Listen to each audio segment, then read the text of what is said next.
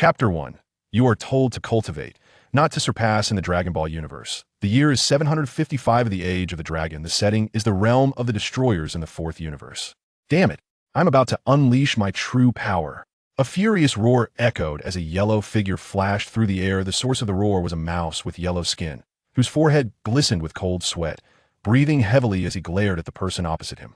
This mouse held a significant identity. He was Katra, the destroyer of the fourth universe. Haha, Lord Katra, you've already declared that 3 times, replied a middle-aged man with blue skin and white curly hair, standing on the ground. Around his neck hung a large blue halo, and in his hand, he held a staff radiating with sacred light. This man is Konik, the angel of the fourth universe. TSK, be quiet. I am not speaking to you, Katra retorted, his expression filled with discontent. His fists clenched tightly. The young boy opposite, who had remained silent, slightly curled the corners of his mouth into a faint smile, observing Katra with amusement. His name is Lin Shi, a traveler from another world. Upon his arrival, the young Lin Shi, upon feeling his tale, was somewhat bewildered. Within a mere 3 minutes, he embraced his new reality with composure. Though he lacked the systems typically associated with travelers, Lin Shi remained unconcerned with the blood of a scion coursing through his veins. He was determined to carve out his own destiny. Subsequently, as Lin Shi drifted through the universe, he encountered Katra, the destroyer of the fourth universe, who had stealthily come to the seventh universe for leisure. Due to his exceptional talent, Katra was keen to persuade, and thus Lin Shi became the candidate for the role of destroyer of the fourth universe. As a matter of fact, it had already been 20 years since Katra had taken him under his wing in the realm of destroyers. Lord Katra, it's time for me to get serious. Lin Shi's smile vanished, his expression turning solemn. With Lin Shi's roar, his long black hair transformed into silver. The crimson fur covering his upper body also shifted to silver, and his golden eyes took on a purple hue, surrounded by crackling lightning. When did you acquire this new transformation? Katra exclaimed, his eyes wide with shock as he beheld Lin Shi's transformation. This is Super Saiyan 5. Lin Shi proclaimed, a grin gracing his lips as he clenched his fists and shouted, Lord Katra, here I come. In the next instant, Lin Shi abruptly vanished from his position. When he reappeared, he was already in front of Katra, delivering a swift punch that caught Katra off guard. Katra grunted in pain as he was struck, plummeting from the air. Just inches from the ground, Katra steadied himself and charged once more, ready to engage Lin Shi in a fist fight. Bang. The collision of their fists generated a powerful shockwave, causing the surrounding air to explode, creating a series of howling whirlwinds. Lin Shi exhibited no restraint before. His first punch could retract. His other fist had already launched towards Katra's cheek. The swiftness and force of this blow were so immense that Katra was rendered incapable of responding. With Lin Shi's final kick, Katra was sent hurtling backward, crashing into the earth and leaving a multitude of spiderweb-like cracks in its wake. In mere moments, the ground erupted in a cloud of thick dust, with debris scattering everywhere. The outcome is clear. Lin Shi is victorious, Konik declared, tapping his staff lightly on the ground, which soon restored to its original state as the smoke dissipated. Katra, disheveled and covered in dirt, clenched his fists and roared, Lin Shi, you scoundrel. I admonished you to train diligently, not to surpass me. You dare to challenge a deity of destruction? I shall annihilate you. Katra exclaimed in a fit of rage. Katra, how can you be so duplicitous? Wasn't it you who insisted on engaging Lin Shi in a genuine, all-out brawl? Konik interjected, mocking Katra's sudden change of stance. Konik, Katra's merely jesting with us. Lin Shi chimed in, landing gracefully on the ground and extending his hand toward Katra with a cheerful smile. Katra huffed dismissively, ignoring Lin Shi's gesture, and stood up, brushing off the debris from his clothes, adopting a serious demeanor. Youngster, today marks the day we challenge Universe 7. Are you prepared? Rest assured about your substitute. Lin Shi replied, a confident smile gracing his face, his eyes sparkling with excitement. Konik elegantly joined in. Fear not, Katra. Lin Shi's current strength surpasses your own. Alas, Katra shot a glare at Konik, sighing in resignation. This is absurd. I cannot even defeat a substitute. With a chuckle, Konik beckoned both to place their hands on his shoulders. Then let us hasten our departure. It is time for Beerus to face some trials. Katra quickly composed himself, his excitement palpable as he gestured animatedly. Lin Shi, let us embark. You must teach that bald cat a lesson. Certainly, Kitra. Lin Shi responded with a serene smile, resting his hand on Katra's shoulder in a swift motion. The 3 figures vanished from their location, setting forth toward Universe 7. Meanwhile, in the divine realm of Universe 7, by the riverside, stood an individual whose attire closely resembled that of Conic, wielding a staff in his grasp. Sensing a commotion behind him, he turned, revealing a youthful and striking visage. Adorned with an elegant smile, he was Whis, the angel of Universe 7. Long time no see, Conic. Kitra. Whis nodded respectfully at Conic, and Quitcher hello Lin Chi peeked out from behind Conic, extending his hand in greeting to Whis. A scion? Whis swiftly noted the tail at Lin Chi's waist, casting a curious glance towards Conic before Conic could utter a word. Katra, hands on hips, surveyed the surroundings. Where is that hairless cat? Lord Beerus has been in slumber for the past 15 years. It is unlikely he will awaken anytime soon. Weiss replied with a faint smile. However, soon enough, Fa. I wondered why an unpleasant odor wafted through the air. A yawning, purple, hairless cat with a long tail lazily flew out from the enormous stone abode. It was Beerus, the god of destruction of Universe 7. Is that you, the chattering rodent Katra? What brings you here? Beerus scoffed, casting a glance at Katra and his companions. Humph, you wretched bald cat. Upon seeing Beerus, Katra gritted his teeth as if confronting a bitter enemy. Who are you calling a bald cat? You loquacious old rodent. Beerus appeared before Katra in an instant. The two deities of destruction met with fierce glares, and soon their tempers flared. Lord Beerus, what has stirred you from your slumber? Weiss' calm smile began to fracture. Humph. Katra, hands on hips, addressed Beerus, laying out his intentions. Let us engage in combat. Beerus, do you recall our previous wager? You have lost to me once before. This time, it shall be a second defeat. Are you certain you wish to fight me? Do you truly believe you can best me? Beerus retorted with an arrogant snort, his disdain evident. Moreover, that was an arm wrestling match, not a fight. What do you mean by second defeat? I am aware this time it shall be a true battle to ensure your complete submission. I shall send forth my champion, Lin Chi, Katra declared, patting Lin Chi's shoulder. This is my greatest pride. Chapter 2. From Super Saiyan 5 to Super Saiyan 6. Lin Chi takes the stage. You wretched rodent. Are you here to jest? Beerus' gaze brimmed with mockery and derision. The Scions exist only in Universes 6 and 7. Moreover, only the Scions of Universe 7 possess tails.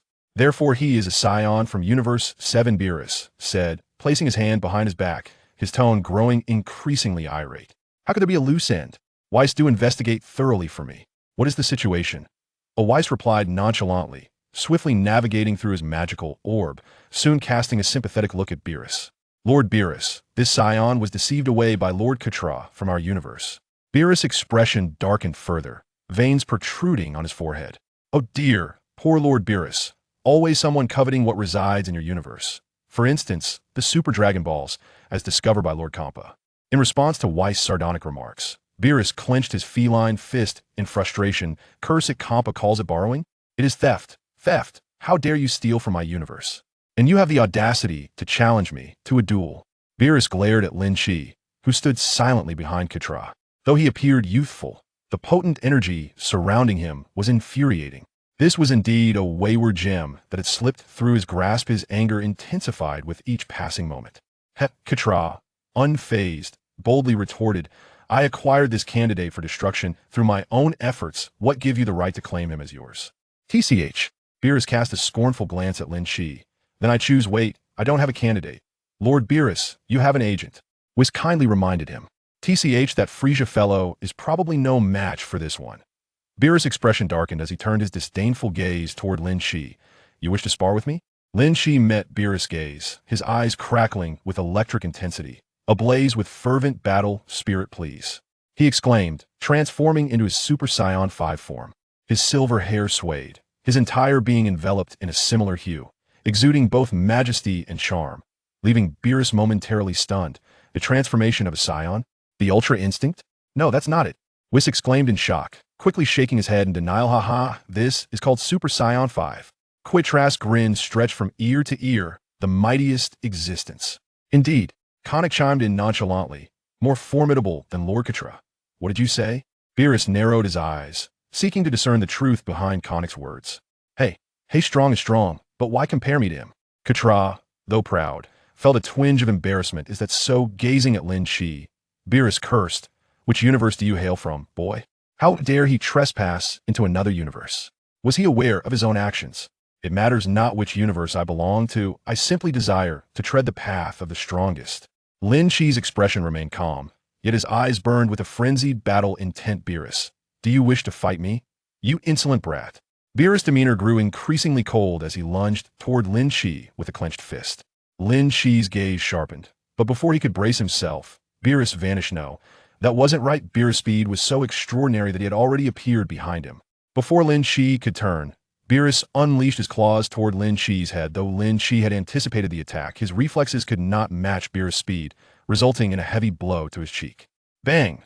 Lin Shi immediately retaliated, yet his strikes seemed futile, landing empty more often than not. Beerus' velocity was simply too rapid. He was certainly not a destruction god of Quitras caliber. Defeating him merely with the Super Saiyan 5 form was impossible. Truly, he was the mightiest destruction god in the 12 universes, incomparable. Hey Lin Shi, what's the matter with you? Buck up! Seeing Lin Shi being overwhelmed, Quitella grew anxious. Your strength should be far greater than this. You are much more formidable than Beerus. Swish, swish, swish. With both hands pressed against the ground, Lin Shi was forced to retreat, carving a deep trench in the earth, revealing the rich brown soil beneath. Once freed from inertia, Lin Shi straightened his posture, crossing his arms over his chest and exhaling forcefully. Ha! A surge of fiery energy erupted, sending shockwaves that rattled the surrounding debris. If my full power in Super Saiyan 5 form is insufficient, then you are indeed fortunate. This promising candidate is not to be underestimated, and his energy continues to rise. Whis observed the seriousness of Beerus with great surprise. Konik nodded in agreement. Indeed, thus, Quitella's fortune lies entirely with Lin Shi. Unfortunately, other matters are rather unfortunate. Ultra Instinct. As Lin Shi let out another roar, his aura blazed even brighter, shimmering with a myriad of colors. Oh, it seems to shine like silver. Beerus squinted, his earlier mockery gradually fading away. Konik, do you think Lin Shi could defeat Beerus? Quitella clenched his fists nervously. Only time will tell. Want it? Konik smiled lightly, dismissing the need for speculation. Prepare to witness my newly attained form. Lin Shi's expression grew increasingly serious. His entire being surged with power, and an immense, invisible pressure erupted skyward, shaking the very fabric of the divine realm. The hurricane uprooted trees from the ground, and powerful waves of pressure surged towards the trio by the riverbank, causing their garments to flutter violently. Another transformation? Beerus watched as Lin Shi unleashed his full combat potential at the eye of the energy storm. Lin Shi hovered, the explosion of his might clearing the surrounding dust. The fragments of stone floated weightlessly, unaffected by gravity. At this moment, he was enveloped in a kaleidoscope of radiant light. His silver hair transformed into a vibrant orange, and even the silver fur that adorned his body morphed into the same hue. Lin Shi continued to unleash the power of his Super Saiyan 6 form. Thus, Super Saiyan 6, Lin Shi has arrived. Wow, this is truly unexpected. Is this yet another transformation of the Saiyans?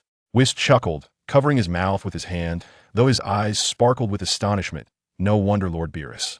The earth trembled and fractured, as Lin Shi's figure shone brilliantly. When the light reached its zenith, it transformed into a pillar that shot towards the heavens. In an instant, a terrifying force erupted, unleashing boundless pressure that radiated outward in all directions. Chapter 3. The pinnacle showdown between gods and humans. Even the closest being, Beerus, was somewhat affected by this astonishing energy. As he gazed upon the dazzling array of colors emanating from Lin Shi, Quitra found himself momentarily entranced, a surge of indescribable emotions swelling within him. It felt as though he was caught in a whirlwind of pride, terror, and even a hint of joy. Then, Beerus, you too must unleash your full power. Lin Shi's expression grew increasingly serene and divine. He resembled a celestial being descending upon the earth. Upon hearing these grave words, disbelief flickered in Beerus' eyes, but it was swiftly replaced by a smile. It seems you are indeed a remarkably gifted child, Beerus exclaimed, his face alight with excitement, almost twisted with fervor. The long-forgotten flame of passion ignited within him, a thrill born from encountering a worthy adversary, sending Beerus into a near ecstatic state. With a smile like a spring breeze, Weiss raised his hand to cover his grin and chuckled. Lord Beerus is still as playful as ever. Lin Shi faced Beerus from a distance, and in the next moment, both revealed a bloodthirsty smile as they charged at each other. The destroyer's fist was unstoppable. A pale purple aura ignited around Beerus, suddenly unleashing a powerful force that enveloped his claws as he rushed towards Lin Shi. Lin Shi grinned excitedly, his hands crossed to block Beerus's punch. In the blink of an eye, the two had already engaged in a fierce battle, moving so fast that their figures were hard to catch. In Universe 6, the God of Destruction Realm, Kampa was leisurely sipping a drink, while Vados stood beside him with a helpless expression. Lord Kampa, you're too fat. You should drink fewer high-calorie beverages. Kampa was about to respond, but as the ground trembled slightly, he widened his eyes and sprayed out a mouthful of drink. Whoa, is that Beerus's power? It's even affecting my Universe 6? Kampa hurriedly tossed aside his drink, excitedly standing up. Vados, let's hurry and check it out. Anyone who can face that guy Beerus must be an extraordinary god. In Universe 7, the Kais realm, Kaioshin Shin awkwardly scratched his head as he looked at Whis and the crystal ball. Mr. Whis, hello. Kaioshin Shin felt increasingly embarrassed. I'm really sorry to disturb you, but the entire universe is shaking. Could you please tell me what's happening? Whis looked at Kaioshin Shin appearing in the staff and smiled faintly. Mr. Shin, what is happening now is a contest between gods and mortals. As Whis spoke, he lightly tapped his staff, and Kaioshin Shin saw the reason for the universe's tremors. A howling hurricane swept through the realm of the gods, and the surrounding planets trembled slightly. How is it possible that there is such a powerful human? Watching the scene in the crystal ball, Kaioshin Shin's eyes widened to the limit, almost popping out. That is a scion who is supposed to be eliminated. God of destruction Beerus. You are very strong. Lin Shi felt Beerus's power continuing to rise. Lin Shi stretched out his hand and unleashed a blast of energy. But Beerus merely tilted his head slightly to dodge it. Of course, my strength is something you cannot measure. Beerus grinned confidently. As Beerus spoke, the energy blast surged towards the back of Beerus, shattering a nearby planet into pieces. Boom! The fragments of the exploded planet scattered. And Lin Shi and Beerus had already engaged in yet another round of confrontation. Lin Shi's Qigong wave is shining, while Beerus's purple destruction energy is also erupting. The two figures are constantly flickering, and in the blink of an eye, their punches and kicks are so fast that even the afterimages are hard to see. Super Qigong wave. Lin Shi placed his hands on his waist and let out a loud shout as he unleashed his energy. Beerus calmly countered with his own destructive energy, neutralizing Lin Shi's energy wave. It's been thousands of years since I've felt this way. Beerus became even more excited, and his speed of attack increased. The two engaged in hand-to-hand combat, with bursts of energy erupting like fireworks. Whoosh! At that moment, Beerus and Kampa appear beside Whis. What's going on? Kampa's eyes widened.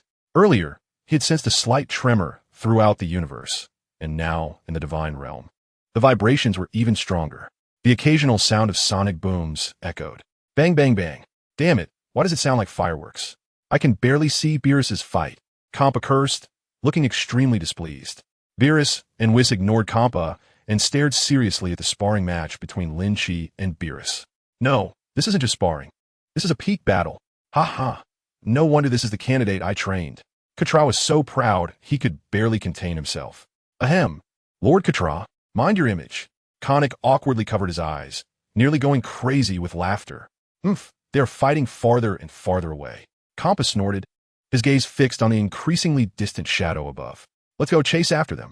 Seeing the two figures of combatants moving further away, Katra reacted and shouted to Konik. Starting from the divine realm, Lin Shi and Beerus's battle had already reached the star domain. By the time the spectators arrived, the surrounding star domain had long been affected by their battle, utterly destroyed. Any planet they passed would be shattered, leaving only debris floating in space.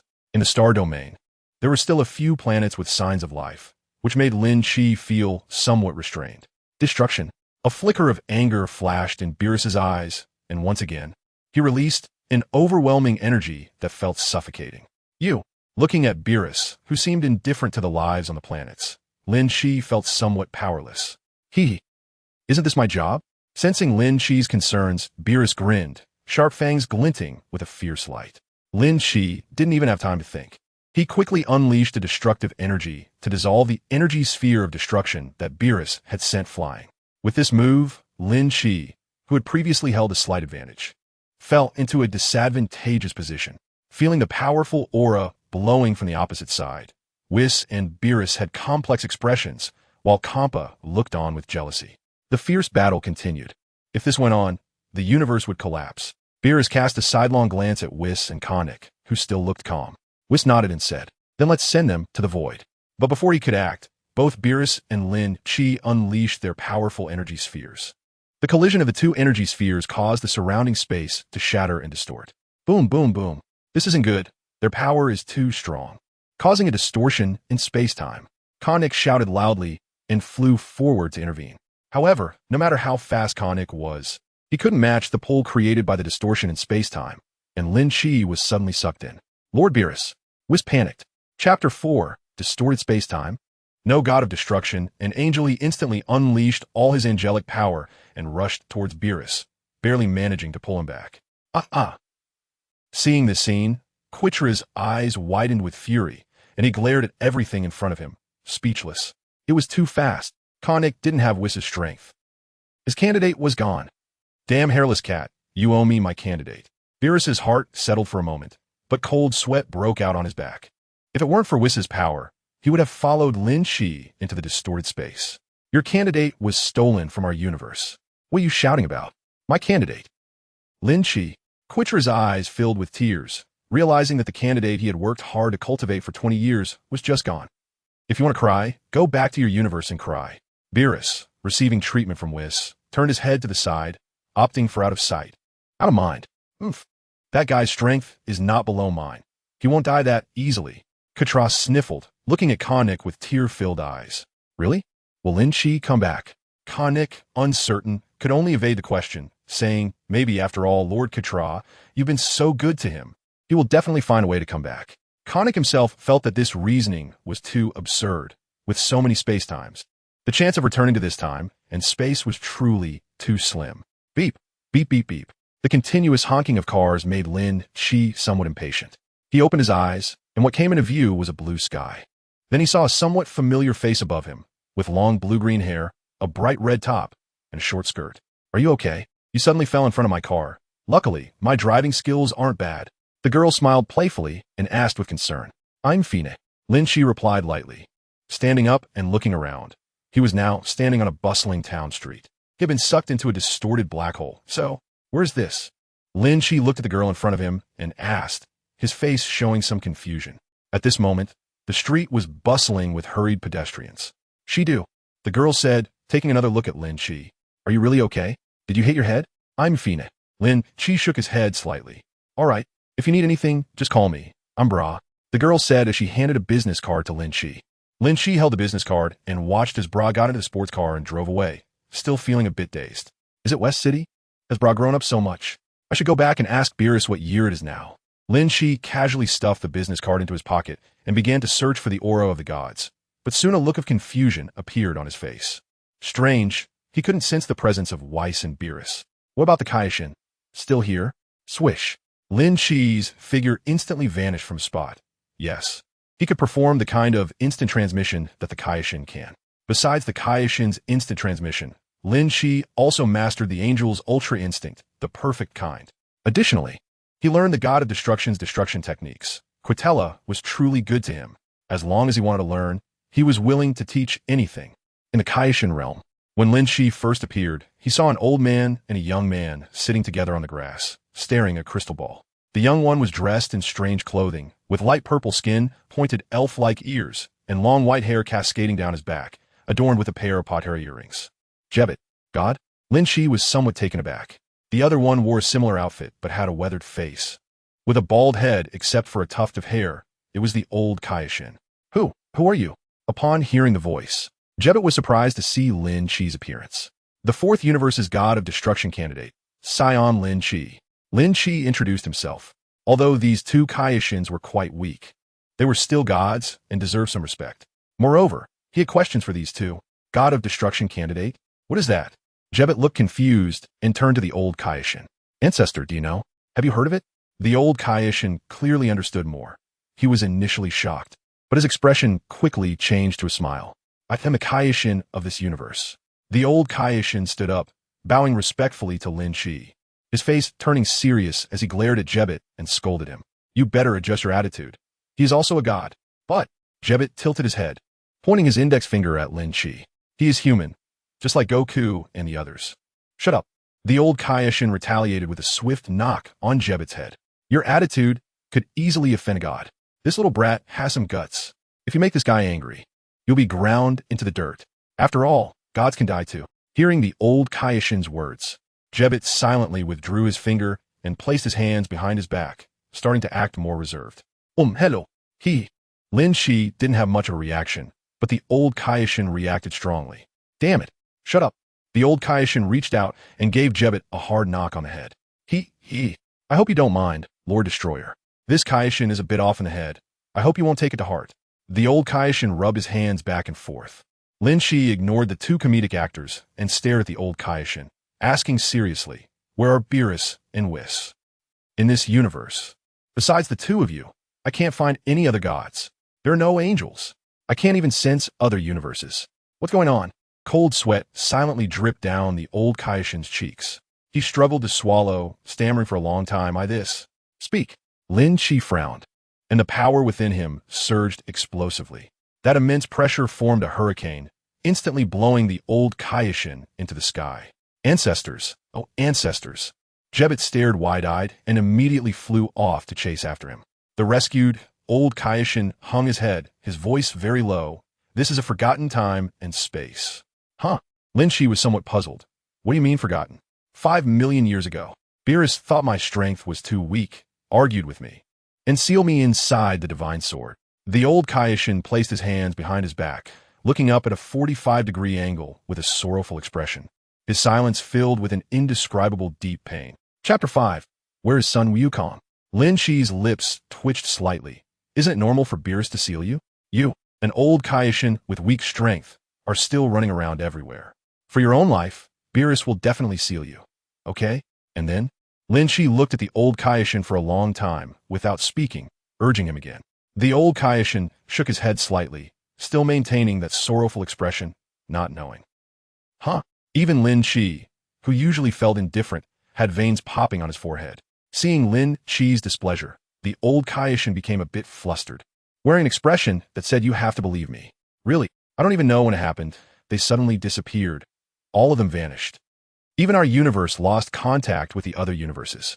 It became an independent universe. Lin Shi was momentarily taken aback. Damn it, after all this time of being sad. You're telling me this?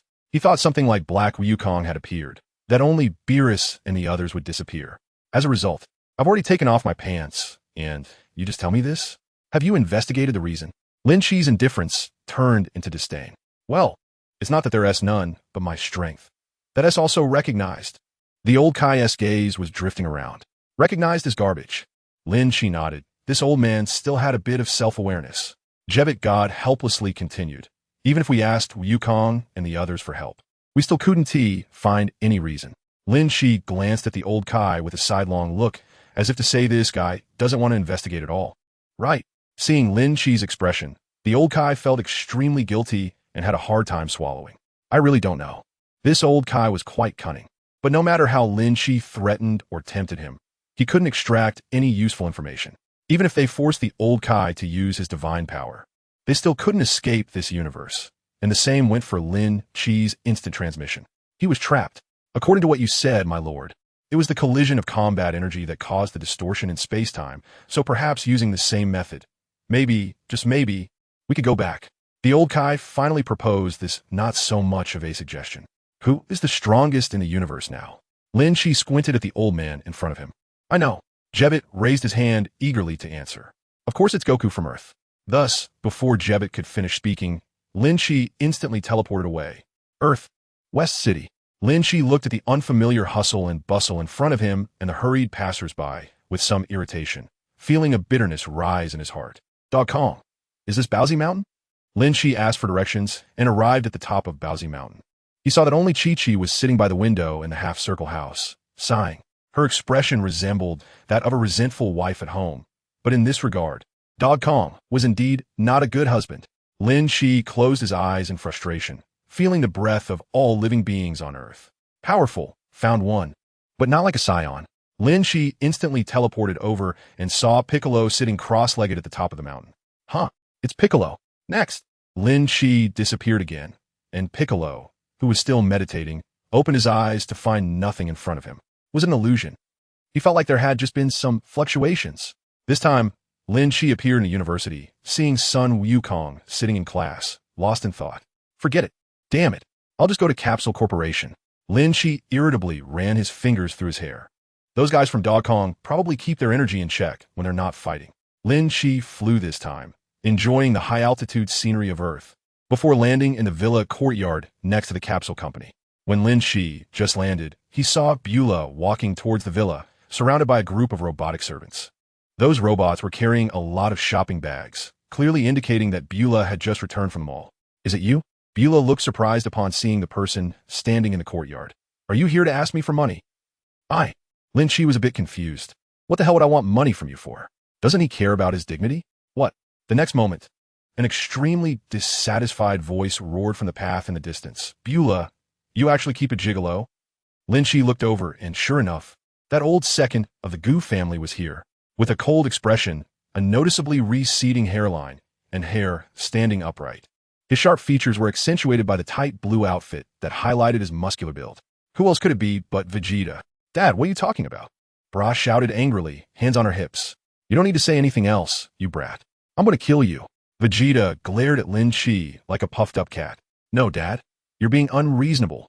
But Vegeta, who was overly indulgent with his daughter, didn't listen at all. He focused on Lin Shi and noticed the tail wrapped around his waist. "Oomph. A scion? How could there be any other scions in this world?"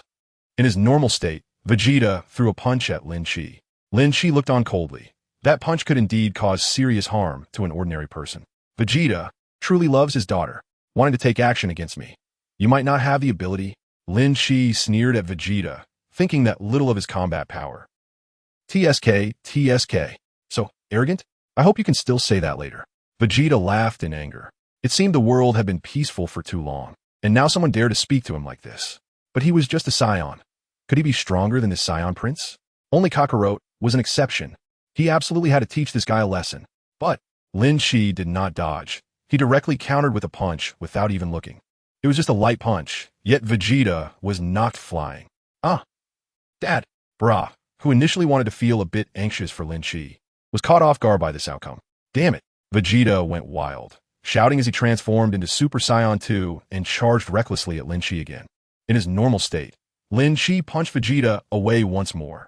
Lin Shi threw a punch, and Vegeta was sent flying. After repeating this 4 or 5 times, Vegeta's face turned pale as he gasped for breath, kneeling on one knee and clutching his painfully aching abdomen. "Who exactly are you?" His eyes were filled with fear, almost in disbelief. "Where did this scion come from?" Lin Shi glanced at Vegeta and said, "I came to find Son Goku. You know where he is, right?" Chapter 6. This is the GT timeline, huh? So what is your relationship with Bra? Why are you asking her for money? Vegeta seemed very concerned about this matter. After a brief explanation from Bra, Vegeta's mouth twitched slightly, but he couldn't bring himself to apologize to Lin Shi. How could a proud prince lower his head? Where exactly is Son Goku? Lin Shi felt his patience wearing thin. "What do you want with Uncle Goku?" Bra tilted her head and looked at Lin Shi, her face filled with confusion. "He went to the universe to look for Dragon Balls with Xiaofeng and my brother." "Bra, why are you telling this to someone with an unknown background?" Vegeta frowned and reprimanded softly. "Going to the universe to find Dragon Balls?" Lin Shi frowned in thought. "Are they looking for the Super Dragon Balls? But why didn't I think that this segment was in the Dragon Balls? Is it something that hasn't happened yet?"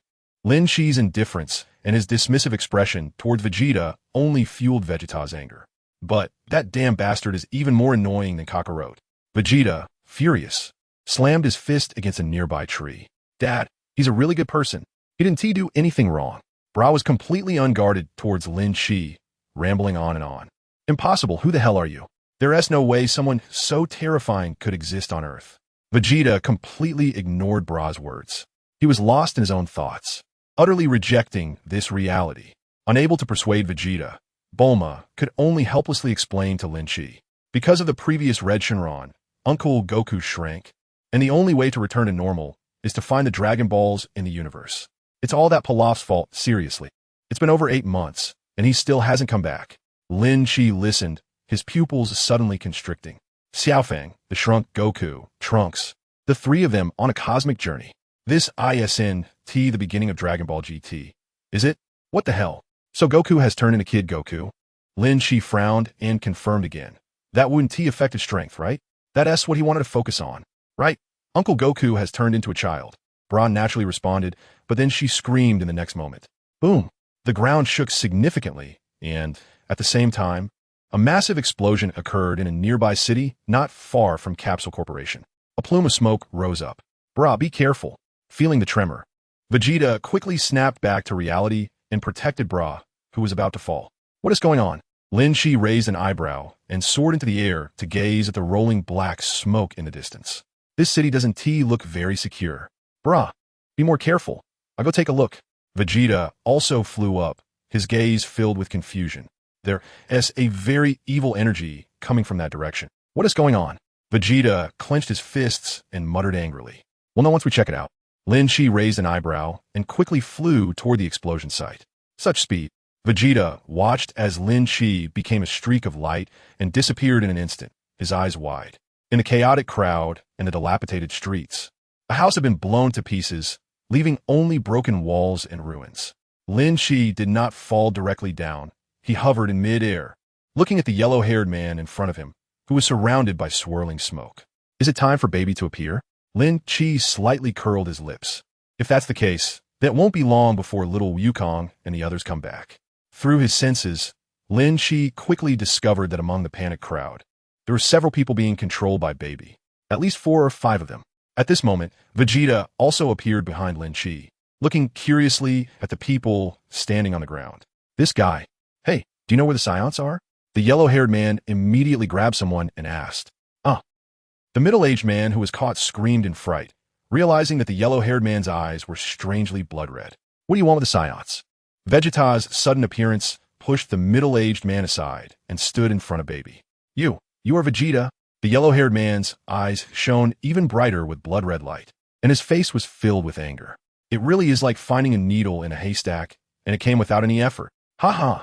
Listening to this guy's nonsense, Vegeta's expression became increasingly vigilant. Although the opponent's aura was weak, it gave a sense of dangerous disgust. The Scions should all die. Vegeta didn't attack directly. He just stared tightly at the yellow-haired man controlled by Baby and asked, "Who are you really?" Unfortunately, Baby, upon seeing Vegeta, was already consumed by anger and recklessly swung his fist. Bang! To Vegeta, this level of power was nothing more than stronger than an ordinary earthling. With just one punch, he easily blocked Baby's fist. What the hell is wrong with you, human? Baby angrily tried to push his fist further, but Vegeta stood like an immovable mountain in front of him. Scion, damn Scion. Baby became even angrier, wondering why. These damned Scions were so powerful. How should the revenge of the Ziffle people proceed? No, as long as I can hurt Vegeta, I can take the opportunity to invade his powerful body. You strange guy. Looking at the crimson eyes, Vegeta once again grabbed Baby's swinging fist and kicked out. Bang! Get lost. Vegeta's calf swept with immense power and struck heavily on Baby's chest. The tall and strong yellow-haired man was kicked back, creating a long trail of dust on the ground and crashing into the building across from him. Boom! So strong. That person is amazing. Passers-by on the street, seeing this scene, stopped in their tracks and gathered to watch the commotion. TSK. Vegeta disdainfully glanced at the yellow-haired man lying on the rubble, thinking that now any trash can come out to cause trouble. In the crowd, the few people with similarly blood-red eyes exchanged glances and quietly withdrew from the crowd. It was obviously unwise to confront the powerful Vegeta now. They had to take their time. Oof. Vegeta flew up, brushing past Lin Shi with a heavy cold snort. You better stay away from my daughter. Oh, this proud prince. Lin Shi raised an indifferent eyebrow and instantly teleported to Bulma's house. What's staying away from your daughter? I'm going to find your wife, Bulma. Hey, Bulma. Lin Shi moved through the courtyard without any regard for others and soon arrived at the door of Bulma's research lab. Chapter 7 Bulma. Do you have a time machine? Huh, who are you? What are you doing in my house? Hearing the noise, Bulma opened the door. Is the time machine still here? Lin Shi showed a polite smile. I'm here to ask you for the time machine. You actually know about the time machine. Although Bulma's smile was bright, it couldn't hide her aged face. It's like this. I'm a Scion from 100 years in the future. Lin Shi explained politely. I don't know why I suddenly jumped into this timeline, and I need your time machine to get back to the right time. Future? 100 years later? Bulma looked at Lin Shi with great curiosity, opened the door wider, and invited him inside. Come, have some tea. Bulma was very warm, and after having a robot serve tea to Lin Shi, they sat facing each other at the tea table. What is the world like 100 years from now? Who are you a descendant of? Bulma asked continuously with a curious expression. We must be dead by then, right?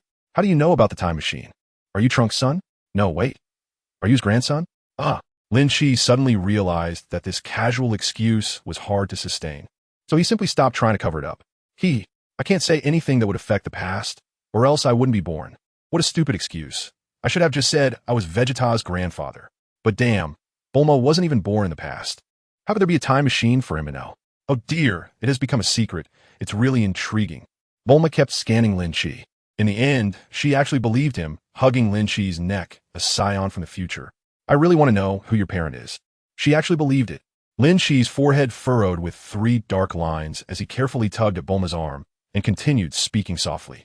But when I was researching wormholes in the future, I suddenly arrived in this space-time. If I want to go back to the future, I quickly thought of you, Bulma.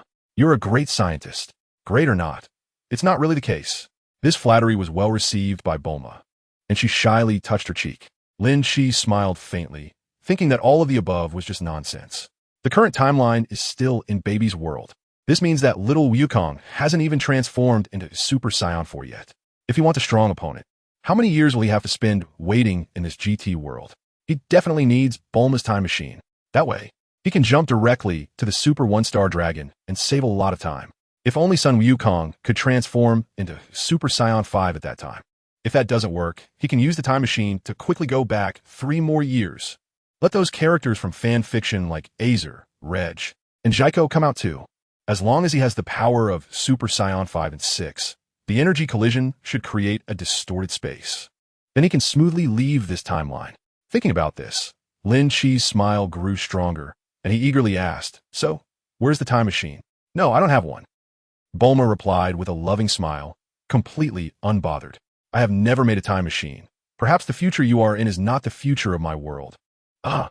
Lin Chi showed a shocked expression. The time machine was made by Bulma in Dragon Ball Super. "Don't worry, no matter which world it is, as long as it's made by me," Bulma comforted, patting Lin Chi's shoulder. "Give me some time. I am confident I can make one for you." "Really?" Lin Chi looked at Bulma, who stood up with surprise. "You can make one?" "Oh my, I am Bulma," Bulma said, putting her hands in her lab coat pockets and walking towards a computer-like screen. "Just tell me specifically what the time machine looks like." Bulma continuously swiped on the screen, occasionally muttering to herself, "I've studied the theory of time jumps a long time ago. As long as we grasp the nodes of the timeline and twist both ends to the same dimension." "That's amazing," Lin Chi praised sincerely. Bulma truly is a remarkable scientist. At dinner, Bulma brought Lin Chi to the dining table. As soon as Bra saw Lin Chi, she looked a bit happy. "Oh, you're here again? Bra, doesn't he feel familiar to you? He is a scion from the future. Who knows? He might even be your great-grandson," Bulma introduced enthusiastically. "Really? No wonder you fell from the sky. It truly is fate." Bra quickly accepted Lin Chi's attempt to charm Bulma. Damn it, Vegeta, who had just walked to the door, had veins popping on his forehead. "Isn't it enough that my daughter is being harmed? Now he is lying and deceiving my wife." Ha! Watching Vegeta recklessly block the 2 women and then drag himself to the gravity chamber, Lin Chi sneered. "No matter what you say today, I will kill you." Before the door to the gravity chamber could close, Vegeta had already transformed into Super Saiyan 2, shouting angrily as he punched towards Lin Chi. Bang, bang, bang. Bulma looked worriedly at the drinks in the highball glass on the dining table, her expression filled with concern. "Bruh, do you think that kid is okay? That guy Vegeta, why is he still so irritable?" "He's fine." Bron nonchalantly took a sandwich, completely unconcerned about Vegeta's pride. "Dad can't beat my great-grandson." Bra quickly identified Lin Chi as her junior. "Ha ha." Bulma laughed, covering her mouth to suppress her laughter. "If you say that about your dad, he's going to be quite upset later." "What upset?" Lin Chi had already appeared at the dining room door, casually asking, "Where's Vegeta?" Bulma looked behind Lin Chi, surprised that he hadn't come back with him. At this moment, Vegeta was in a pitiful state, lying on the ground, trembling all over, unable to maintain his Super Saiyan 2 form. He angrily punched the ground repeatedly, shouting, "Damn it. Bastard, bastard." Lin Chi was leisurely staying at Bulma's house, not caring about anything, just squatting the research institute waiting for Bulma to finish the time machine. He didn't bother with how many people Baby had controlled or how he was wreaking havoc on Earth. As long as Bulma was fine, that was enough. Those messes would naturally be cleaned up when Goku returned. "Hey, Dad, come shopping with me." Under the starry night, Lin Chi lay on the second-floor balcony and heard Bra's roar chasing after Vegeta in the courtyard below. "If you don't come with me, I won't recognize you as my dad anymore. You jerk." Chapter 8. Garbage Baby coming to your doorstep. Then there was the sound of footsteps stopping, followed by Vegeta's suppressed voice. "Fine, I'll go with you." "Ha!" I still like Dad the most. Then the sound of 2 footsteps leaving at the same time. Lin Shi leisurely took a sip of his red wine. What a wonderful night. However, if you keep staring at me, I might just make you disappear along with this night. Just as Lin Shi put down his wine glass. A weak voice sounded. Sir, do you know everything that is happening on Earth right now? It was the old Supreme Kai's voice. The old Supreme Kai of the Kaishan realm looked worriedly at Lin Shi, who appeared indifferent in the crystal ball. I know, but what does it have to do with me? Lin Shi replied indifferently. I think you should be more concerned about the Supreme Kai. After all, if the Supreme Kai gets controlled, he would hand over the Black Star Dragon Balls to Baby. But Dandy's power. Jebbit, the Supreme Kai, leaned anxiously closer to the crystal ball. It's fine. ISNT, there's super divine water beneath their temple. Lin Shi took another sip of his wine. Super divine water can eliminate the eggs left by Baby. Thank you, sir. Ignoring what Jebbit wanted to say, the old Supreme Kai directly switched the crystal ball's view to the Supreme Kai's temple. Why? This sir clearly has the power to erase that Zypher person's presence in an instant. Jebbit was distressed. What do you know? Powerful people always have some strange quirks. The old Supreme Kai said as he raised his hand and gave Jebbit a flick on the head. Who knows? He might be like Goku and the others, just waiting for the enemy to become completely strong, while Lin Shi was waiting for Bulma to develop the time machine. Far away in the universe, Goku, Trunks, and Pan finally collected all the Black Star Dragon Balls and were on their way back to Earth. Day and night exchanged rapidly. Lin Shi stretched lazily and walked to the balcony, breathing in the scent of the green grass in the courtyard. Master, Master. The old Kai's voice was filled with urgency as he spoke recklessly. Master, please help us.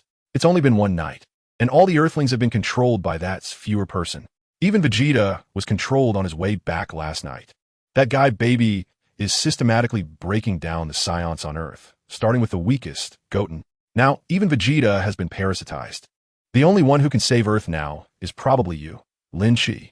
So soon? Lin Shi put down his hands, responding while walking towards the dining room. It's just been one night. Baby is quite fast. What about Goku and the others? Haven't they returned to Earth yet? They're on their way back, but I don't know if they'll make it in time. The old Kai sighed deeply. Lin Shi walked into the restaurant, and just as he sat down, robots began to serve dishes that were colorful, aromatic, and delicious one after another. Lin Shi listened indifferently and started eating breakfast by himself. There was no need to rush. Little Wukong and the others would definitely arrive. Even if Baby successfully parasitized Vegeta's body, with his strength, he would at most reach Super Saiyan 3. Even if he absorbed the powers of Gohan and Goten, reaching the limit of Super Saiyan 3 would be giving Baby face. He was simply not Lin Shi's opponent. Lin Shi leisurely finished his breakfast, but what he didn't expect was that he didn't go to find Baby. Instead, Baby came to him. Could it be that she needed Bulma's technological power? Lin Shi instantly transported to Bulma's lab. At this moment, Bulma seemed to be weary from staying up all night and was soundly asleep with her head resting on the desk. Lin Shi squinted and looked through the window at Vegeta, who was being possessed by Baby and had just fallen to the ground. This guy probably couldn't control Vegeta's body or power very well, as his strength was even weaker than Vegeta's. Following behind were Gohan and Goten, whose powers were also hard to describe. After all, these two Scions had blended into life on Earth quite harmoniously. One was always thinking about studying, while the other was always thinking about chasing girls. There was even a Scion, Vegeta, controlled by Baby, had blood-red eyes filled with cruel killing intent. Baby? At this moment, Vegeta could hardly be called Vegeta. It would be more appropriate to refer to him as Baby.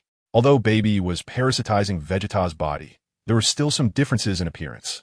For example, that silver hair and the vertical lines appearing on his face made him look quite ugly. Coming to find me? Do you think you've lived long enough? Lin Shi looked disdainfully at Baby. If he could pin Vegeta to the ground, what more could be said about Baby, who was weaker than Vegeta? If it weren't for Baby being able to transform Goku into Super Saiyan 4, would he keep such a wretched creature bouncing around? This disrespectful guy towards Lord Baby. Let me teach him a lesson. Gohan, standing behind Baby, volunteered. No need. Damn Saiyan, I want to personally twist his neck. Baby revealed a bloodthirsty smile and walked step by step towards the window. Lin Shi glanced at Bulma, who was still sleeping sweetly, and instantly teleported to stand in front of Baby. Damn it, what kind of look is that? Seeing the sympathy in Lin Shi's eyes, Baby was extremely angry. I just think you're pitiful. You can't even see the current situation. As soon as Lin Shi's words fell, he reached out and grabbed Baby's wrist. Tossing him into the air, He couldn't let this guy disturb Bulma, who was working hard on the time machine for him. Damn, you successfully provoked my anger. Baby steadied himself in midair and shot a purple energy ball at Lin Chi. Boom! The explosion of the energy ball instantly enveloped Lin Chi in smoke. Seeing this, Baby scoffed disdainfully. Just a scion. It was merely my carelessness. Otherwise, how could you have thrown me out? However, Baby looked at his own hands. Vegeta's body is indeed quite good. It's just a pity that I can't let Lord Baby properly torment him to vent my anger. Son Goten also jumped into the air, flattering Baby. A cold smile appeared on Lin Chi's face, and as the smoke cleared, his gaze became increasingly contemptuous.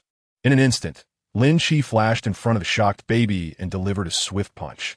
The punch directly hit Baby's abdomen, and the immense force caused Baby's entire back to arch, like a cooked shrimp.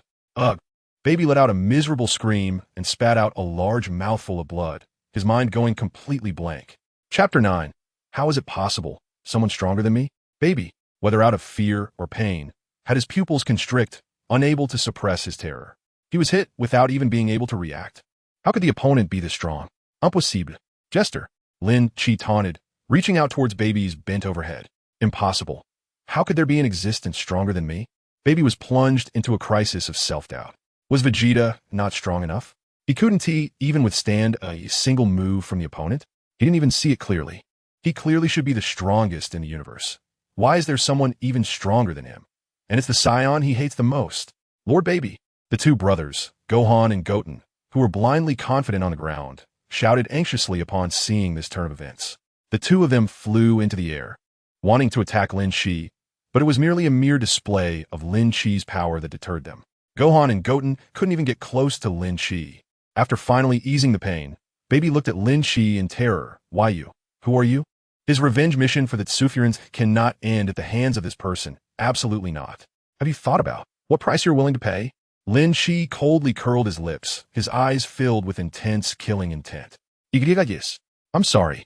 Baby blurted out an apology without thinking. I will leave right now. Baby's eyes darted around as he glanced at the two brothers behind him. Once he absorbed their powers, he would definitely be able to kill this scion. At this moment, Lin Chi also turned his gaze to the endless sky, where a spaceship was rapidly approaching. Is it Goku and the others? You too, quickly share all your power with me. Baby shouted anxiously while Lin Chi's attention was elsewhere. Yes. Gohan and Goten responded in unison, and as they transformed into Super Saiyans, the swirling golden aura flew towards Baby. As the power was absorbed, Baby's appearance began to change. The lines on his face became thicker, and even the clothes that originally belonged to Vegeta transformed. The yellow jacket, the green suit, and lines similar to those on the jacket appeared on his left forehead. TSK. This change caught Lin Chi's attention again. Vegeta was looking more and more like Baby. Believe that I now possess energy that surpasses yours. I am the strongest scion. The previously fearful Baby regained his strange confidence. Damn guy, how do you wish to die? Despicable scions. You should all just disappear. Lin Chiue increasingly despised this guy Baby. You're really disgusting, parasitizing on the scions. Using the scions, while at the same time hating and despising them. How shameless can you be? Calling for your mother while eating, and then cursing her as soon as you put down the bowl. Lin Chi stepped forward again, unleashing a speed that Baby couldn't see, and swung a punch toward his abdomen. You're just putting down the bowl while cursing your mother. Ugh! Baby let out a heart-wrenching scream, spitting out a mouthful of blood. Baby didn't care about the intense pain in his abdomen. In his anger, he threw a punch back at Lin Chi. Bang! This punch felt like hitting something harder than a copper wall or iron roof, and the recoil made Baby scream again, clutching his wrist. That strange arm was clearly broken. TSK. Lin Chi felt increasingly sympathetic towards this guy. Look at this. What do you call this? It's simply a scam. If you provoke me, there has to be some cost. Lin Chi said indifferently as the energy ball in his palm began to gather. Boom! At that moment, a spaceship landed in the open area of Bulma's backyard, and as the hatch opened, 3 figures rushed to stand in front of Lin Chi, shielding Baby and the others behind them. The 7 or 8-year-old Goku glared at Lin Chi in anger and asked, "Who are you? What do you want to do to Vegeta?" Lin Chi inexplicably felt a lyric ringing in his ears. Little friend, do you have a lot of question marks? Dad, Gohan. And Goten, what happened? Trunks anxiously turned to look at Vegeta, who was holding his injured arm. Dad, what happened to your face? Trunks, who turned around, was a bit confused, Was this some kind of popular meme about his dad's face? Was it another prank by Bulma? Xiaofang also looked a bit dazed as he glanced at Gohan, who had a strange smile on his face. Dad, what's wrong with you? Isn't it because of your trouble? As Lin Chi spoke, in the instant that Goku and the others turned their heads, run. Taking advantage of that moment, Baby directly hooked Trunks' neck and flew off with Gohan and Goten, turning into a streak of light. Hey, Vegeta! Little Goku obviously couldn't react in time, staring blankly at the fleeing streaks of light. What's going on? Xiaofang's eyes instantly filled with tears. Grandpa, Dad, and the others have become so strange. They have a weird, evil aura in them. Do you know what's going on? Little Goku looked down at Bulma, who was yawning as she came out of the research room, then turned his gaze to Lin Chi. You know, right? Were you protecting Bulma? Just now? Isn't it obvious? Lin Chi landed on the ground and waved at Bulma. Do you want to take a nap? You've worked hard. Oh my, what a considerate child. Bulma rubbed her eyes and tried to perk up. By the way, what were you all making noise about outside just now? That guy Vegeta. That's just his temper. He is a bit proud. You should be more generous as a junior. As Bulma spoke, she stretched, then saw little Goku and Xiaofang, who had just landed. Little Goku, you guys are back too? Have you collected the Dragon Balls? I really asked a stupid question. With the radar and spaceship I built, how could you not collect them? By the way, I'm going to have a glass of milk and catch up on beauty sleep. Bye. Bulma yawned, said what she wanted, and left. What on earth is going on? Little Goku and Xiaofang looked at each other, completely confused. Do you remember that guy named Baby you encountered while searching for the Dragon Balls in the universe? Remember? Lin Chi casually lay back on the lounge chair with his hands behind his head, having jumped onto the balcony of the second floor. Vegeta and your two sons were all under control. No, to be precise, the entire human population of Earth had been controlled by that despicable guy, Baby. The old Kai's voice echoed in the ears of the three. Chapter 10. Goku arrives, will defeat Baby. What? Xiao Fang exploded with anger upon hearing this. She looked around in terror and hid behind Xiao Wukong. Was it that super disgusting thing created by Dr. Mew? But didn't we defeat it and make it run away? Xiao Wukong also looked confused. How did it end up on Earth? I don't know. Lin Chi walked over to the lounge chair and lay down, completely indifferent. You all clean up this mess yourselves. He didn't want to get involved. His strength was too weak. Goku, hurry up and chase it. Trunks is also being controlled. The voice of Jebbit was growing more anxious. Is that so? Xiao Wukong clenched his fists and shouted to Xiao Fang. It's too dangerous over there. You stay here. No. I want to go with you, Grandpa.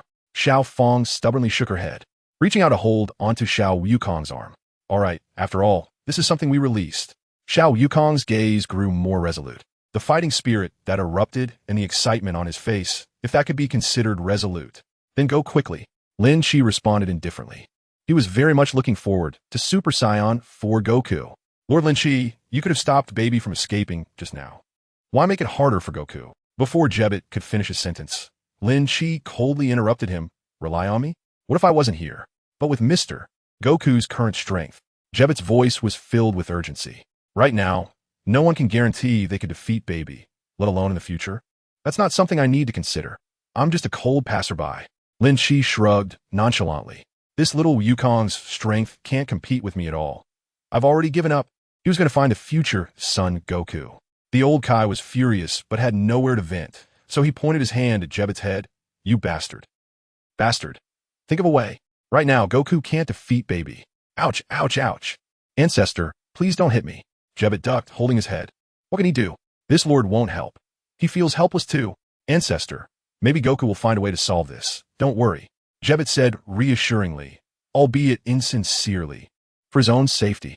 Meanwhile, Xiao Wukong and Xiao Fang had already flown into the air above the ruined city in the scarred earth. Xiao Wukong's fist tightened even more. That despicable Baby was challenging his bottom line. The earth and family. Xiao Fang, Satan, who was being carried by Bu, quickly noticed the light in the sky and shouted excitedly. As a result, he accidentally fell off. Bu, help me, Bu. It was very easy for Baby to sense evil energy. Soon, Xiao Wukong, Xiao Fang, Satan, and Bu arrived at Baby's location. Everyone step back a bit. Bu, remember to protect Satan and Xiao Fang. Xiao Wukong landed in front of Baby. At this moment, Baby had just eaten the Senza bean that Sun Wufan handed him and was full of energy, his confidence swelling. Sun Wukong, your strength doesn't seem to be my match now, or are you really willing to kill these people? Baby laughed smugly, and those familiar faces under control surrounded Xiao Fang and the others. Piccolo. Tianjinan, dumplings, Yamcha, Krilin, Kiki. Satan was on the verge of tears. These were all old acquaintances. Can we just not fight? You, hurry up and knock them out. Meanwhile, Sun Wufan, Sun Wutian, and the recently controlled Trunks all surrounded Xiao Yukong. You despicable guy. Xiao Yukong roared and charged forward, throwing punches at Baby. I'm going to defeat you and restore them to normal. But how could the mini Xiao Yukong be a match for Baby, who was parasitically attached to Vegeta? Watching Xiao Yukong's little fists coming at him, Baby sneered and blocked them with his elbow. You annoying science should just disappear. Baby looked at Xiao Yukong with increasing disdain. Damn science. Dud, I'm Wutian. Sun Wutian shouted as he flew up and punched Xiao Yukong. Wutian you. Xiao Yukong quickly dodged Sun Wutian's punch, shouting. Sun Wutian didn't care and even transformed into Super Saiyan. Are you really going to attack me, Dad? If Lin Shi were here, he would probably give Sun Wutian a good beating for being so arrogant. Mr. Goku, how can you attack us? Trunks also grinned menacingly, closing in on Xiao Yukong. Dad, join us. Baby is our true master. Sun Wufan also wore a fierce expression. Damn it, surrounded by everyone and constantly being disturbed. Xiao Yukong was no match for them. In a moment of carelessness, he was knocked to the ground by Trunks. But soon Sun Wufan appeared below him and kicked Xiao Yukong in the abdomen. Bang! Xiao Yukong was completely in a position to take a beating, and Baby was smugly crossing his arms, mocking him. Huh, I'm not willing to accept it, are you? You Scion monkey. Xiao Yukong found it increasingly difficult to fight. He was afraid to attack too fiercely, fearing he might hurt his loved ones. Damn it. It can't go on like this. Xiao Yukong was under more and more pressure from Trunks and the others. He roared and transformed into Super Saiyan 3. With Xiao Yukong's roar, his stature suddenly increased, and a powerful aura erupted from his body. Golden flames ignited from beneath his feet, and waves of energy spread out like a hurricane. His golden hair grew down to his waist as the cold and indifferent Sun Wukong raised his hand to block Sun Wufan's punch. Wake up, Wufan! Sun Wukong quickly punched, sending Sun Wufan flying, and soon the three were knocked out and fell to the ground. Sun Wukong then turned his cold gaze towards Baby, who was hovering in the air with arms crossed. You despicable bastard. Humph, I won't let you annoying science live. Baby snorted, easily dodging Sun Wukong's punch. However, after just a few exchanges of punches and kicks, Sun Wukong fell to the ground. Baby seized Sun Wukong's incoming punch, lifted his leg, and delivered a knee strike to Sun Wukong's abdomen. My power is beyond your imagination. Baby became even more arrogant, quickly retreating as the energy ball in his hand began to gather. Chapter 11. Sun Wukong is defeated. Look at your joy. A powerful energy ball struck towards Sun Wukong rapidly. Enduring the excruciating pain, Sun Wukong used instant transmission to dodge. Boom, boom, boom. The massive energy explosions rocked the ground. And not to mention the shattered stones and thick smoke, even the ground shook violently. Damn it. Sun Wukong stared at the new large crater on the ground, let alone how many earthlings this crater had buried. He glared fiercely at Baby, his clenched fists tightening even more. I will definitely defeat you. Oof. What you do and what you say seem to be two different things. Baby sneered, quickly closing the distance between them. Bang, bang, bang. I will never let you go, you bastard. Sun Wukong roared angrily as he fought back, struggling to defend himself. Ha ha. How ridiculous. Is this all your power? Baby smirked disdainfully and continuously shot energy blasts at Sun Wukong. Sun Wukong moved at high speed, dodging the energy blasts, and threw a punch at Baby. A tremendous force attached to his fist struck Baby's cheek. But Baby seemed to feel no pain from the punch, grinning at Sun Wukong. Sun Wukong felt puzzled. In the next moment, he sensed an energy rapidly approaching his back. He hurriedly distanced himself from Baby, preparing to block the energy blast from behind, only for it to bizarrely curve and hit his back. Ugh! Sun Wukong let out a pained cry as he fell towards the ground, his aura dissipating and reverting to his mini form. This is bad. At the moment of falling, little Wukong saw Baby. He displayed a sinister smile, flying towards him with an energy blast gathering in his palm. Ha! Lin Shi, who was still lounging on the balcony in the sun, lazily yawned. Wukong's energy has drastically decreased. Boom, boom, boom. Thick smoke billowed across the ground, with the center being little Wukong's heart-wrenching scream. Baby stood with his hands on his hips, coldly looking at the ground. Finally killed you, Sun Wukong. Impossible. As the rolling smoke dissipated, little Wukong, supporting his injured arm with one hand, struggled to get up. Even when standing, little Wukong could only get beaten. Ugh! Another scream followed as baby's punch landed heavily on little Wukong's abdomen, causing him to spit out bile. Lord Lin Shi, can't you really help Wukong? Jebet's expression was filled with urgency as he pleaded. If even Wukong cannot defeat the enemy, then Lord Lin Shi can definitely deal with it easily. Wukong is about to give in. Watching little Wukong being blasted away by baby and crashing through layers of buildings in the crystal ball. The old Kai was also anxious. I can only use that move. The old Kai's brow furrowed tightly, turning to the panicked Jebet. Hurry! Use instant transmission to bring Wukong here. Yes, ancestor. Jebet seemed to have found his anchor and quickly vanished from the spot. Ha now! I can send you to die. Baby's features twisted with excitement, laughing maniacally. Every scion should die. A tremendously powerful energy ball gathered in his hands, aimed at the rubble where Sun Wukong was still struggling to rise. This time, it's really over. Gohan and the others are all restrained, and no one is supplying me with energy. Little Wukong's mouth curled into a bitter smile. Am I really going to lose? Unable to move at all. What else can I do? Little Wukong watched helplessly as the sinister black energy ball slowly approached him. All the scions, huh? Lin Shi squinted, baby's words echoing around him. His figure instantly disappeared from the lounge chair. Baby, sometimes, being too arrogant will make you off-putting. Lin Shi spoke as he appeared in front of the black energy ball. With a light shout, he kicked the black energy blast away effortlessly. The black energy blast shot rapidly towards baby, and if it hit him, he would not escape unscathed. Boom, boom, boom. Mr. Wukong, are you okay? A small, dark-skinned boy flew before little Wukong, helping him up. Sun Wukong's disciple, OOB. What's going on? Little OOB's face was filled with confusion and worry. Why are the father and son fighting? And that guy who looks like Vegeta, why did he attack Mr. Wukong? Just normal? Little Wukong looked incredulously, struggling to rise and look at Lin Shi and baby. It's you again, you annoying guy. Baby narrowly dodged his energy ball, glaring at Lin Shi. This unexpected guy has let the little Wukong, who was already within his grasp, slip away. Why did you save him? Baby's forehead throbbed with veins as he gritted his teeth in anger. Maybe. I'm also a scion. Lin Shi smiled faintly, curling his lips, and added, also, I don't like your arrogant demeanor.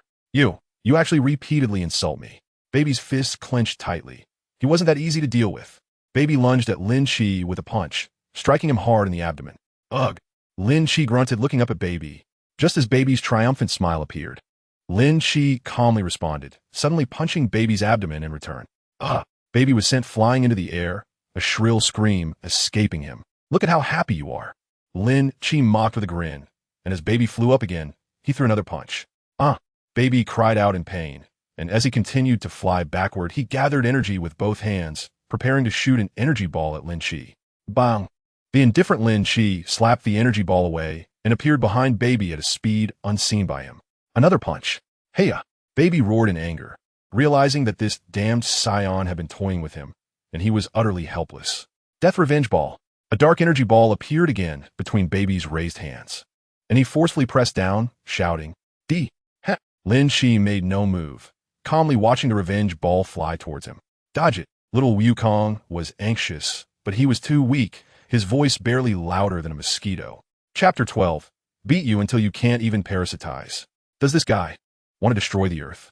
Little Ubu, holding on to little Wukong, had a complex expression. With such energy, he felt powerless. Boom! Boom! Boom! The black energy ball engulfed Lin Shi's figure, followed by a massive explosion. Smoke billowed, debris flew, and the shockwave from the explosion caused the ground to tremble. Even the strong-bodied Son Gohan and the others quietly hid behind the rocks. So powerful. Trunks raised his hand to shield his eyes and peered out from behind the rocks, marveling. Indeed, Lord Baby is amazing. Son Goten echoed in a tone full of envy. As the smoke slowly dissipated, Lin Shi's figure gradually revealed itself. Are you happy? Lin Shi, completely unscathed, brushed off the dust from his shoulder and looked at the somewhat dazed baby in midair. Bastard! Bastard! Seeing that his ultimate move had no effect on Lin Shi whatsoever, baby trembled all over like a sieve. D. Baby unleashed Vegeta's unique Prince fighting style, continuously firing energy blasts. Baby's emotions had completely collapsed. Amidst the swirling energy blasts, Lin Shi's figure darted back and forth like a nimble butterfly, contemptuously appearing before baby. A punch was thrown, followed by another punch. Ah! Baby took 2 punches to the abdomen and spat out a mouthful of old blood, his figure rapidly falling towards the ground. Lin Shi followed closely behind and began the one-sided beating. Isn't this guy baby fond of playing? Doesn't he enjoy bullying others? Then let him experience it himself. Lin Shi kept throwing punches, each one perfectly calibrated to maximize baby's pain without harming Vegeta's body. Baby was left sputtering and screaming in agony. After falling to the ground again, baby struggled to rise from the giant pit, displaying a smile that was more grotesque than crying. In fact, the one who has been tormenting and humiliating me from the beginning isn't you. Baby revealed a smug grin, looking up at Lin Shi, who was slowly approaching him. This guy is in Vegeta's body.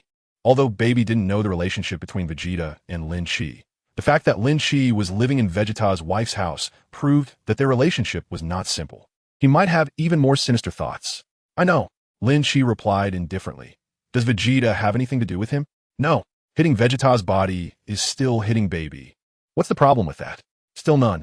Do you think I would believe your nonsense? Baby completely didn't believe it, wiping the blood from the corner of his mouth. Then why do you clearly have the power to kill me in one blow, but don't just kill me? Look at you being so smug. Lin Shi increasingly despised Baby, raising his palm to start gathering energy. Damn, why is this guy so strong? Baby felt the deadly power and flew towards Sun Wukong and the others. You all come here, find a way to restrain him. Yes. Sun Wutian was a bit timid, but still stepped out from behind the rocks first. Lord Baby, are you okay? Sun Wufan was genuinely concerned about Baby, his expression worried. Is this guy trying to command me? Lin Shi looked coldly as Trunks and the others rushed towards him. Get away. Lin Shi's speed was incredibly fast. Before Sun Wukong and the others could even see him, he had already appeared behind them and delivered 3 knife hand strikes. Bang, bang, bang. In midair, Sun Wukong and the others fell to the ground like dumplings.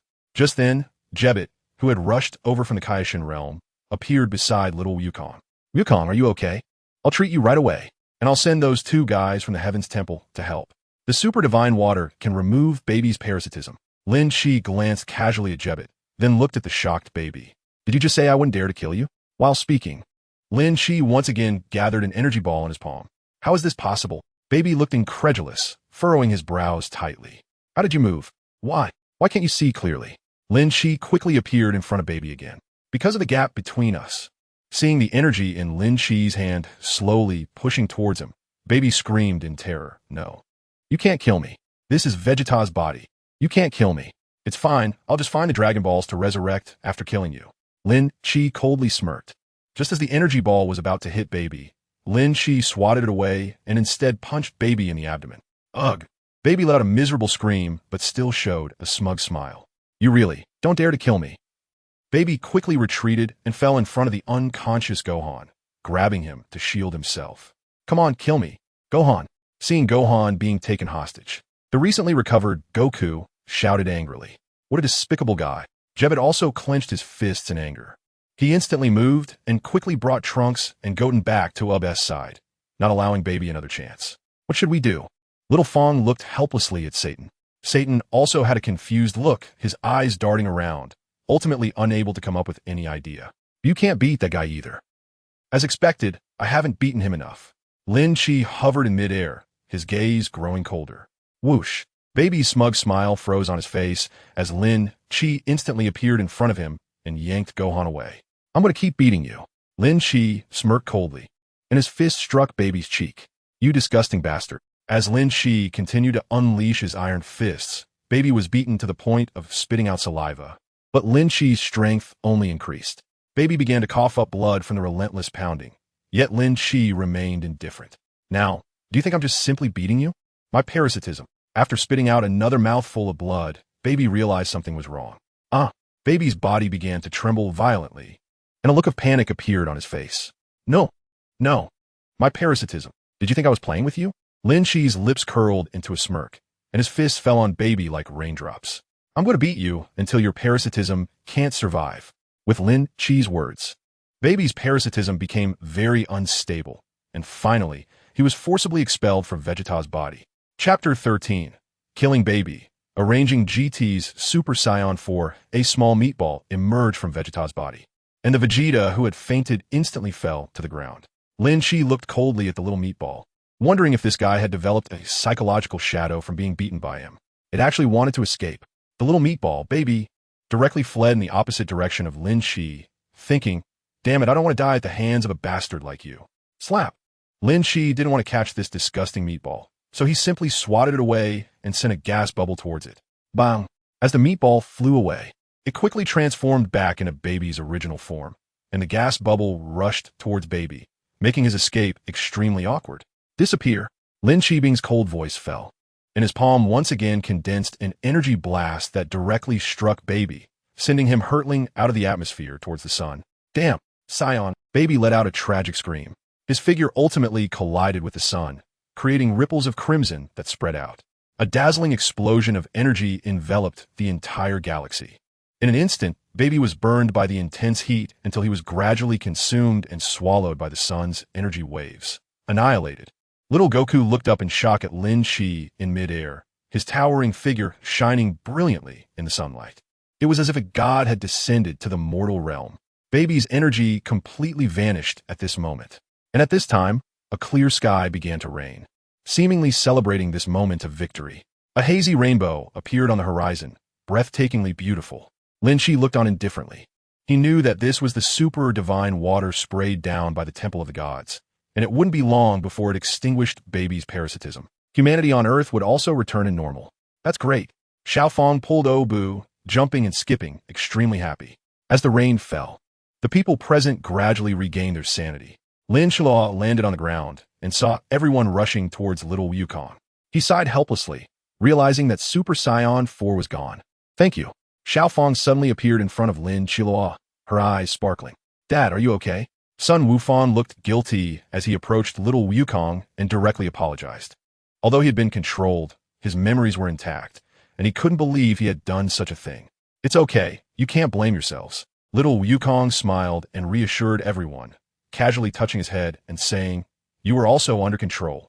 At that moment, Vegeta also woke up, looking at Lin Shilao with a complex mix of anger and shame. He had been too arrogant. This is great. Now Baby has been dealt with by Lin Shilao, so I can go back. Jebbet God looked at everyone who had returned to normal and was about to leave. But before he could use instant transmission, Lin Shilao blocked his way. You can't leave yet. Lin Shilao calmly shifted his gaze to little Wukong. Take little Wukong with you. Let that old man bring out his tail.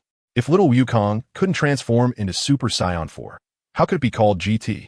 The normal plot should involve chaos on Earth, with son Wukong going to the Kaishin realm to have his tail pulled out and then successfully transforming into Super Saiyan 4. Jebbet God was a bit confused. This matter had already been perfectly resolved, so why did they still need to take Wukong back? Wukong's current combat power is not enough, and there will be more enemies in the future. Lin Shilao said, are there going to be stronger enemies? Little Wukong's eyes lit up with excitement upon hearing this. So, he must reach a stronger level. Understand? Lin Shilao coldly looked at Jebbet God. Do you think I would stay here? Let's go. Take me to the Kaishin realm, quickly. Little Wukong was extremely excited, watching little Wukong grab Jebbet God's hand. Xiaofang hurried over to grab little Wukong's hand and said anxiously, I want to go too. I want to see Grandpa become stronger. Oomph. Vegeta coldly uttered, not saying anything else, but walked over and placed his hand on Jebbet God's shoulder. This was the proud Vegeta expressing himself through action. I want to go too. Son Wufan's guilty expression faded as he looked seriously at little Wukong. Dad, I want to hold you back again. Then I want to go too. I want to get stronger. Trunks shouted, clenching his fists. He couldn't just stand by. Next time, he at least had to do the bare minimum. Protect himself and not drag others down. In the time it took to say all this, every part of Jebbet God that could be touched was covered by the hands of the crowd. Jebbet God was a bit confused. Weren't they only supposed to take one Wukong? Why did everyone want to go with him now? Hurry up, Lin Shilao urged, not caring how many people were leaving. It was fine for a group to go. If little Wukong entered the great ape state and lost his mind, there would be others to help him regain his senses. Lin Shi first used instant transmission to the King Kai's realm, looking at the old King Kai squatting on the grass, gazing at a crystal ball. You must have a way to get Goku's tail out, right? Lin Shi said. This posture clearly indicated, if you dare not agree, I'll kill you. The old King Kai shivered slightly and then nodded repeatedly. Following that, under Lin Shi's deliberate guidance and reminders, little Goku, with the help of the old King Kai, experienced the intense sensation of an artificial tail removal. Artificial moon. Watching everyone curiously gather around little Goku with his tail up, Lin Shi extended his right hand. A stream of energy shot out from the palm of Lin Shi, soaring into the sky. When the blue energy ball reached a certain height, Lin Shi controlled the energy to expand rapidly, and in the next moment, a huge figure appeared in the azure sky. Wukong, look at the sky. Lin Shi smirked as he glanced at the small Wukong, surrounded by everyone. Little Wukong looked up in confusion, but in an instant, his eyes widened to their limits.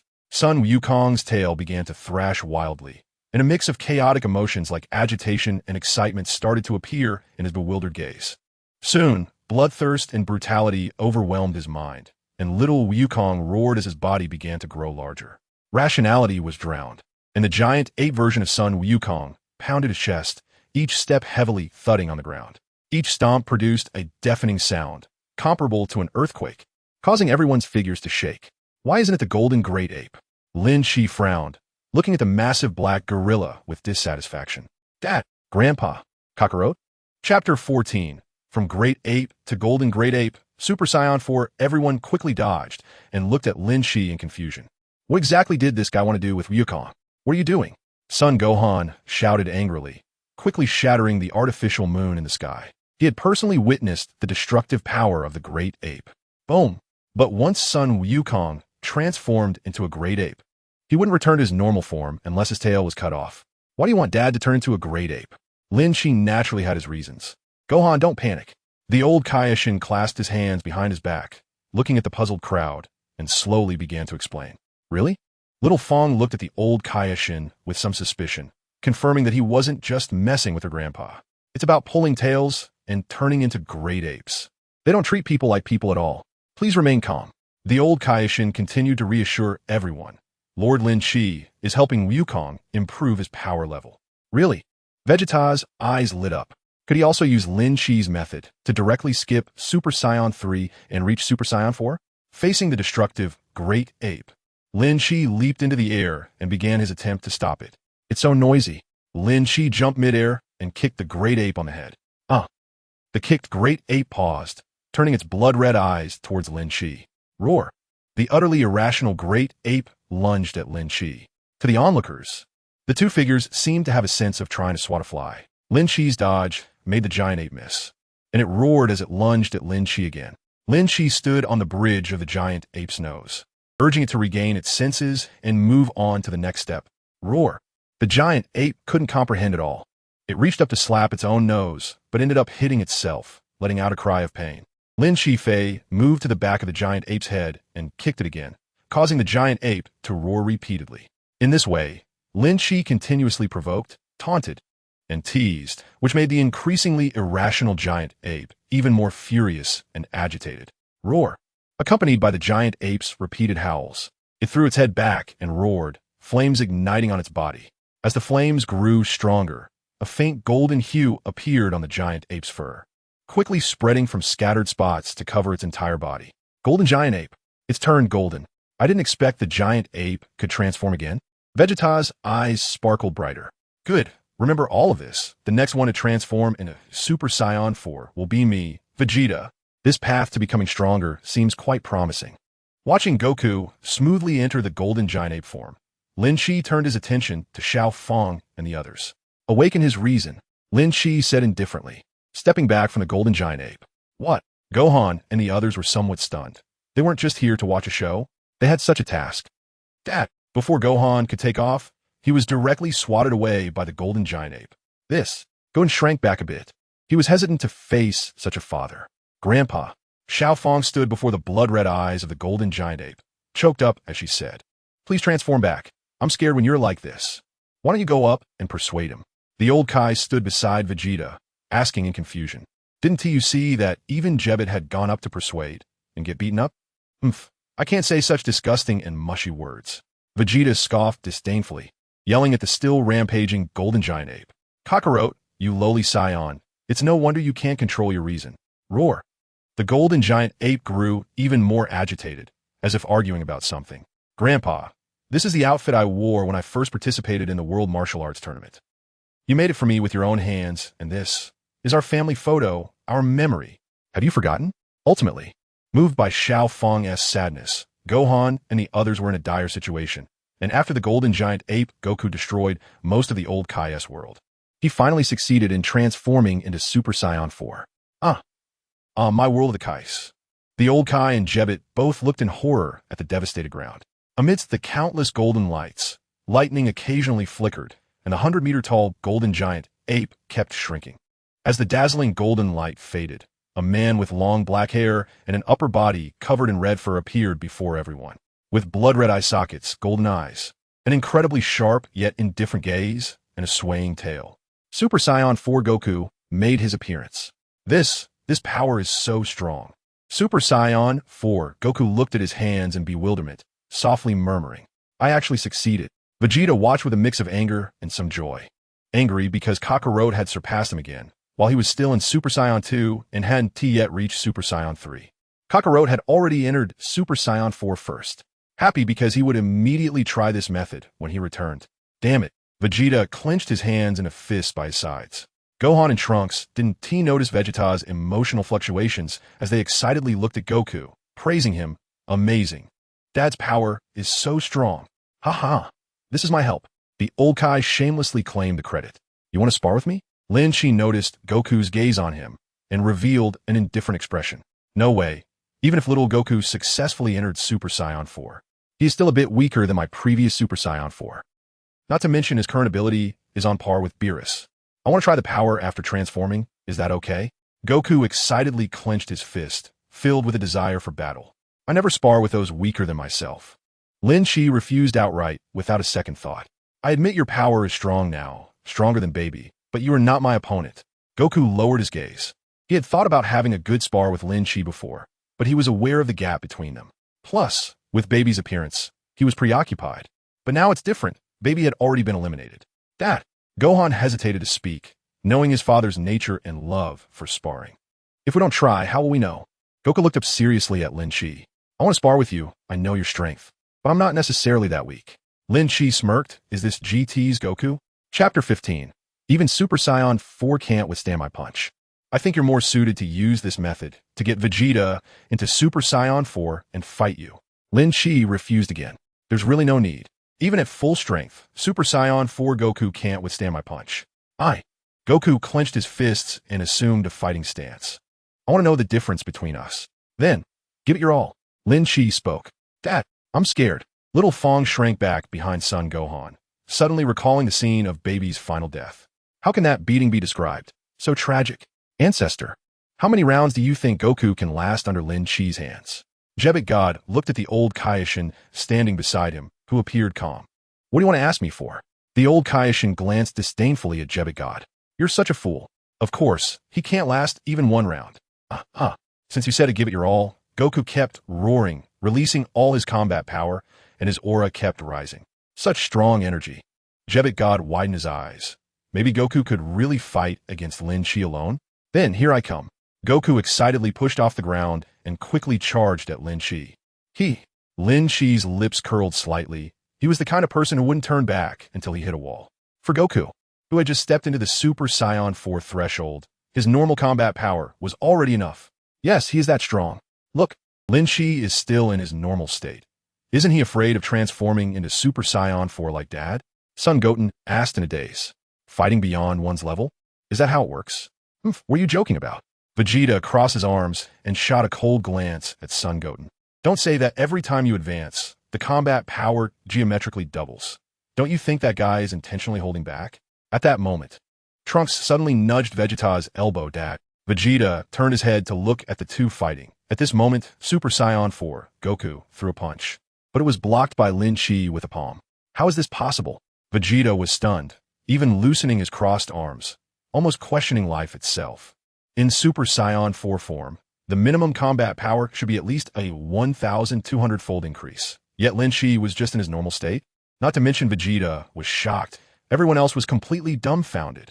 Was his normal combat power measured in Mega or Jing, or even in Gai, or even in Z?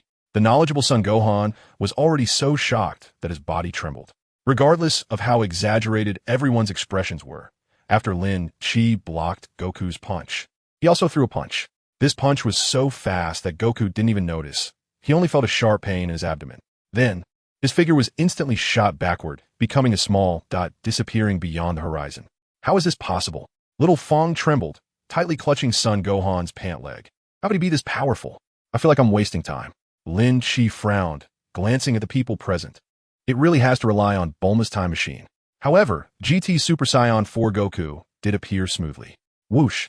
Goku awkwardly used instant transmission to appear beside Vegeta, looking at Lin Chi with seriousness. I haven't lost yet. Come again, Goku said as he swung his fist at Lin Chi once more. Goku truly did not anticipate that even if he overestimated Lin Chi's strength, the real experience was. Lin Chi's strength is beyond what he expected. You have just entered the Super 4 form, and your combat power is only in the tens of trillions. You are simply not my opponent. Lin Chi lost interest in fighting. His normal combat power was already in Beijing, let alone after transforming. Even if it were Super Saiyan 4 Goku using all his strength, he would be able to withstand Lin Chi's punch. Facing another attack from Super Saiyan 4 Goku, Lin Chi didn't even move a finger. Just his aura alone was enough to send Goku flying. Goku, who finally steadied himself, stared blankly at Lin Chi, wondering, is the gap really this big? So strong. Vegeta clenched his fists, glaring fiercely at Lin Chi. When he faced Lin Chi in his Super Saiyan 2 form, it felt like Lin Chi was just toying with a baby, right? There was no need to continue fighting. Lin Chi glanced indifferently at the bowed Goku, saying that what he needed now was to spar with someone of equal strength. Let's get Vegeta to transform into Super Saiyan 4 too, Lin Chi said calmly. Vegeta's eyes brightened. Those words struck a chord with him. Oof. Vegeta, feeling a bit proud, pursed his lips and finally whispered to Lin Chi, "Thank you." Although it was quiet, everyone present had remarkable hearing. Vegeta repeated the process of little Goku transforming into Super Saiyan 4. But Lin Chi showed no interest at all and used instant transmission to return to Earth. Now that he was back on Earth, Lin Chi hovered above West City, looking down at the disheveled city. In the next moment, his figure vanished again, leaving behind his faint voice in the wind. I can't just ignore the Cat Sage. Karen's sacred land, Karen Tower. The tower was oval-shaped with several pillars standing tall. But Lin Chi didn't see the Cat Sage leaning on a cane. The beans should be on the underground level. Lin Chi glanced around and spotted a small staircase. You, who are you? A large white cat with a tall wooden staff appeared from around the corner, its eyes widening as it saw Lin Chi. This guy is Sion, the one who killed Baby, the Cat Sage? Lin Chi looked at the short white cat, unable to tell that it had lived for over 800 years. Do you have something to say? Feeling Lin Chi's overwhelming strength, the Cat Sage shrank back, frozen in place and unable to move, completely forgetting that he was blocking the way, let alone that this was his home. You don't need to be nervous. I'm just here to ask for some senza beans. Lin Chi stated his purpose calmly. Senza beans. The Cat Sage wanted to relax, but he simply couldn't. What's wrong? Lin Chi frowned. Could this little white cat have the audacity not to give them? Sensing Lin Chi's dissatisfaction, the trembling Cat Sage blinked rapidly and hurriedly explained, No. I have senza beans. Watching the Cat Sage quickly turn around and soon return with 2 senza beans in his paws, he handed them to Lin Chi. Are you joking? Lin Chi was genuinely a bit displeased this time. No. The Cat Sage shook his head repeatedly. These are the only ones I have. Chapter 16. Super Saiyan 4 Vegeta. The conspiracy of hell over the years. Enemies have continuously appeared on Earth, plus the earlier incident with Midgeru being treated like a candy. Forget it, just these 2 beans. You keep them. Lin Chi showed a look of disdain and used instant transmission to leave. Where'd he go? The Cat Sage blinked in confusion, moving closer to the edge of the railing to look down. Was that instant transmission? When Lin Chi reappeared, it was already in Bulma's research lab. This is really not a good place. Lin Chi sat down at a nearby desk and casually flipped through some documents. With the current Goku, it will be better to look forward to Bulma's research results than to go back. Huh? Lin Chi, when did you get here? Bulma, who had just walked in, was a bit startled to see Lin Chi in her lab. How's the research going? Lin Chi was somewhat frustrated. Being in this world was really boring. He wanted to go back to continue fighting Beerus, and also wanted to fight Whis. All right. Bulma eagerly walked over to the desk and picked up the documents Lin Chi had previously flipped through. The theories are mostly sorted out. Next, we just need to build it. Bulma casually pointed to the dense text and formulas. Roughly speaking, it will take another 2 days, and you will see the time machine you want. Great. Lin Chi glanced over. As expected of a genius scientist, see you in 2 days. 2 days passed quickly. Lin Chi even went to the Kaioshin realm, and Vegeta had successfully entered the Super Saiyan 4 form. By the way, because of Lin Chi, Baby couldn't use the Dragon Balls either. So, under Dandy's summoning wish, Goten also successfully returned to his original body. No longer that small, his strength had completely returned. It really is a fated showdown. Lin Chi glanced at the fierce collisions in midair. Kakarot, take this seriously, or you might lose. Vegeta, who had just entered the Super Saiyan 4 form, had never been so confident. He playfully blocked the punch thrown by Goku. Goku was also excited, throwing punches and kicks at Vegeta without restraint. The onlookers on the ground were also fixated, and eventually, those who grew tired moved over to old Kaishin and Jebit. Came. Final flash. 2 streams of energy collided, suddenly producing a violent explosion. Boom, boom, boom. As the thick smoke cleared, Goku and Vegeta in midair looked quite disheveled, but their eyes were still filled with excitement. After finally calming down a bit, Goku exclaimed excitedly, Vegeta, you've become so strong. Soon the strongest Saiyan will be me.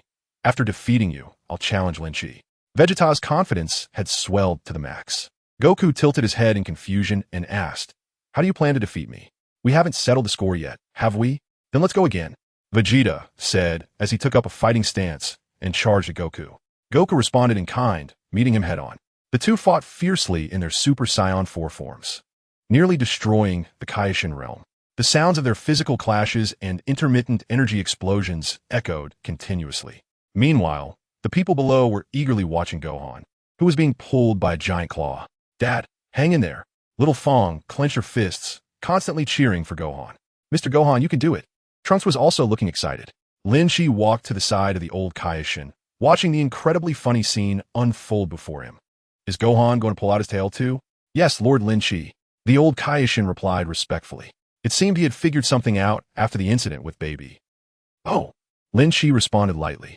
There's nothing wrong with becoming stronger. Even the mysterious Gohan in Dragon Ball Super has turned into Goku's son. It seems someone in the Super Saiyan 4 form is probably going to emerge. The god Jebit shouted excitedly, but that was a bit premature to say.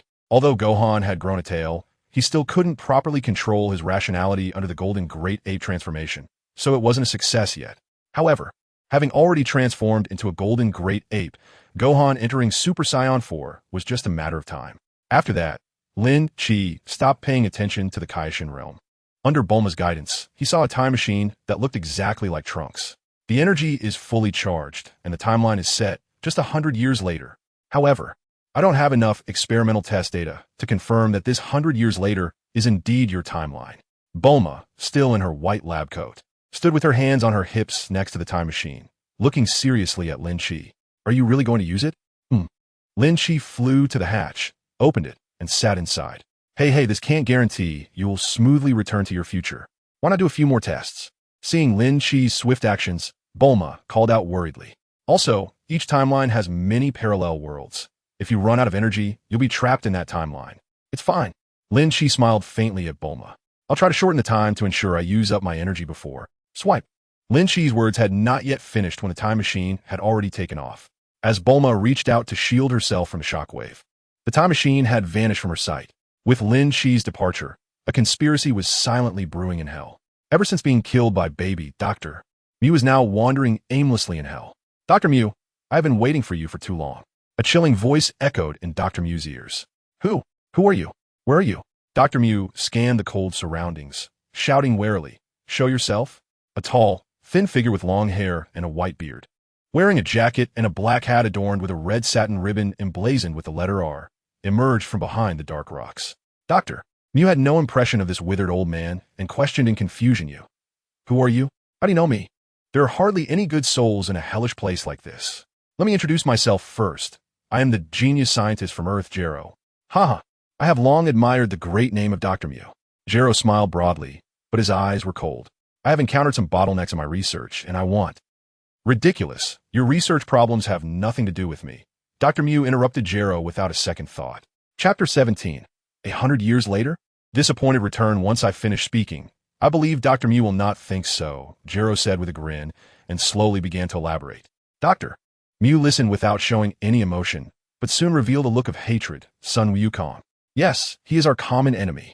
Jiro's eyes were filled with resentment. Thus, Dr. Mew and Jiro quickly reached a consensus. Happy cooperation. Lin Shi was aware of these matters, but he also did not care. What he cared about now was finding that powerful existence that could allow him to fight with all his strength and distort time and space. Whoosh! Is this 100 years later? Lin Shi's time machine appeared in midair, and he leaned out to look at the scenery outside. Below was the deafening sound of cheers, and he saw that the square, outdoor tiered seats were filled with people. It was somewhat similar to a modern stadium, but it was many times larger. The difference was that instead of a large lawn and grass, there was a vast arena in the center. Next up is the 36th match of the youth group. Please welcome contestant Sun Wukong Jr. to the stage. An excited voice rang out, and on the huge screen beside the arena, a mini version of little Wukong appeared. What? Lin Shi was somewhat taken aback. Broly's grandson, Ripid, had he really landed in the Dragon Ball era of the battle arc? Lin Shi hurriedly sensed the life energy of the entire Earth. It was gone. Sun Wukong, Vegeta, Sun Gohan, Trunks, Sun Goten Bra. It really was. Lin Shi covered his face with his hand, feeling an indescribable sense of frustration. He was looking for powerful individuals, not to participate in petty squabbles among kids, or even generations he didn't even know about.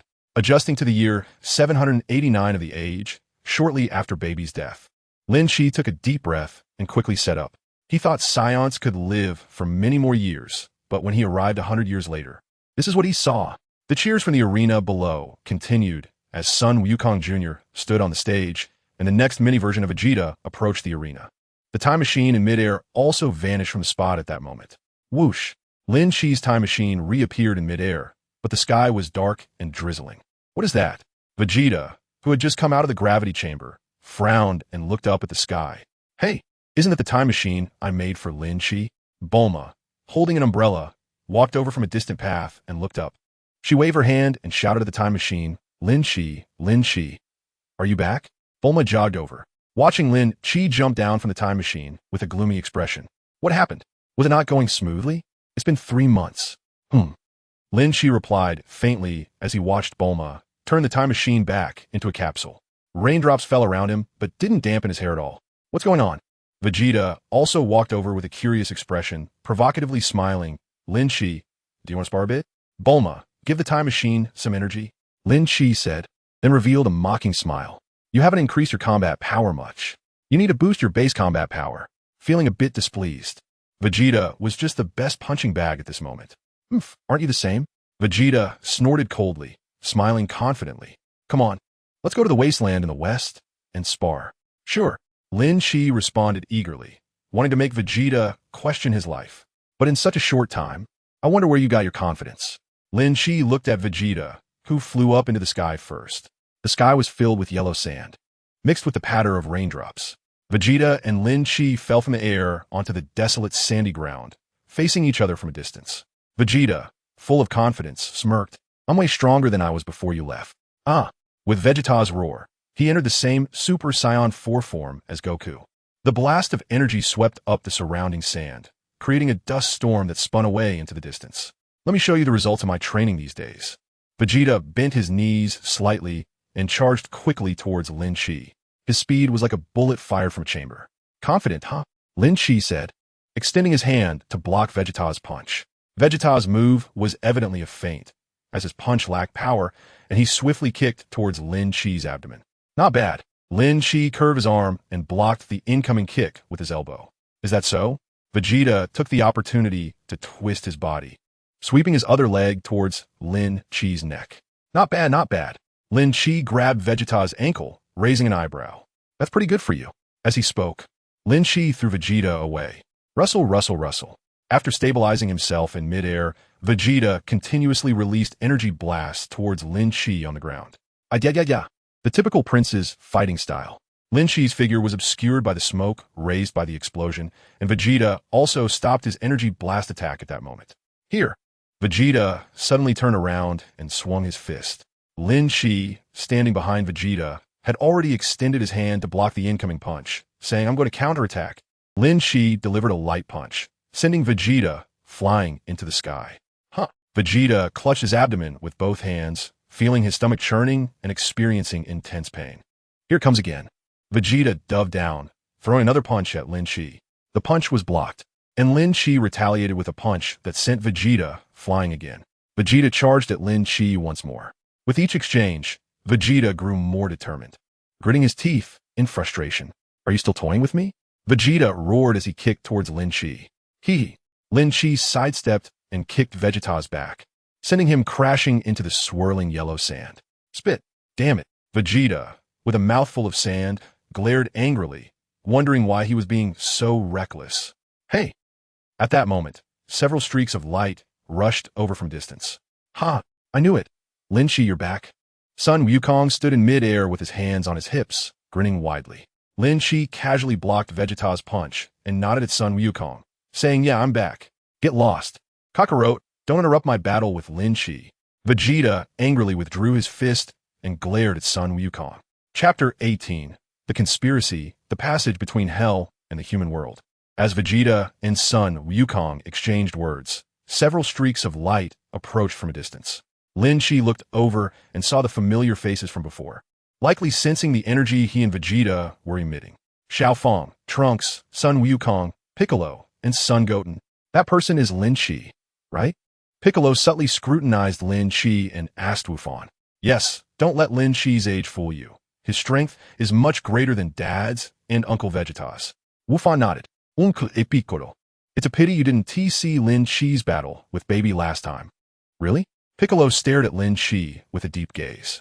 This faint aura was quite strange. It felt like he had sensed it before, but he wasn't sure. "Hey, Vegeta, how could you secretly spar with Lin Shi? That's really unfair." Sun Wukong muttered, quickly turning his furious gaze toward Vegeta. "Let me spar with Lin Shi." "Grandpa, you're really..." Xiaofang looked at Sun Wukong with a helpless expression. "How about, I also spar with Lin Shi?" Wufan shyly scratched the back of his head, joining the conversation. While everyone was chatting and competing to spar with Lin Shi, Piccolo was quietly observing him. Meanwhile, behind their laughter, the conspiracy in hell had already begun to unfold. Dr. Gero looked at the massive machine running in the cave, sneering repeatedly. Finally, this exciting moment has arrived. "Is that so?" Dr. Mew cast a subtle glance at the figure lying in the machine, laughing loudly. "Haha, the moment of revenge has come. Then let us act quickly." Dr. Gero pressed the red button on the machine. Click, click. As the machine's hatch slowly opened, there lay a man who looked exactly like number 17. Hell's number 17. Ha ha ha. Dr. Gero became increasingly excited, waving his arms. "As long as Hell's number 17 leads Earth's number 17. Dr. Gero." The number 17 in the capsule opened his eyes and turned to Dr. Gero, greeting him casually. "Let us hurry with our plan." Dr. Mew showed a sinister smile and urged. "The gate to Hell is about to open. In Bulma's restaurant. The recent weather is really annoying. We can't even enjoy shopping." Bulma grumbled, holding a sandwich with a dissatisfied expression. "Yes, it's been raining for several days in a row." Bulma leaned against the window, sipping her coffee. The sky outside was still gloomy, with occasional light rain falling. Hey, what's going on with the sky?" Bulma quickly turned to wave at Vegeta. Vegeta looked quickly. It seems like the sky has been pierced. Trunks rushed to the restaurant's entrance, shouting at everyone having lunch. "It's chaos outside. Take your time." "Trunks, what exactly happened?" Bulma hurriedly soothed, looking at the panting Trunks. "Did the gate to Hell open?" Lin Shi remained calm at the table, sipping a cup of tea. "What? The gate to Hell?" Vegeta, who was originally peering at the sky, turned back to Lin Shi with a puzzled expression. "What do you mean by that?" "Previously, Uncle Krillin took me and Goten to the island where number 17 works, and then number 17 suddenly went crazy," Trunks said anxiously. "He even mentioned something about Hell, and then a big hole appeared in the sky. Finally, number 17 with glowing red eyes said he wanted Mr. Goku to go to Hell by himself." Trunks took a deep breath, finishing the whole story, waiting for Vegeta's reaction. "I wonder if Mr. Goku has already gone to Hell." Seeing Vegeta's lack of reaction, Trunks became increasingly distressed. "When I flew back, I saw that the city was in chaos. What does number 17 want Kakarot to go to Hell for?" Vegeta's gaze turned to the leisurely Lin Shi. "To draw the tiger away from its mountain." Lin Shi put down his teacup, stood up, and walked toward the restaurant's exit. The guys you killed before have already been revived. Oh, like Frieza? And that guy Cell? Vegeta smirked, quickly catching up with Lin Chi. You can't make a move. I want to settle the score with Frieza. And of course, Cell too. Lin Chi responded lightly. Those enemies who had already exited the stage were too weak to even spark his desire to fight. But let me give you a kind reminder. Lin Chi glanced back at Vegeta. Frieza and Cell haven't come this way. They're still in hell. What did you say? Those two cowards. Vegeta clenched his fists angrily. Meanwhile, just as Trunks feared, Sun Wukong had already flown toward the big hole in the sky. That black hole is the gateway to hell. Who did this? They really don't care about others' feelings at all. Sun Wukong grumbled and leaped into the tunnel. Ha! This damn Scion monkey really fell for it. Dr. Mew looked at the scene in the crystal ball, laughing excitedly. Dr. Gero remained calm. He held a glass of red wine, glancing at the Hell's number 17 behind him. The plan is going smoothly. Soon the Earth will be ours. Don't think so small. Dr. Mew disdainfully glanced at Dr. Gero. Our goal is to leave Earth, look to the galaxy, and even the entire universe. The future is all mine. Dr. Gero squinted. He knew well that Dr. Mew despised him, and soon this guy would lose his usefulness. Then, let us send some gifts to the Earthlings, Dr. Gero said, looking at Hell's number 17, who slightly nodded and then directed most of the evil people into the tunnel. As Sun Wukong landed on the ground, he looked around at the environment. Who called me here? Come out quickly. Hey, where's everyone? Ha ha. Foolish Scion monkey, you actually came. The mocking voice of Dr. Gero echoed from the shadows. Gero, you bastard. Sun Wukong clenched his fists in anger. And before he could react, Gero, along with Hell's number 17, and Drive Mew, flew toward the black hole, and as the three departed, the smoke of the black hole slowly dissipated. Chapter 19. Wukong, trapped in Hell, 2 number 17s. Finally, the black hole disappeared. Hey. Sun Wukong was somewhat bewildered. They called him over, said a couple of words, and then ran away. What is going on? Wait. Sun Wukong leaped up. But unfortunately, he was still a step too late. The passage between Hell and the human world had closed.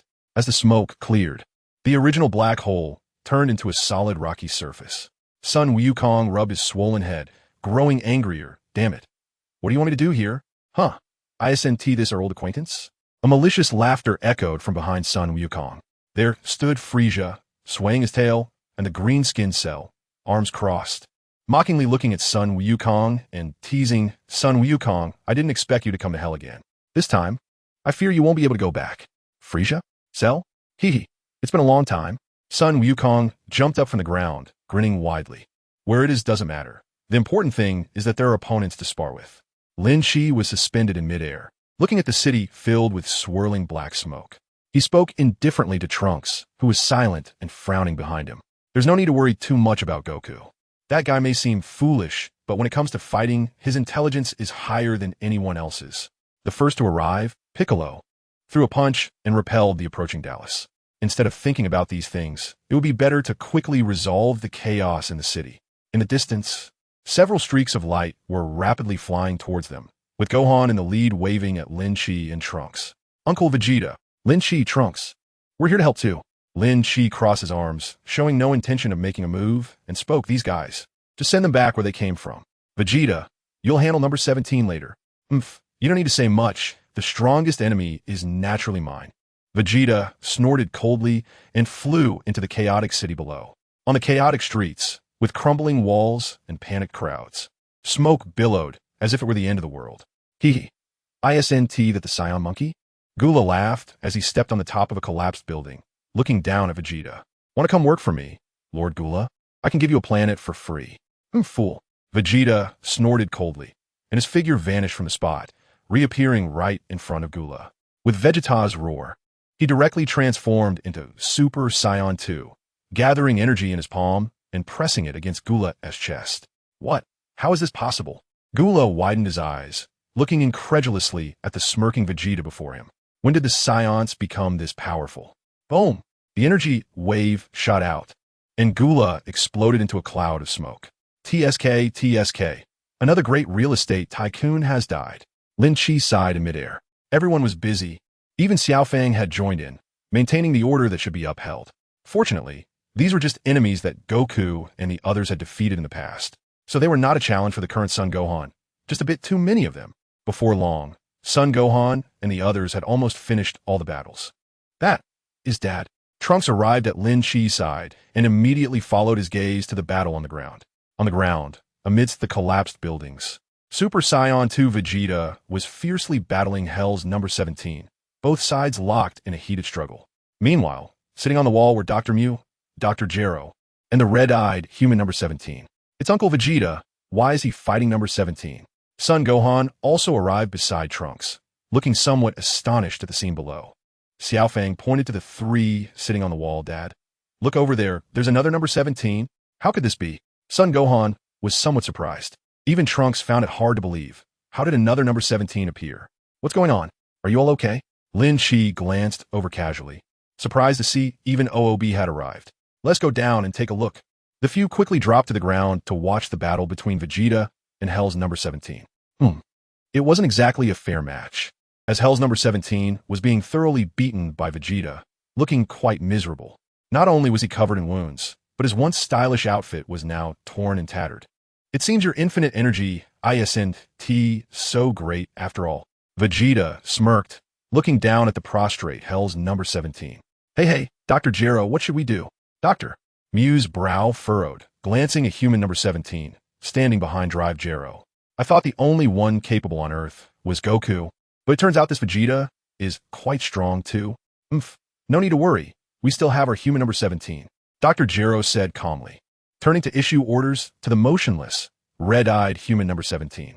Go, number 17, become my most perfect artwork. Oh, feel free to use any techniques you have. Don't always mention Kakarot. I'm much stronger than that kid. Vegeta was about to unleash an energy wave when he suddenly pulled it back, looking at human number 17 on the nearby rock with extreme arrogance. Then you can just wait and see. Once Hell's number 17 and human number 17 fuse, they will become the ultimate warrior. Hearing Dr. Gero's sinister words, Dr. Mu also revealed a cruel smile, as if sharing in the glory. Go, human number 17. With Dr. Gero's command, human number 17 flew towards the prostrate Hell's number 17. Trunks became anxious seeing this. Dad, hurry up and defeat them. Don't let them fuse. Yeah, Uncle Vegeta, let us help you. Son Gohan also rushed forward. No need. I can take care of them by myself. Vegeta scolded, causing Trunks and Son Gohan to helplessly close their mouths. Vegeta coldly glanced at the two number 17s flying before him. Hurry up. I don't have that much patience to wait for your slow fusion. Seriously. Trunks clenched his fists tightly. His dad always acted this way. Let us just watch for now. Piccolo remained calm, hoping for Lin Chi's intervention. Just wait, Vegeta. You will regret what you did soon. Dr. Gero laughed wildly, his madness evident. At that moment, as the two number 17s spoke in unison, I am you, you are me. Fusion. Chapter 20, Vegeta. The fierce battle against Super 17 as the two number 17s spoke without emotion. They began to overlap each other. A dazzling light surrounded the two number 17s, and their crimson eyes grew even brighter. I actually have some expectations. Vegeta watched the fusion with a smirk. The energy waves generated by the fusion of the two number 17s caused the entire ground to sink, covered in spiderweb-like cracks. With the tremors of the earth, countless buildings collapsed, and the dazzling light slowly faded. The fused Super 17 appeared before everyone, his height elongated, and even his hair had grown significantly. Damn it. Trunks clenched his fists tighter. The fused number 17 was even more powerful. Can Uncle Vegeta defeat the fused number 17? Son Gohan's worried gaze turned to Vegeta. Success. Dr. Gero excitedly looked at Dr. Mu. The ultimate android I have always dreamed of has finally been born. In contrast to Dr. Gero's excitement, Dr. Mu was calmer, coldly gazing at Vegeta. Go ahead, Super 17. Looks like your strength is passable. Upon seeing Super 17, Vegeta smiled excitedly. After all, the previous enemies were no different from trash. Now with the appearance of Super 17, Vegeta was thrilled. He finally had the chance to showcase his power as a Super Saiyan 4. Vegeta, you won't think that way for long. Dr. Gero sneered contemptuously. The previous number 17 was my perfect creation, but now Super 17 is my ultimate creation. Vegeta completely ignored the chattering Dr. Gero, eagerly looking at Super 17 before him.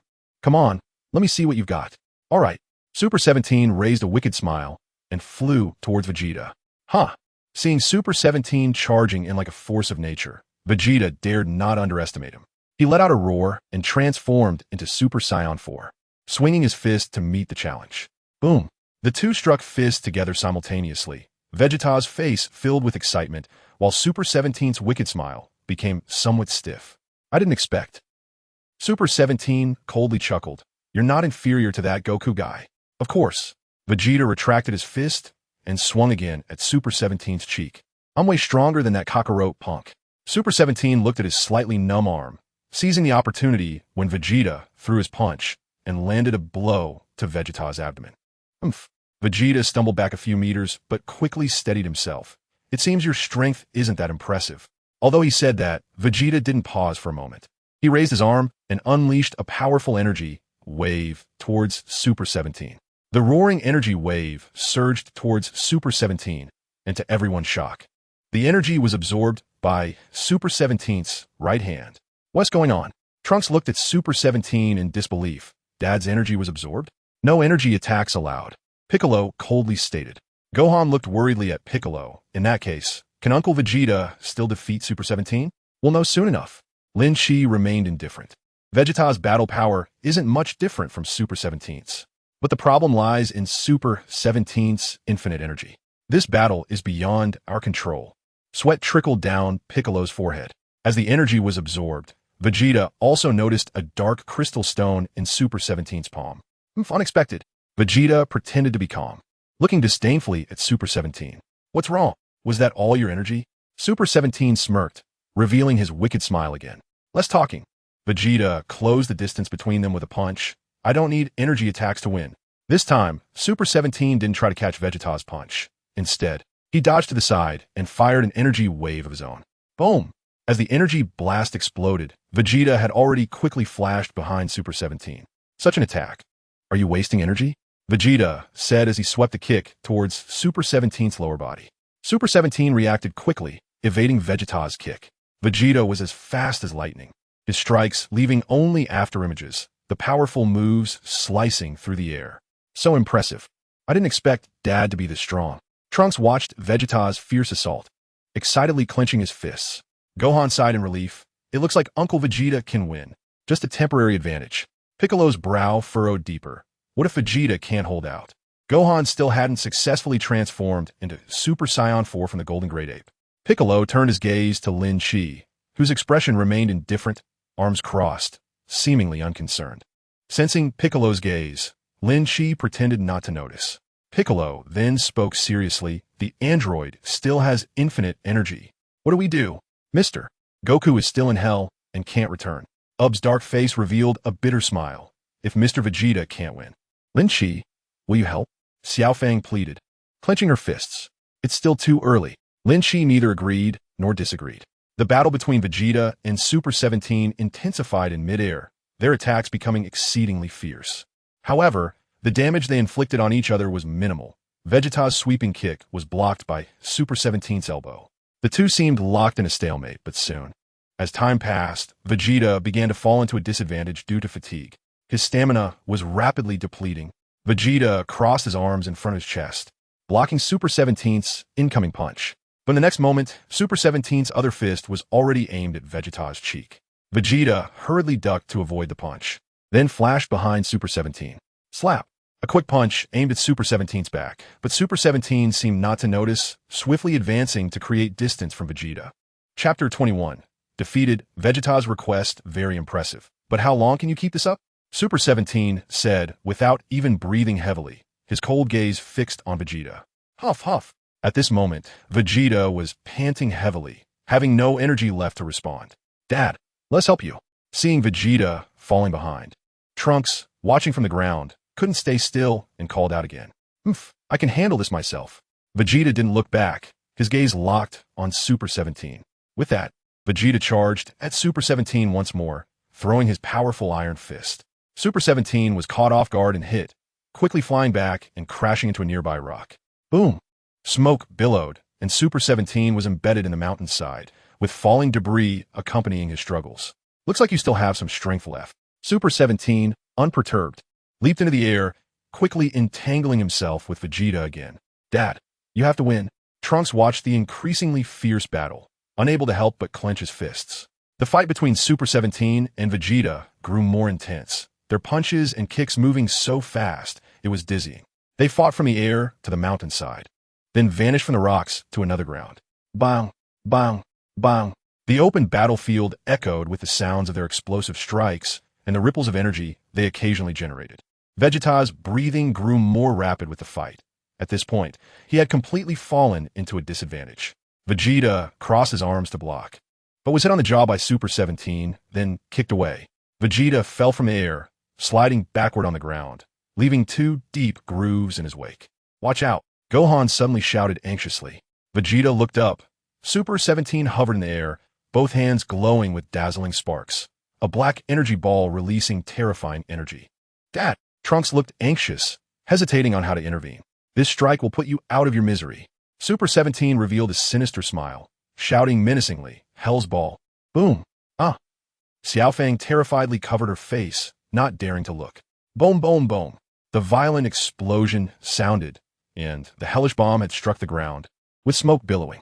The ground shook violently, and as the smoke cleared, a massive deep pit came into view, along with the vanished Vegeta. Ha ha! He's dead. We took one down. Dr. Gero laughed triumphantly at the sight of the pit devoid of any remains. Humph. Super 17, however, looked in another direction mid-air, his expression very grim. He couldn't even see the opponent's speed. Great! Trunks also looked over, filled with joy and surprise. In mid-air, Lin Chi draped Vegeta's arm over his shoulder, avoiding Super 17's energy ball. Saved, OOB said softly, and Xiaofang peeked through her fingers, finally letting out a heavy sigh of relief upon seeing this scene. I can't see his movements at all. Piccolo broke out in a cold sweat unconsciously. Just as Gohan said, he's very powerful. Damn it. Dr. Gero clenched his fists in frustration, regretting the missed opportunity. Who is this guy? I've never seen. Dr. Gero looked puzzled. He had never known such a formidable existence existed. To be able to save Vegeta at such a critical moment. TSK. Super 17's expression grew even darker. Saving someone right under his nose was a slap in the face. Lin Chi, Vegeta, was in a desperate state. He didn't even have the strength to move a finger now. Still wanting to continue fighting, Lin Chi glanced at Vegeta indifferently and descended to the ground. No, I want to. Vegeta hesitated, supported by Lin Chi as he landed. Just as Lin Chi was about to let go, Vegeta trembled and grasped Lin Chi's arm. His voice extremely soft, like a mosquito's buzz. Lin Chi, please protect the Earth. Lin Chi was somewhat taken aback. What did he just hear? Was it an auditory hallucination? You still need a time machine. You must protect Bulma. Vegeta's vision began to black out, a sign of extreme physical exhaustion. Please. Vegeta's voice grew fainter until he completely fainted, leaning against Lin Chi's shoulder. Dad! Trunks flew over quickly, reaching out to support Vegeta. Dad, what's wrong with you? He just exhausted himself and fainted, Lin Chi said, but his gaze was deeply fixed on the unconscious Vegeta. Please, I beg you. Could such words really come from Vegeta? If anyone else had said such a thing, Lin Chi wouldn't have been so astonished. But it was Vegeta who said it, the proud Scion Prince. A person with such strong self-esteem actually asking someone for help? Asking someone to protect Earth? Unbelievable. Also equally shocked was Piccolo in the distance. Due to his unique ears, he heard Vegeta's words clearly and distinctly. The proud Vegeta actually begged Lin Chi. Just how terrifying was this Lin Chi? Lin Chi pressed his lips together and withdrew his gaze, turning to look at Super 17 in midair. Vegeta, I won't tease you anymore. Lin Chi's expression was serious as he murmured softly. The thought of poking at Vegeta's proud demeanor vanished in that moment. Vegeta's pride could be discarded for Bulma. Then let's not go by the original plot. Wait for Goku to return. Lin Chi clenched his right hand into a fist. 17, hurry up and kill them. Gro urged Super 17 repeatedly, unable to bear it any longer. Who knows when that guy Goku will come back from hell? You all can die with Vegeta. Super 17 coldly extended his hand, unleashing another energy ball from his palm. Humph. Seeing the energy ball rushing towards him, Lin Chi reached out and swatted it away. The energy ball flew towards Dr. Gro and Dr. Mew, and a sudden explosion erupted, creating a mushroom cloud. The ground trembled again, and a mountain instantly shattered into countless stones, leaving Dr. Gro and Dr. Mew in a very awkward position as they tried to dodge. Damn it, that damn guy. Hurry, 17, kill him. Dr. Grow shouted angrily as he lay on a large piece of rubble. Chapter 22. Make a move. I hate your 250 centimeters height, very noisy. Lin Shi instantly teleported behind Dr. Grow and apathetically placed his hand on his back. You should go back to hell and play. No, no. 17. Hurry and save me. Dr. Grow frantically shook his head, terrified beyond measure. But at this moment, it was too late for any words. Boom! With Lin Shi's energy blast, Dr. Grow met his end, turning into smoke that dissipated into the air. 17.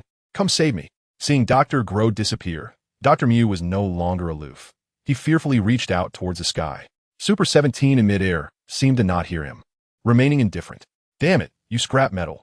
How dare you ignore my orders? Dr. Mew angrily scolded. Useless. Who are you calling useless? Super 17 looked at Drive Mew, suddenly revealing a sinister smile. Swish. Super 17 raised his hand, gathering an energy blast in his palm, and shot it at Dr. Mew. Do I still need you to teach me how to do things? Super 17 coldly smiled as he watched Dr. Mew turn to ashes from the energy blast. You don't even know what you're worth. Are they having an internal conflict? Xiaofang asked Gohan, a bit confused. How cruel. Killing your own companions. Gohan's face also showed some discomfort. They aren't really companions. Piccolo corrected. Ha. Super 17 laughed wildly, finally no longer needing to pretend to obediently follow them. 17. The arriving 18 looked at the sky, gritting her teeth. Thus, the two doctors met their end before Super 17. Super 17 revealed a charming smile, brushed his hair behind his ear, and looked at Lin Shi. Next, is it your turn to be my opponent? Don't you want to thank me? Lin Shi looked expressionlessly at Super 17. Or are you still going to destroy the Earth? No need to thank me. I never intended to keep these two guys. Super 17 looked disdainfully at the spot where the two doctors had stood. Oh. Lin Shi responded lightly, asking again, are you sure you don't want to stop here? Super 17 smirked, clenching his fists and charging at Lin Shi. This is a show of action. It seems you have a choice. Lin Shi brought his fingers together, transforming them into a blade and unleashing an energy slash towards Super 17. Crack! A faint sound echoed as Super 17 looked in shock at his falling arm, revealing a mechanical wound. I clearly dodged. Wow, so impressive. Piccolo's eyes widened in disbelief as he looked at Lin Shi. Just one move. So simple. He directly disabled one of Super 17's arms. Yay! Xiaofang also shouted excitedly. Lin Shi is indeed strong. Trunks exclaimed excitedly. I can avenge my dad. 17. 18 looked in shock at Super 17, now a one-armed man, covering her mouth in disbelief. Super 17 ignored his fallen arm, scanning the surroundings warily, but his vigilance was utterly ineffective. Do you have any last words to say? Lin Shi appeared above Super 17 and kicked down. Caught off guard, Super 17 was sent crashing to the ground, creating a new pit. Watching Super 17 leap out of the deep pit, Lin Shi waved his hand, and the energy in his palm once again became brilliant. Just a coincidence. Super 17's gaze grew increasingly sinister as he refused to believe everything that had happened before was real. Seeing Super 17 charging at him again, Lin Shi shrugged indifferently. If you don't believe this, then I'll slap you with facts again. Your speed isn't fast enough. Lin Shi disdainfully said, grabbing Super 17's incoming fist and throwing him away. The speed of the throw was akin to a bullet being fired, zipping through countless mountain rocks, finally sliding to a stop after thousands of meters, leaving deep trenches in its wake. How is this possible? Damn it, bastard. This time Super 17 had to believe this person was even stronger than Vegeta. Super 17 leapt into the air again, closing in on Lin Shi, throwing punches and kicks at him. The speed was so fast it seemed he had countless arms and legs, with endless afterimages appearing. So amazing.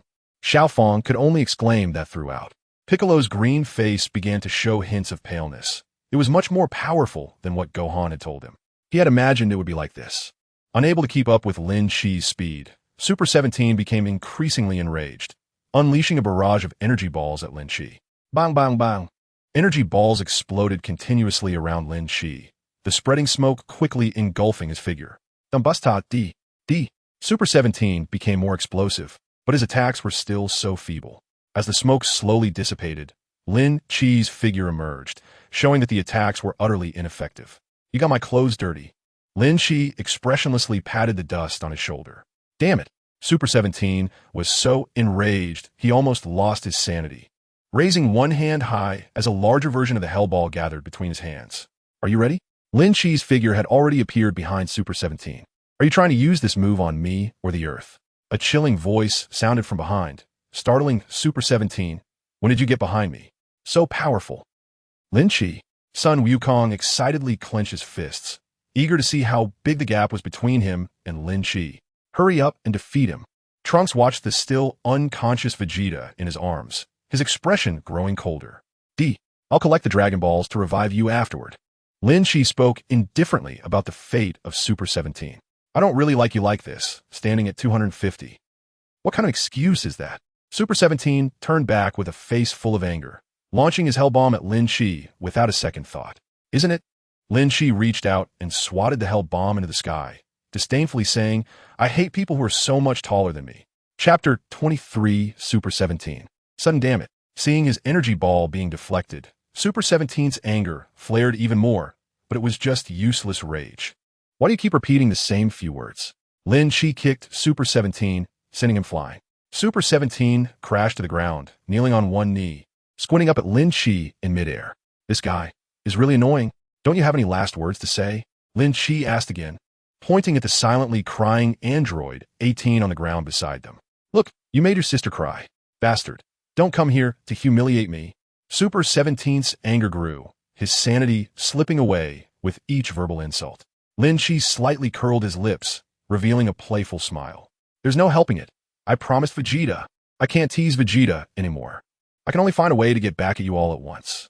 Bastard. Super 17 exerted force under his feet and charged towards Lin Chi again. Watching Super 17 swing his fist at him once more, Lin Chi tilted his head slightly to evade and delivered a heavy punch to Super 17's abdomen. This is how you throw a punch, Lin Chi said coldly with a smirk. Huh. Super 17's eyes widened as he couldn't suppress his cries of pain, incredulously spitting out a mouthful of blood. Is this all your infinite energy can do? Lin Chi frowned slightly, too weak. I'm no longer interested in you. Dragon Fist. Lin Chi clenched his fist and aimed at Super 17, striking again with powerful force that pierced through Super 17's abdomen. Lin Chi frowned. This punch was purely a result of strength, not the Dragon Fist of Sun Wukong. Piccolo and the others had experienced the true explosive power of Sun Wukong's Dragon Fist, and they felt quite awkward. Hearing Lin Chi shout earlier, they thought he could use this move too. Goodbye. Lin Chi effortlessly withdrew his arm, shaking it off in disdain as he looked at Super 17, who had fallen from the sky. 17. Android 18 watched Super 17 crash to the ground, tears flowing like pearls strung on a broken thread. His large abdomen was shimmering with crackling electric sparks. At this moment, Super 17 was finally no longer menacing. Android 18 gently held 17 in her arms. Don't worry, I will collect the Dragon Balls to revive you. 18. 17 gave a miserable smile, reaching out to wipe away the tears streaming from 18's eyes. I am sorry. I didn't mean to kill Krillin. It's okay. Woo-woo. Android 18's tears surged even more as she held Super 17 tightly in her embrace. I don't blame you. I don't blame you. It's all the fault of those two damn doctors. OOB echoed in agreement. Woo-woo. So touching. Xiaofang also kept wiping her tears. It's okay. We'll go get the Dragon Ball radar from Aunt Bulma later. Son Gohan patted Xiaofang's shoulder, comforting her. Trunks. At this moment, Vegeta also slowly regained consciousness, struggling to sit up and look at Lin Chi, who had fallen in front of him. How do you feel? Lin Chi casually asked, resting his hands behind his head as he looked at the choked-up Android 18. The atmosphere is quite something. Indeed, a beauty must be paired with a handsome guy. Oomph. Vegeta didn't answer, giving a proud cold snort as he turned to look at the devastated ground. Thank you. Lin Chi glanced strangely at Vegeta, not responding, and fell into his own thoughts while looking at the mournful group in front of him. Having killed Android 17, the next should be the evil dragons. The evil dragon with a cigar? Sigh. His strength is still not enough. When can he return his own timeline? He misses that mouse and that hairless cat. By the way, wasn't the Super I Ching long defeated by the fusion of Sun Wukong and Vegeta? Was it Gogeta? Or was it Sun Wukong's spirit bomb? Lin Chi. Lin Chi. Son Gohan cautiously tapped Lin Chi's shoulder. Huh. Lin Chi came back to his senses and asked in confusion. What is up? Do you have any ideas? Dad is still trapped in hell and can't come back. Son Gohan said with a worried expression. Oh. Lin Chi replied indifferently, looking at Son Gohan, completely embodying the saying the Emperor is not anxious, but the eunuch is anxious. The current Sun Wukong is not the little Wukong from back then. He can instantaneously move, right? Lin Chi spoke lightly, and under the puzzled gazes of everyone, his figure disappeared from a spot. Although he said that, Lin Chi wasn't sure whether that guy Sun Wukong could really come back to Earth. After all, his instantaneous movement was only learned from the Yardrat people, and he didn't know how far hell was from Earth. Before Son Gohan could finish his puzzled words, Lin Chi used instantaneous movement to bring back Sun Wukong from hell. Hey, why did you bring me back? What's going on? Sun Wukong looked at Lin Chi with dissatisfaction. I haven't even started fighting with pork rice yet. No one paid attention to the grumbling Sun Wukong as the group gathered together to discuss. Although Earth had regained peace and everyone who escaped from hell had been sent back, the damaged environment, the humans who had been killed, and the series of environmental disasters caused by the aftermath of the battle still needed to be addressed. At this time, it was necessary to collect the Dragon Balls and make a wish to the dragon. Lin Chi, is it you who solved the enemy again? Sun Wukong rested his hands behind his head, speaking in a sour tone. Lin Chi glanced at Sun Wukong lightly. It was Vegeta who begged me while crying. Really? Sun Wukong looked at Vegeta in shock. Nonsense. Vegeta angrily clenched his fists and questioned Lin Chi. When did you see me cry? And when have I ever begged you? Sigh.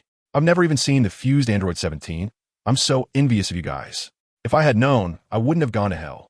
Sun Wukong lamented his regrets even more. Did you ever use the evil containment wave when you were in hell? Lin Chi ignored the thunder of Vegeta and turned to ask Sun Wukong. Oh, you know about the evil containment wave? Sun Wukong was somewhat surprised. His gaze towards Lin Chi filled with excitement. How about we have a spar? No need. Lin Chi looked at Xiao Fong, who was walking towards Sun Wukong. You guys should go collect the Dragon Balls. Sun Wukong, being dragged away by Xiao Fong, had a reluctant expression. Then it settled. Lin Chi. When the Dragon Balls are collected, you must spar with me. Chapter 24, My Brother Long, making a grand entrance. Lin Chi didn't respond, and Sun Wukong's wish was destined to fail. As they collected the Dragon Balls, the evil dragons should be making their appearance soon. When will you return your timeline? Vegeta still stood by without moving. He basically didn't need to deal with the aftermath. With money, why exert effort? I don't know. Lin Chi replied indifferently. He wanted to see how powerful the Super One-Star Dragon would be before deciding on his plans. Sigh. Lin Chi felt annoyed just thinking about this question. He stared at Vegeta and asked, Do you have a brother? Vegeta looked at Lin Chi with disdain. Haven't you, a scion, heard of our royal family's connections? You have a very cowardly and useless brother. Lin Chi directly exposed what Vegeta 3 had done. Vegeta was momentarily stunned by Lin Chi's words, looking at him with a complex expression as he uncertainly asked, I really have a brother? Lin Chi turned and leaped into the air, flying away. Vegeta, left behind, furrowed his brow tightly, lost in thought. Do I really have a brother? How does Lin Chi know this? This is definitely a top secret. After returning to Bulma's house. Lin Chi, you're back? Bulma quickly noticed Lin Chi landing on the balcony and waved to greet him. The energy for the time machine has been fully charged. When do you want to use it? However, I recommend that I do some more tests and also check your physical condition. Science still needs to be treated rigorously. Lin Chi was a bit surprised, but quickly returned to an indifferent expression. You go ahead and make a fuss. At the moment, he wasn't in a hurry to go to the future. He remembered that after the evil dragon, little Wukong followed the divine dragon and ran away. Was the divine dragon in the dragon realm? Lin Chi quietly watched the subsequent series of events, and soon it was time to summon the Dragon Balls. Lin Chi leisurely leaned against the balcony railing, watching a group of people below gathered around the Dragon Balls on the grass. The 7 Dragon Balls placed in the middle of the crowd all showed fine cracks. What on earth is going on? Bulma frowned tightly. Did they look like this when you collected them? Sun Wukong nodded helplessly. Do you think these Dragon Balls can still be used? Trunks also looked confused, asking about the broken Dragon Balls. What about Piccolo? Bulma looked around. Isn't the Dragon Ball related to him? Ask him. No, the Dragon Balls are managed by Dandy. How about I go to the Heavenly Temple and ask? Sun Wukong corrected Bulma. It's just some cracks, right? Hurry up and summon the dragon. Vegeta leaned against the wall, looking somewhat impatient. It really is troublesome going back and forth. Xiao Fang stared at the Dragon Balls and eagerly said, Let me summon the dragon. Before anyone could stop her, Xiao Fang shouted loudly, Come out, dragon. Time slowly passed, and everyone waited quietly. A gust of chilly wind blew by. Xiaofang grew increasingly embarrassed. Her eyes filled with tears as she looked pitifully at everyone. Why? Am I not calling it right? Lin Qi looked up at the sky, which was still blue, the clouds still pure white, and a cool breeze brushed against his cheeks. Should we call out again? Sun Wukong was also indecisive and hesitated to ask. All right. Sun Wukong lifted the large beam onto his shoulder and shouted at the Dragon Ball on the ground. Come out, Shenlong. A gust of chilly wind stirred up a few withered leaves from the trees, spinning and falling to the ground. Sun Wukong felt a bit awkward, uncertainly reaching for the back of his head. Do we all recite it wrong? How about we try calling again? Trunks also spoke up, insisting that they had to make Shenlong appear. As he finished speaking, the sky suddenly darkened, but the expressions of the group did not change to happiness. Because while the sky was indeed dark, it had turned into an eerie dark red, completely different from the change when Shenlong appeared. At the same time, the previously barely noticeable crack on the Dragon Ball began to widen, spewing out thick black smoke. Crack! Everyone's gaze was fixed tightly on the Dragon Ball, each person's eyes reflecting different emotions. Only Lin Qi, standing by the balcony, remained remarkably calm as he watched the slightly glowing Dragon Ball begin to emit intense light. Bang! Blue smoke gathered above everyone's heads, vaguely forming the shape of a dragon. With a loud bang, a western dragon appeared before them, holding a cigar in its mouth and a lighter in its hand. Socially, your dragon brother, making a grand entrance. Has it failed its surgery? Bulma looked a bit dazed, staring blankly at the evil dragon. By the way, do dragons need beauty surgery? Trunks asked in confusion, looking at Bulma. So ugly. Is he really Shenlong? Xiao Fang pointed in shock at the evil dragon. My memory of Shenlong is not like this. It should be, didn't he come out of the Dragon Ball? Sun Wukong didn't care much, casually starting to make a wish. Hey, Shenlong, let the dead come back to life. Oof. The evil dragon let out a proud, cold snort, pulling out a cigar from somewhere and putting it in his mouth. Whoosh! At this moment, Piccolo quickly landed on the ground, looking at the evil dragon. This guy has such a strong, evil aura. How did you summon such a disgusting thing? By collecting Dragon Balls. You have a lot of guts. How dare you speak to me like that? The evil dragon's face twisted, speaking fiercely. The terrifying expression scared Xiao Fang, who immediately hid behind Sun Wukong. What are you? Piccolo glared fiercely, questioning. You are the thing. The evil dragon completely ignored everyone, pulling out a lighter to light the cigar. What kind of operation is this? This action left everyone bewildered. The evil dragon leisurely started smoking the cigar in the midst of everyone's confused expressions, puffing. As the evil dragon thought he was elegantly blowing smoke, he revealed a sinister smile. I will no longer be at your mercy. I can't shake the feeling that this Shenlong is strange. Trunks couldn't stand the choking smoke any longer, voicing his complaints. Akimapa, Gudbia, Fulijumans. As soon as the words left his mouth, the evil dragon tossed aside the cigar and swallowed all the Dragon Balls on the ground in one gulp. In an instant, he transformed into a cloud of black smoke, splitting into 7, each holding a Dragon Ball, flying off in 7 different directions. Chapter 25, Twin Dragons, Mysterious Confidence. They've flown away. Bra stretched out her hand to shield her eyes, gazing at the dragon's shadow that vanished in an instant. Oh dear, what a strange Shenlong. Chi-Chi also sighed. What about the wish? Sun Wukong's mouth twitched slightly. What on earth is happening? Everyone looked at each other in confusion. The strange Shenlong had left in such a strange manner, leaving them at a loss. Just looking at that dragon, it's clear it's not the original Shenlong. Vegeta scoffed. Bulma looked helplessly at Sun Wukong. What do we do now? What about the dead? Hey, the one that just appeared was the evil dragon. The North Kai's voice suddenly echoed in everyone's ears. Following the North Kai, the old Kaioshin began to ramble on. The North Kai explained the origin of the evil dragon and then settled down, while the old Kaioshin started to scold. This scolding lasted for a full half-hour. You shirked responsibility, I complained. After the fact, you're smart. Before the fact, you're like a pig. Lin Qi spoke faintly, causing the old Kaioshin to immediately shut his mouth. If you're useless, don't blame others. Bulma nodded heavily, fully agreeing with Lin Qi's words. Yes. Why didn't you say it earlier? It's all your fault as gods. Otherwise, would Sun Wukong and the others have to deal with enemies? If it weren't for our companions sacrificing, would we frequently use the Dragon Balls? What about your earlier wishes to restore youth?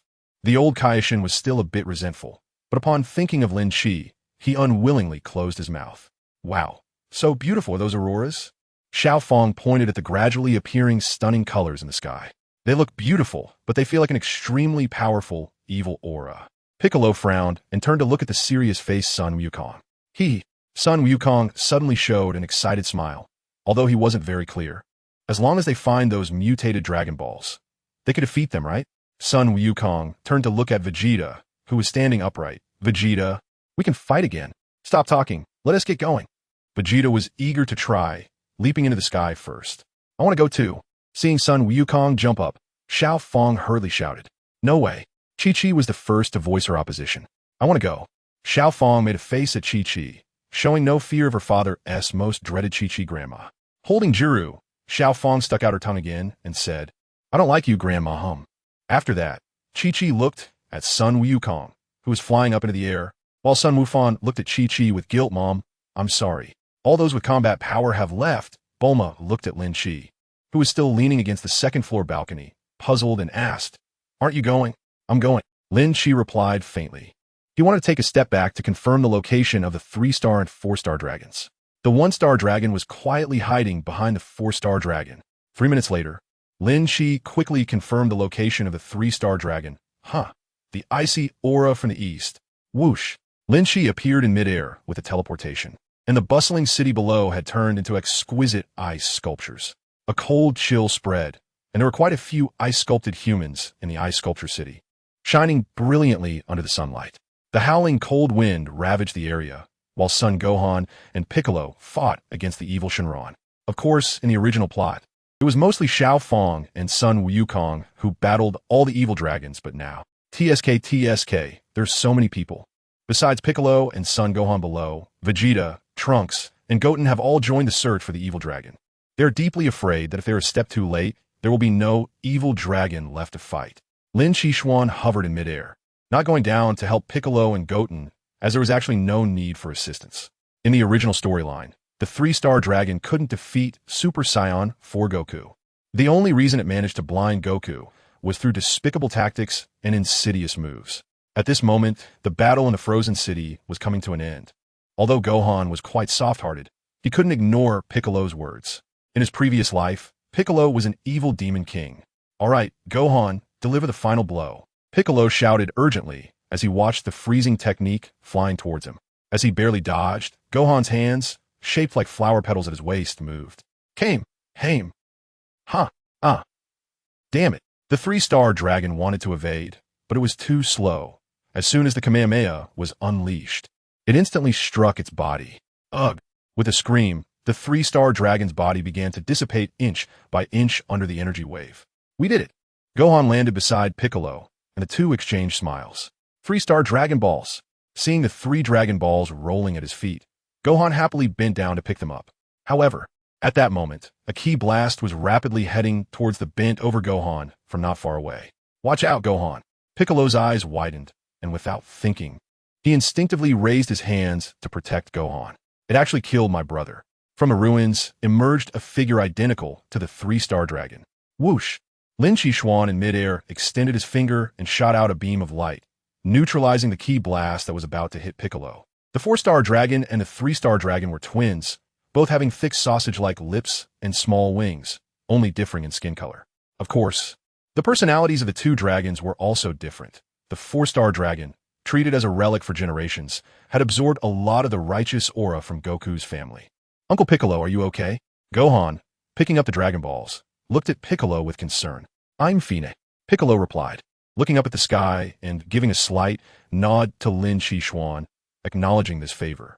Lin Qi fell from midair beside Piccolo and looked at the 4-star dragon across from him.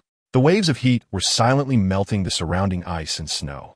Is he Sun Wukong's son? The 4-star dragon shifted its gaze from Son Gohan to Lin Qi. I was originally waiting for Sun Wukong, but the waiting time is much longer than I expected. It seems I should deal with all of you first. The 4-star dragon focused its attention on Lin Qi. Deal with me? You're quite confident. Lin Qi raised an eyebrow, finding the statement somewhat amusing. To say that the 4-star dragon, at most, is on par with Super Saiyan 4 Goku, actually claims it will eliminate him. Chapter 26. The 4-star dragon's ultimate move. The 4-star dragon carried itself with arrogance, its contemptuous gaze directed at Lin Qi, truly exuding a mysterious confidence. Lin Chi, why don't I take over? Son Gohan looked at the two adversaries, feeling excited. Gohan, this guy is different from the previous three-star dragon. Even if we team up, we won't be able to defeat him. Piccolo, seeing more than the others, shook his head slightly and took Son Gohan into the air, creating distance from the battlefield. Lin Chi shrugged indifferently. Then let's make it quick.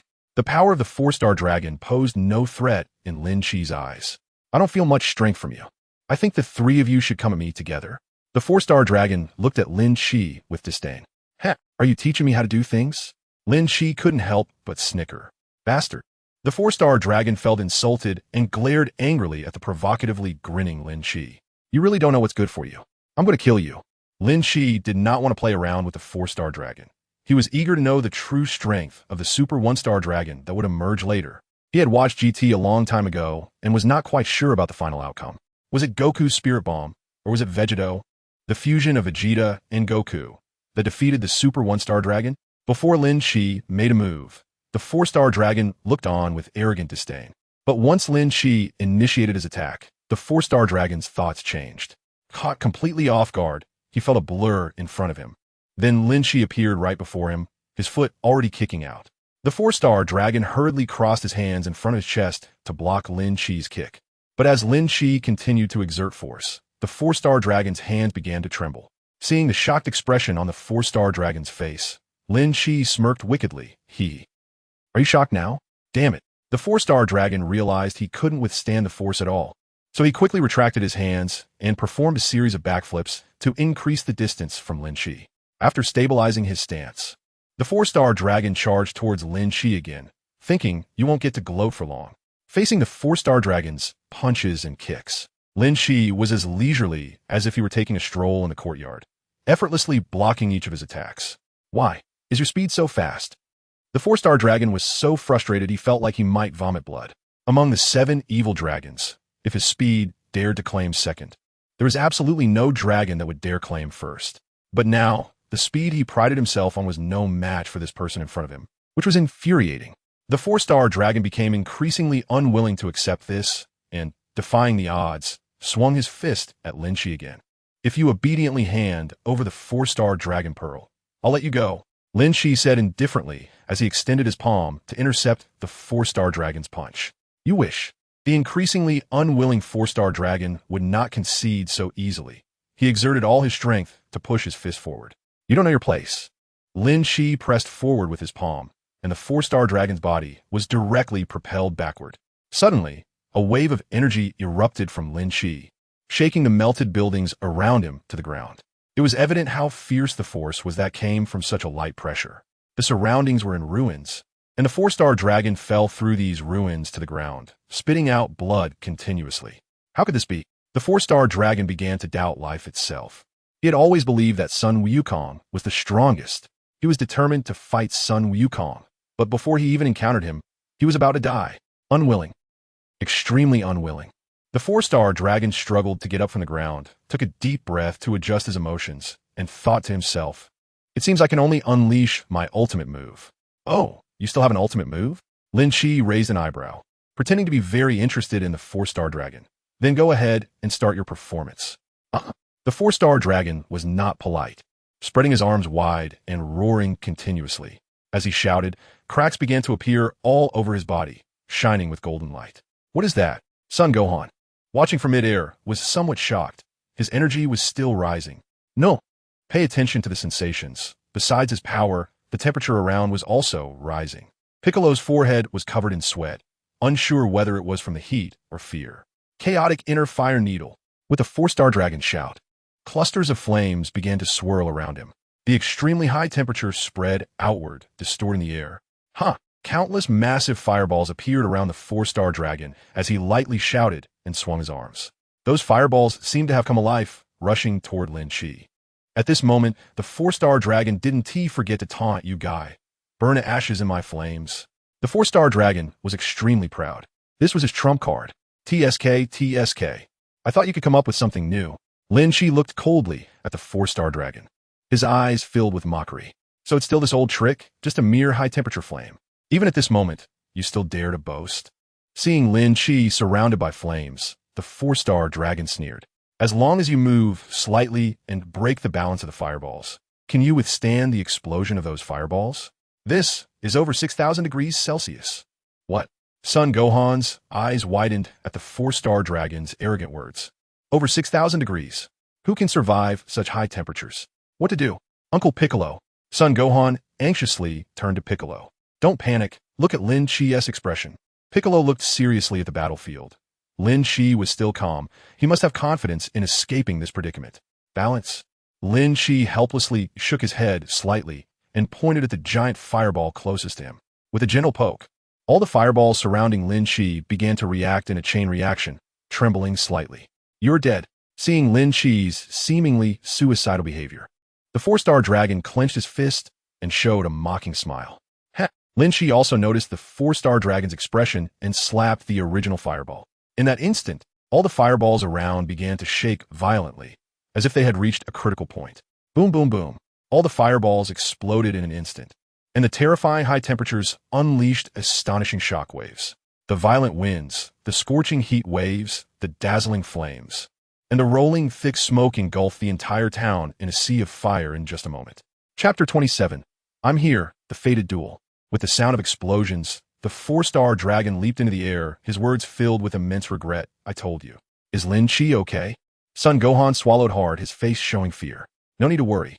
I can still feel his energy, although it's very weak. Piccolo stared motionless at the center of the sea of fire. In the rolling flames, it looked like clusters of blood-red flowers swaying. And as the smoke dissipated, the flames diminished. The four-star dragon also looked at the area where the explosion was most severe. Some stones had been burned to ashes, leaving large blank spaces with nothing left. Huh, is that direction my dad's? Xiao Fong, holding Jilu, followed behind Sun Wukong, shielding her eyes with her hand to look at the horizon. That was half the sky stained red by the flames, resembling a beautiful sunset. Such powerful energy. Sun Wukong paused and urged Xiao Fong anxiously. Let us go take a look.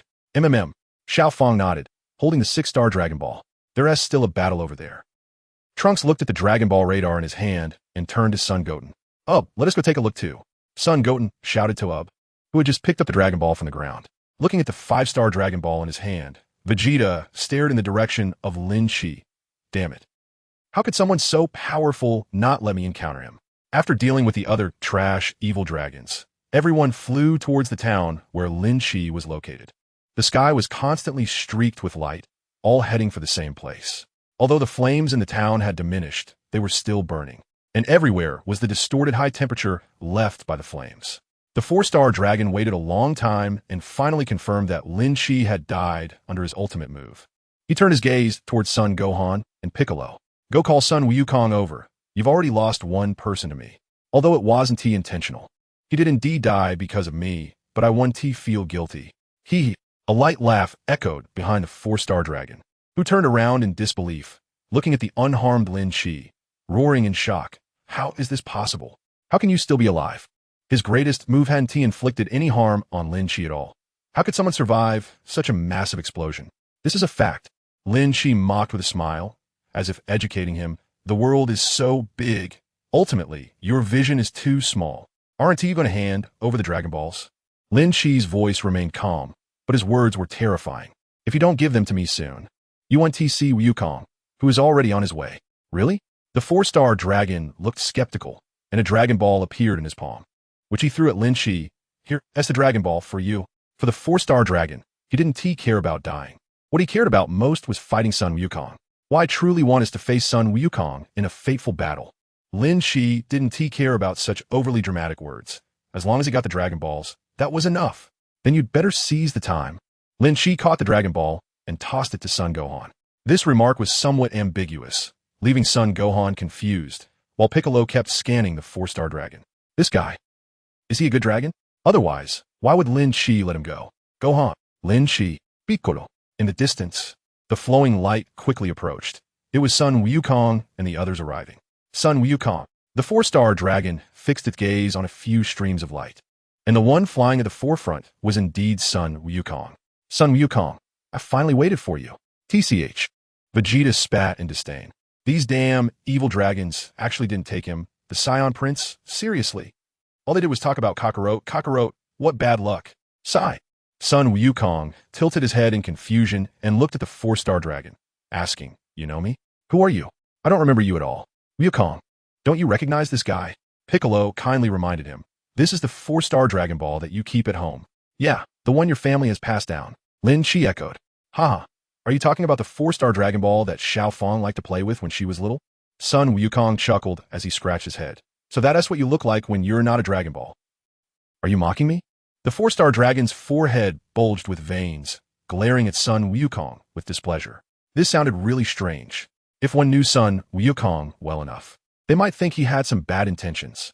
The scene turned quite inexplicable, becoming a mutual introduction meeting between Sun Wukong and the four-star dragon. "Hello." Sun Wukong boldly extended his hand to shake hands with the four-star dragon. However, the four-star dragon arrogantly snorted, "I waited for you just to fight. Come on." A fateful battle. Then, amidst everyone's bewildered expressions, the man and the dragon stood facing each other, ready to fight at any moment. "What is going on?" Vegeta looked at Lin Chi with dissatisfaction. "Why does that guy specifically want to duel with Kakarot?" Lin Chi glanced at the disgruntled Vegeta and briefly explained the situation. After hearing about Goku's connection with the four-star dragon, Vegeta was finally satisfied. The others looked at the two opposing figures and began to discuss. Who would have thought that the four-star Dragon Ball had such a connection with Mr. Goku? Trunks exclaimed repeatedly. Goten also expressed his surprise, saying, "I thought that Dragon Ball was just a simple decoration. It's left by Grandpa's grandpa." Xiaofang felt a bit guilty for treating the Dragon Ball as a toy. "Goku, I've been waiting for you for a long time." When the four-star dragon said this, its expression was complex, filled with anticipation, excitement, combat intent, and a bit of anxiety. Although I don't quite understand why you've changed your appearance," Goku said nonchalantly, adopting a fighting stance, his expression serious. "I'm coming, four-star dragon." With a shout from Goku, he flew toward the four-star dragon. In his normal state, Goku was sent flying by a punch, crashing into a building's ruins. "Ouch, ouch, ouch." Goku rubbed the back of his head, got up from the rubble, and looked at the four-star dragon with fighting spirit, saying, "You look very strong. Goku, your strength shouldn't be just this." The four-star dragon's expression grew more serious as it fixed its gaze on Goku and shouted, "Ha, all right, then I want to hold back." Goku yelled and transformed into Super Saiyan 4, charging again at the four-star dragon. Chapter 28, Disappearance, the Evil One-Star Dragon. The immense energy released created a shockwave that swept away the surrounding ruins like a hurricane. Vegeta felt a bit jealous, thinking that if he had known it was all such trash, he wouldn't have come. Trunks awkwardly wiped his nose and tried to persuade him, "Dad, don't say that." "Goku, go for it." OOB also cheered for Goku with a clenched fist. If before, Goku had to take a hit to get into the zone, then the real battle had now begun. The punches of Super Saiyan 4 Goku and the elbow of the four-star dragon clashed. They were ready to engage, and their fast-moving punches and kicks intertwined in a dizzying display. As they collided, the two locked hands, competing in strength, pushing each other, with veins popping on their foreheads. As they battled for power, they simultaneously distanced themselves from each other and then unleashed energy blasts. "You truly are my fated opponent, Goku. You are indeed powerful." The four-star dragon's expression was invigorated, revealing a faint smile. "You're not bad either."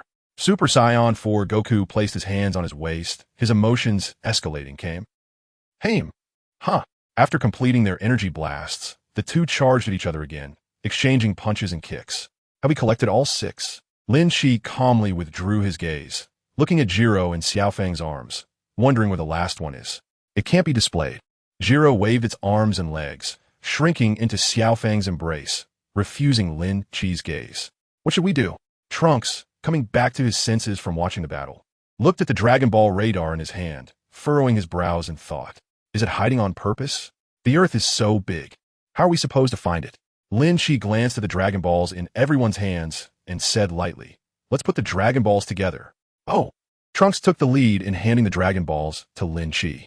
The people present were not as strong as Lin Chi, so it was indeed the safest option to let him handle them. But soon, under Trunks' puzzled expression, Lin Chi unexpectedly stuffed all the Dragon Balls into Xiao Fang's backpack.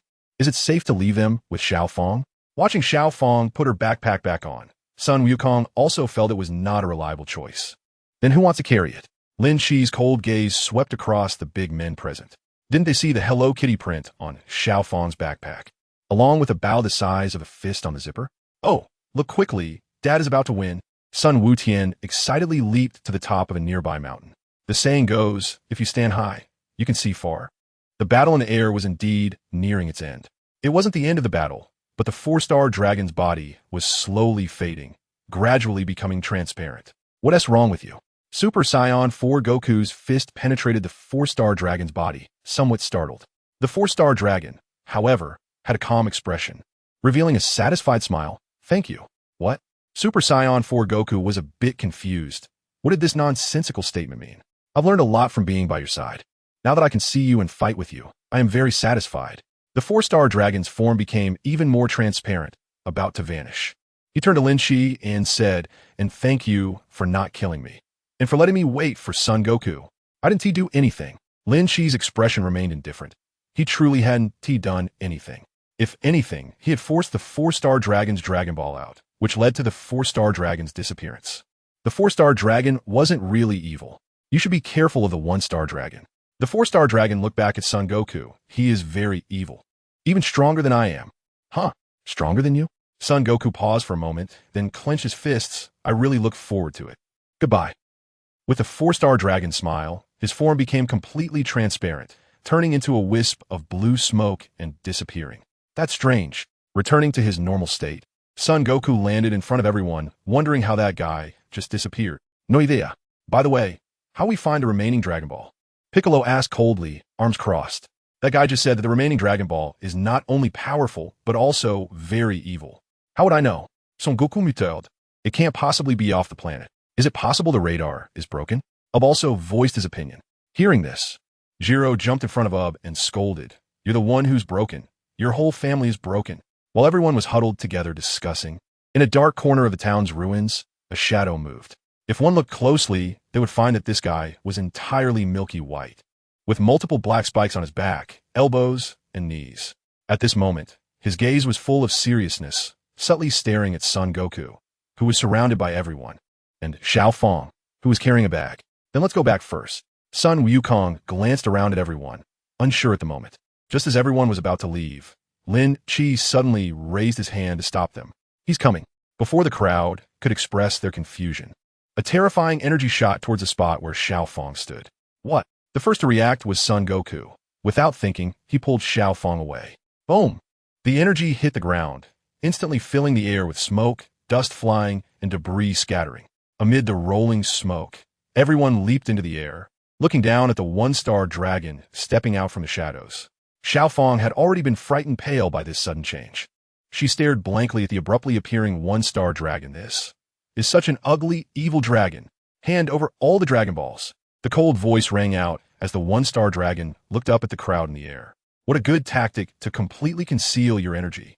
Lin Chi smirked, speaking in a tone of praise. Even the Dragon Ball radar can't find you? This guy is the last evil dragon, right? Sun Wukong stared at the ground with full vigilance. Piccolo's expression grew increasingly grim. Damn it, how come there's one powerful evil dragon after another showing up here? It really seems endless. If you don't want anyone to die, obediently hand over all the remaining Dragon Balls otherwise. The one-star dragon grinned maliciously, threatening. Chapter 29. Let go of Vegeta. Let me handle this. Don't wait until someone is alone. Damn guy. Upon hearing this, Piccolo's forehead bulged with veins. He felt it. This guy's battle power is not below mine. Vegeta shouted angrily if this guy succeeds in a sneak attack. Apart from him, Kakarot and Lin Chi, the rest wouldn't survive. His Trunks and Bulma were both in danger. To dare threaten us, you have some guts. Vegeta shouted furiously, instantly transforming into Super Saiyan 4 and charging at the one-star dragon. I think it's you who should hand over the Dragon Balls. Bang! To everyone's surprise, Vegeta's swift punch was easily caught by the one-star dragon. Haha, with your words, you really don't know your place. The one-star dragon's eyes flashed with killing intent, his tone icy. How is that possible? Vegeta was somewhat taken aback. He had put at least 80 of his strength into that punch. It was blocked so easily? I don't even regard your strength. The one-star dragon sneered. Vegeta, unwilling to back down, raised his foot to kick the one-star dragon again, still being blocked. Vegeta, you are not his opponent. Lin Shi glanced at the one-star dragon indifferently. Although Vegeta wasn't a match for the one-star dragon, the one-star dragon was only barely at full power of Super Saiyan 4. For the kind of strong opponent he was pursuing, it was still far from enough. Bastard! Vegeta roared in anger as he retracted his foot, throwing another punch, this time with all his strength. Don't humiliate yourself. The one-star dragon laughed derisively, catching Vegeta's punch and sending him flying. A jumping clown. Damn it. Vegeta was furious. When had he ever been mocked like this? However, the power gap between Vegeta and the one-star dragon is too great. In just 2 rounds, Vegeta was pressed down by the one-star dragon, his head shoved into the ground, creating a dent. The one-star dragon sneered maliciously, throwing several punches at Vegeta's face, causing blood to spill from his nose. The brutal beating continued as the one-star dragon grabbed Vegeta by the tail, swinging him around like a whip. Vegeta was utterly beaten, first thrown to the ground, then slammed into another spot, lying face down with his limbs in the air.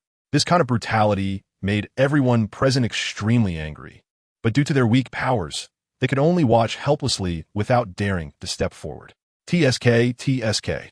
Lin Chi frowned, feeling extremely frustrated watching this, fearing that Vegeta's tail would be ripped off like this. Vegeta, Sun Wukong, couldn't stand it any longer. He transformed into Super Saiyan 4 and charged at the one-star dragon. One-star dragon, let go of Vegeta, as Super Saiyan 4 Sun Wukong rushed towards him. Vegeta was thrown into the air by the force. Dad! Trunks leaped up to catch Vegeta, but due to the immense impact, he was also lifted off the ground, crashing down with Vegeta, creating a massive crater in the ground. Trunks spat out a mouthful of blood, anxiously looking at the battered Vegeta. Dad, are you okay? After barely blocking a punch from the one-star dragon, Sun Wukong was pushed back, sliding several hundred meters. Damn, so strong. A frenzy flashed in the eyes of Super Saiyan 4 Wukong as he shouted and charged at the one-star dragon again. Super Saiyan 4 Wukong did not dare to hold back, unleashing all his power, causing surrounding debris to lift into the air. He swung his fist at the one-star dragon's face, but the one-star dragon merely tilted his head slightly, coldly looking at Sun Wukong, saying, "Your punch doesn't feel like much at all." Damn it. Sun Wukong frowned and once again threw a punch, with his punches and kicks. Either they were useless against the one-star dragon or easily dodged. I need to counterattack. The one-star dragon smiled playfully, suddenly swinging his fist. The punch sliced through the air, heading straight for Sun Wukong's chest, leaving him with no way to resist. He crossed his arms in front of his chest, feeling his arms tremble and bend against his chest. Just as Sun Wukong felt he was about to collapse, the one-star dragon retracted his fist and aimed for Sun Wukong's abdomen. Ugh! Sun Wukong let out a painful scream, feeling his stomach churn as he vomited a large mouthful of acid. With another kick from the one-star dragon, Sun Wukong was sent flying, and the one-star dragon raised his hand, firing a black energy ball. Mid-air, Sun Wukong hurriedly flipped his body, barely dodging the energy ball. Boom! As the energy ball exploded, Sun Wukong looked seriously in that direction, but the one-star dragon was nowhere to be seen. "Old Sun up there," Piccolo shouted anxiously, but this reminder came too late. Sun Wukong quickly looked up, and the one-star dragon's fist was already swinging towards his cheek. Ugh! Sun Wukong felt as if his face had been struck by a heavy object, his body flying like a bullet. The one-star dragon did not let up on Sun Wukong, following him as he flew back, continuously punching and kicking, directly sending him crashing to the ground. Sun Wukong, rapidly falling, created a massive pit in the ground, landing the deep hole. At this moment, the one-star dragon aimed another energy ball at Sun Wukong's position. Boom, boom, boom. The already smoky ground erupted further, debris flying everywhere. The one-star dragon's gaze shifted to Xiao Fong, who was carrying a backpack.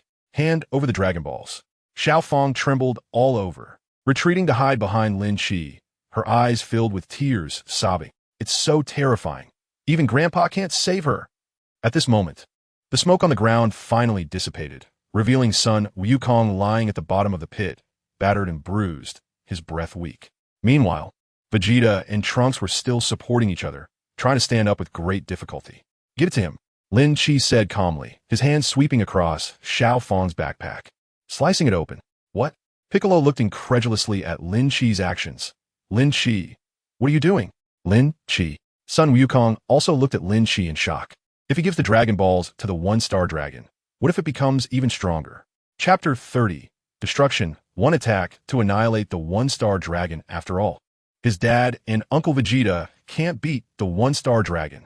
Huh. The one-star dragon grinned in surprise at the backpack thrown towards him. He opened it, confirming it was the Dragon Balls, and gave Lin Chi a satisfied look. What a perceptive kid. But soon, the one-star dragon's expression turned sinister again as he laughed maniacally. Ha! Don't think that just because you gave me the Dragon Balls, I'll let you go. You fools. Ha ha. I'm going to destroy the Earth. And even the entire universe. Damn it, Lin Chi, what are you doing? Vegeta, supporting Trunks, stood up angrily and shouted. Lin Chi, do you have some kind of plan?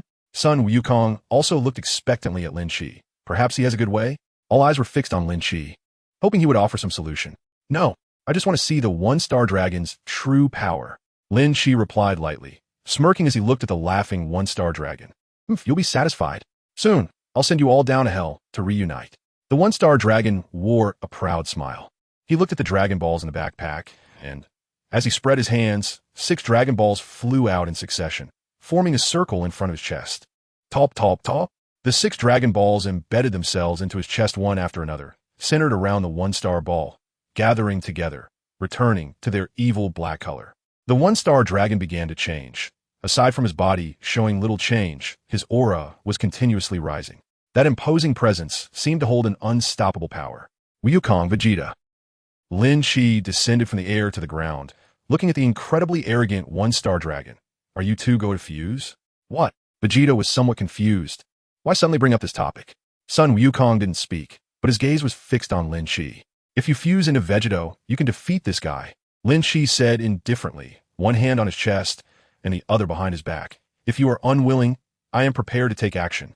You were given such an opportunity, yet you failed to meet my expectations, which makes me somewhat angry. Lin Chi's words remained as calm as ever.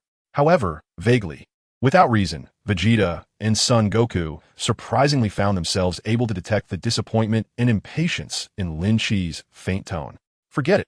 Lin Chi's expression grew even more indifferent, reaching a chilling degree as a purple glow gathered in his palm. Destruction. This strike of energy unleashed a tempest in an instant, causing the entire world to roar with turmoil, waves of terrifying energy spreading outwards. The ripples surged forth, raising an immense whirlwind that howled across the land.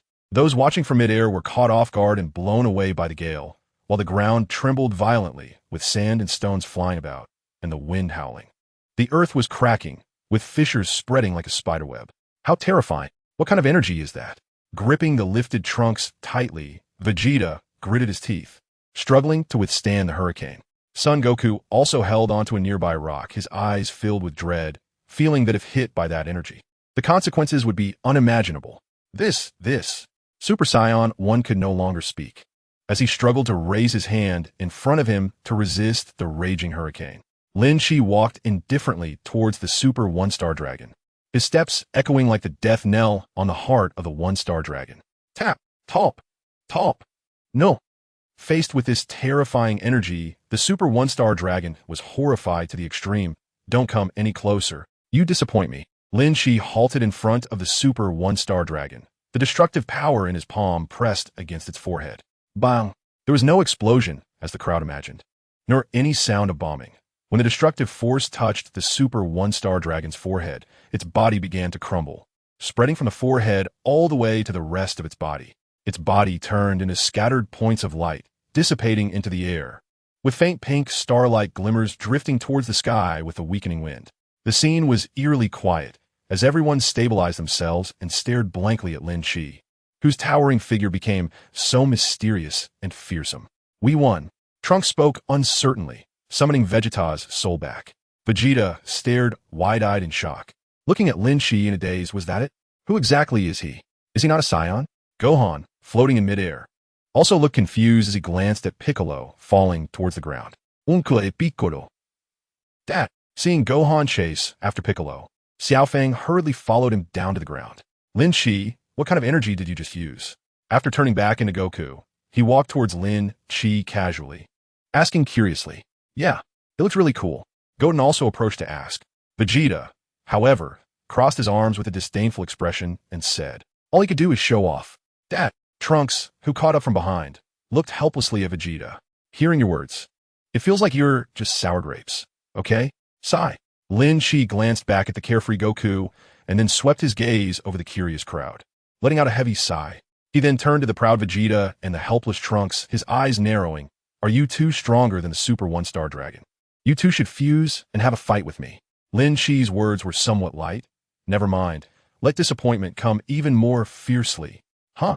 Why? Goku looked puzzled, but soon became eager to try. Vegeta, let us fuse. Why should I? Didn't you see how badly I'm hurt now? Vegeta shouted angrily at Goku. Oh, I'm coming. The god Jebbit, who had been quietly observing the crystal ball, excitedly stood up and instantly teleported to Lin Chi's side. Call me anytime you need me. The corners of everyone's mouths twitched slightly as Jebbit quickly healed the severely injured Vegeta and Goku. Seeing that everyone was still, he enthusiastically ran to pick up the Dragon Balls that had fallen to the ground from the Super One-Star Dragon. Hey, Vegeta, do you want to fuse with me or not? Goku asked, looking at the proud Vegeta, who was still turning away. Chapter 31. The Dragon Appears. Perfectly free and unrestrained, just as Vegeta was about to speak, Jebbit attracted everyone's attention. Look quickly, the Dragon Balls are glowing by themselves. Jebbit shouted with the 7 Dragon Balls he gathered in one place. What? Xiao Fang immediately rushed over, looking at the Dragon Balls that were flickering in a rhythmic pattern. Did you secretly summon the dragon? No way. Jebbit looked innocent. He just picked up a Dragon Ball. It's probably the Dragon Balls returning to normal. Goten glanced at Xiao Fang and continued to look at Lin Chi, who was surrounded. This guy, how powerful is he really? The light emitted by the Dragon Balls grew stronger until it became a bright light shooting into the sky, which finally drew everyone's gaze away. What is going on? Goku tilted his head to look at the sky. Did anyone call the dragon out? No. Xiao Fang shook her head while holding Jiru, expressing her innocence. Strange. No one has called it out. Goku looked up at the sky in confusion. The others were also shocked. Does the dragon not need to be summoned anymore? What is going on? We clearly didn't summon the dragon. How could it suddenly appear? Piccolo frowned with wide eyes. This has never happened before. Even the evil dragon only appeared because they summoned it earlier. The sky hasn't darkened. Vegeta, seemingly unconcerned, was also taken aback. Forget it. Since the dragon is coming out, let us make a wish. Goku quickly set aside the issue. Right? Gohan nodded. We need to revive those who were killed. At this moment, a long figure was weaving through the clouds, quickly revealing its massive head. It was the long-awaited true dragon. It's the original dragon. Seeing that familiar huge green dragon head, Xiao Fang exclaimed joyfully. Lin Chi squinted at the still very blue sky, feeling that the direction of this plot seemed a bit familiar. Sun Wukong, and you all. The dragon's blood-red eyes scanned the people present, speaking with authority and solemnity. You should understand now. The reason those evil dragons appeared is to warn you that the Dragon Balls should not be overused. Otherwise, such disasters will occur again. Oh, I understand. Sun Wukong, who was called out by name, awkwardly scratched his cheek. We will definitely not misuse the Dragon Balls in the future. Son Gohan chimed in, looking at the dragon. I hope you remember this incident. The Dragon Balls will completely disappear from this world, and so will I. The dragon discreetly glanced at Lin Chi. Piccolo was somewhat taken aback, but accepted this fact. He looked at the dragon and asked, before you disappear, can you grant us one last request? Go ahead. The dragon asked in a deep voice. After this incident with the evil dragons, most of the people on Earth have died. Can you bring everyone back to life? Sun Wukong asked, feeling a bit awkward. He had agreed so readily before, but now he was making a request. Even with his thick skin, he felt a bit overwhelmed. This is the last time. I hope you remember. The dragon seemed to remind them again with concern. In the next moment, the dragon's eyes brightened, and people who had been killed across the earth began to resurrect one by one. Thank you, dragon. Sun Wukong grinned and thanked the dragon. All right, your wish has been granted. The dragon once again turned its gaze to Sun Wukong. After a long silence, everyone looked confused, as if the dragon was silently communicating something with Sun Wukong. Then let's go, Wukong. Lin Chi suddenly squinted and frowned, scanning the Shenlong in the air. The plot had returned to the ending of GT. He was the one who had just defeated the Super One-Star Dragon. So why was there still such an ending? Sun Wukong was not dead now, and the Shenlong actually wanted to take him away? All right, Sun Wukong rested his hands behind his head, responding happily and even grinning at everyone. Grandpa, Dad, Mr. Wukong, what's going on? Piccolo focused his gaze on Sun Wukong, clearly ready to interrogate him if he didn't speak. Come on, Wukong. But the Shenlong offered no explanation, instead lowering its head in front of Sun Wukong. The implication was clear, wanting him to leave. I'll just step out for a bit. I'll be back soon. Sun Wukong turned to look at Sun Gohan and Xiao Fang, showing a reassuring smile. Wait a minute, Kakarot. Vegeta furrowed his brows tightly, feeling an ominous premonition. Clarify things? What do you want to do with the Shenlong? Vegeta, let us fight together when I come back. Sun Wukong smiled without saying a word. Try to leap onto the Shenlong's head. The scene felt increasingly wrong to Lin Shi, and just as Sun Wukong was about to jump, he placed a hand on his shoulder. Wait! As he took that step, a white aura ignited around him, and his hair completely turned white. His expression was solemn, radiating an aura reminiscent of a divine being.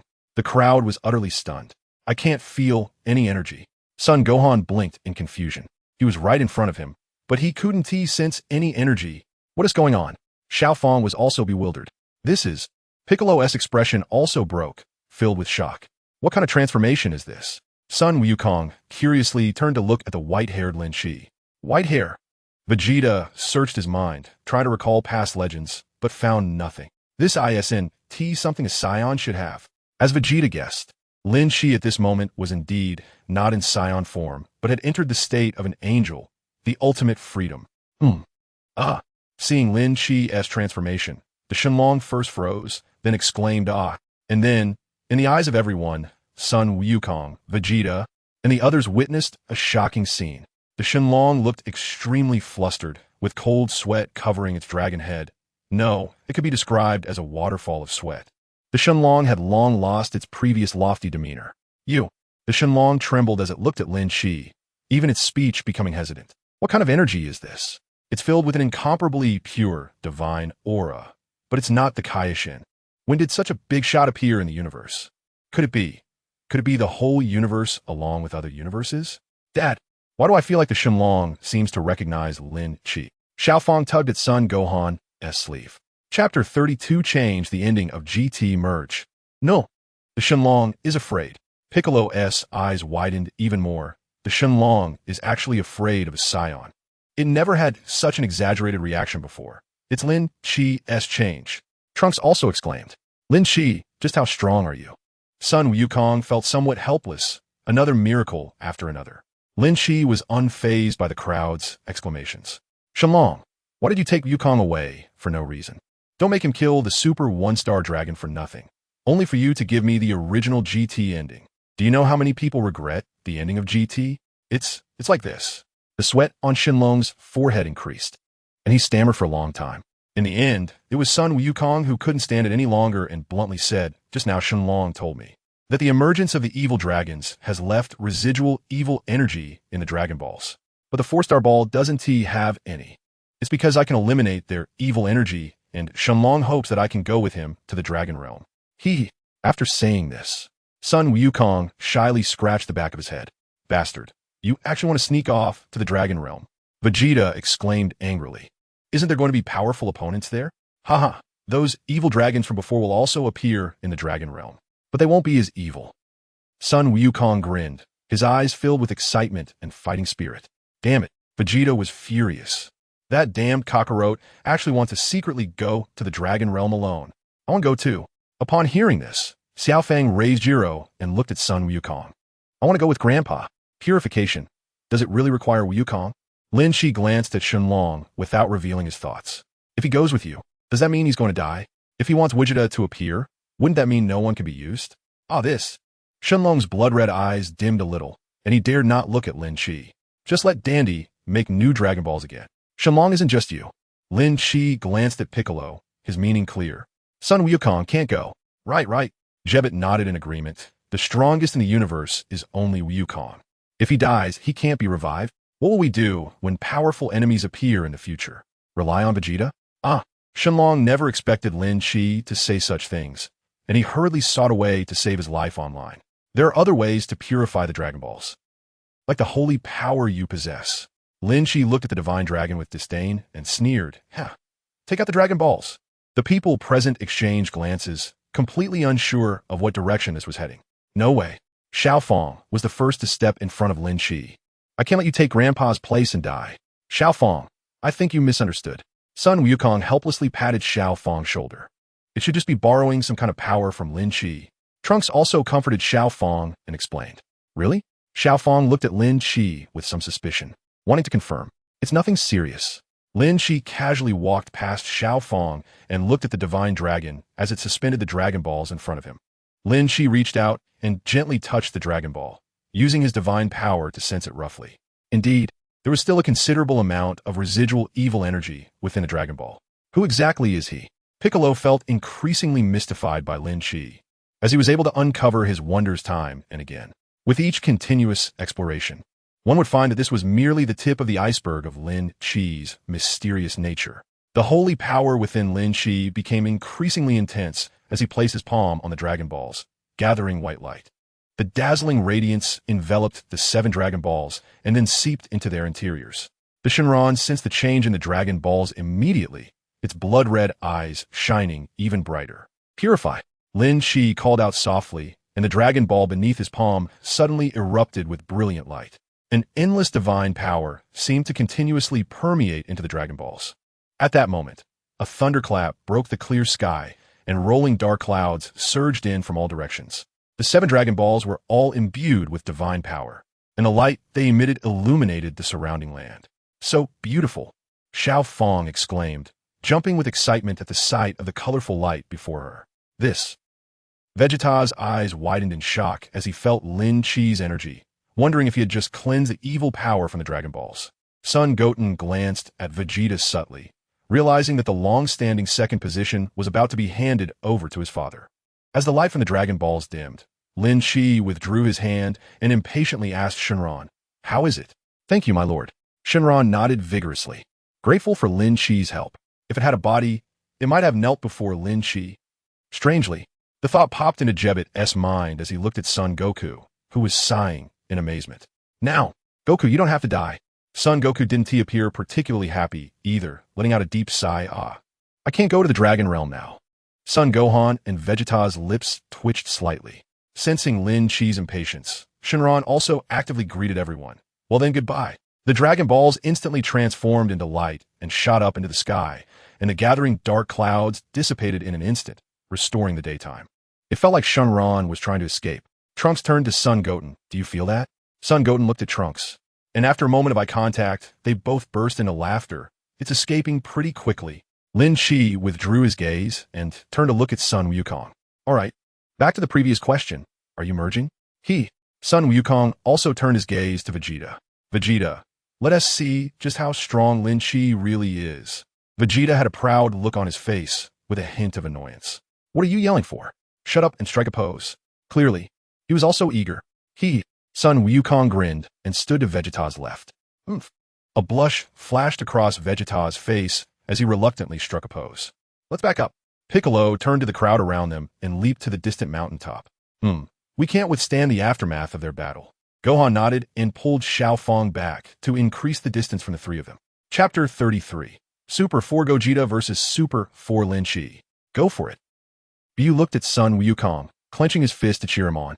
Lin Qi looked on, seeing Vegeta and Son Goku pull back a little distance from each other.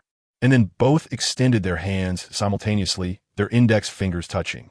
A golden light suddenly appeared from their fingertips, and the light became increasingly dazzling, gradually fading from strong to weak. In the very center of the light, a figure faintly emerged, radiating powerful energy, with a rising aura that was surging and overwhelming. That red hair, proudly sporting a signature vest, and a long red tail swaying behind.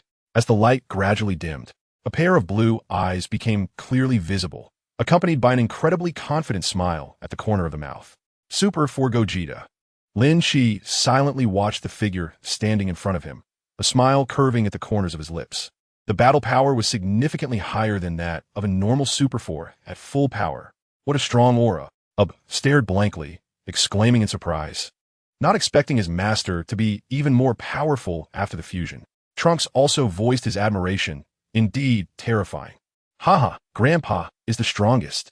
Xiaofang was extremely excited, tightening her grip around Jiru. Hey, Xiaofang, you're squeezing me." Jiru pleaded for mercy online. "Oomph, I'm not Son Goku." Gogeta coldly glanced towards the distant mountain peak, then raised a charming smile. "I am not Vegeta either. I am the one who is about to defeat you." "Gogeta is." Lin Qi chuckled. "This guy is really as proud as ever, huh?" This kind of power can indeed crush a super one-star dragon, but for me, it's still a bit too weak. Seeing Lin Chi smile, Wakita crossed his arms and laughed wildly. Hurry up and bring out all your strength. I'm extremely powerful. All right, let's give it a try. With Lin Chi's low roar, a powerful energy erupted from his body, causing the ground to shake slightly. This was the first time he used his transformation. His fists clenched as he entered Super 4 form. He still wore his black martial arts uniform, and aside from some stray hairs, the rest of his hair stood upright. A black-red aura surrounded him, crackling with electric sparks, and his expression shifted from calm to solemn. Here I come. Lin Chi sprang towards Wakita. It was time to see if he could trigger a distortion in space. He directed the main energy towards the surrounding space. Oh, it seems you're also someone who hides your strength. Wakita grinned and rushed towards Lin Chi. In the open area above the ruins, their figures suddenly vanished with the clash, only to reappear in midair. Boom! The howling wind stirred up the dust on the ground, and Sun Wutian stared blankly, murmuring, I can't see them. Their speed is too fast. Trunks couldn't help but break into a cold sweat. It felt like the entire earth was shaking. Xiaofang looked at the gravel beneath her feet, which was slightly trembling. Ha! Wakita spread his arms wide, unleashing countless energy blasts towards Lin Chi, while Lin Chi continuously moved at high speed, not forgetting to close the distance between them. In an instant, countless energy blasts rained down towards the ground, exploding in a flash with astonishing destructive power. But just as the battle began, the ground was engulfed in rolling smoke, leaving it in ruins, filled with numerous pits of varying sizes. Boom, boom, boom. Both Wakita and Lin Chi consciously avoided the low ground and instead took their battle to the skies. Their figures appeared high above, where the cold, fierce wind raged, and their fists collided against each other. Bang! You are indeed quite strong. Wakita quickly withdrew his fist and swept a kick towards Lin Chi's lower body. This was a genuine sentiment, as Wakita felt the pressure increasing with the start of the battle. But would Wakita panic? Not a chance. I think you could surprise me a little. Lin Chi dodged to the side, his other hand forming a fist as he struck towards Wakita's abdomen. Wakita felt a shadow flash past him at high speed, instinctively retreating to avoid Lin Chi's punch. However, Lin Chi's kick had already swept out, striking Wakita's right shoulder with such force that he was sent flying. Ugh! Wakita winced in pain, but before he could cry out, Lin Chi had already followed closely behind him. The fused power was indeed extraordinary. Lin Chi exclaimed, his hands coming down heavily on Wakita's back. Wakita was plummeting towards the ground, twisting his body as he continuously unleashed energy blasts towards Lin Chi, who was hovering high above. Boom, boom, boom. The sky was filled with explosions, smoke rising everywhere, and Lin Chi's figure was engulfed, while Wakita quickly braked, steadying himself. Oomph. Is that all you got? You're just a bit stronger than me. Wakita dived back up into the sky. Besides being impressive, I don't know what else to say. Xiaofang looked up, feeling her neck ache. She was already dizzy from watching. Clearly the battle above had exceeded anything she had ever witnessed. Powerful energies surged, and Wakita and Lin Chi kept disappearing and reappearing suddenly. Bang, bang, bang. The naked eye could no longer catch their figures. Only the sound of fists hitting flesh echoed from above. There were also ripples in the air caused by the pressure waves, and in the blink of an eye, Wakita and Lin Chi had exchanged hundreds of blows. Wakita, is this all the power you have? Lin Chi, expressionless, threw a punch towards Wakita. The once confidently arrogant Wakita was now gritting his teeth.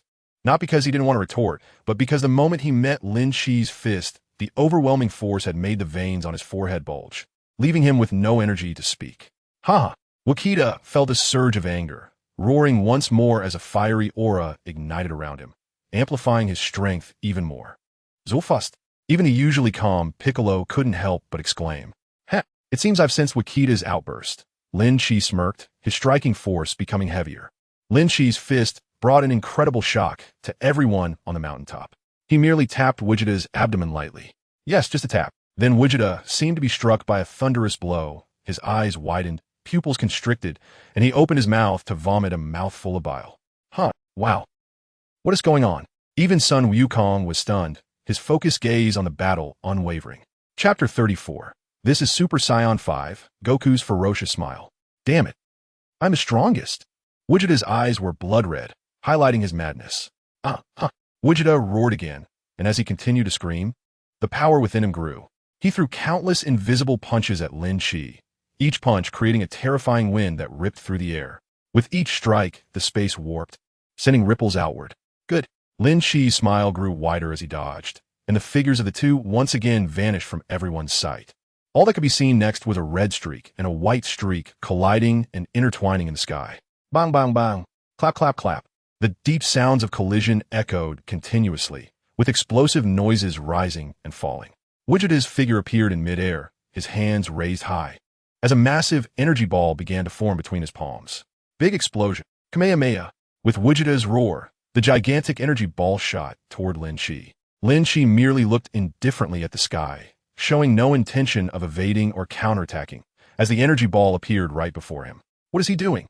Trunks stared up at the sky in shock, wondering why Lin Chi didn't T-dodge or retaliate. I don't know. Gohan also wore a helpless expression, fixating on the sky, waiting for the aftermath. The terrifying energy ball exploded upon contact with Lin Chi, sending ripples through the sky with the force of the blast. Whoosh! With this powerful attack, the fused Vegito reverted back to Goku and Vegeta. The fusion time is up. Look, they VE separated. Goten pointed at the two figures appearing in midair. Meanwhile, the others continued to gaze at the billowing smoke, eager to know if Lin Chi was all right. As the smoke dissipated, Lin Chi remained unscathed, hovering in midair, his originally blood-red hair transformed into silver. His hair sparkled like silver threads, and his aura surged tremendously. What transformation is that? Vegeta looked up at the sky in astonishment. Goku also gazed curiously at the sky, feeling excited, not knowing, but sensing immense strength. Very powerful. But shouldn't our fusion time be half an hour? Vegeta glanced at his outstretched hands with a grim expression. This time it didn't even last 8 minutes. It was even shorter than last time. That's because your powers are gradually increasing. So the fusion time will naturally shorten. Lin Chi also returned to normal, standing in front of Vegeta and Son Goku, still indifferent, as if nothing could break his calm demeanor. What was that transformation you just did? Son Goku asked repeatedly, clenching his fists. I've never seen it before. It feels really powerful. Oh, that's the Super Saiyan 5 form. You guys reached this form after going beyond Super Saiyan 4.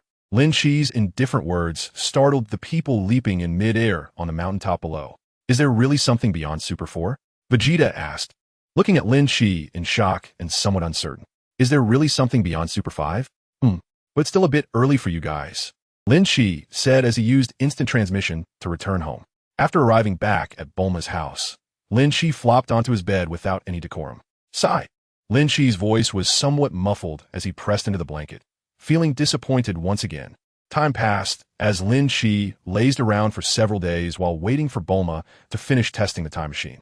The next day, he lay on a lounge chair on the balcony, lazily basking in the sun, while above the courtyard, Goku and Vegeta were engaged in battle. Oh dear, are Dad and Mr. Goku practicing again? Trunks, holding a drink, looked up to the sky and then walked over to Lin Chi, offering him the drink. Lin Chi responded lazily, taking the drink and starting to sip it. Aren't you going to the company today? There's nothing much to do today, so I thought I'd come back early. Trunks replied with a gentle smile. Lin Shijin wanted to respond, but mid-air, Sun Wukong was knocked down by Vegeta. He touched the back of his head, wincing in pain, saying ouch, ouch, ouch. Are you okay, Mr. Wukong? Trunks asked with concern, noticing that Wukong's eyes were starting to well up with tears. I'm fine. I just happened to hit the same spot where I got hurt as a kid. Sun Wukong grinned at Trunks and flew back into the air. All right. Trunks turned back to Lin Shijin, who was lazily leaning against the lounge chair. Mr. Lin, can I ask my mom to make another time machine for me? Why are you asking me that? Lin Shijin looked at Trunks in surprise. That thing was designed by Bulma. If you want more, just ask Bulma. Below, Trunks and Lin Shijin were talking, while the battle between Sun Wukong and Vegeta was intensifying in the air. Boom! A blast exploded in midair, sending a huge gust of wind howling toward the balcony, knocking the trees in the courtyard askew. Hey, Kakarot, what the hell are you doing? You're destroying my place. Vegeta shouted angrily as he leaped in front of Sun Wukong from the swirling smoke. It's just a sparring match. Sun Wukong wore a strange smile on his face, quickly gathering energy with both hands at his waist.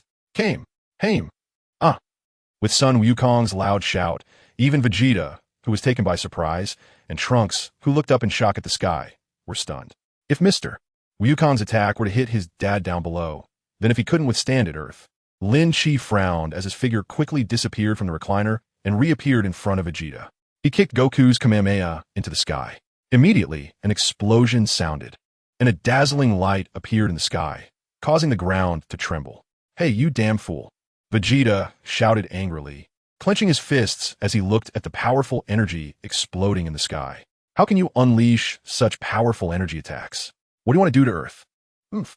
Goku, however, remained expressionless and coldly snorted, lifting his foot to kick Vegeta in the face. Bang! Vegeta was caught off guard by the kick, performing a backflip to dissipate the inertia and stabilize himself, glaring angrily at Goku. "You bastard! What are you trying to do?" Chapter 35. The true nature of the Science. Vegeta suddenly stopped his words, looking at Goku with some confusion. "Kakarot, have I messed up your brain?" "Huh." Goku ignored Vegeta, and with a clenched fist, charged towards Lin Chi, each punch and kick filled with endless killing intent. "Kakarot, what's wrong with you?" Vegeta was a bit dazed watching Goku like this. Why did he suddenly get serious? With killing intent? And he's running to fight Lin Chi. Has he gone crazy? Lin Chi dodged Goku's punches and kicks, extending his hand like a blade to Goku's neck, knocking him out. Watching Goku fall into Vegeta's arms, Lin Chi furrowed his brow, deep in thought. Could this be the Kakarot who restores the Saiyan instinct from the Dragon Ball world? But Lin Chi calmly glanced at Sun Wukong's closed eyes out of the corner of his eye. No dark circles. The eye sockets haven't turned black. What on earth is wrong with this guy? He placed him on the recliner and thought he would check what was going on when he woke up. Lin Chi said indifferently, signaling Vegeta to get to work. The wait was incredibly long, but fortunately, Sun Wukong woke up in just 2 hours. He sat up from the recliner, looking confused at Lin Chi, the pale-faced Vegeta, and the anxious Trunks surrounding him. "What's wrong?"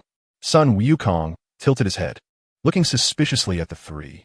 "Do you feel uncomfortable anywhere?" Lin Chi asked cautiously. "Not really." Sun Wukong touched the back of his neck, saying it hurt a bit, and his head also hurt a little. "TCH, what is wrong with you? You scare us half to death." Vegeta secretly breathed a sigh of relief. "He seems perfectly normal. Maybe you just got too excited during the spar. You really scared me."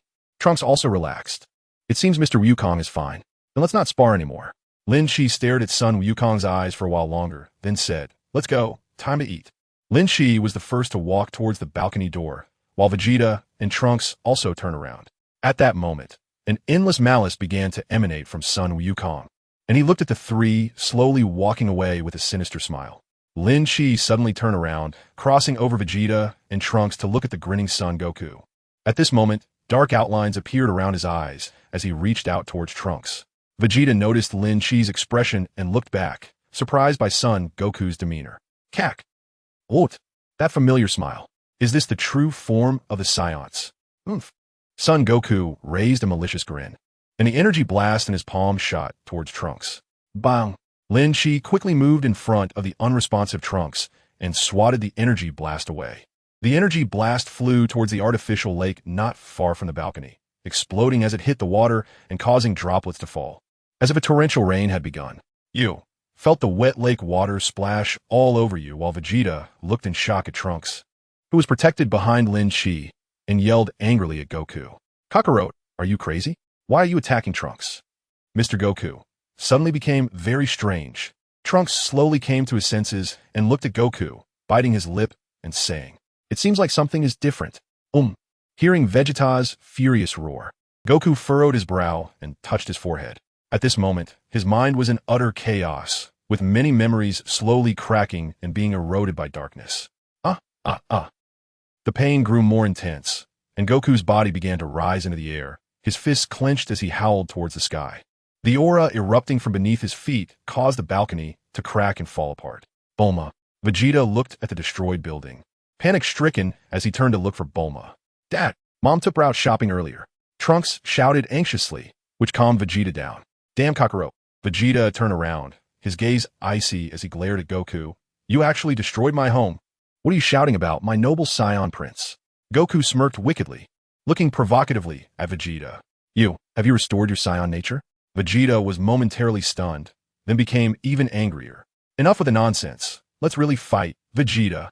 Goku's attitude became increasingly hostile, his smile more sinister. You dare to lay a hand on Trunks?" Vegeta stepped forward, flying in front of Goku. "I won't let you get away with this."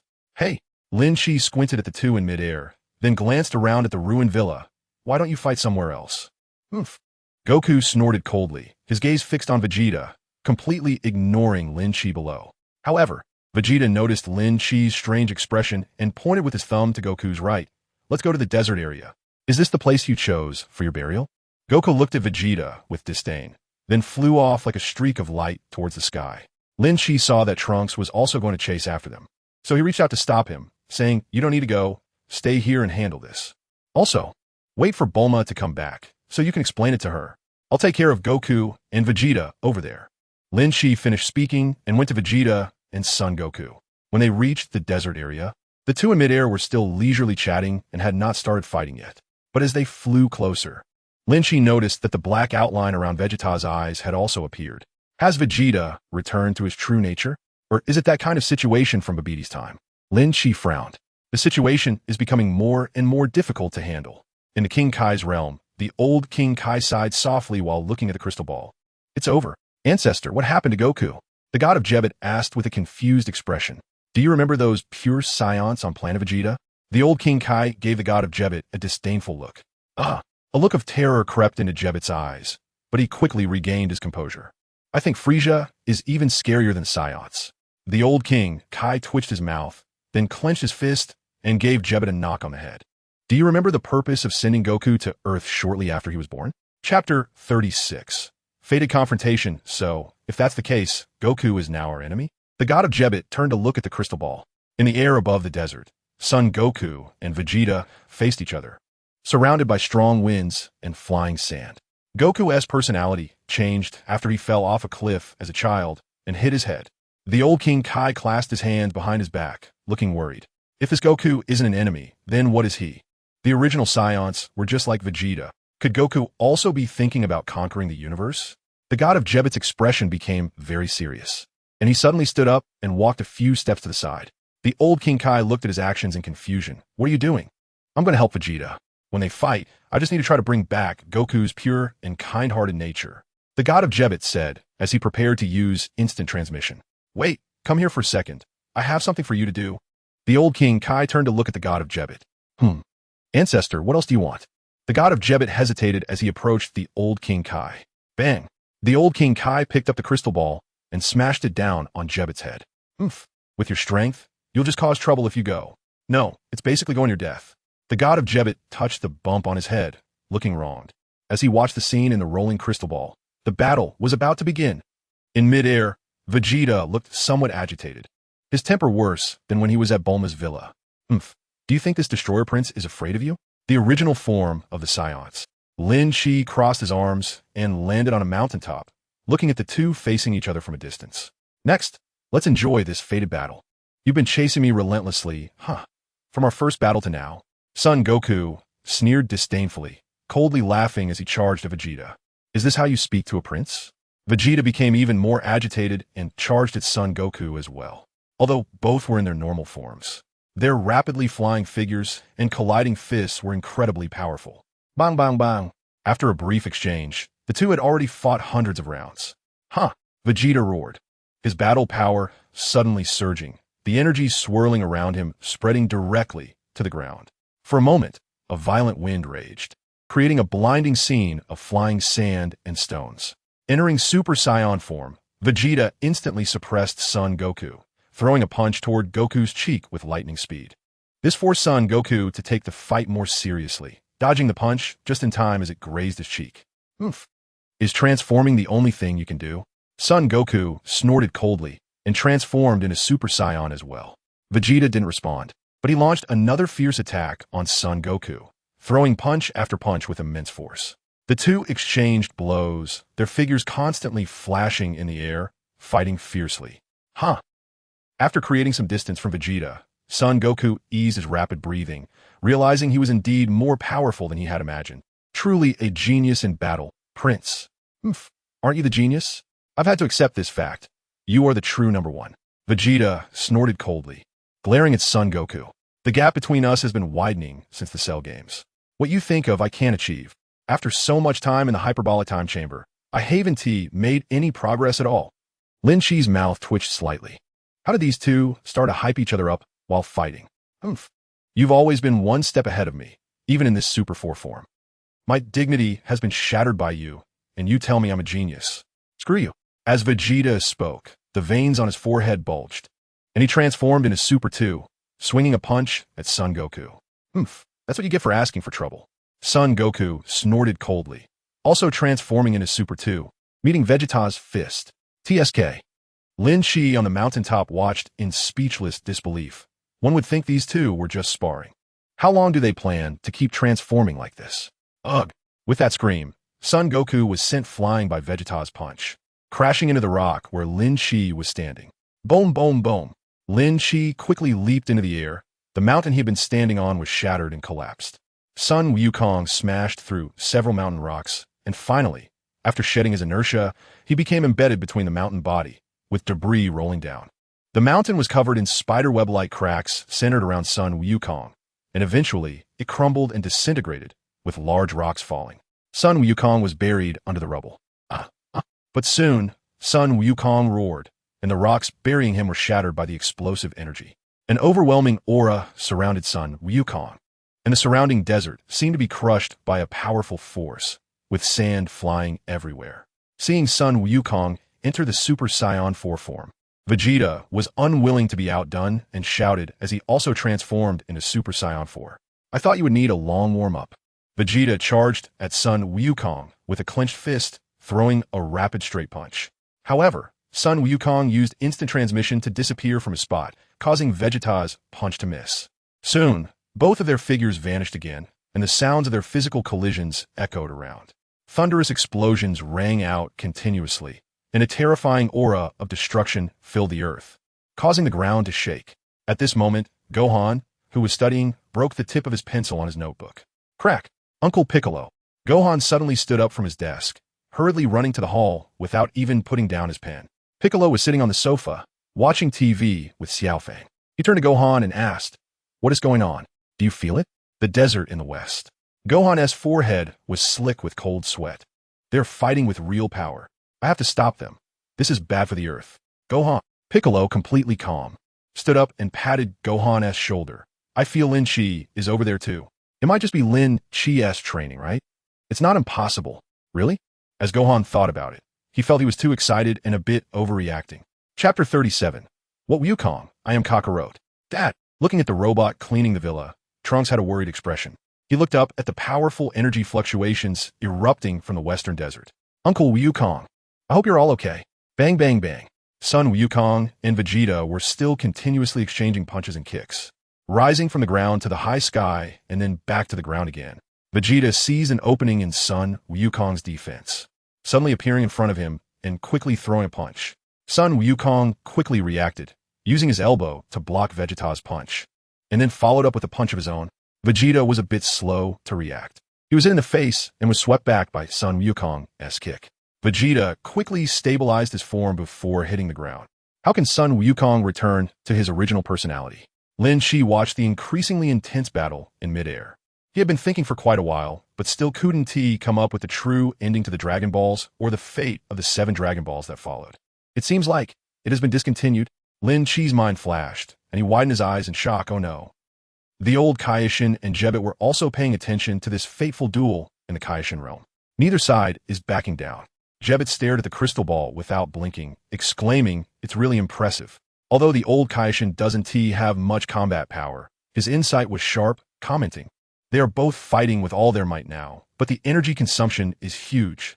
If this continues, both will soon enter a fatigue phase, and then it will be a matter of whose stamina lasts until the end." In midair, Son Wukong's expression became increasingly fierce as he dodged Vegeta's attack. Huh! With another roar, he charged towards Vegeta, throwing a punch. Vegeta was hit in the face and staggered back. But Son Wukong would not let such a good opportunity go, following Vegeta and continuously swinging his fists. It seems that Wukong is still superior. Seeing Vegeta gradually fall into a disadvantage, Lin Chi felt a bit frustrated.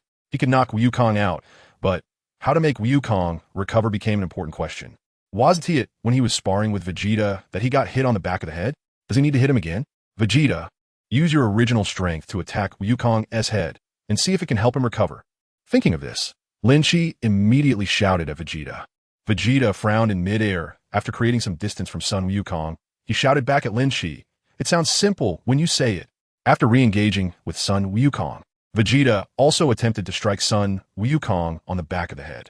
But Sun Wukong had already taken precautions, making it increasingly difficult for Vegeta, who originally was weaker than Sun Wukong, to hit him on the back of the head. Frustrated, Vegeta suddenly smirked. What are you laughing at? Sun Wukong retracted his fist and glanced at Lin Chi standing far away. As long as Lin Chi doesn't intervene, it's only a matter of time before he defeats Vegeta. I just suddenly thought of something interesting. Vegeta, as cold laughter looked down on Sun Wukong. I think you still care about this Earth. Sun Wukong burst out laughing, looking at Vegeta as if he were a lunatic. You say I care about this planet? That's really funny. Sun Wukong casually pointed at the scar ground. Do you think I care? Is that so? Vegeta didn't argue, clenching his fist and looking at Sun Wukong. If you really think that way, then I want hold back. Lin Chi furrowed his brows and looked at Vegeta, wondering what this guy was trying to do. In fact, this Earth was the one thing I truly didn't care about. Vegeta raised his hands high, gathering powerful energy in his palms, and mockingly laughed. Let's see how long you can keep laughing. Aside from Lin Chi's confusion, Sun Wukong also had a nonchalant expression. He even praised. You actually have such a huge amount of energy hidden away. How about you give it to the Earth you no longer love? Vegeta shouted, intending to push the energy towards the ground. Hey. Lin Chi looked at Vegeta's crazy action with some surprise. Don't you love your Bulma anymore? Is that for real? Lin Chi slightly sensed the energy, realizing that if it struck down, Earth would be doomed. Lin Chi. In the distance, Son Gohan and Piccolo rushed to Lin Chi's side. Our dad and the others just sparring? With such a huge amount of energy, even though I know you're here. I'm still worried and came over. Hey Vegeta, what are you doing? Do you want to destroy Earth? Piccolo was shocked by Vegeta's actions. Playing is one thing, but now you're really going to attack Earth? Looking at Vegeta's seemingly serious demeanor, Sun Wukong frowned. At this moment, memories of his childhood flashed through his mind. Meeting Krillin, training under Master Roshi, encountering Chi-Chi. The days spent with Gohan in the hyperbolic time chamber, the battles against Cell, the scenes of Bu killing, and the first fight with Vegeta. Sun Wukong reached for his head, feeling a sudden pain. The pain intensified, forcing him to clutch his head tightly. Ugh, Dad, what's wrong? Son Gohan noticed Sun Wukong suddenly scream and worriedly wanted to approach. Wait. Lin Chi raised an eyebrow and stopped Son Gohan, his gaze towards Vegeta filled with admiration. This move is useful. Flash cannon. As Vegeta shouted loudly his appearance, Sun Wukong instinctively teleported to a high altitude, shouting at Vegeta, Vegeta, I'm over here. Huh. Vegeta coldly smirked, launching the energy ball towards the high-flying Sun Wukong, saying, I knew it. Above in the sky, Sun Wukong watched the approaching energy ball and breathed a sigh of relief, teleporting again to evade. The energy ball shot out into the atmosphere, and Sun Wukong's black eye sockets disappeared. He angrily yelled at Vegeta, You damn guy, you actually want to destroy Earth. Don't you care about Bulma and Trunks? Oof. Vegeta shot Lin Chi a look that seemed to say, watch me. Looking as proud as a student waiting for praise from a teacher. Chapter 38. Life and Power. Which one to choose for you? That was close. Son Gohan, realizing things too late, hadn't noticed Sun Wukong's earlier change. What exactly is going on? Piccolo, being more observant, turned to Lin Chi and asked. After all, Vegeta had lived on Earth for decades, so he shouldn't act like this. Look closely at Wukong. Lin Chi provided little explanation, merely speaking coldly. At this moment, the black outline that had just disappeared reappeared, and Sun Wukong's expression turned fierce again. He looked at his hands, feeling confused. What has happened? That's because the thoughts in your head have long been deeply rooted. Vegeta scoffed dismissively. Is that all the effect it has? Sun Wukong lowered his hands, frowning at Vegeta, his expression growing colder. I also feel like there is something residual in my body. But what does it matter? Sun Wukong's face began to twist into a grimace, his aura growing increasingly sinister. This weakness, I can destroy it myself. You want to attack Earth? Vegeta was somewhat surprised, but more so uneasy. It seemed he had done something foolish. First I'll deal with you, then those guys over there. Sun Wukong coldly glanced at Lin Chi and the others. Dad, what are you talking about? Son Gohan asked in confusion. Aren't you just sparring with Uncle Vegeta? Wukong, what the hell is wrong with you? Piccolo shouted, realizing something was off. What Wukong? I'm Kakarot. Sun Wukong disdainfully glared at Piccolo and charged at Vegeta again. What? Cold sweat trickled down Piccolo's forehead as he looked incredulously at Lin Shi, seemingly waiting for him to deny it. What he said is true. The current Wukong has returned to the violent, bloodthirsty nature of Sion. Lin Shi mercilessly revealed this fact. Piccolo's expression turned extremely grim. That reminds me of what Raditz said. Wukong was sent here as a child to kill all the Earthlings. What? Uncle Piccolo, are you saying that Dad now is our enemy? Son Gohan was utterly shocked, staring blankly at Son Wukong, still fighting Vegeta. No way. Dad has always protected Earth. What is impossible about that? Wasn't Vegeta your enemy back then too? Lin Shi coldly glanced at Son Gohan. Back then, Vegeta took decades to integrate into human life on Earth. Piccolo's face turned incredibly grim. Can we guarantee Wukong will take decades to acclimate again? Lin Shi, you need to think of a way. Son Gohan felt helpless.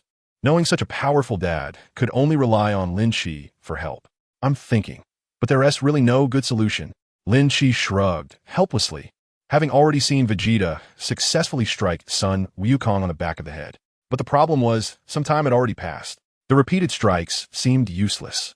Am I supposed to keep knocking him out? That's unrealistic. Piccolo turned his gaze to Lin Shi, thinking it was best to stop the fight now. The combat power of Vegeta and Wukong was far too strong. If something went wrong, Earth would be destroyed. Piccolo looked at the distant mountains that had been obliterated by Son Wukong's Kamehameha, his mouth twitching wildly. I must stop Dad. Son Gohan gritted his teeth, determined to rush to the battlefield. It won't help if you go. Piccolo stopped him. At that moment, the fight between Son Wukong and Vegeta had reached its peak. Son Gohan, you can't stop them. You'll only get caught up in it. But Son Gohan's expression grew increasingly worried as he noticed that with the ongoing battle, his father's killing intent was becoming more and more overwhelming. Lin Shi, you go stop their fight. Piccolo said, looking at Son Gohan. Let's collect the Dragon Balls. Who knows? The dragon might have some way to help. Truly the brains of the Z fighters. Lin Shi curled his lips and glanced at the exhausted Vegeta. Vegeta, there's no need to fight anymore. With these words, Lin Shi appeared behind Son Goku in his Super Saiyan 5 form and struck with a quick chop. Son Goku didn't even have a chance to react before he was hit on the back of his neck, instantly returning to his normal state and falling from midair. Dad! Seeing this, Son Gohan hurriedly flew over to catch Son Goku. Hurry up and collect the Dragon Balls. Lin Shi coldly glanced at Piccolo. Don't let him make a move again. To save time, Lin Shi directly teleported everyone back to Bulma's villa. The villa was still in disarray, and after getting the Dragon Ball radar from Trunks, Son Gohan, Piccolo, and Trunks went to collect the Dragon Balls. Lin Shi stayed behind to keep an eye on things, ensuring no one could suppress Son Goku when he woke up. Vegeta leaned against a crumbling wall, arms crossed. This guy, once he recovers, I will settle the score with him for destroying my home. Vegeta disdainfully glanced at Son Goku, who was lying on a recliner. I wonder if the dragon can even do anything. Lin Shi leisurely sipped from his teacup. Hey, what exactly happened? In the distance, Bulma and Bra, carrying large bags, returned. Bulma dropped her bags upon seeing the tragic state of the villa. Who did this? Vegeta, Lin Shi. You. Bulma, still not angry, looked at the unconscious Son Goku. Why is Goku sleeping here? He was knocked out. Vegeta explained the situation briefly, clearly annoyed. Really? Bulma looked at Vegeta in surprise. He has become as irritable as you? Hey, how are you talking? Vegeta shouted angrily. How did I become irritable? Will we still be able to eat dinner tonight? Lin Shi interrupted their banter, as he was quite concerned about this issue. Order takeout. If that doesn't work, we can go eat out. Bulma turned to Lin Shi. What I'm more worried about is where we'll sleep tonight. Let's find a decent room to sleep on the floor for now. Vegeta glared several times at the unconscious Son Goku. It's all this damn guy's fault. Wasn't it you who knocked him out and restored his Saiyan temperament? Lin Shi disdainfully glanced at Vegeta.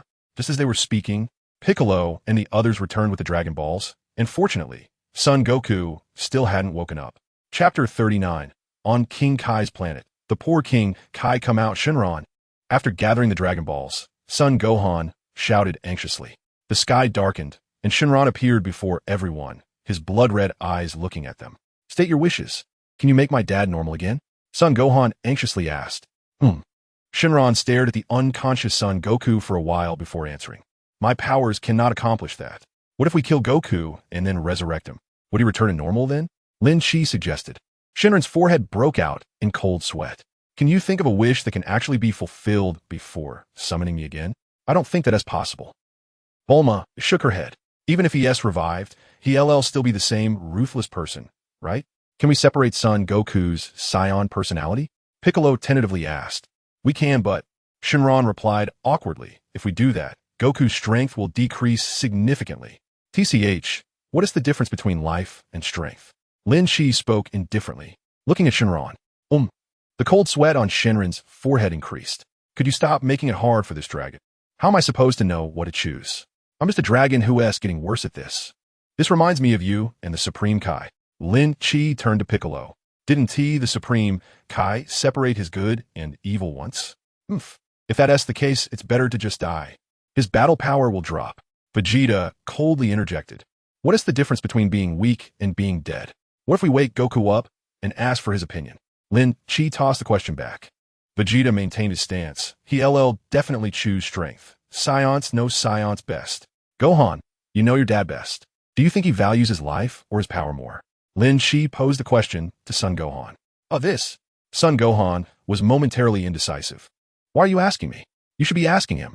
Hey, have you guys come to a conclusion? Bulma looked at the group that hadn't reached an answer yet, pointing at the trembling Shenron. Can't you see he's about to give in? If it's about power, he could just train it back. Uncle Goku even got smaller before. Bra disdainfully looked at the group, seeing their conflicted expressions. TCH, a bunch of people can't see as clearly as a child. Lin Shi denied being part of the group. Then let. Son Gohan was about to make a decision when Son Goku, lying on the recliner, suddenly opened his eyes. He sat up, placed 2 fingers on his forehead, and instantly teleported behind Bulma, grabbing her by the neck. My business is for you to decide. Damn it, that bastard Kakarot. Let go of Bulma. Seeing this, Vegeta's eyes widened in fury. Dad, what are you doing? Son Gohan was also confused. Piccolo lost his calm as well. Goku, stop it. TCH. I think it's better to just kill Goku. Lin Shi thought about the whole headache-inducing situation and wanted to choose the simplest solution. Before Piccolo could finish, Son Goku pushed Bulma away and disappeared from everyone's sight using instant transmission. Dad, Son Gohan was a bit stunned. Can this wish still be fulfilled? He runs away so fast. He must have been pretending to be unconscious. Lin Shi wasn't too concerned. The universe is so big. Where can Goku run to? If that's the case, I can't fulfill your wishes. Shenron's cold sweat increased. He must be present to separate his other personality. All right, you can go back for now. We'll find him and call you later. Lin Shi waved his hand, dismissing Shenron. With many abilities from the old Kai, Lin Shi was too lazy to go to the Kaioshin realm and directly contacted the old Kai. Old man, check where Goku ran off to. Lin Shi calmly issued the order. What good is it if that guy is hiding his energy? The old Kai was a bit startled when he heard Lin Shi's voice. However, Jebediah's response was incredibly quick. He looked around and exclaimed, Is that you, Lord Lin Shi? Where are you? Stop asking nonsense. Lin Shi was a bit impatient. It was now his turn to ask.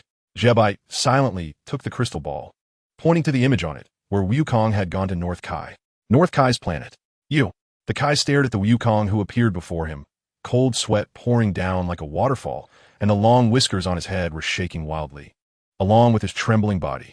The other 2 little pets huddled behind North Kai, not daring to even peek out. Don't even think about contacting them. That Scion can't find out yet. Wukong's eyes were filled with killing intent as he pressed his hand firmly against North Kai's back. Those guys. Wukong, what's going on with you? North Kai asked hesitantly, trembling. Although the person in front of him was Wukong, his personality had really changed a lot. Do you want to die?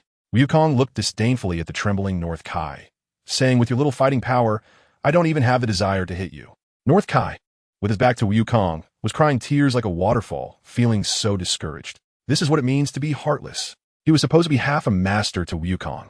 The Kaioken and Spirit Bomb techniques were both taught by him. Good things never come his way. Look, bad things always come to him, like that past cell. How many years has it been since he had that halo over his head? Wukong. Shut up, idiot. What Wukong? Wukong grew even more disdainful, a chill flashing his eyes. I am Kakarot. Hearing Wukong speak to him so disrespectfully and say such things, North Kai felt both angry and scared. What kind of situation is he in now? Someone, please come and take this damn Scion monkey away. He can't handle these big shots. North Kai wanted to say something, but under the fierce gaze of Wukong, his words got stuck in his throat. Those damn guys, when I become powerful, I will definitely kill them all. Chapter 40 Super Scion 5 Kakarot. The evil spirit bomb Wukong said with a bloodthirsty smile, and at that moment his stomach growled in hunger to accompany him. Gurgle. Oomph. Kai, give me something to eat. I know your cooking is not bad. Wukong frowned slightly and removed his hand from North Kai's back. Don't even think about doing anything sneaky, or I'll make your soul fly away first. Sigh. North Kai glanced back at the murderous Wukong, ultimately saying nothing. Sigh. One mistake. That overwhelming evil-killing intent. Perhaps it was because of his past as Wukong's half-teacher, so he didn't strike with lethal force? North Kai's speed in preparing food was still quite fast, at least by the time Lin Shi appeared on North Kai's planet. He had already seen a large bowl of fragrant egg-fried rice placed in front of Wukong. Eating? Lin Shi walked towards the wary Wukong and said to North Kai, who hadn't even taken off his apron, "Give me a bowl too. I'm a bit hungry."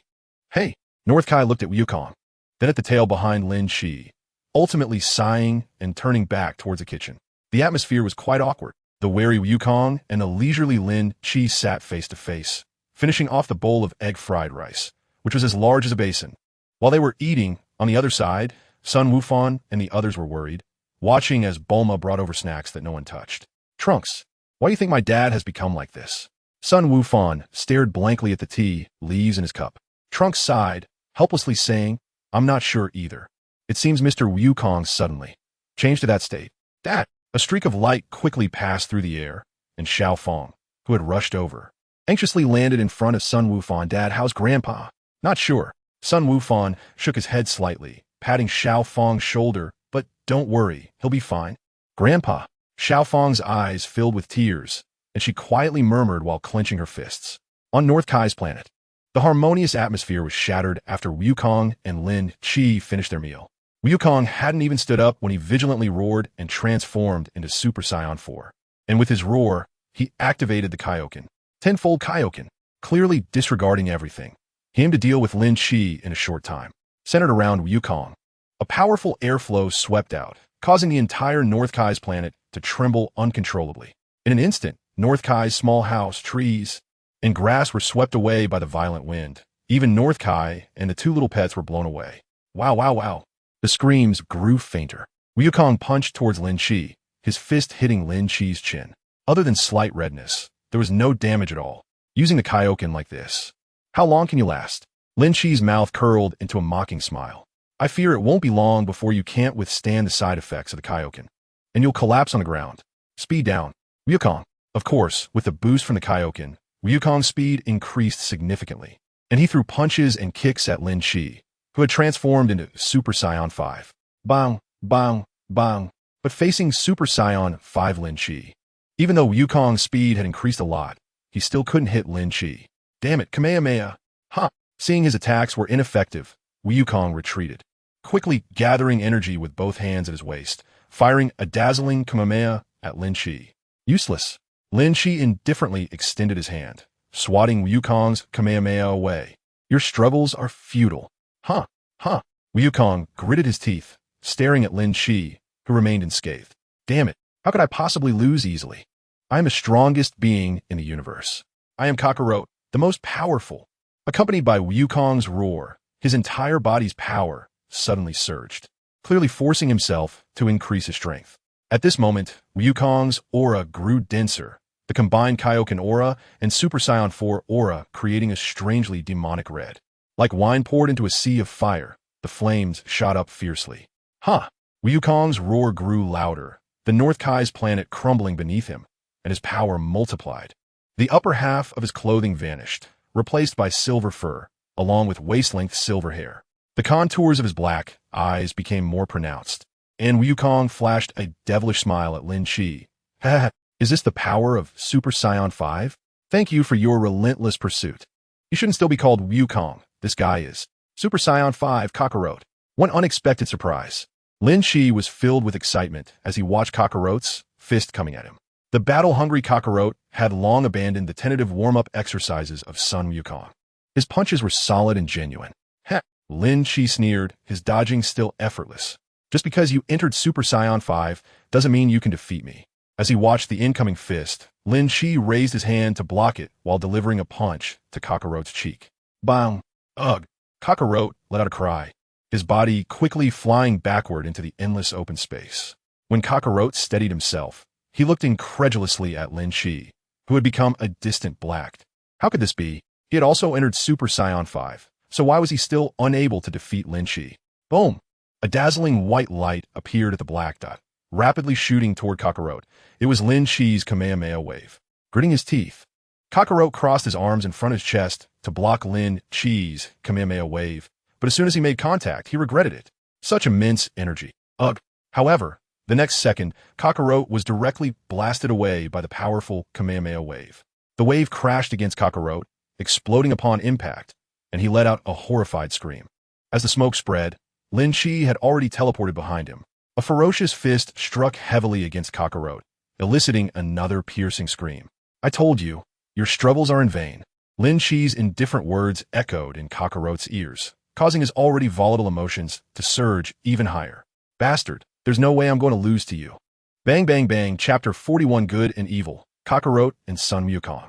Steadying himself, Kakarot charged towards Lin Shi again, the sound of fierce collisions resounding. In the void high above, the remnants of the two continued to clash, streaks of light rapidly flashing by. Unfortunately, there were no spectators to appreciate it. After a brief exchange, Kakarot quickly found himself at a disadvantage again, as Lin Shi once more moved behind him and delivered another punch to his back. Ugh! Kakarot was hit and sent flying, his figure resembling a bullet that had been fired. TSK. Is that all you've got? Lin Shi found it dull. Just having recently entered the Super Saiyan 5 form. What's the point of just looking at what stage of Super Saiyan it is? Battle power also matters. Who? The side effects of the Kaioken began to show, and Kakarot felt his stamina rapidly declining. I think you're about done. Lin Shi looked coldly at the panting Kakarot. At this moment, Kakarot was in mid-air, his hands raised high with an extremely fierce expression, seemingly preparing for a final desperate gamble. Hee. If you can take my next move, I'll obediently go with you. Lin Shi raised his eyebrows, looking at Kakarot's familiar movements, and exclaimed, Isn't that Goku's signature spirit bomb? How can the bloodthirsty and brutal Kakarot use Goku's spirit bomb? That's unlikely. As long as I can defeat you. As long as it's not killing. A black and red spirit bomb appeared above Kakarot's raised hands.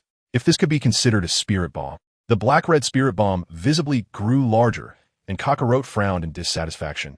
Not enough? This energy is insufficient to defeat this guy? You dare not share with me? Do you think I won't take it by force?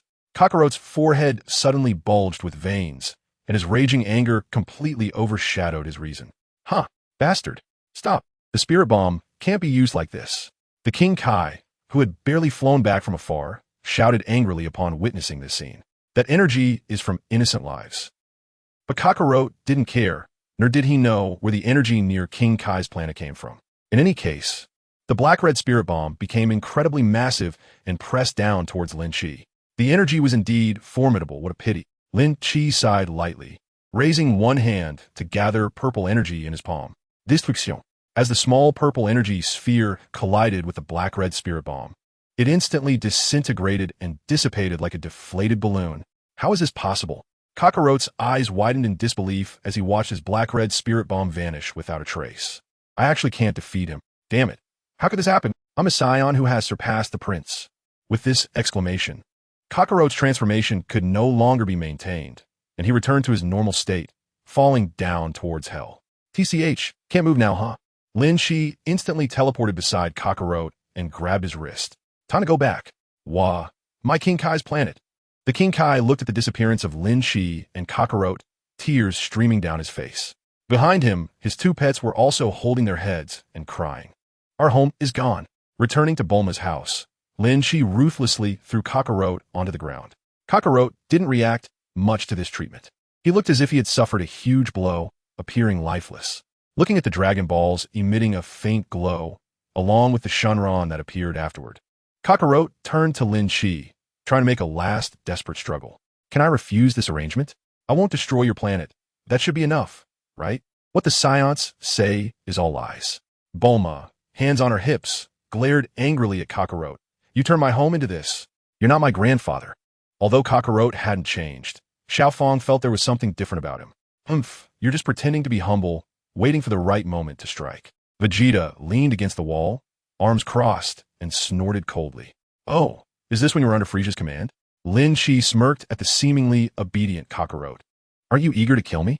Or should I just kill this guy, since he's not Goku anyway? Damn it. Kakarot's hand clenched into a fist as he looked at Xiao Fong, who was closest to him, and formed an evil smile. Want to make a move? Lin Shi guessed Kakarot's thoughts just by looking at his eyes. Out of my way.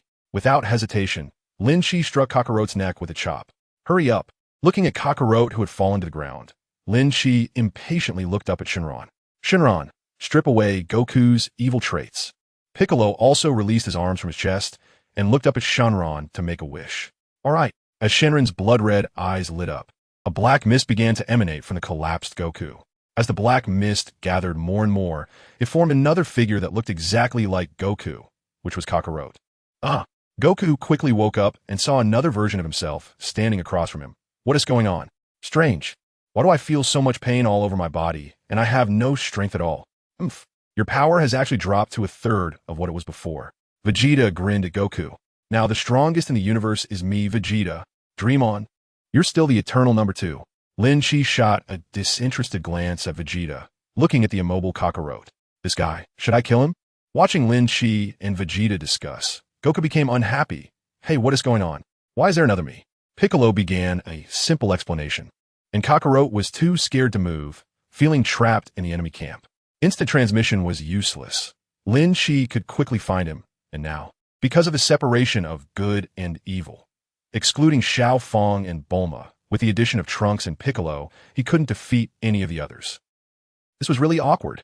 After Piccolo's brief explanation, the former Kai, Goku understood instantly. Oh, you're another me? He curiously examined Kakarot. Who is stronger between us? Half a pound against 8 tails. Lin Shi stretched lazily, turning to Bulma. Is it time to eat yet? This guy should be killed for safety. Vegeta expressed his opinion again, as he was indeed a significant threat. Chapter 42, Trouble, Attack on Goku Piccolo Gohan, and Xiao Fong remained silent, waiting for Goku to respond. Trunks stayed close to Bulma, fearing Kakarot's sudden outburst. Nice to meet you. Goku grinned widely and reached out to shake Kakarot's hand. What are you doing? Kakarot faced the enemy, extremely alert, and was startled by Goku's outstretched hand. Let us spar a bit. Huh? Xiao Fong widened her eyes, never expecting her grandfather to respond like that. I think we shouldn't kill him. Goku scratched his head and smiled at everyone, explaining, look at Piccolo and Vegeta. These will be our enemies, right? The current me. Is him? Goku pointed at Kakarot. He will definitely become good in the future. Vegeta snorted, and Piccolo chose to remain silent. However, Trunks seemed hesitant to speak. He had witnessed Kakarot's evil side. At any rate, Gohan and Vegeta could suppress him. Lin Shi shrugged indifferently. Who knows? Maybe in the future Goku and Kakarot can fuse? With me around, you won't cause any big waves. Vegeta showed a fierce smile towards Kakarot. I hope you can handle this. That way, I can kill you justifiably. After Goku's decision, Kakarot obediently joined Goku's big group. However, he had already clearly envisioned a future day when he would become stronger than everyone and annihilate all of them. Of course, there were still several mountains in front of him, such as Vegeta, Lin Shi, and Gohan. This matter passed just like that, and Goku didn't come looking for Lin Shi and Vegeta anymore. He spent all his time sparring with Kakarot, trying to regain his original strength as soon as possible.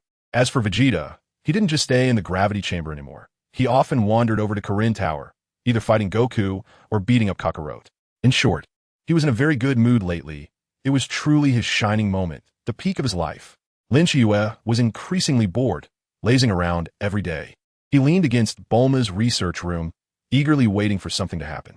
Suddenly, the lazy Lin Shi turned his head towards the direction of Baozi Mountain. Did he just feel Goku's energy explode? What are you talking about?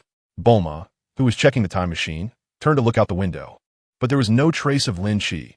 He had already used instant transmission to head to Baozi Mountain. What was going on? When Lin Shi arrived, he saw Son Goku collapsing to the ground. There was no sign of Vegeta and Kakarot. Kakarot.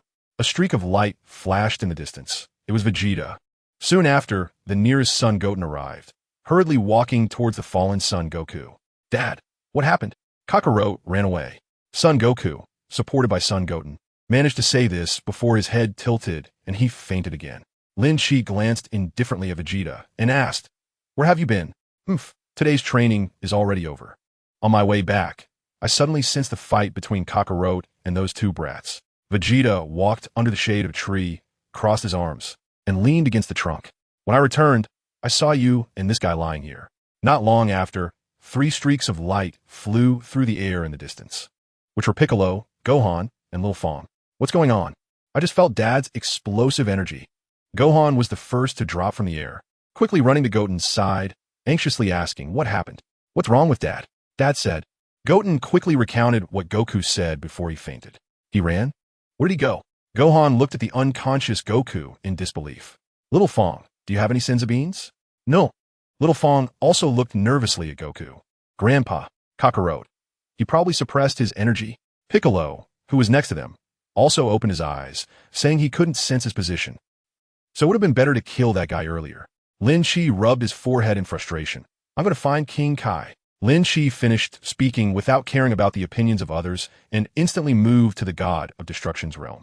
At this moment, the old God of Destruction was looking at a swimsuit magazine, and Jebbit was nowhere to be seen. Lin Shi went up and snatched the magazine from the old God of Destruction, throwing it behind him. Where's Jebbit? Let him go to Earth to heal Goku. Lin Shi said indifferently as he walked towards the crystal ball placed on the grass. He reached out and placed his hand on the crystal ball, and with the input of divine power, he soon squinted his eyes, realizing, Lord Lin Shi, are you looking for me? Jebbit wiped his wet hands on his apron. My meal is almost ready. Would you like to stay and eat together? Facing Jebbit's somewhat foolish expression, Lin Shi directly placed his hand on his shoulder. When Lin Shi returned with Jebbit, Goku was still lying on the ground unconscious, surrounded by Xiao Fong and Son Gohan, who looked anxious. Jebbit immediately stepped forward to treat Goku, and soon Goku groggily awakened. Lin Shi, where's that guy Kakarot? Goku sat up from the ground, asking anxiously, that guy isn't causing any trouble, is he? You don't need a crowd around me. I'm fine. Seeing the eager and concerned expressions, Goku smiled broadly, showing a reassuring smile. Goku, what exactly happened? Piccolo asked coldly from his side. I don't know. Goku shook his head, looking somewhat confused. He just suddenly attacked me. Lin Shi responded, quickly gathering energy in his palm and swinging it towards Goku, who was lying on the ground. The people present felt the terrifying energy ball forming from Lin Shi's palm and showed shocked expressions. What are you doing? Son Gohan hurriedly protected Xiao Fong and retreated to a safe distance. Lin Shi, what are you doing? Son Goten also shouted in shock. In an instant, Goku transformed into Super Saiyan 5 and quickly leaped off the ground, using one hand to push off and avoid Lin Shi's attack. He looked somewhat angry, but quickly suppressed it. Lord Lin Shi, why are you attacking Mr. Goku? Jebbit was also somewhat confused about the situation before him. Chapter 43. The despicable Kakarot, although Vegeta didn't speak, he was already walking quickly toward them. Let him go. Lin Shi looked coldly at Goku, having said long ago that he should kill you. Lin Shi, what do you mean by that? Vegeta, who was standing behind Lin Shi and listening to these words, also felt something was off. I don't understand what you're saying, Lin Shi. Goku frowned at Lin Shi, tilting his head in confusion. What's wrong with you? It's better to just kill you. Be prepared for death. Lin Shi gathered energy in his palm, aiming it at Goku. Hey, Lin Shi, why are you attacking Grandpa? Xiao Fong shouted desperately at the sight of the powerful energy. They couldn't withstand such strong energy. TCH. What the hell is wrong with Lin Shi? Vegeta's reaction was somewhat calmer. He just stood there watching, neither approaching Goku nor stopping Lin Shi. What to do? Son Goten also looked anxious. Even if all of them worked together, they couldn't withstand Lin Shi's attack. Well then, goodbye. Lin Shi seemed to speak without falsehood. And as his words fell, the powerful energy struck towards Goku. No! Goku! Dad! Everyone exclaimed in shock, praying for a miracle, hoping it was Lin Shi's joke. You really want to kill me? Goku's expression was equally astonished. The energy ball was already rushing towards him, and he couldn't dodge. Moreover, Lin Shi's energy was too powerful. If he dodged, the Earth would be doomed too. Boom! The energy ball collided with Goku's body and exploded violently, instantly filling the air with smoke. Dad! Goku! Grandpa! The people present fell into despair, each looking at Lin Shi with bloodshot eyes. Why are you doing this? Why do you want to kill Grandpa? Xiao Fong angrily clenched her fists, tears filling her eyes as she roared at Lin Shi. Xiao Fong, step back. Son Gohan pulled Xiao Fong behind him, angrily looking at Lin Shi. Lin Shi, why are you doing this? Ha! Angry, Son Gohan transformed into Super Saiyan 4, taking a fighting stance. looking like he was ready to avenge Goku. Yes, not Goku. Lin Shi looked coldly at the crowd surrounding him. Don't you believe me? Lin Shi's gaze swept over, and as the smoke dissipated, the corner of Sun Wukong's mouth curled into a smile in the deep pit. Our dad. Can't we recognize him? Son Gohan gritted his teeth and roared as he swung his fists at Lin Shi. Damn it. Goten, let's go. Where's the real Kakarot? Vegeta turned to look at the already unconscious Sun Wukong in the deep pit. That guy Kakarot can't possibly lose to an evil persona? The howling wind, the rolling clouds, the darkened sky. Lin Shi gave a cold smile and threw a straight punch at Son Gohan, hitting him hard on the jaw and sending him staggering back. Bang! Then, as Son Goten rushed in, Lin Shi simply swept his leg, sending Son Goten flying backward like an arrow released from a bow. Slap! He then swung his fist at Piccolo, who was coming from behind, landing a blow on Piccolo's cheek.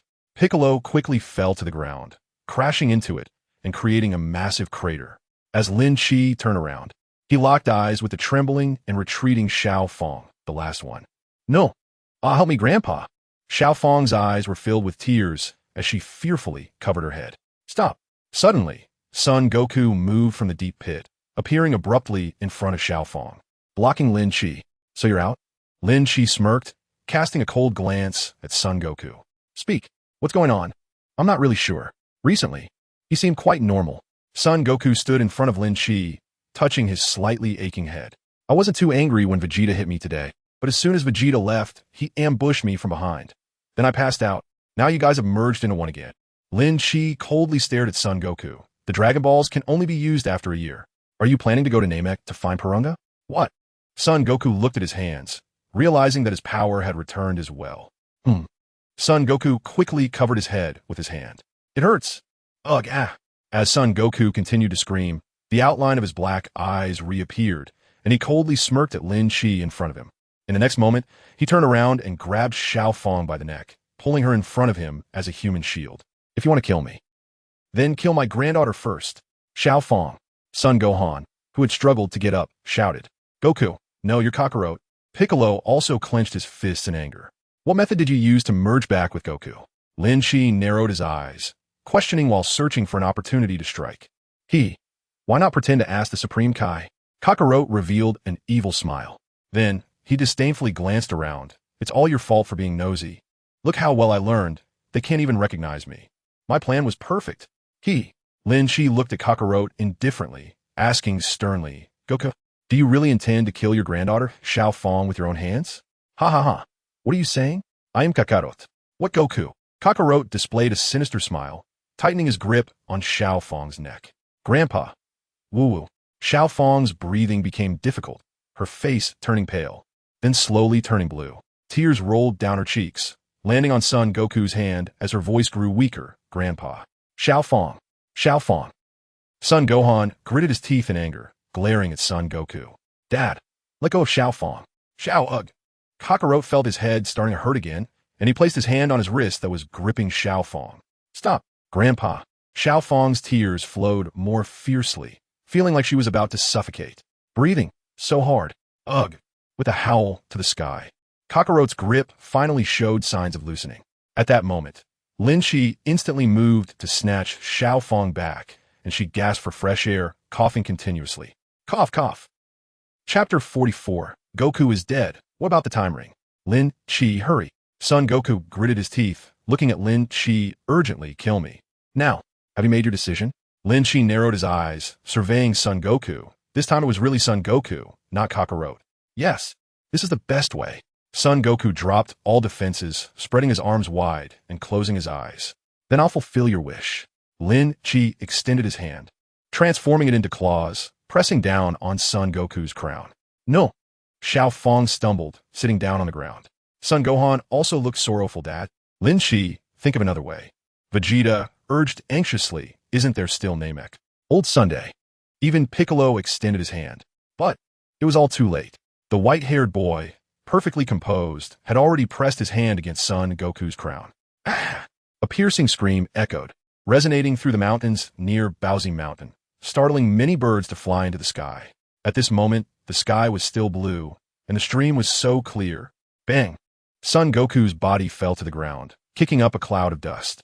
Xiao Fong, who was crying and running over, Son Goten with a worried face, Son Gohan looking sorrowful, Piccolo with a look of pity, and Vegeta standing there in shock. Lin Shi looked at the strands of black mist rising from his palm, smiling faintly. Grandpa. Xiao Fong was lying beside Sun Wukong, her tears rolling down like broken pearls as she kept pushing Sun Wukong's body. Grandpa. Grandpa. Dad. Son Gohan, pale-faced, knelt beside Sun Wukong as well, shouting, "Wake up, Dad. Dad, if you say that, Mom will be upset again." Son Goten's eyes were also filled with tears. Old Sunday. Piccolo felt cold sweat trickling down his cheek. Old Sunday. Open your eyes. What kind of joke is this? Vegeta pressed his lips together, looking at the fallen Sun Wukong and the snow-white-haired Lin Shi. Kakarot, this guy. Just died like this. Woo-woo. The atmosphere on the scene was heavy and sorrowful. Everyone bit their lips, their eyes red. Then, amidst the sorrowful atmosphere, Sun Wukong opened his eyes, weakly speaking, "I seem to not be dead." Grandpa, Dad, old son, Kakarot. The painful expressions on everyone's faces were still present, but their words were filled with immense surprise. Sun Wukong patted Xiao Fong's head, sitting up and looking at Lin Shi, who had returned to normal. With confusion, "What's going on?" "Huh." Lin Shi shook his arm and said indifferently, "I don't know. I thought since you were going to die anyway, why not try the power of the angel state? Let's see if I can exorcise you. A dead horse can be treated as a live one." Lin Shi's words were incredibly relaxed, but Vegeta squinted and noticed Lin Shi's trembling hand behind his back. "Oof. What noisy day." Vegeta snorted coldly and jumped into the air, shouting at Lin Shi. "Let's go. What are you still doing there? It's time to go back and eat." "I'm coming," Lin Shi replied, waving with his other hand at the large group of people from the Sun family, before flying off with Vegeta. On the way back, Vegeta kept his eyes fixed ahead, silent and brooding, when suddenly, just as they were nearing the villa, he asked abruptly, "Did saving Kakarot affect you in any way?" "No, but I want to eat in my room tonight," Lin Shi replied. "It's just about precise control, merging those violent evil thoughts and powers, following Sun Wukong's consciousness, which is why my hand feels a bit numb. After all, I'm not a real angel." Sun Wukong also returned to normal, and life resumed its boring routine. The next morning, dazzling sunlight spread across the land. Lin Shi yawned on the lounge chair, shielding his eyes with his hand, lazily turning over. Bulma walked over with some snacks. "You Scions are really strange." "What's strange?" Lin Shi moved his hand away from his eyes and turned to look at Bulma. "Wukong is always thinking about sparring with Kakarot, and Vegeta just stays in that gravity room all the time," Bulma said while placing the snacks on the coffee table. "And you? Just waiting for the time machine. Lounging around. What else would I do?" Lin Shi sat up, grabbed a cup of tea, and blew on it. "I'm invincible. Is it my fault?" The time machine has been tested. When do you want to use it?"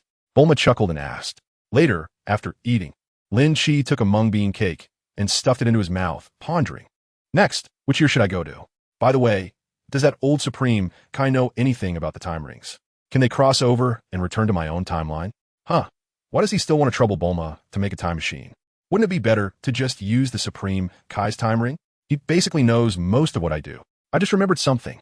Lin Shi swallowed the mung bean cake, waved at Bulma, and used instant transmission to go to the Supreme Kai's realm. Seeing Lin Shi leave so abruptly, Bulma's mouth twitched slightly.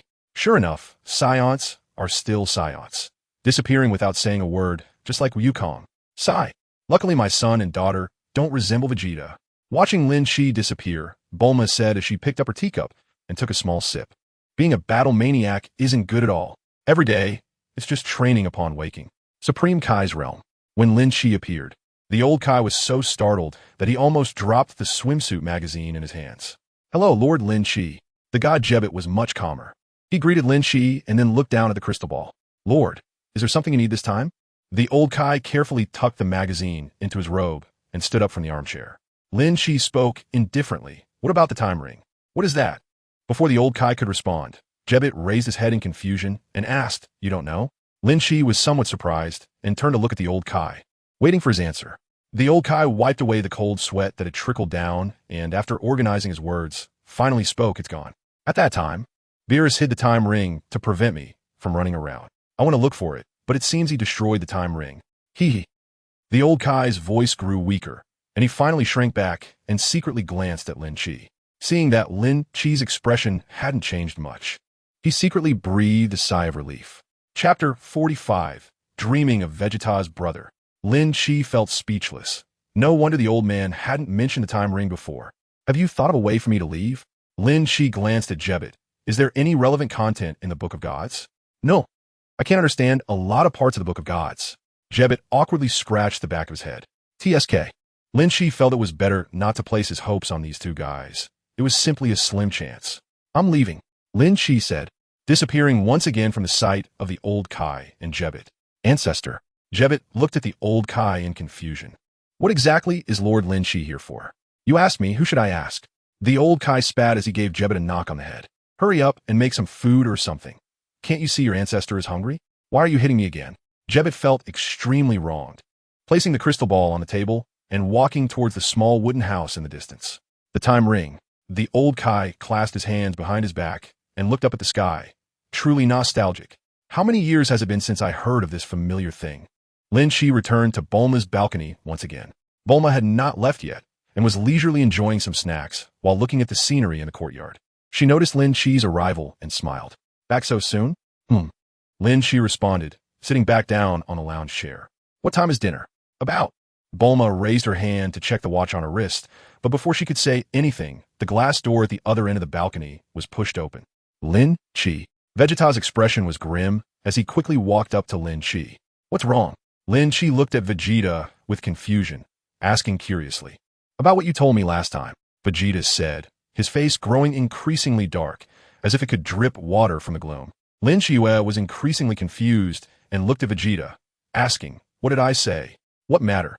Did he specifically mention anything to Vegeta? It seemed not. Is there something secret between you two? Bulma looked at Vegeta, who seemed hesitant to speak several times, her eyes sparkling with gossip. Just.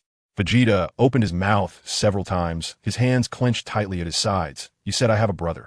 Lin Chi recalled that he indeed asked such a question, but it was just a casual inquiry at the time. I dreamed of him, Vegeta murmured. I dreamed of memories from my childhood, dreaming of how he was schemed against by our father because of the overwhelming power he was born with. Lin Chi was filled with question marks and exclamation points. This remark sparked his excitement. And then, nothing more.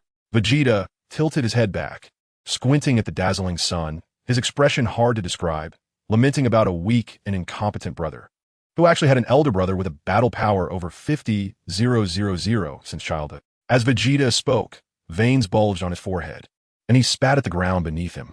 Oh, Vegeta, you actually have a brother? Bulma was greatly surprised, looking at Vegeta with curiosity. Where are they? What do they look like? Do they have a bad temper like you? Do they think about fighting every day? I don't have a brother. Vegeta clenched his fists and roared angrily. Hee. Lin Chi lay back down, casting a disdainful glance at Vegeta and ignoring him. Just like that, cheerful Bulma and the furious roaring Vegeta began to argue in front of Lin Chi. It's so noisy. Lin Chi impatiently turned over, thinking they should go show their affection somewhere else. Not as proud as Vegeta, not as boastful as Satan, not as sacrificial as Krillin. Thinking this, Lin Chi suddenly sensed a powerful force rapidly approaching Earth. Who is it? Vegeta frowned and gazed into the distant sky, his face filled with shock and confusion. What? Bulma, however, looked puzzled, asking what they were talking about. Two forces are quickly approaching Earth. Cold sweat broke out on Vegeta's forehead as he gritted his teeth. One of those energies is comparable to that of a Super Saiyan Level 1. Oh, if they are enemies, then let Lin Chi defeat them. Bulma showed little reaction to this, calmly lifting her teacup and taking another sip, thinking it was no big deal. There are plenty of warriors on Earth now. Aside from those busy with logistics, Vegeta and Goku can challenge the entire universe. If these two can't handle it, then they can fuse, not to mention there's Lin Chi, a godlike existence. Lin Chi turned around slightly, raising an eyebrow and asking, why do you want me to fight? Because you're eating and drinking for free at my house. Consider your rent as protecting the Earth. If the Earth is gone, where will you get such enjoyment? Bulma explained matter-of-factly, revealing a cunning smile. And there's the time machine. As long as you protect the Earth, I can create anything you want for you. Hee. Lin Chi smiled on the surface, but looked at Bulma with increasing disdain, thinking that relying on her was not dependable. This isn't the time for jokes. I need to see what kind of person it is. However, in the blink of an eye, Vegeta had put on his exclusive white battle gloves, turning his back to Bulma and Lin Chi. I can feel it. Those with endless malice are approaching the Earth. Then let's go have a look. Lin Shi stood up and patted his slightly wrinkled clothes, preparing to teleport. At that moment, Vegeta had already leaped into the air, moving as fast as a shooting star. "Ha, this guy is still as proud as ever," Lin Shi complained. Vegeta really cares about his image. Hey, not going after lunch? Watching the two leave and disappear, Bulma helplessly covered her face with her hand. Teleporting that fast, won't they arrive too early? They should wait a bit longer. Appearing on the boundless snowy ground, Lin Shi furrowed his brows and glanced at the sky. The extreme north, huh? The cold wind howled around Lin Shi, and soon Vegeta arrived without speaking, quietly waiting. "Hey, you guys are actually faster than me." Sun Wukong suddenly teleported behind them, grinning. Not far away, several streaks of light were quickly approaching, with Trunks clearly leading the charge. Boom! A spaceship fell above Vegeta and Lin Shi, brushing through the atmosphere and leaving a long red tail. "It's here." Sun Wukong immediately became serious, looking at the slowly descending ship. Chapter 46, Reg, who is the Scion Prince in an instant. The ship landed on the ground not far from the two, separated by a mountain, and the hatch opened. Click! Vegeta, Lin Shi, and Sun Wukong all stared seriously at the person walking down, seeing a tall figure and a petite one slowly descending. Is this Earth? The petite figure was a woman, walking down with her arms crossed and swaying her tail, her left eye equipped with Frisia's military unique detector. A woman. Sun Wukong blinked in surprise, unable to guess this at all. Could she not be an enemy? A Scion? Vegeta was somewhat dazed. He never expected that the visitor to Earth would be a woman from the Scions. Following closely behind the woman, another figure appeared, somewhat resembling Vegeta, with long black hair that looked like a hedgehog.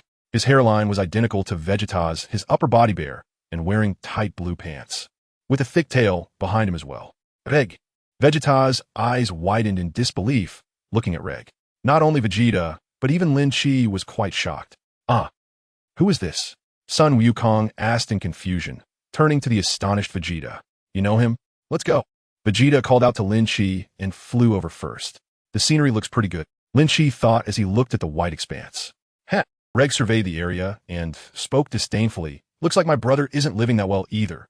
Reg and Sapari. Lin Chi raised an eyebrow, realizing that this GT timeline was not as simple as it seemed. Those who have read fan comics know that Reg comes from the Dragon Ball New Era and is Vegeta's half-brother, born with a battle power of 937929266. Fearing that this child would take away his rights, King Vegeta abandoned him, as Reg had extraordinary talent, capable of transforming into Super 4 and even Super 5. However, it's a pity he's just a pseudo-Super 5, but he can suppress Super 4 Gogeta. Compared to the previous Super 1-star Dragon, Reg is like trash. Especially in the end, it was only because Gogeta found an opening that he was stopped from going home to recuperate. "Oh, isn't that Vegeta? My dear brother." Reg and Sapari quickly noticed the blue and black figures in the snowy landscape, along with the orange figure trailing behind. "Hey, Vegeta, you have a brother?" Sun Wukong immediately asked upon hearing Reg. "Why have you never mentioned it before?" "I am Sapari, Reg's wife." Sapari, following Reg, flashed a mocking smile at Sun Wukong. "Are you here to visit family on Earth?" Sun Wukong grinned and waved hello. I don't remember having a brother." Vegeta crossed his arms, also wearing a mocking expression. "A family reunion on site?" Lin Chi glanced around lightly, a slight smile curling at the corners of his mouth. He was in a good mood now. Although Reg's appearance was not supposed to happen at this time, he didn't mind. Next, there would also be Jaiko from Dragon Ball AF, a powerful character created from Sun Wukong's blood by Wes Kaish and Layla. Azer. Forget it, let's not mention it. If that were the case, once he returned to his timeline, would the 6th universe also feature Barade? The one who is Frost's brother in Dragon Ball Super EX. Resembling Gula, with advanced transformations. That's a bit far off. Speaking of which, there are just too many characters in Dragon Ball fan comics. Lin Chi regained his focus and looked at the still arguing Vegeta and Reg. Vegeta was clearly agitated.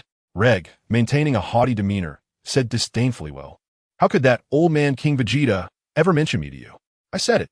I don't have a brother. You bastard." Vegeta clenched his fists and roared in anger. "Damn it. Did you even hear that? I have no damn brother." Admit your jealousy, after all. I was born with a battle power of 937929266 from the novel of World Weariness. And what about you? Reg said proudly, looking at Vegeta with contempt. "I am the true heir of planet Vegeta." "What are they talking about?" Sun Wukong scratched his head. looking increasingly confused. Lin Chi, weren't they here to recognize their relatives? Planet Vegeta disappeared many years ago. Does that meaningless title really matter? Lin Chi didn't explain to Sun Wukong and held back a laugh. What do you know? Sup Ali turned a hostile gaze toward Lin Chi. You lowly scion don't understand at all. That old man King Vegeta worked hard to conceal Reg's birth, while this guy Vegeta enjoys a life of luxury and privilege. Why, as princes, does Reg have to suffer the disdain of others alone? Sup Ali stood up for Reg. Reg followed Sup Ali's words, as if recalling past humiliations. He angrily clenched his fists and said, "That's right, I hate you." Lin Chi shrugged indifferently. How did he become a low-class scion? Never mind. It's someone else's family matter, so he wouldn't get involved. Let them talk.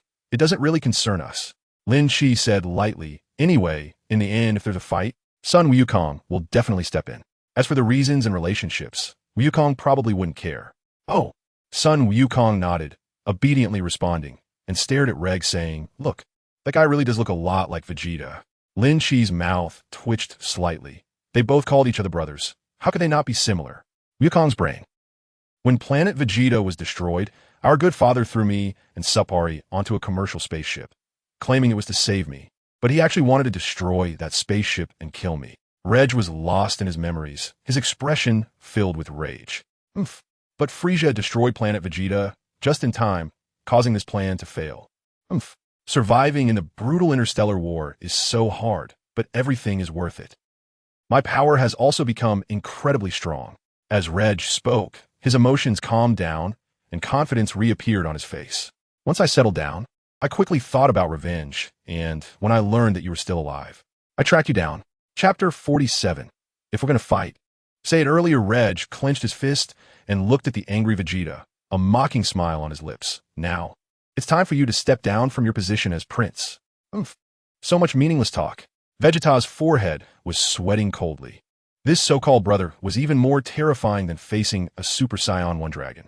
Watching the rambling Reg, Lin Chi tilted his head, treating it as a show. This guy really talks a lot. Is it because of the long separation that he's too excited? You completely underestimate my husband's strength. He's a legendary warrior. Watching Vegeta's roar, Supari disgustedly joined in the verbal battle, saying it was all your fault that we were abandoned. What does that have to do with me? Vegeta's forehead bulged with veins as he disdainfully glared at Supari, saying, Men talk. What are you, a woman? Doing butting in? Ha! Finally, half an hour later, Lin Chi yawned for the 6th time, and with the rest of the crowd arriving, the verbal battle officially ended.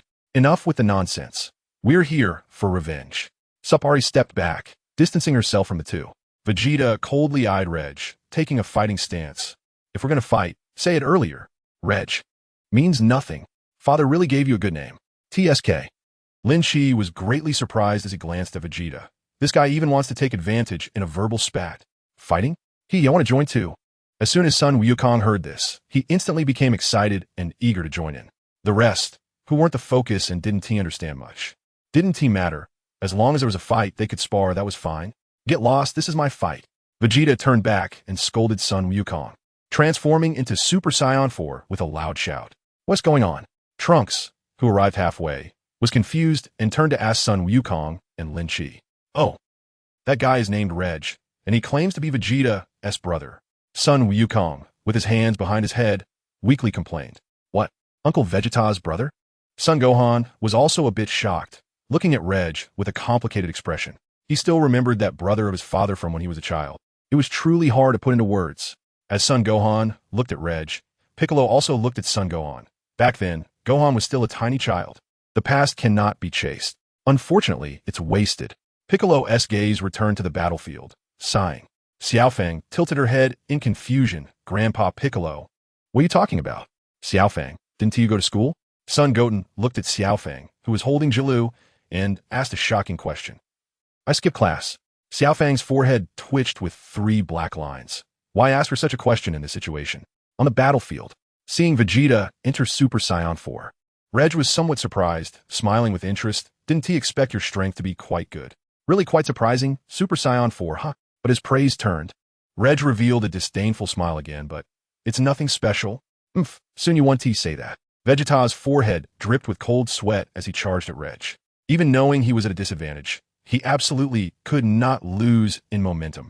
especially since this was the battle of the Scion Prince. Reg remained calm, watching Vegeta rush in. If your fighting power is only this, I'm afraid you will be scared of me. Talkative. Vegeta swung his fists continuously at Reg, but Reg did not fight back, just leisurely dodging. Ending the battle in an instant would be too boring, wouldn't it? While dodging, Reg even had time to mock. Crack. Vegeta's punches seemed incredibly swift, but each time they swung through the air, this made the proud Vegeta unable to take it. Bastard. Are you looking down on me? Vegeta again pushed off the ground, swinging his fists at Reg. This time the speed of the punches was even faster than before, the air was ripped apart, and the surrounding sounds of wind filled the space. That guy is very strong. Sun Wukong watched the two fight, his expression becoming serious. Lin Shi responded lightly, hands on hips, watching. Vegeta can't win against him. Goten, Xiaofang. Sun Wukong turned to the two. You all quickly go back. The battle here can easily affect you. You can't handle it, and Trunks too. Gohan, take them back. Why? Xiaofang's expression instantly turned aggrieved. She pitifully pleaded, Grandpa, I want to stay with you. Piccolo shot a cold glance at Xiaofang. Don't be willful, and don't cause trouble. I can protect myself. Xiaofang reluctantly, but in the end, was forcibly taken away by Son Gohan. Seeing the people leave, Sun Wukong also felt like he was free. He placed his hands to his mouth and shouted loudly at Vegeta in the battle. Vegeta, want me to take over? Damn it. Vegeta distanced himself from Reg, hovering in midair, angrily clenching his fists. You only know how to dodge. You just know how to bluff? If you think like that, then I'll do as you wish. Reg smirked mockingly. In the next moment, Reg's figure abruptly disappeared from the spot. Vegeta didn't even have time to react. He felt a heavy blow to his abdomen. The disappearing Reg appeared before him, lifting his leg for a knee strike. Bang! Ugh! Hit hard, Vegeta's body instinctively arched and trembled. Before he could spit out the blood that surged into his mouth, Reg struck again with a punch to Vegeta's cheek, sending him flying like an arrow. Blood spilling from his mouth. He crashed through several snowy mountains, finally falling from a mountain, deeply buried in the white snow. Unable to withstand a single blow, Reg laughed loudly, crossing his arms and fixing his gaze on Sun Wukong and Lin Shi. I am a true prince of the Scions. Come quickly, bow down and greet this prince, lowly warriors. Zek. Lin Shi never expected that the fire would reach him, and Reg was indeed incredibly arrogant. How could it be? Vegeta was actually defeated in one blow. Piccolo stared wide-eyed, unable to believe the scene before him. Vegeta. Goku gazed worriedly at the distant snow-capped mountains, unsure of Vegeta's condition. Chapter 48. Let go of him, I'll fight cough cough. Vegeta stumbled out from under the snow, coughing several times. On the white ground, countless drops of crimson fell, creating a mesmerizing pattern. Vegeta wiped the blood from the corner of his mouth with the back of his hand, biting down hard on his molars, his fists tightening even more. That damn guy actually dared to toy with me. Vegeta let out a roar, pushing off the ground and charging at Reg with speed. What a foolish guy. Standing not far away, Sapari wore a mocking smile. Face reality. Vegeta, you have no chance of winning, even if you've reached Super 4. My husband hasn't even used half of his power. Watching Vegeta's fist swing at him, Reg sneered. What would our Father King think if he saw you now in such a pathetic state? Go ask him in hell. Vegeta spat out harsh words and punched Reg in the abdomen. With this punch, Vegeta used all his strength, but he felt as if he had hit a wall of copper and iron, his fist numb from the impact. Is that all you've got? Reg laughed mockingly, throwing a punch at Vegeta's face. Ignoring Vegeta's cries, Reg grabbed Vegeta by the hair and delivered a knee strike to his abdomen. Ugh! Vegeta screamed in agony, his body tensing up like a cooked shrimp due to the intense pain. Vegeta. Seeing Vegeta being tortured, Goku roared in anger, his feet propelling him into Super 4 form as he rushed forward. Ha ha! You deserve to kneel at my feet. I've waited a long time for this day. Reg mocked as he looked at Vegeta, who was kneeling on the ground in pain.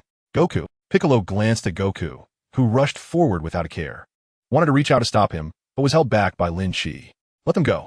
Lin Shi said lightly. After all, the final outcome was already determined from the beginning. That damn bastard. Vegeta struggled to get up from the ground, launching his full power strike at Reg. Big bang attack. Terrifying energy surged forth, instantly engulfing Reg's figure. As the smoke dissipated, Vegeta gasped for breath, waiting. How could this be? Watching the figure emerge from the smoke, Vegeta was dumbfounded. He didn't even have the strength to stand, collapsing to the ground. Goku arrived just in time to support him. Vegeta, are you okay? This is strange. These guys can actually hide their power? Sapari, watching from a distance, stroked her chin, deep in thought. Oh, is this all the power of a prince? Reg cracked his neck, producing a series of popping sounds. This is just the warm-up. Are you already switching opponents? Looking at Goku protecting Vegeta, Reg sneered. You have quite a few loyal subordinates. You vile bastard. I will defeat you. Goku instantaneously transported Vegeta back to Lin Chi's side. Oh, how much power do you have? Facing the Super 4 Goku who reappeared before him, Reg remained dismissive. It seems you're a bit stronger than Vegeta. You'll find out when you try. Goku's eyes flashed with a fierce fighting spirit, and as he pushed off the ground, spiderweb-like cracks appeared. Goku quickly vanished from his original spot and reappeared behind Reg, throwing a powerful punch. Reg didn't even react, simply bending his arm to block Goku's punch. Blocked. Goku didn't think twice before twisting his body and sweeping his leg. Not bad, not bad, but you're still just a bit stronger than my useless brother. Reg dodged Goku's attacks, a smirk growing on his face. After all, you can't even make me break a sweat. Huh.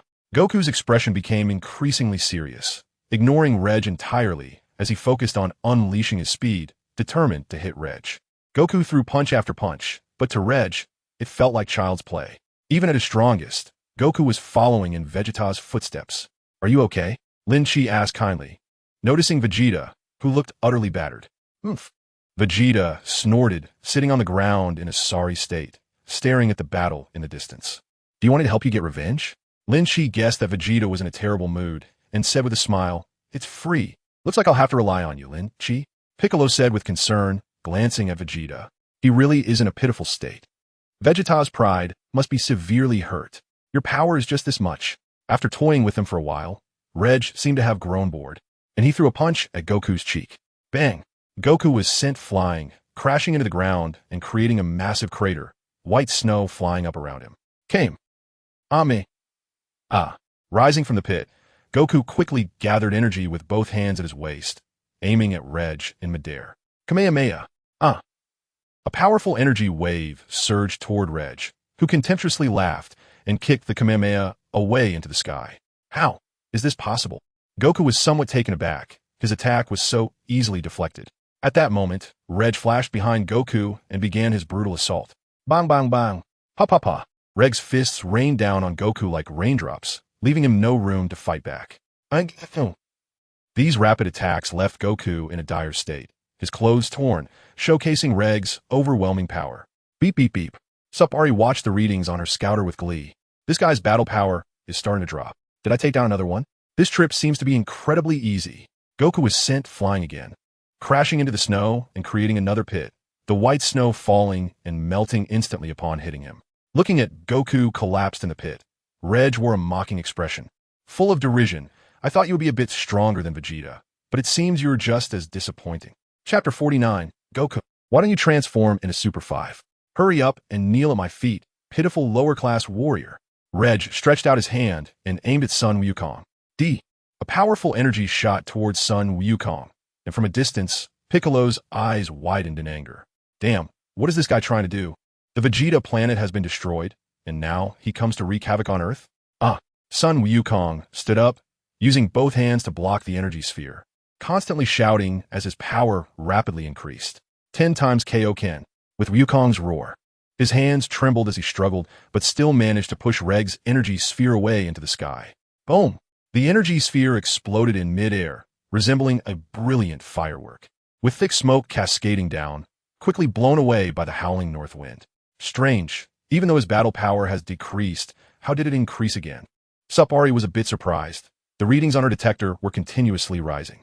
Good, Piccolo shouted excitedly. I knew Wukong could protect the Earth. As the explosion echoed in the sky, Sun Wukong had already charged towards Reg, and the two were exchanging punches and kicks. Wukong launched a fierce counterattack, his figure constantly flashing around Reg, delivering a straight jab to Reg's face. Wukong can't hold on much longer. Lin Chi noticed Vegeta's clenched fist filled with unwillingness and spoke lightly. Piccolo's joyful smile hadn't faded before it froze on his face. Why? Kaioken. Lin Chi stared at the fully powered Sun Wukong on the battlefield. Did I not tell you about the side effects of Kaioken? Vegeta looked at Lin Shi in confusion. Isn't it just some burden on the body? No, to be precise, Kaioken can double one's attributes. Piccolo corrected Vegeta. Lin Shi didn't explain and simply asked, what do you think the burden on the body would be if the Kaioken were to be increased by 10 times under the power of Super Saiyan 4 Goku? Lin Shi did not refute and coldly asked Piccolo, aside from the burden on the body from the Kaioken, how much has Goku's combat power increased now? Piccolo pursed his lips, finding it hard to answer this question. Goku's strength below Super Saiyan 4 surpassed him by too much. He really couldn't sense it. It's not a complete doubling. At most, it's only increased by a third. Vegeta's cold voice shocked Piccolo again. Only a third? That's so little? Piccolo couldn't believe it. Was Vegeta mistaken? The Kaioken consumes a lot of stamina, and the time it can be used is particularly short. As soon as he gets hit by the enemy, he will exit the Kaioken state. Heh, a cat playing with a mouse. If Goku doesn't enter Super Saiyan 5, he won't be able to hold on for long. Lin Shi glanced indifferently at Piccolo. It seemed he would soon fall into a disadvantage, or even be slaughtered. As these words fell, Goku's breath on the battlefield became hurried, clearly indicating that his stamina was rapidly declining. Vegeta pursed his lips, squinting at the two fighters. Reg's fist struck Goku's jaw, making Goku's head tilt back, and his expression grew increasingly disdainful. I thought you could hold on longer. But is this it? Goku grimaced in pain, gritting his teeth, and forced himself to lift his foot, delivering a knee strike to Reg's abdomen. Goku was still holding on, but it seemed he couldn't last much longer. Watching the arrogant Reg in the crystal ball, Jebbit God spoke anxiously what to do. Goku can't win either. The gap is too large. Why doesn't Goku transform into Super Saiyan 5 like Lin Shi? The old Kaioshin had his hands behind his back, staring at the crystal ball with a puzzled expression. Yes. Why not? Damn it. I never expected Reg could find his way to Earth. Jebbit God clenched his fists in anger, staring fiercely at the crystal ball. The old Kaioshin stood up with his hands behind his back, gazing into the distance with a deep sigh. It seems Earth is in big trouble. Speaking of which, even if Goku can't transform into Super Saiyan 5, isn't Lin Shi here? Maybe he will intervene. Jebbit God placed all his hopes on Lin Shi. If he does intervene, then let Goku and Vegeta fuse. Vegeta would definitely be able to defeat Reg. Goku in the crystal ball was once again sent flying by Reg. He crashed into a thick pile of snow, sinking into it while gasping for breath. I never expected there could be someone as powerful as Lin Shi. Although Goku was in a sorry state, his spirits were high. In the distance, Vegeta stood up, clearly feeling much better. That damn guy has been toying with us? Reg still had at least a third of his strength left. If he unleashed his full power, Goku might not be able to withstand it. Lin Shi squinted and glanced over. Sun Wukong was still struggling to stand up. He instantly moved in front of Sun Wukong. Why don't you transform into Super Saiyan 5? Sun Wukong smiled wryly. That time, it was Kakarot who mastered Super Saiyan 5. I can't just transform whenever I want yet. Well, let me end this once and for all. Lin Shi replied calmly. I haven't given up yet. Sun Wukong, ignoring the pain in his chest, struggled to stand and shouted. It's been long enough. Lin Shi coldly glanced at Sun Wukong from the corner of his eye. Bulma is still waiting for us to go back for dinner. Speaking of which, I seem to be getting hungry too. Sun Wukong rubbed his stomach, and soon his stomach protested loudly in response. Are you guys actually doing a will battle? Reg frowned disdainfully at Lin Shi, who was protecting Sun Wukong, low-class Scion. I'll send you all to hell to reunite. It won't matter who goes first. Reg extended his hands and clenched them tightly. As his fists tightened, the veins on his body bulged, and he trembled slightly. Let you feel this overwhelming despair. It's time to show my true power. What? True power? Vegeta gritted his teeth in anger, staring intensely at Reg on the battlefield. Bastard, Piccolo cursed, looking at the still, calm Lin Shi, wondering if Lin Shi could defeat that guy. HAAA. With Reg's low growl, a jet of energy ignited beneath his feet, and his muscles swelled, with veins bulging like tree roots. Chapter 50, Pseudo Super Saiyan 5, showing off before true Super Saiyan 5. The gradually erupting energy created a howling hurricane, suppressing the surrounding wind and snow. That guy's power, it's a lie, right? Piccolo's eyes widened in disbelief. The ground beneath their feet shook constantly, and the distant snow-capped mountains collapsed, with avalanches surging toward the earth. The hurricane swept through, making everyone's clothes flap loudly and forcing them squint, while Vegeta and Piccolo raised their hands to shield their eyes. Damn it, Sun Wukong also struggled to keep his feet planted on the ground, trying to stabilize himself and not get blown away. How is this possible? How can he be so strong? This isn't human anymore, is it? Vegeta was sweating profusely, speechless, not even knowing what he was saying. I've given you plenty of time. Now it's over. Reg raised his fist high and leaped toward Lin Chi. This guy can't withstand my punch. Is this what Pseudo Super Saiyan 5 is? Lin Chi showed no reaction, even stroking his chin, observing Reg's incoming punch. Indeed, it was a Super Saiyan 4 that could crush Vegeta, but compared to the true Super Saiyan 5 form, it was still lacking. The situation didn't go as Reg had anticipated. Lin Chi was able to take this blow. Be careful, Sun Wukong shouted involuntarily as he watched Reg's fist nearing Lin Chi. Bang! In an instant, Lin Chi transformed into Super Saiyan 5. Calmly extending his hand to block Reg's punch, "You're quite arrogant." Reg, who had initially been confident and self-righteous, had his expression frozen on his face. He furrowed his brows and shouted, "What the hell is this?" Silver hair, silver fur, blending seamlessly with the white snow behind him. Lin Chi walked slowly towards Rager. Although he seemed to emit no aura fluctuations, the omnipresent pressure he exerted left Rager gasping for breath. Clearly, there was no energy leakage, yet gave off an invisible pressure. No wonder it's Lin Chi. Sun Wukong climbed out of the pit, looking excited. "You say you're Super Saiyan 5. Then what do you call my Super Saiyan 5? Lin Chi scoffed as he reached Rager, grabbing him and tossing him into the air. Following closely, Lin Chi appeared behind Rager again, his fist quickly striking Rager's back. Rager was hit into the air, then from mid-air, he was sent crashing down toward the ground, a look of anger on his face. Just as he was about to hit the ground, he finally steadied himself, thinking, "I underestimated you." Heh. Lin Chi gave a faint smile, looking indifferently at Rager. "You're not as impressive as I imagined." Ah, these words angered Rager, and he roared, launching an energy ball at Lin Chi. A fair exchange then.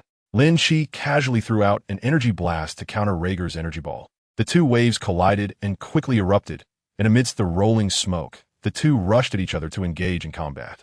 Bang! Lin Chi's speed was considerably faster than Liege's. By the time Liege noticed Lin Chi had already thrown a punch. Liege was crushed under the pressure. Lin Chi's speed and strength surpassed Liege's. After just a few exchanges of punches and kicks, Liege was struck by Lin Chi's fist and instantly sent flying, crashing through mountain after mountain.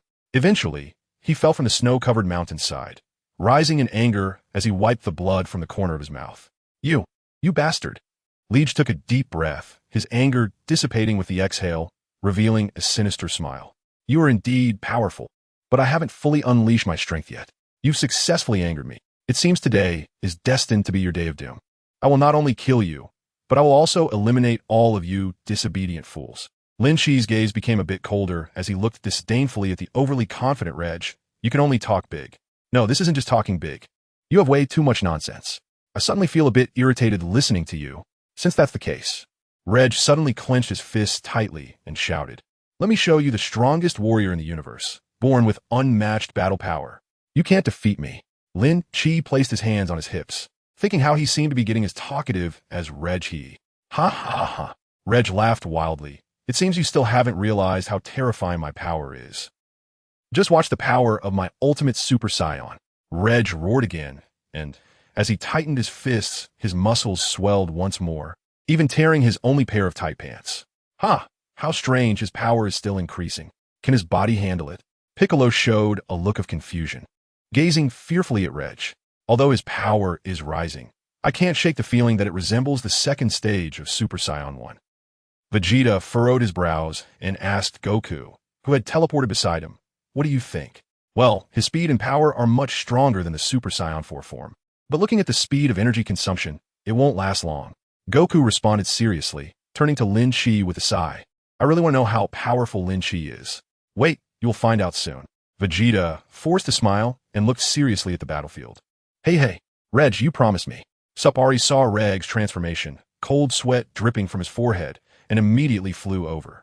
The ground trembled, and the howling wind made it impossible for Sapari, with his weak battle power, to approach the center of the battlefield.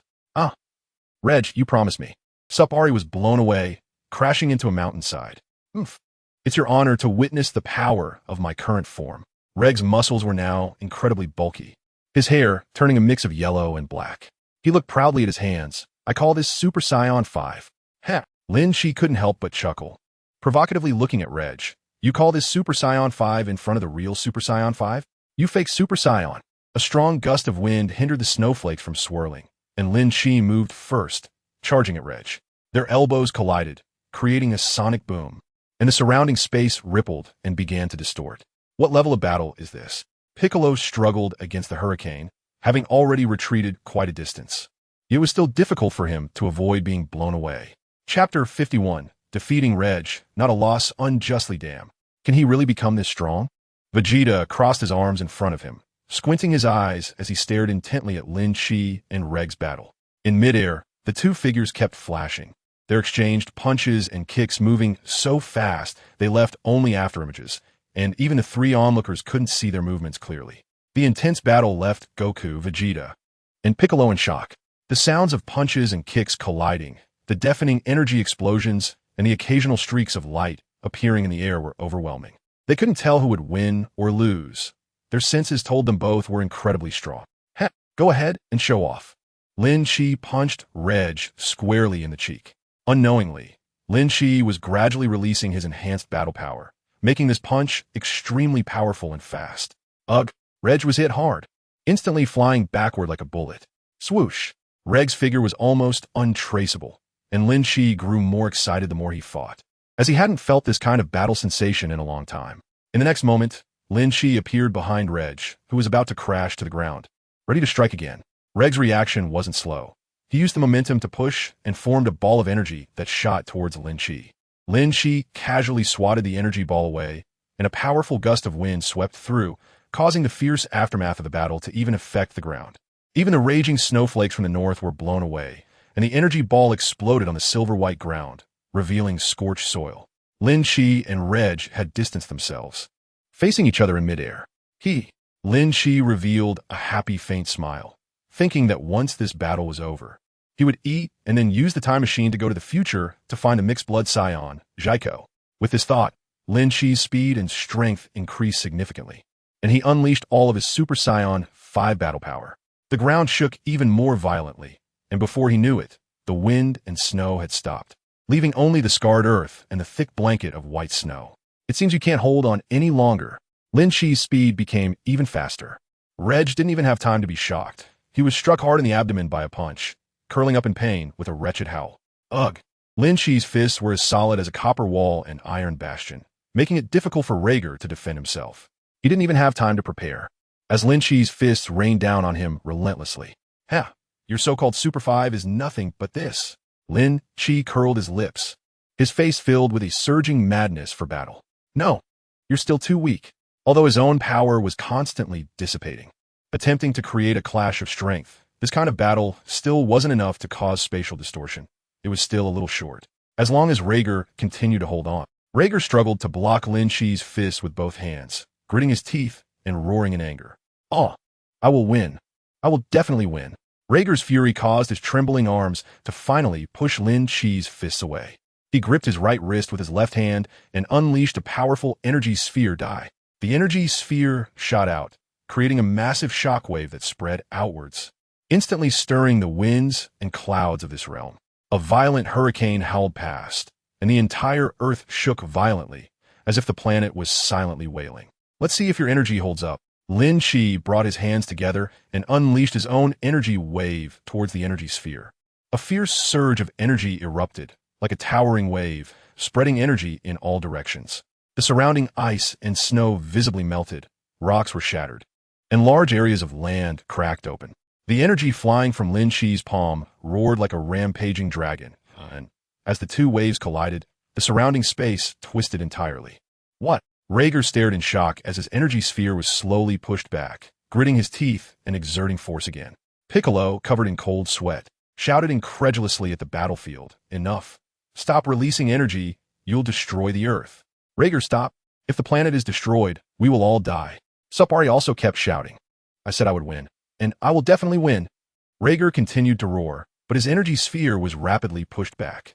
Do you feel anything unusual in your body? Lin Shi watched as the distorted space slowly returned to normal, feeling immensely disappointed. What? Somewhat confused, Rager suddenly returned to his original state, his muscles significantly shrinking. Along with that came intense pain. This unbearable pain left Rhaegar unable to exert any more strength, and as his energy sphere was pushed back, Lin Shi's energy wave completely engulfed Rhaegar's form. A dazzling white light burst into the ground, exploding apart. The entire planet was like the end of the world, turning the snow-covered area of several kilometers into a massive basin. Dust and sand flew everywhere. Hey, Lin Shi, don't go too far. The earth will get hurt like this. Piccolo looked sorrowfully at the crater. Sorry, I got a bit carried away. Lin Shi replied without a hint of shame, returning to normal and landing on the ground. In the deep pit lay the battered Rhaegar, now breathing more out than in, already on the brink of death. Kill him. Vegeta leaped into the pit, his palm transforming into an energy blade, ready to slay Rhaegar. Stop. Suppari quickly flew in front of Rhaegar, blocking Vegeta's malicious act. You damned woman. Vegeta's movement nearly stabbed Suppari in the abdomen. Get out of my way. I won't. Suppari bit her lip tightly, determined to resist to the end. Oomph. A muffled groan sounded behind Suppari. A bloody hand rested on her shoulder. Move aside. I haven't lost yet. The bloodied Rhaegar gasped for breath, swaying unsteadily, on the verge of collapsing. What? Vegeta was stunned. Under such an attack, he could still stand. But before Vegeta could be surprised, Rhaegar fell to the ground again, this time completely unable to bear it, and fainted. TSK. You guys aren't losing unjustly. Lin Shi placed his hands on his hips and slowly walked over to Vegeta, saying, Look at this, his whole body is in pieces, yet he can still stand up? Oomph. Vegeta let out a proud cold snort, but did not refute Lin Shi's words. If he were to endure such pain, it would be nearly impossible for him to stand up again. Ha! Vegeta, I can now confirm this guy is your brother. Lin Shi said with a cheerful smile. Chapter 52. 3 years later, Layla and Jaiko look at that. The way he protects his wife. Isn't it just like you? Humph. Vegeta snorted proudly, the corners of his mouth slightly lifting as he feigned indifference and glanced at Suppari. Get lost. Go back and eat. Lin Chi patted Vegeta on the shoulder, called out to Sun Wukong and Piccolo, and was about to use instant transmission. Don't come to Earth again, or I'll kill you. Vegeta turned back to glance at Suppari one last time before leaping into the sky. He just didn't care about instant transmission at all. It wasn't about protecting his wife. Afterward, how Suppari carried the heavily injured and unconscious Reg was not something he cared about. At this moment, in Bulma's villa, aside from Piccolo leaning against a tree in the courtyard with his arms crossed and eyes closed, even Sun Wukong was in the dining room, eating heartily with everyone. Bastard. That's my drumstick. Vegeta watched Sun Wukong's speed of eating, and before he could voice his disdain, he noticed that the drumstick in front of him was gone. Sun Wukong stuffed the drumstick into his mouth and looked up at Vegeta in confusion. What did you say? Idiot. Vegeta suppressed the anger bubbling in his chest and continued to eat a large meat bun. Bulma elegantly held a cup of coffee, glanced at everyone, and then looked at Lin Shi, who was gnawing on a roasted piglet. Did you really eat and then leave? What else? Stay here and be lovey-dovey with you all? Lin Shi replied indifferently, continuing to eat his food. Are you planning to use the time machine to go to the past or the future? Bulma asked curiously. Lin Shi glanced at Bulma without responding. Lin Shi, are you leaving? Sun Wukong, listening to the conversation at the dining table, moved the stacked empty plates in front of him. It's fine if he leaves. Vegeta glanced sideways and muttered before continuing to eat. If he doesn't leave, he won't even be able to hold onto his position as the eternal second place. So it's better for him to hurry back where he came from. After the meal, Lin Shi waved goodbye to everyone while holding the capsule box of the time machine. Goodbye to everyone in GT. As Lin Shi's figure disappeared from everyone's sight, Sun Wukong patted his belly and looked at Vegeta, feeling a bit stuffed. Vegeta, let's go digest this. Whoosh, King Kai's realm. When Lin Shi appeared, the old Kai stood in front of him with his hands behind his back, seemingly gazing at something with a lewd smile on his face. The two were very close, making it difficult for the old Kai to swallow, and he awkwardly asked Lord Lin Shi. Lin Shi ignored the old Kaioshin and walked past him towards the god Jebbet, who was crouched on the ground looking at the crystal ball. Hey, don't watch Goku and the others fight. Check where West Kaioshin is. Lin Shi said indifferently. God Jebbet looked confused. West Kaioshin? Lyra? Didn't she die a long time ago during Majin Buu's? She didn't die. Lin Shi interrupted impatiently. At that time, she was just infinitely close to death. How is that possible? I saw her get killed by Majin Buu with my own eyes. God Jebbet stubbornly insisted. Lin Shi narrowed his eyes slightly, casting a sharp gaze at God Jebbet. Idiot. The old Kaioshin couldn't stand it anymore and hurriedly walked over to give God Jebbet a knock on the head, then picked up the crystal ball. I'll check. Please wait a moment, Lord Lin Shi. The old Kaioshin quickly placed his hand over the crystal ball, channeling Kaioshin power. Soon, the scene of Goku and Vegeta sparring in the crystal ball shifted to a vast starry river. Then the solemn-faced West Kaioshin, Lyra, appeared, seemingly watching something. Is it really West Kaioshin? God Jebbet exclaimed, staring wide-eyed at the crystal ball. How is that possible? She really didn't die? What has she been doing all these years? Zoom out a bit. Being this close, doesn't T show anything she should be watching something? Not wanting to deal with God Jebbet's nonsense, Lin Shi issued an order without hesitation. Yes, yes. The old Kaioshin immediately went over, brushed aside God Jebbet, and switched the scene in the crystal ball. On the desolate land, West Kaioshin stood on a mountaintop, while in midair was a young boy throwing punches and kicks. The boy had white-purple hair and was wearing a green and dark green martial arts uniform. Jocko. Lin Shi's lips curled slightly, as expected. Reg was here. It was impossible for Jaiko not to appear. Who is this guy? Jebbet felt like his brain was not enough. Tell me the location. Lin Shi glanced indifferently at the old Kaioshin. North Galaxy G63. That's the home planet of the Frozen Demon Clan, Frisia, and their kind. Bang. Lin Shi listened to the words of the old Kai and threw out the capsule. The current Jaiko is definitely not as powerful as he was back on Earth. He is somewhat stronger than Reg's pseudo Super Saiyan 5, but it's still not enough, so he shifted his focus to the future. The time machine appeared before the three of them, and Jebbet looked on with curiosity, asking Lin Shi if this was the thing Bulma made. Lin Shi still ignored him, sitting in the time machine and pressing the button for time. He didn't have that much time to explain to Jebbet. If he could succeed, he would finally be able to return to his own time and space. Beerus, clean your neck and wait for me to challenge you. Whoosh. In the blink of an eye, the time machine activated, and 3 years had already passed. They were still in the realm of the King of Worlds. At this moment, Jebbet was pouring tea into the cups on the table, while the old King of Worlds was looking at a swimsuit magazine, grinning foolishly. Hee hee. Lin Shi jumped out of the time machine. The transition of scenes was really fast. Just moments ago, the two were still looking bewildered at the disappearance of the time machine. 1 year on the ground, 1 day in the sky. He had just brushed past 3 years. Lord Lin Shi. Hearing the noise, Jebbet looked at Lin Shi, who had come out of the time machine, in shock. 3 years ago, he wanted to ask Lord Lin Shi about the West King of Worlds, but after searching the entire universe, he couldn't find a trace. Now he suddenly appeared again?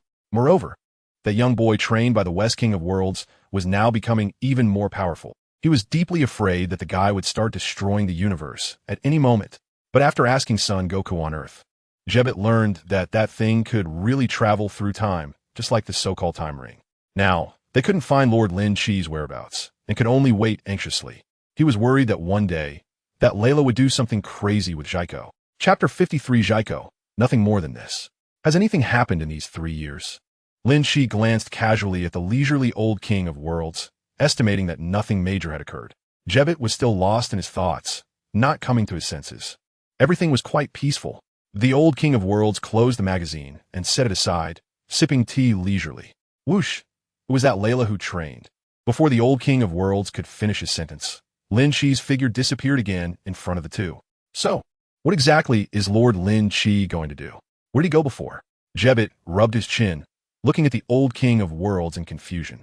Are they just going to ignore that Layla and that powerful child? Oof. How would I know? We can't defeat them. Goku and the others can't defeat them either. The old King of Worlds snorted coldly, worrying about so much for what? Let me take a look. Maybe Lord Lin Shi has gone to find them. Jebbet reached out and took the crystal ball from his side. Lord Lin Shi can actually move in a vacuum. Jebbet curiously leaned closer to the crystal ball. The universe was always pitch black. Lin Shi scanned his surroundings. After confirming it was the place the old King of Worlds mentioned, he sensed a bit and disappeared again. Is around here? On Frisia's home planet near North Galaxy G63, Lin Shi scanned the surroundings. The sky was a quiet night, with only the stars blinking above, and the land below was desolate. Who's there? Lin Shi's appearance quickly startled the people in the cave below. Lin Shi curled his lips, using the faint starlight to look at the person walking out of the cave. White-purple hair, green martial arts uniform. A small, thin woman followed behind him, Layla, the West Realm god. He finally found you. Lin Chi revealed an excited smile and landed on the ground from midair. Who are you? Layla squinted her eyes, scanning the descending Lin Chi, quickly noticing the tail behind him. A scion? I heard you plan to go to Earth to find Son Goku. Lin Chi gave Layla a casual glance, but directed more attention to Zico. How did you know our whereabouts? Layla frowned, her expression somewhat puzzled. I haven't even decided when to go. No need to go. Lin Chi looked at Zico because I have come. Who exactly are you? What is your relationship with Son Goku? How do you know Son Goku? Layla became increasingly vigilant, her gaze towards Lin Chi filled with killing intent. Take him down, Zico. No one can obstruct their actions. Yes, mother. Zico's expression was also calm, seemingly unconcerned as he faced Lin Chi and shot out an energy ball. Lin Chi smirked slightly as he reached out to swat away the energy blast heading towards him, scoffing, show me some real skills. With this little energy, who do you think you're looking down on? The energy blast flew out and landed not far behind Lin Chi, instantly creating a massive crater, with smoke billowing everywhere. The deafening sound echoed, shaking the ground. Watching the scene in the crystal ball, Jebbit stared wide-eyed, wondering why Master Lin Chi was only now going to find a West Kaioshin. I don't know. Maybe something delayed him for 3 years. The old Kaioshin glanced at the crystal ball, a bit bored, and picked up a magazine to flip through. As for what could delay him for 3 years, it had nothing to do with the old Kaioshin. Layla looked at Lin Chi, who was shrouded in thick smoke, with some astonishment. Who exactly are you? That's not the point. I'm just here to find Sun Wukong's son, Zico. Lin Chi said lightly as he transformed into Super Saiyan 5. You actually know Zico is Sun Wukong's son? Layla was even more shocked. What else do you know? This person cannot be left alive. Zico, who had been indifferent, now showed some expression, looking at Lin Chi in surprise. Is this a Saiyan transformation? Feeling Lin Chi's immense power, Zico turned to the equally astonished Layla. Mother, didn't you say I was the strongest being in the universe? His power just now could at least defeat the so-called father in Super Saiyan 4 form. You are undoubtedly the strongest in the universe. Born from my strongest warrior and my divine genes. Layla revealed a confident smile. The strike just now didn't mean much. She had absolute confidence in Zico. Is that so? Lin Chi shrugged, taking a fighting stance. To dominate this universe, you'll have to defeat me first. Do you think changing your hair color to something strange can defeat me, Zico? Layla's expression turned sinister. No one can stop our domination of the universe. Zico, kill him. Facing Lin Chi with silver hair, Zico felt considerable pressure, showing a bloodthirsty smile. There's no one stronger than me. Zico launched himself towards Lin Chi with a burst of speed that left Layla in a panic as she tried to retreat, desperately dodging the hurricane created by Zico's rush. I hope you won't disappoint me. Lin Chi coldly extended his hand to block Zico's punch. I hope you can keep talking big like this. Zico's fist was blocked, and he quickly swung another punch. Lin Chi sneered and threw a punch. The two fists collided, and in an instant, Zico was knocked flying away by the immense force of the blow. Lin Chi looked at Zico, who was flying backward, and coldly smiled. Hurry up and show your true skills. After stabilizing his body in midair, Zico stared in shock at his slightly trembling arm. The opponent's strength was actually so great. A single punch sent him flying. Zico didn't dare to underestimate his opponent any longer. He let out a roar and released a significant amount of power, charging up to push the energy wave from his palm toward Lin Chi. Lin Chi remained completely unfazed, suspended in midair as he was quickly engulfed by a massive wave of energy. As the energy exploded, the dazzling bright light faded away. Just a guy who talks big. That's the nature of Science. Layla mocked as she watched the smoke fill the air. As the smoke cleared, Lin Chi's unharmed figure appeared. Nothing more than this. Is that all you've got? Damn it. Zico gritted his teeth and charged at Lin Chi, unleashing a flurry of punches and kicks, his fists swinging down with incredible fury. Bang, bang, bang. Lin Chi coldly dodged, sneering as he delivered a straight punch that hit Zico's jaw without mercy, sending him crashing back to the ground. Chapter 54. Not enough strength. The ground was instantly blasted into a huge pit, with Zico awkwardly standing in the center of it. Damn it. With this roar, the ground trembled and a deafening sound echoed. A visibly powerful aura suddenly surged into the sky, with Zico slowly rising in the center of it. His martial arts uniform somewhat tattered. His face bore multiple scrapes, but his breath had not weakened. Instead, it grew even stronger. Jaiko wiped the blood from the corner of his mouth, his eyes bloodshot. You bastard. His eyes were filled with hostility and killing intent as he stared fiercely at Lin Chi in midair, his expression becoming increasingly ferocious. In the distance, Layla, hiding by the rocks, wore an expression of shock, her eyes wide open, so stunned that she didn't even notice the cold sweat trickling down her face. How is this possible? Jaiko should be the strongest. I will make you pay for angering me. Jaiko clenched his fists, and dust began to swirl at his feet without any wind, gradually forming in the cracked ground. A purple-black stream of light shot towards Lin Chi, and waves of collision force rippled outward. Facing the fierce assault from Jaiko, Lin Chi remained calm and composed, at least putting on a show of warming up. Ugh! Jaiko let out a cry of pain as Lin Chi struck him directly in the face, sending him flying again. In the moment he was sent flying, Jaiko aimed a hand at Lin Chi and unleashed a wave of energy. TSK. Lin Chi looked on disdainfully and returned fire with an energy blast. For a moment, the collision of the two energies triggered a massive explosion, with smoke instantly filling the low air. Jaiko, charging back in, began to throw punches and kicks at Lin Chi once more. Lin Chi's speed was even faster. Watching Jaiko's attack, Lin Chi's brows furrowed even tighter. Is it not possible? Lin Chi looked at the consistently disadvantaged Jaiko with some disappointment. Is he really going to be trapped in this time and space? Jaiko fell to the ground, his hands continuously sliding against the surface, sweeping away the rocks along the way, leaving a long trail. Just as Lin Chi felt an overwhelming sense of disappointment, Jaiko once again unleashed his power, flying towards Lin Chi and throwing a punch. Whoosh! Before Jaiko could celebrate, he realized that he had only hit Lin Chi's afterimage. Lin Chi had already appeared not far from Jaiko, mocking him. What a buzzkill. Your strength is so pathetic, and you call yourself the strongest in the universe. Damn it, Jaiko roared in anger. At this moment, he was about to lose all his rationality, but he couldn't fully unleash all his power. His mother had warned him to hide his strength before going to Earth. Still too weak, Lin Chi lost his patience. Was this the extent of Jaiko's strength? But why did it feel like Jaiko still had some energy left? Was he holding back out of caution? Lin Chi quickly closed the distance with Jaiko and threw a punch. The speed was so fast that Jaiko was caught off guard. Bang! Jaiko didn't even have a chance to react before Lin Chi's fist hit him squarely in the face, and his body was sent flying for what seemed like the umpteenth time. Lin Chi followed the flying Jaiko and unleashed a flurry of punches and kicks on him, as dense as raindrops. This was Jaiko's first time being beaten like this, even during his past sparring matches with A's. He had never been this pathetic. Jaiko had a buildup of frustration with no outlet, and he seized the opportunity during Lin Chi's attack to throw a punch of his own.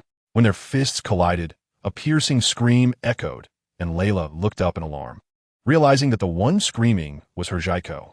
Jaiko's body suddenly flew backward, and with his scream, his arm, which had been punching Lin Chi, twisted in a bizarre manner.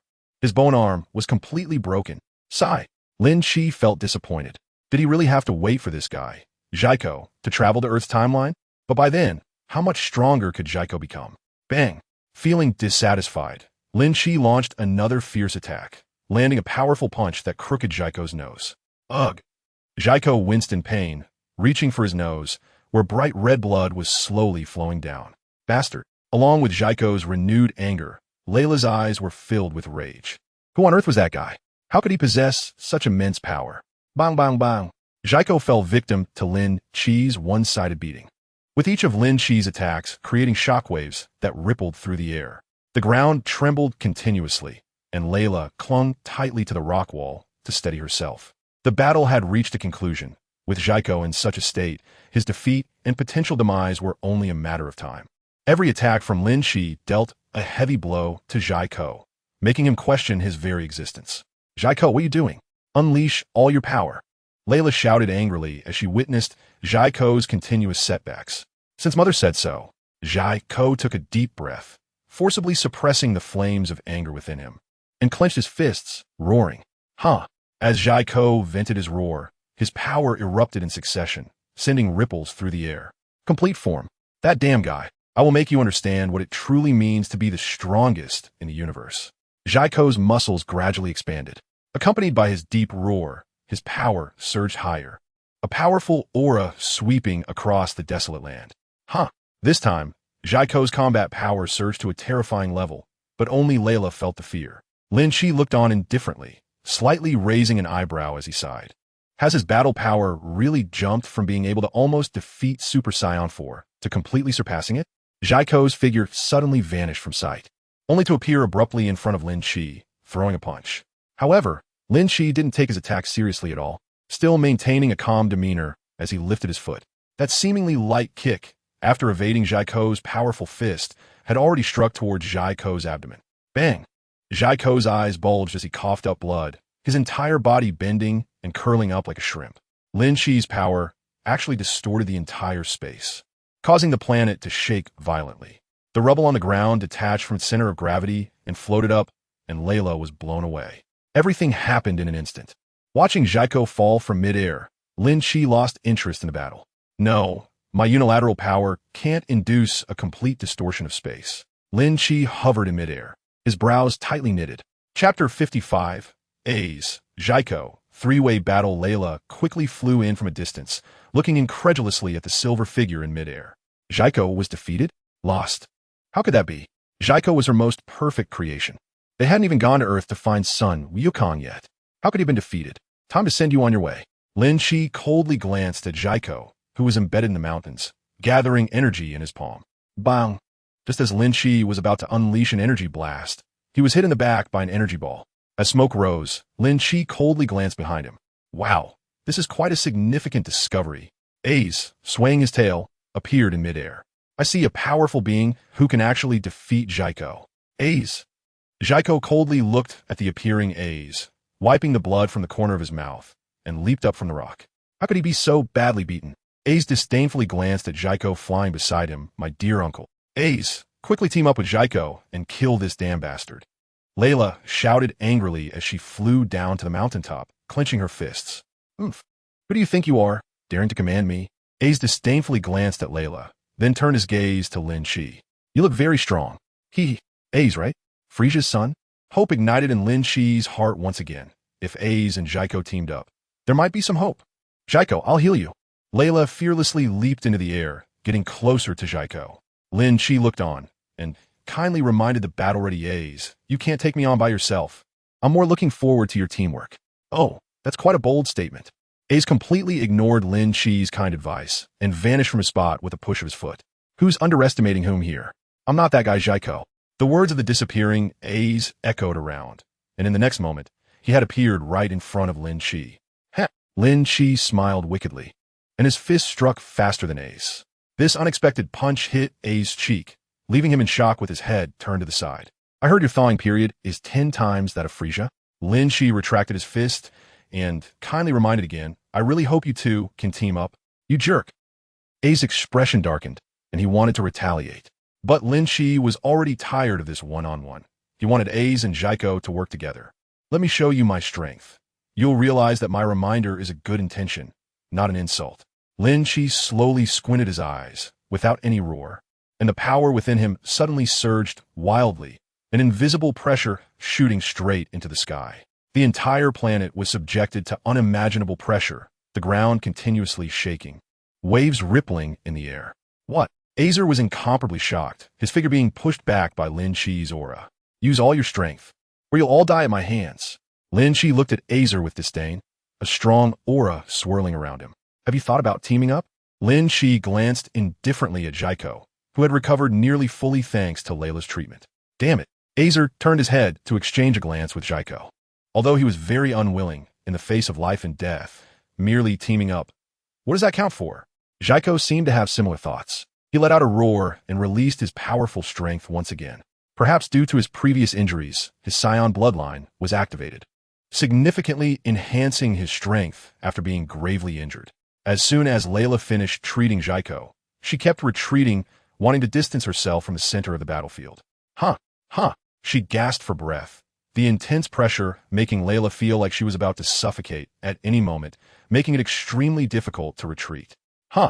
It seemed that sensing Lin Shi's strength, Azer and Jaiko kept roaring, their powerful forces erupting.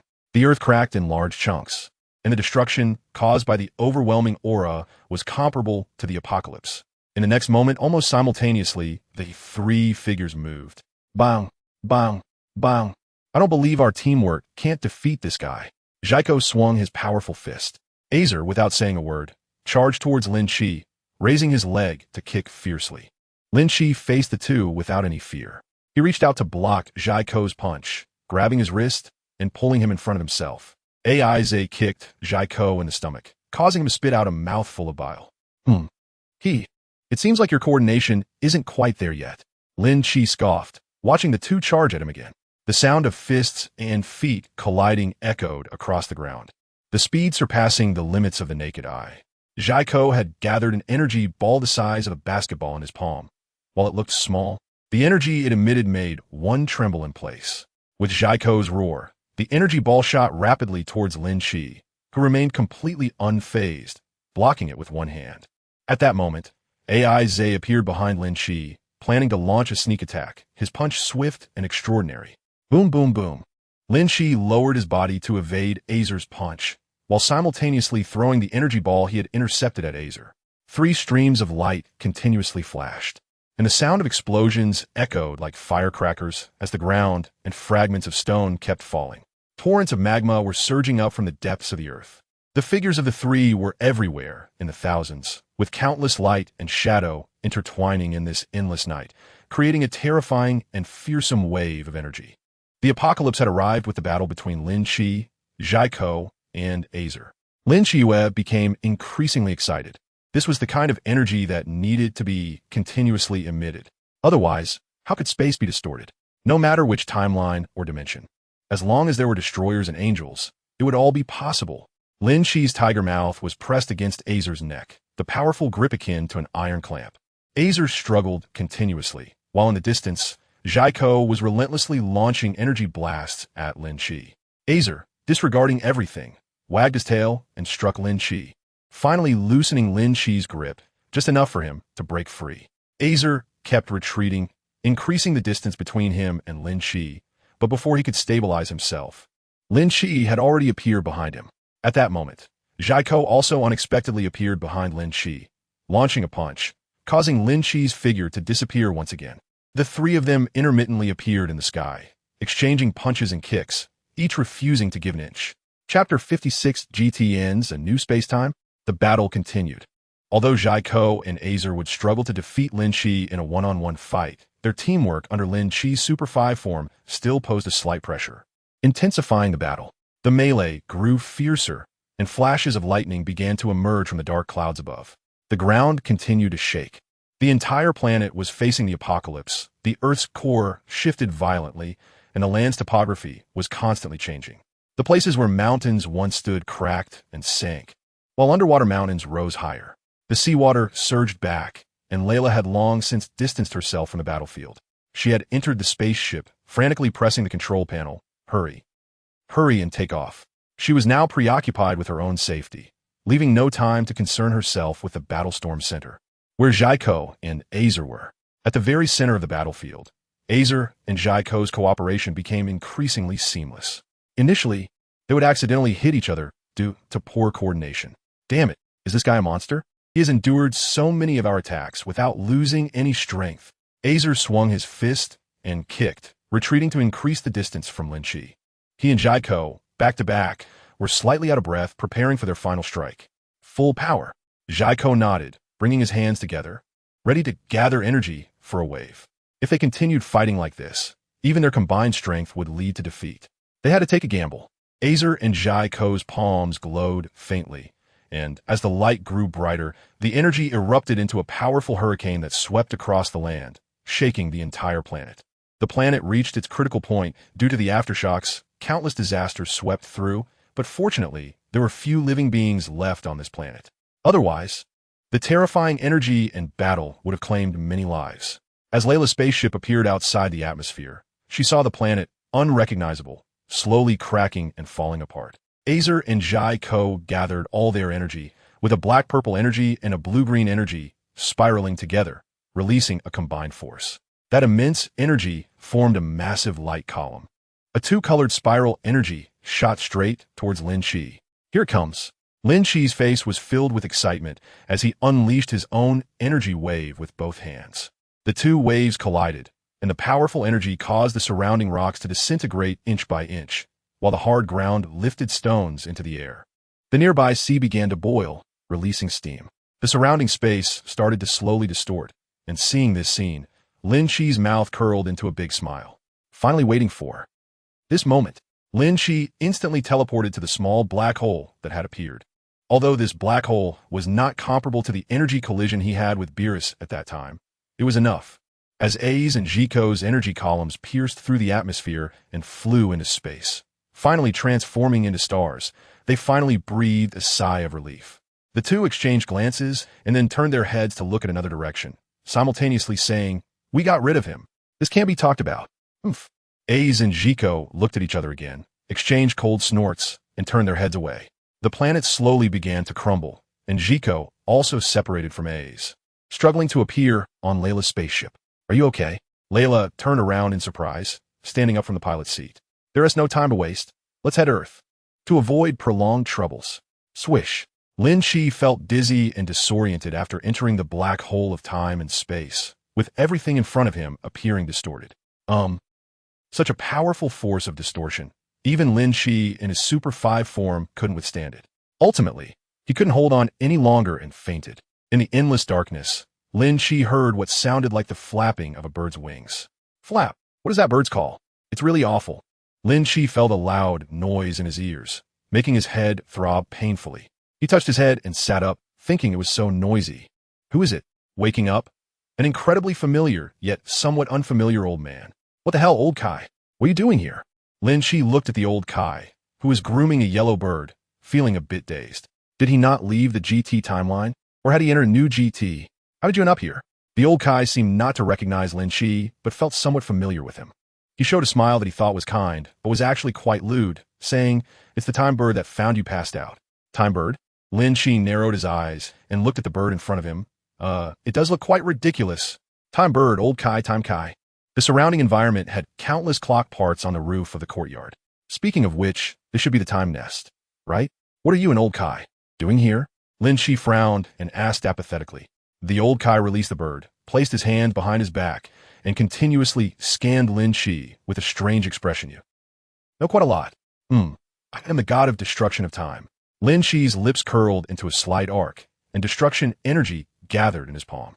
It seems this is no longer the original GT world. That's good, but also not good, as it's all messy magic.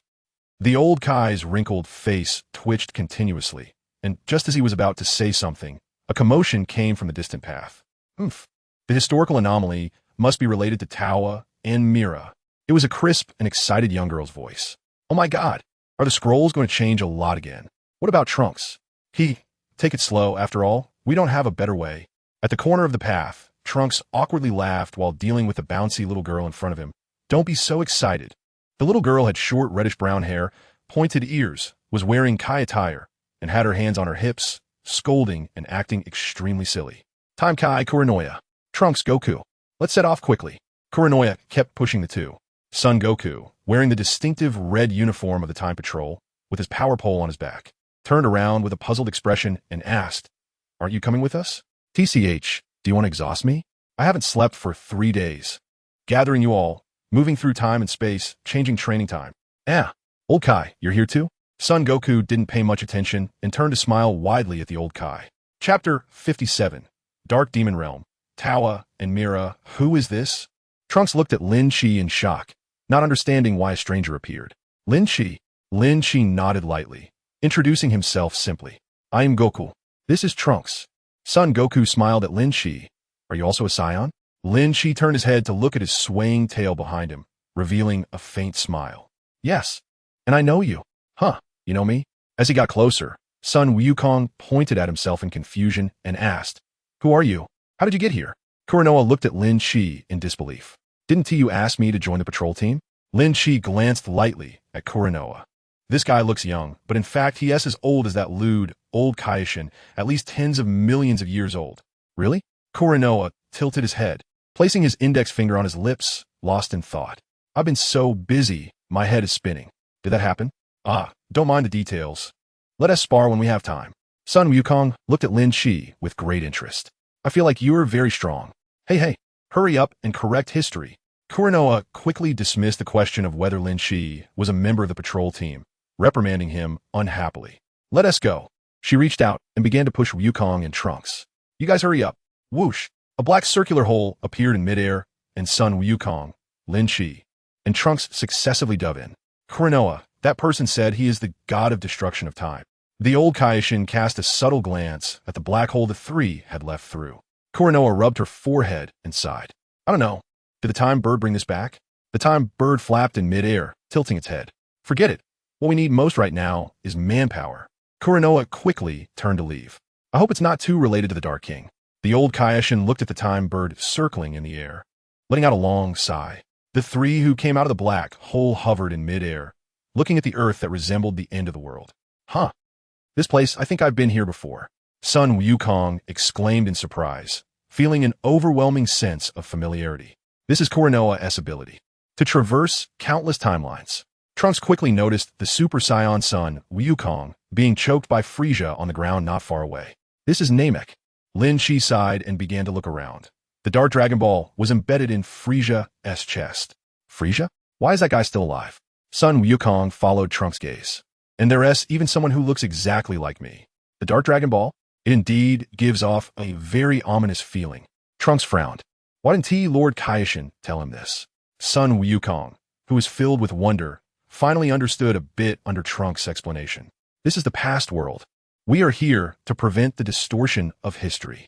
Lin Shi listened expressionlessly as Trunks charged down from midair and threw a punch at Frisia, who was gripping Goku's neck. Frisia was somewhat taken aback that there was still someone on Namek at this time. He grabbed Trunks' hand and hurled him onto a nearby rock. Bang! The Super Saiyan Goku, having regained his composure, was also surprised to see another Goku drop from the sky and kick Frisia away. He was a bit bewildered, thinking, there's another me? Soon, Super Saiyan Goku accepted the appearance of another version of himself, and the two worked together in perfect harmony to attack Frisia, who was controlled by the Dark Dragon Balls. Lin Shi stood suspended in midair with his arms crossed, recalling the relevant plot in his mind. If nothing unexpected happened, this should be from the Dragon Ball heroes.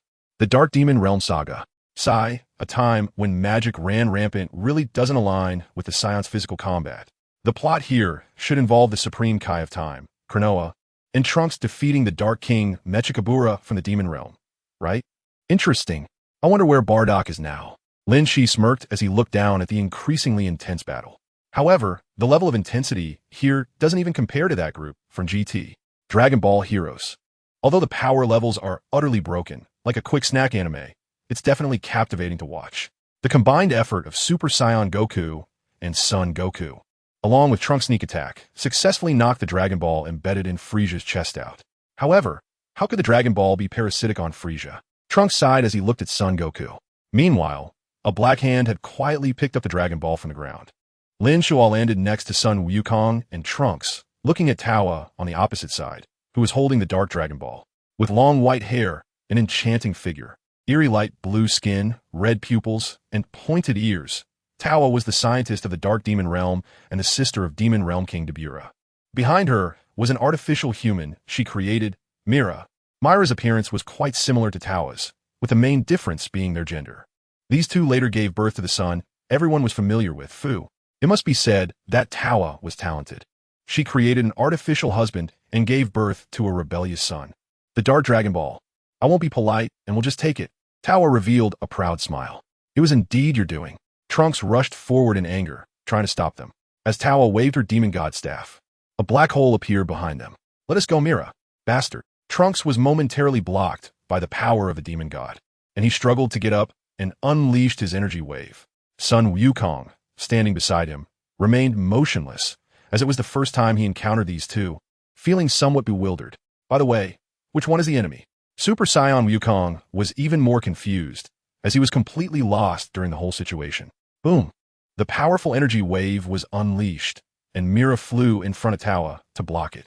The artificial human, watching the black hole slowly close and disappear. TSK. I unexpectedly stumbled upon a melodramatic love story channel. Lin Shilua scoffed and turned to the still bewildered son, Wukong, beside him. Why didn't you stop them? They're the enemies. Huh? Sun Wukong tilted his head, looking at Lin Shiluo in confusion. You actually know they are enemies?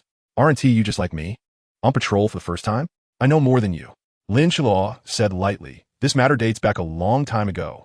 The beginning of the story is like this. Super Saiyan Wukong glanced at Frisia, who was still lying on the ground and not yet dead. Can we not discuss that for now? Is it that far back? Sun Wukong completely ignored the Frisia on the ground, his eyes wide open, curiously waiting for Lin Shiluo's next words. The current Frisia really posed no threat to him. Chapter 58. Time Patrol, new member at that time. The Kaishin of Time, Kuranoa, and the Demon Realm, Kaishin Mechikabura, both of whom were candidates for the Kaishin of Time at that time. Lin Shi spoke, drawing the attention of the interrupting Super Saiyan Goku. Although he couldn't hear the strange conversations of these odd people, it didn't stop his eager heart from wanting to join in. Trunks pursed his lips and walked over to the two of them with an unpleasant expression, joining in to quietly listen to Lin Shi recounting ancient stories. However, Mechikabura, this person had ulterior motives and big ambitions. He wanted to control the time of the entire universe. He brought along a few subordinates, such as sorcerers, and plotted against the time birds. That big yellow bird that keeps saying time, time? Goku's eyes widened in shock. The time bird is a divine bird that can create the universe's time. The god of time mentioned it to me. Trunks echoed in agreement. Later, Kuranoya noticed and defeated him, sealing him in the cracks of time. Oh, it sounds really impressive. I really didn't expect it. Just such a little girl? Goku exclaimed again. Trunks also looked at Lin Shi with curiosity, asking where he heard this from. I don't need to hear it. I'm quite familiar with Dragon Ball. Lin Shi shrugged lightly, looking at the struggling Frisia on the ground. This guy was someone he was seeing for the first time, but he never expected it to be under such circumstances in time. Then let's hurry back through the time gate. We need to report to the god of time. Trunks urged Lin Shi and Goku. But Goku pointed at the still, trembling half of Frisia on the ground. He's not dead yet. History has been corrected. We can't stay here any longer, Trunks said sternly. Meanwhile, Lin Shi had already flown to the front of the black hole. A black hole is just a black hole. Why call it time gate? By the way, is it just about correcting history? What about the Dark Dragon Balls? So, what are we really here for? Super Saiyan Goku glanced at the three who flew away, looking disdainfully at Frisia on the ground. Please, I beg you, save me. This is an eternal classic scene. After returning through the time gate to the time nest, Kuranoya couldn't wait to hold the scroll of time and looked at Trunks. I found it. It's this one. This time there are two places. Has history changed again? Trunks immediately leaned closer to the scroll to examine it. Is the next opponent very strong? Goku scratched his head in confusion. He felt like this patrolman role made him seem like a bystander. Lin Shi looked indifferently at the noisy trio. The demon gods were strong, and under normal circumstances, they could take many detours. At most, their strength was barely at Super Saiyan 4, but if we only talk about combat power, the most annoying should be those spells. They can't compare to angels, but they are still quite bothersome. Speaking of which, the King of Time, Kuranoa, clearly isn't a very competent patrol leader. This can be seen from Sun Wukong's confused and bewildered expression. The content of the Dark Arc actually needs to be sorted out from the beginning to be thoroughly understood. Otherwise, one could easily be as lost as Wukong. What I previously explained to Sun Wukong was still the simplest part. The content in it is actually more complicated. This already involves the question of why the Dark Demon Realm exists.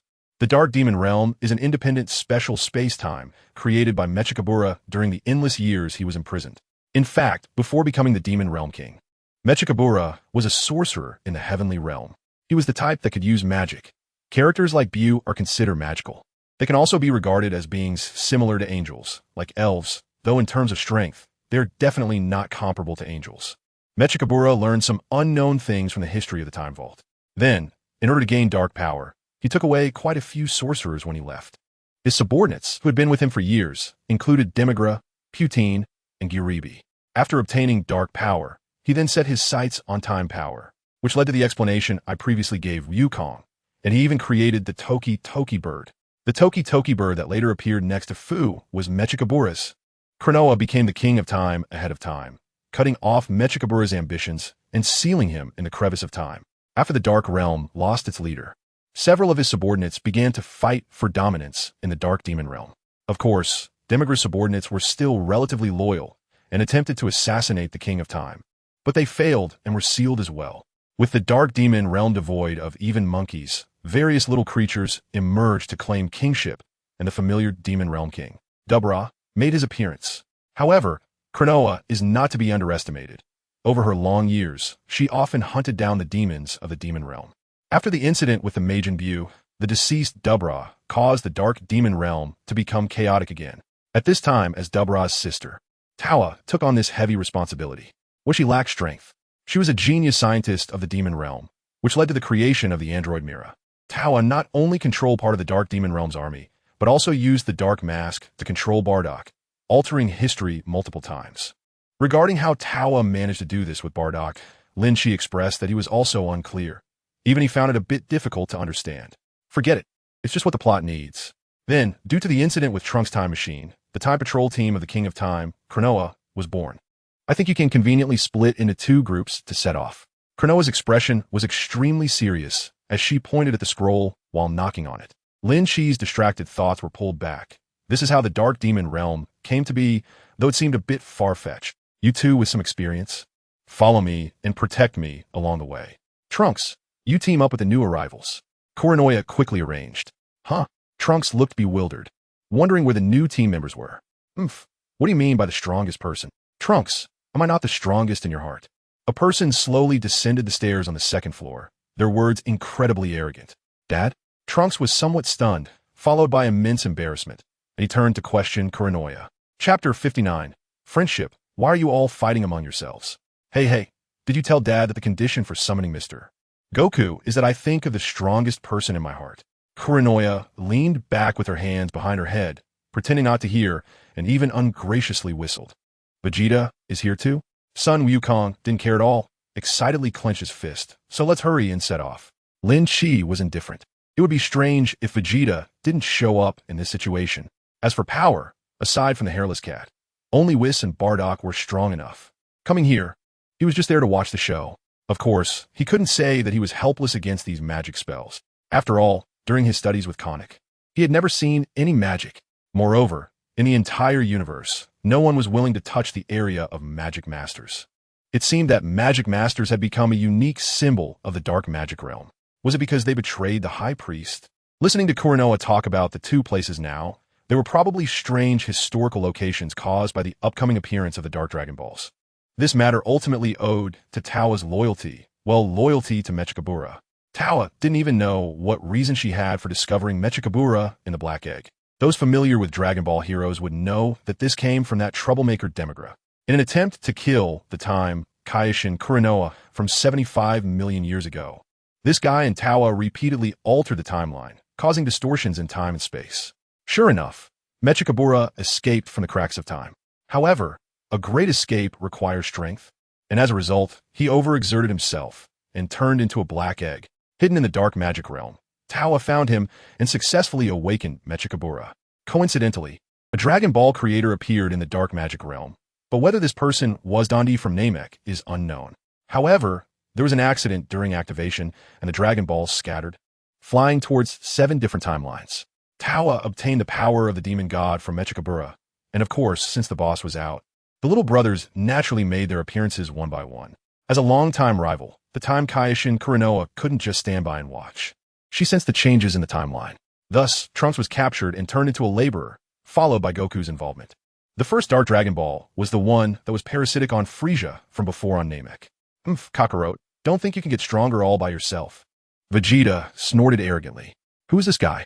Vegeta quickly noticed Lin Shi standing silently beside him, lost in thought, his eyes filled with disdain. Another Scion? He doesn't look impressive at all. Trash. Lin Shi smiled indifferently, clenched his fist at his side, and swung it toward Vegeta. Bang! The unprepared Vegeta was hit in the cheek and stumbled back 2 steps. He looked at Lin Shi in shock, his teeth clenched in anger. That damn bastard. Daring to attack the noble Scion Prince. Get your attitude right. Lin Shi disdainfully shook his hand, looking at Vegeta with contempt. What kind of impressive act is this without any real strength? In the previous GT world, to put it unkindly, you had to lower your stance and beg him. To protect the Earth, I'll kill you. Feeling insulted, Vegeta roared in anger, and with a shout, a jet of energy ignited beneath his feet. Not even as good as the GT timeline. Lin Shi didn't take Vegeta seriously at all. He didn't even bother to look at him. This guy just needed a lesson. A good beating would make him behave. Dad, don't do this. Trunks stood between Vegeta and Lin Shi, trying to mediate between the two. Get out of the way, or I'll hit you too. Vegeta angrily clenched his fists and charged at the obstructing Trunks. Come on. Lin Shi took a few steps forward, pushing Trunks aside. He let out a light shout and released some of his battle power. Indeed, so powerful. I really want to spar with Lin Shi. Goku, who had been excitedly watching from the side, widened his eyes and spoke up eagerly. Hey, let me spar with you too. With his roar, he leaped and flew towards Lin Shi. For a moment, the scene became chaotic. A powerful aura swept out, intertwining and blowing away all the time scrolls on the table. Hey, what are you doing? Kuranoa shouted angrily at the three of them who were now in a melee. Bang, bang, bang. In the blink of an eye, the time nest seemed to be hit by a hurricane. Goku, Vegeta, and Lin Shi blew the roof off and appeared in midair filled with clock parts. Intense collisions, high-speed movement in the air, coupled with the afterimages of light that were hard to see. This left Kuranoa and Trunks below stunned. Damn, my time nest. Kuranoa roared, pulling at her own hair in frustration. Coincidentally, the time bird from the big tree flew in front of Kuranoa, landing on her shoulder and squawking time. Huh. Vegeta shouted explosively, taking the opportunity to throw a punch at Lin Shi, who was entangled with Goku. Lin Shi calmly blocked Sun Wukong's punch with his elbow, quickly twisting his body back, while Vegeta's flying kick landed on the other side. Kakarot, you idiot, don't interfere with my battle with him.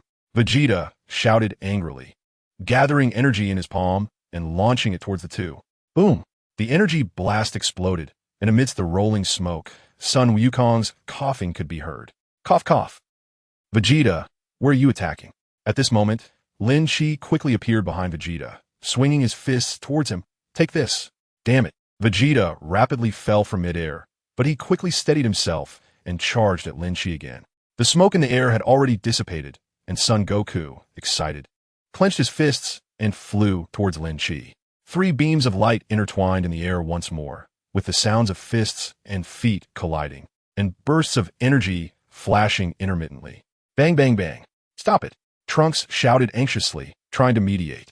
But the 3 people in the sky were all excited, getting more intense and enthusiastic in their fight, completely ignoring him.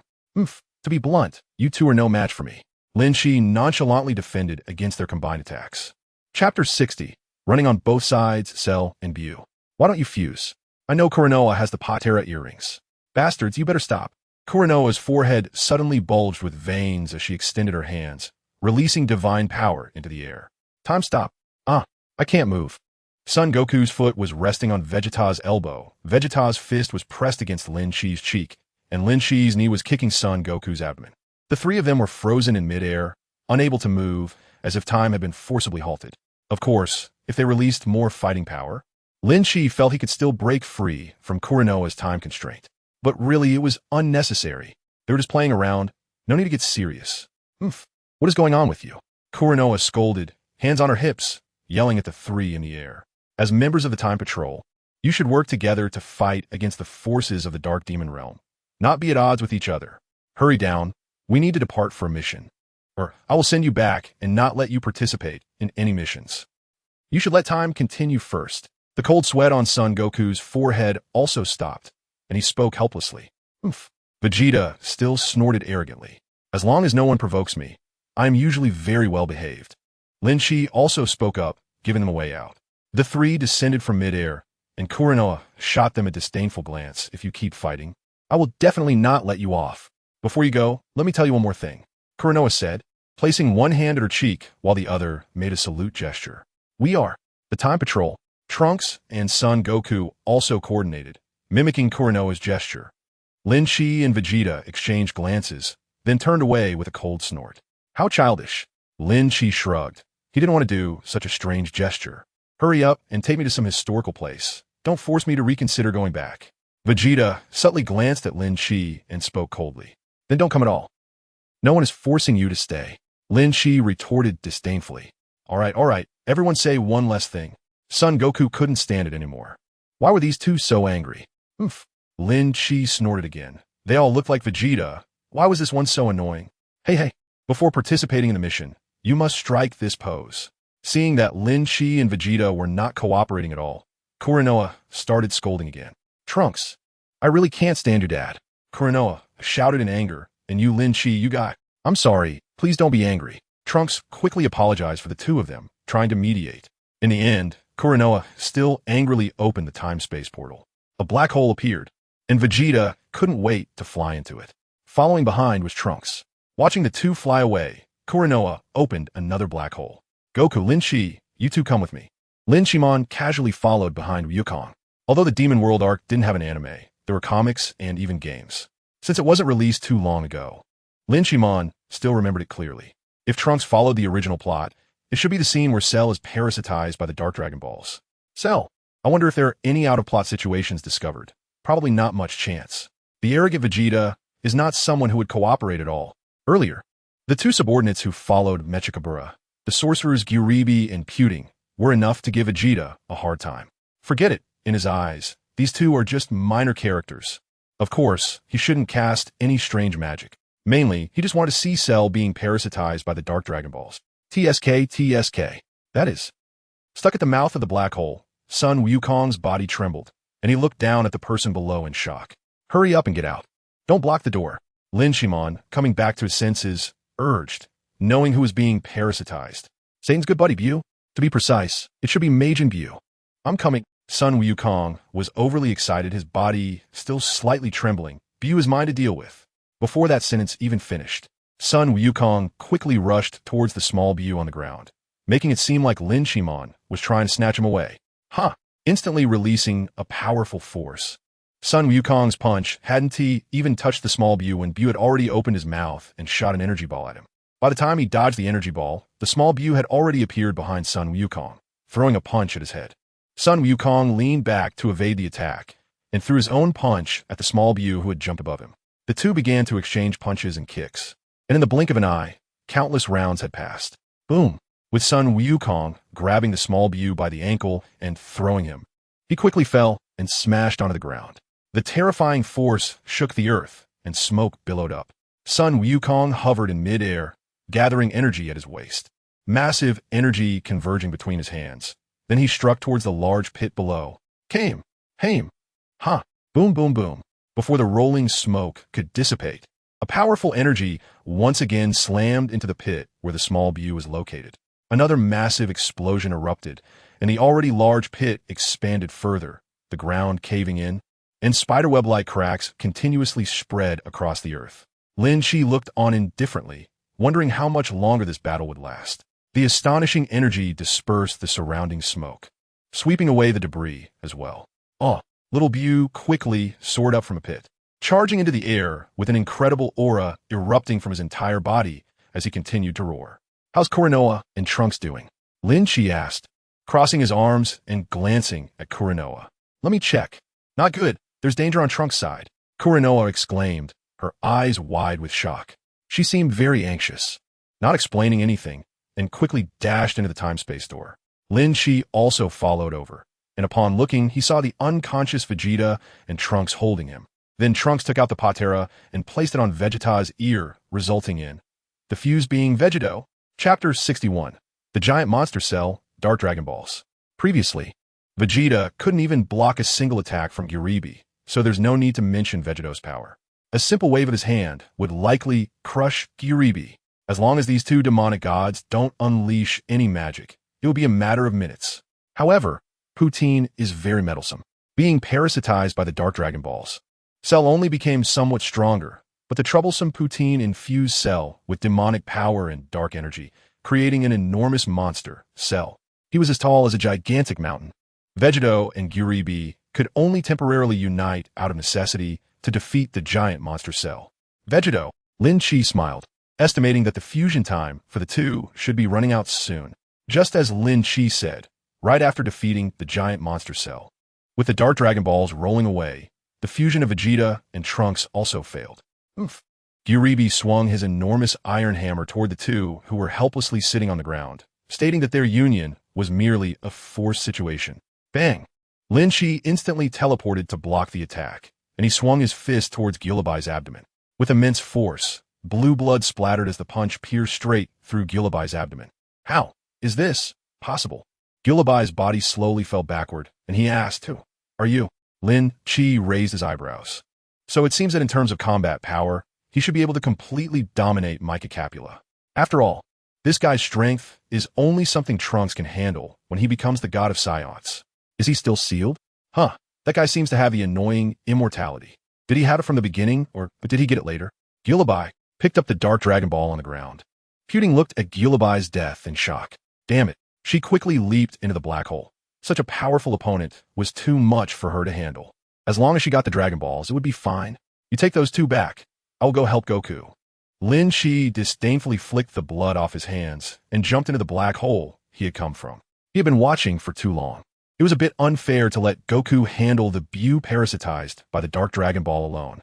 Damn it, what are they collecting the Dragon Balls for? Trunks frowned, clenching his fists in anger. Dark Dragon Balls? Kuranoa scanned the surroundings and finally fixed her gaze on the disheveled Trunks. They were taken away. Trunks said as he helped Vegeta up and told Kuranoa everything related to the Dragon Balls. What? They can still grant wishes. Any wish. Kuranoa's fists also clenched tightly. Damn it. If that's the case, they have already collected two. We could just take them back later. Vegeta was having a hard time standing, but was still spouting nonsense. Damn it. How did I not notice this from the beginning? Kuranoa sighed helplessly, blaming herself for not realizing it sooner. When Lin Chi stepped out of the Black Void, he found that the entire area was filled with soldiers from the Demon Realm. There was even a massive spaceship. Descending from a spaceship was the Demon Realm King, Depura. Without saying a word, Depura drew his 3-meter-long sword and flew down, intervening in the battle between Kid Bu and Son Goku. He kicked at Kid Bu and shouted arrogantly, "This version of me in this time and space. You really have taken care of me well. Let me torment you first, then I will reclaim the Dark Dragon Balls." Saying this, Depura's 3-meter sword slashed through Kid Bu's waist. Then he turned his gaze to Son Goku. Patrol Squad. Such annoying flies, causing us a lot of trouble. Let me, who has obtained the power of a demon god, finish you off.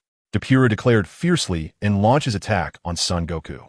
The 3-meter sword was wielded with great power, and after battling Kid Bu, Son Goku found himself in a bit of a predicament dodging the attacks.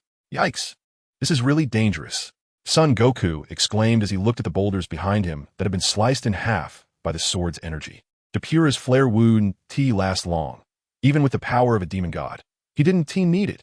Kid Bu had already silently appeared behind him, his gooey body turning into liquid and contaminating Depura. Puff! In an instant, Depura was absorbed by Kid Bu, giving birth to the demon god Kid Bu. Taking Depura's sword, Kid Bu cheerfully donned Depura's cape and began dancing in celebration. Damn it! Save Lord Depura! The densely packed soldiers of the demon realm bravely charged at Kid Bu. Boom! With Kid Bu raising one hand high, a brilliant energy exploded, instantly clearing the area. Not a single demon soldier was left. Kid Bu then turned his bloodthirsty gaze to the only person left on the battlefield. The 3-meter sword now having a new owner as Bu swung it at Son Goku. Son Goku barely managed to dodge the swing of Kid Bu's sword. Damn it, this guy Bu is getting stronger. Need a hand? Lin Chi stood on a hilltop, watching Son Goku struggle to evade. Time was passing, and Son Goku was getting more and more desperate. The exhaustion was taking its toll, and after another dodge, he collapsed to the ground. At this moment, Lin Chi also made his move. Even in his normal state, he could easily disarm Kid Bu, directly blocking the 3-meter sword. Phew, are you okay? Kuranoa arrived with the severely injured Vegeta and Trunks. Those guys have been collecting those black beads. They must be very important to them. Oh dear, Vegeta, you're in such a bad state too. Son Goku mockingly teased, completely unaware that he was just as bad off. Shut up, I was just careless for a moment. Vegeta shouted angrily, clenching his fists. In the center of the battle, Lin Chi was far stronger than Kid Bu, completely suppressing him. Ayoa! Kid Bu grew more furious, roaring like a beast. His attacks on Lin Chi became increasingly fierce, but Lin Chi remained calm, easily dodging every punch and kick that Kid Bu threw. Kid Bu gritted his teeth in frustration, as anger seemed to give him more power. Boom, boom, boom. Kid Bu unleashed astonishing strength, but it was still ineffective against Lin Chi. Lord Kaioshin, give us the Patera earrings. Son Goku, filled with fighting spirit, reached out to Kuranoa. Chapter 62, Vegeto versus Demon God Kid Bu. Although Kuranoa was puzzled, she still took off the Patera earring from her ear and placed it in Son Goku's hand. What are you going to do? Son Goku didn't answer her. turning to Vegeta with a grin. Vegeta, let us fuse too. What are you thinking? Vegeta shouted angrily. Get lost. I'm not fusing with you. However, Son Goku didn't take care at all, putting the earring on his ear first. Don't you want to fight against such a powerful Bu? Or that ridiculously strong Lin Chi? Mr. Goku, let Lin Chi take care of you. Trunks disapproved. You all can't move right now. That's why we need the Patera. Son Goku excitedly looked at Vegeta. Vegeta snorted, putting the earring on his ear. There won't be a next time. Once both of them wore the Patera earrings, they were drawn to each other like magnets, a dazzling light flashing by. Vegeto, make your entrance. Hey, Lin Chi, let me take over. As soon as Vegeto appeared, he transformed into Super Saiyan 4. His free-spirited aura burst forth, leaping into the air and joining the battle between Lin Chi and Kid Bu. Lin Chi watched as the punch thrown by Kid Bu was blocked by Vegeta, and he didn't get angry. With a faint smile, he said, all right, but after we take care of it, let's have a fight ourselves.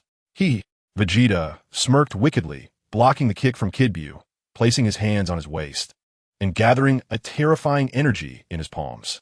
A powerful wave of energy swept around, and Kurenoya and Trunks both raised their hands to shield themselves from the fierce wind. For Lin Chi, who was already quite troublesome, the evil Majin Bu had already shown signs of retreat, and now, with Vegeta appearing, it felt even more pressured.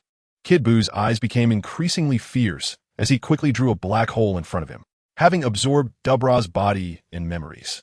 He was now heading to the next location of the Dark Dragon Balls.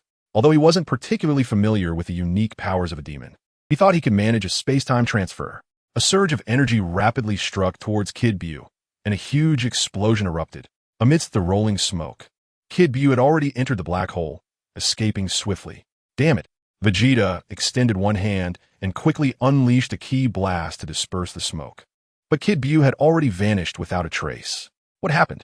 Kurenoya's eyes widened in shock, covering her face with her hands and screaming in terror. He's gone, and the Dark Dragon Balls are missing too. God! Seeing Kurenoya on the brink of collapse, Trunks hurriedly stepped forward to comfort her. Calm down. Calm down, Supreme Kai.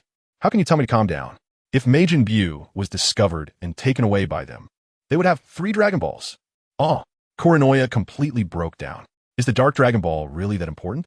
Lin Chi glanced indifferently at the frenzied Kurenoya. Didn't you say that the mission was to correct the mistakes in history? Let them be. In midair, Vegeta scoffed disdainfully and waved at Lin Chi. Come and fight. Lin Chi? All right. Lin Chi soared into the air, facing Vegeta from a distance.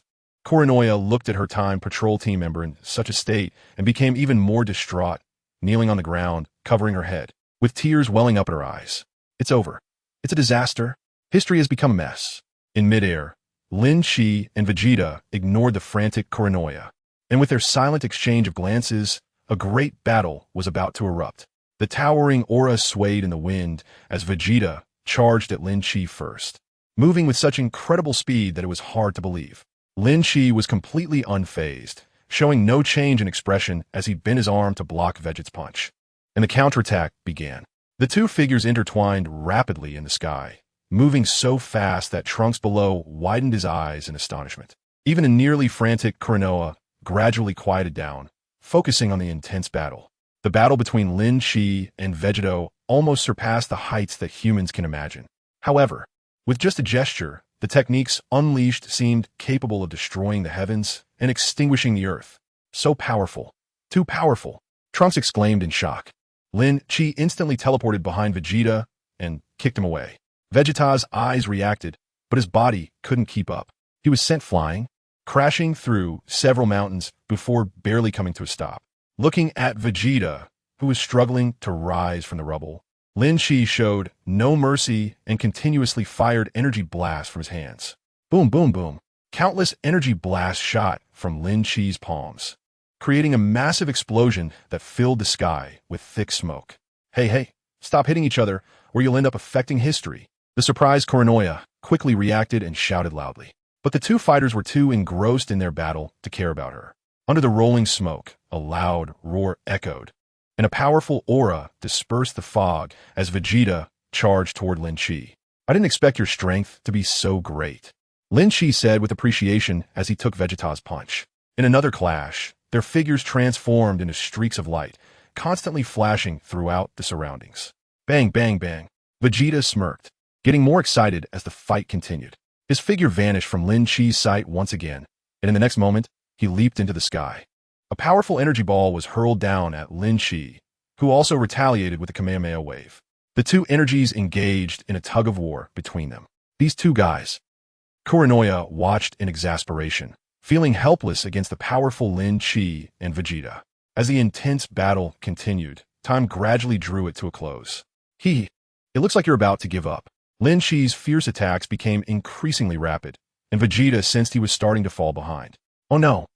Vegeta also felt it, and as he looked at Lin Chi's approaching fists, his body began to glow. With a flash, Vegeta split into Vegeta and Son Goku. And Lin Chi also stopped his punches, landing on the ground first. Thud! Lin Chi glanced indifferently at Kuranoa, who was once again looking troubled. What was she worried about this time? Are we wondering where Majin Buu might escape to? Trunks speculated with various guesses. Chapter 63, Red-Haired Shamel, Death God Rilum. Is it possible he went back to the demon realm? After all, he absorbed the demon god.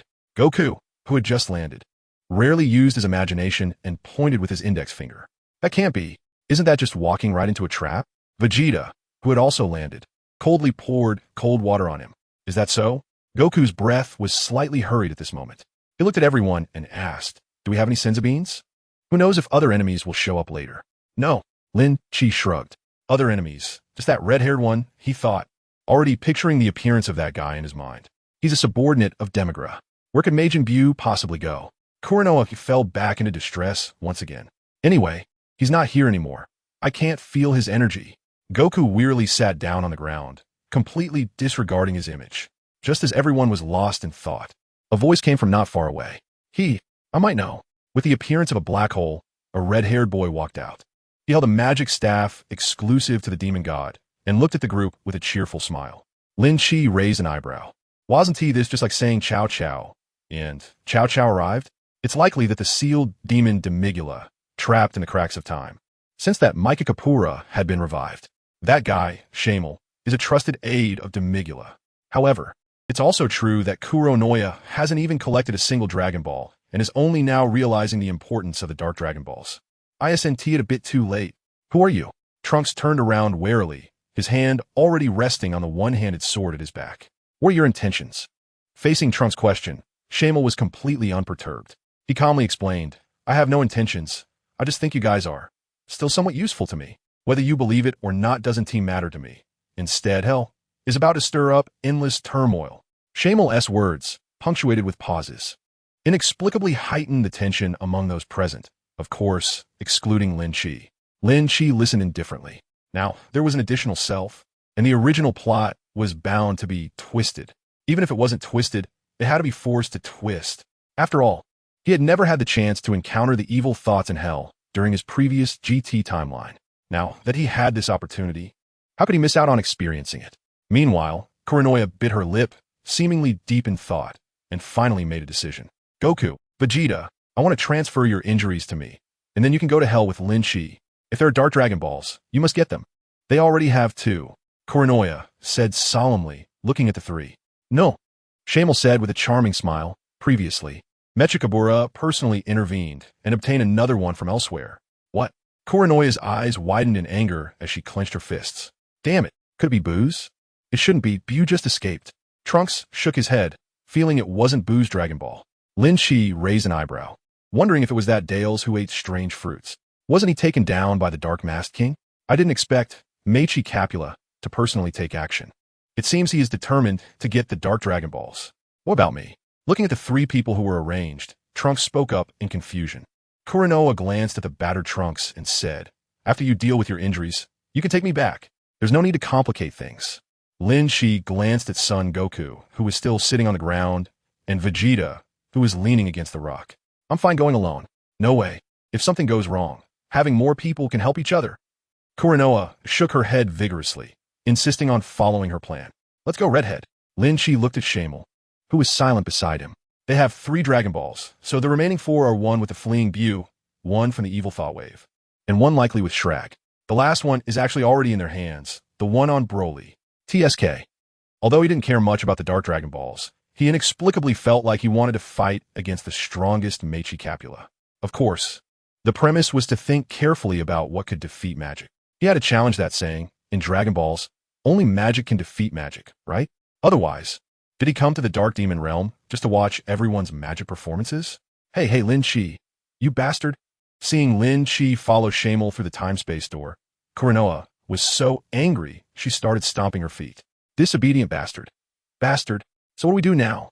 Son Goku looked at Trunks with some fatigue. I'm hungry. Let's go back to the time nest first, recover a bit of our strength. And then we can check out Hell. Trunks sighed helplessly, quickly trying to persuade Kuranoa. Hell. Countless lights and shadows intertwined, and above the charred earth, numerous colorful spheres were floating. Bang, bang, bang, between the densely packed spheres, two streaks of light were weaving back and forth. It was the second form Evil Thought Wave and Super Saiyan 2 Son Goku, who were locked in fierce battle. Whoosh, just as their battle reached its peak. With the Evil Thought Wave pressing against Son Goku, two figures suddenly appeared at the mountain's peak. Tawa, holding a magical staff, and Shulam, wielding a scythe of death. The demon Shulam stationed in Hell was also a subordinate of Mechi Capula, and he was the god of death. However, in Lin Chi's eyes, he was still garbage. Now is not the time to watch the original historical development. Tawa raised her staff and released dark energy from the magic sphere towards Son Goku. Wounded Son Goku couldn't withstand this energy attack, and he quickly reverted from Super Saiyan 2 to his normal state, collapsing to the ground. Unconscious and in a state of uncertainty. Is this guy the one who absorbed my brother? Tawa looked coldly at the Evil Thought Wave. Shulam smirked with a bloodthirsty smile. No, but this guy is also one of our targets. He seems to have great harvesting value. As Shulam's peripheral vision swept to the ground, a small minion emerged from below. Go, Death Minion, make that guy stop moving. Yes, the Death Minion, wearing a death mask, charged towards the Evil Thought Wave with a brave demeanor. Chapter 64. The Interference of Bu, the Evil Thought Wave in Hell. But unfortunately, after 2 rounds of combat with the Evil Thought Wave, the Death Minion couldn't take him down. It seems your minions are not that impressive. Tawa coldly mocked. What a waste of my time. Hurry up and deal with him, then go find that guy who absorbed my brother.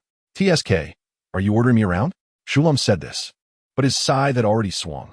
As the scythe swung, a black energy blade shot towards the Evil Thought Wave, instantly cutting him in half. At the same time, the Death Minion, who was engaged with the Evil Thought Wave, was also cut in half, looking back at Shulam in disbelief. Shulam, my lord, it's better not to speak when one is the harvested. Shulam's expression was extremely cold, filled with disdain, truly unacceptable. A small minion couldn't even handle.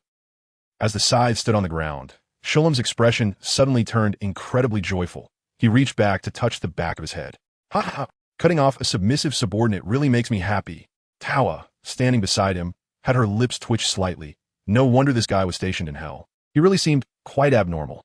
With Shulam's maniacal laughter, the fallen Evil Thought Wave suddenly split into countless square particles and reformed elsewhere. The enraged Evil Thought Wave gritted his teeth, and as he reformed, weapons extended from his hands. A 5-meter-long large blade appeared. What? Not only did he not die, but he also became stronger. Shulam was somewhat surprised. Tawa looked at the Dragon Ball on the Evil Thought Wave's chest and explained lightly. This is the power of the Dark Dragon Ball. It doesn't matter, just kill this guy.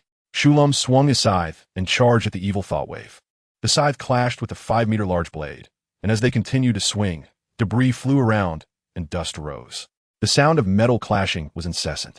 Seeing that their attacks were pretty evenly matched, the Evil Thought Wave immediately used his special technique, the Dimensional Black Hole. Shulam looked at the Dimensional Black Hole with some curiosity, but quickly understood. Because through the Dimensional Black Hole, the Evil Thought Wave's fist was appearing just 3 centimeters from him.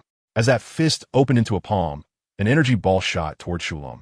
The explosion of the energy ball created a billowing smoke, and Shulam remained unscathed, his eyes filled with a bloodthirsty smile. But soon, his smile froze on his face as he saw the Evil Thought Wave using the Dimensional Black Hole again, with his fist smashing into Shulam's back. Bang, bang, bang. The fists fell like raindrops, causing Shulam to dodge in a very awkward manner, and with the Dimensional Black Hole, the Evil Thought Wave's punches and kicks were nearly impossible to defend against. Shulam's scythe swung faster and faster. Just as the battle was somewhat stalemated, Lin Chi, who was brought by Shamel, appeared on another mountaintop. So this is Hell. Lin Chi scanned around, and it was indeed very desolate. The dark brown earth, the colorful sky, and those floating strange, evil energy spheres. Has Bu not arrived yet? Did he come too early? That's Shulam. Seeing the battle waves coming from not far away and the two sides still fighting, Shamel frowned. This Dragon Ball cannot fall into their hands again. Below, Shulam quickly noticed the newcomers as he fought, finding them somewhat familiar. Oomph. Shamel, what are you doing here? Two more troublemakers have arrived. For Shamel, Tova still had an impression. She gritted her teeth and urged Shulam, hurry up and deal with that evil thought wave, Shulam. A black hole was appearing in the air, slowly expanding and silently. No one noticed, not even Lin Chi, who knew the plot. Oh, Redhead, your name is really hard to remember. Lin Chi glanced lightly at Shamel, standing beside him. Redhead was easier to remember. Shamel was quite open about it, staring intently at the dark Dragon Ball in the chest of the evil thought wave, not caring about the name, just not letting them get the Dragon Ball. Bastard. Why are you with the Time Patrol? It seems you really betrayed Lord Micah Kapura. Tova was extremely angry. If I say I happen to run into you, you definitely wouldn't believe it. Shamel aimed the staff in his hand at Tova. In any case, as long as I can take care of you, that's enough. Huh. With a more serious expression from Shulam, his scythe became increasingly sharp, quickly seizing the opportunity to swing it at the chest of the evil thought wave, knocking the dark Dragon Ball down. The body of the evil thought wave also shattered into pieces, falling to the ground motionless. The Dragon Ball rolled a few times on the ground, but no one would pick it up. Tova also flew to Shulam's side, glaring at Lin Chi and Shamel. A battle among the four seemed like it could break out at any moment. You deal with Tova. I don't really like fighting women. Lin Chi glanced at Shamel, deciding to go for the one with the scythe. Sure, but be careful of Shulam's abilities. Shamel accepted Lin Chi's suggestion, waving the staff in his hand, releasing dark energy aimed at Tova. Tova's speed was not slow either. Almost simultaneously, the dark energies from both sides collided. As Shulam leaped from above Tova, Lin Chi also rushed towards Shulam. The Grim Reaper, Lin Chi's speed was not slow, and he would never let the Grim Reaper's scythe touch him. After all, this was an attack meant to reap souls. The battle continued, sending ripples through the air as the fierce fight began. But at that moment, a black hole in mid-air completely opened, and something resembling a mass of flesh burst out. This mass looked small, but it was incredibly fast, and everyone was caught off guard. By the time they realized what was happening, the mass of flesh had already enveloped the dark Dragon Ball. The four of them noticed, but it was clearly too late. Then a figure leaped out from the black hole. Majin Bu appeared. Damn! Tawa looked at the emerging Bu and immediately felt that her brother had been absorbed by this guy. Bu's little maneuvers were incredibly fast, and combined with the element of surprise, he successfully obtained the second Dragon Ball. I forgot about this guy. Cold sweat trickled down Shamel's forehead. It seemed they should have brought Vegeta and Goku back then. Bu showed a triumphant smile, raising the hand that held the Dragon Ball high, while the body of the evil energy wave below transformed into a mass of flesh and rushed towards him. Whoosh! The evil energy wave was absorbed. As Bu's body underwent another transformation, everyone present was taken aback. Lin Chi reacted the fastest, completely ignoring Shulam, and immediately dashed towards the floating Majin Bu. Shulam also flew after him. Majin Bu, seeing the two rapidly diving towards him from below, simply waved his hand, and a huge crack appeared behind him. Chapter 65. Mutated Shrag. Another fusion. It seems that the combination of two Dark Dragon Balls provided Bu with unimaginable massive energy. The current Majin Bu could be called the Evil Thought Wave Bu. Want to escape? Lin Chi paid no attention to Shulam behind him. After seeing Bu enter the crack, he jumped in as well. With the crack shrinking, Shulam followed suit. Oomph. Tawa saw this and snorted coldly, flying towards the crack. Shamel, Lord Mechikabura will not forgive you. Shamel didn't mind at all and rushed in right behind Tawa.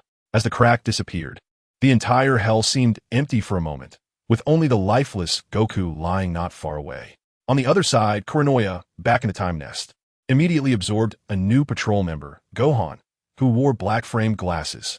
Vegeta and Goku stayed in the time nest to recuperate.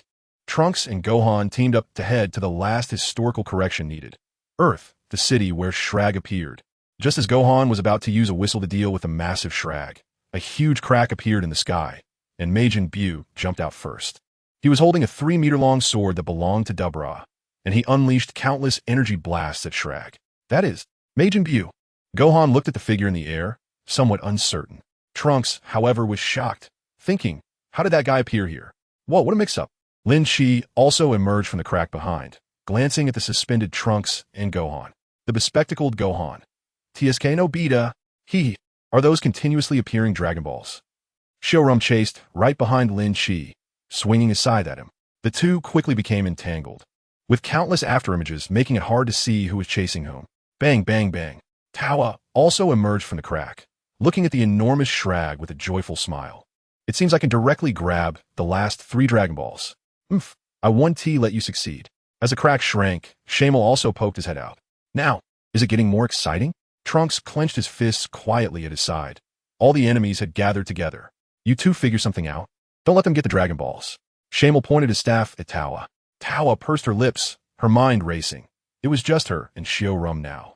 Yet, there were 3 forces on the field. One Majin Buu was eyeing them hungrily. The patrol team had 3 members, and there was that damned Shamel.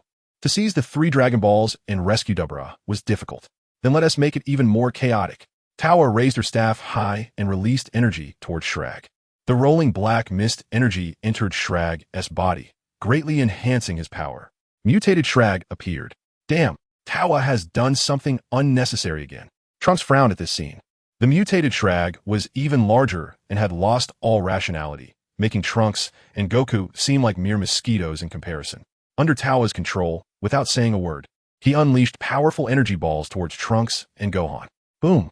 Shamel, who was fighting Tawa, suddenly changed direction and went towards Trunks and the others, allowing Lin Shi to breathe a sigh of relief. He then unleashed increasingly fierce attacks, wanting to quickly eliminate Xiaorum otherwise. Not to mention that evil thought Wave Bu, even Trunks and Gohan couldn't handle the mutated Shrag. Adding Shamel into the mix would make it even harder.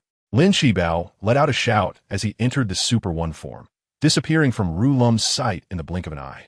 In the next moment, he appeared above Rulum, delivering a heavy punch to Rulum's wrist. Get lost. This damn scythe was simply hindering his performance. Bang! Rulum felt a sharp pain in his wrist, and he involuntarily let go, the scythe slipping from his hand. My scythe. Lin Shi seized this good opportunity, kicking directly to send Xiaolum plummeting down. As he fell rapidly, Xiaolum tried to steady himself, but the impact was just too great. The Grim Reaper, without his scythe, isn't all that impressive. Lin Shi caught up with Xiaolum, sneering as he quickly swung his fist again.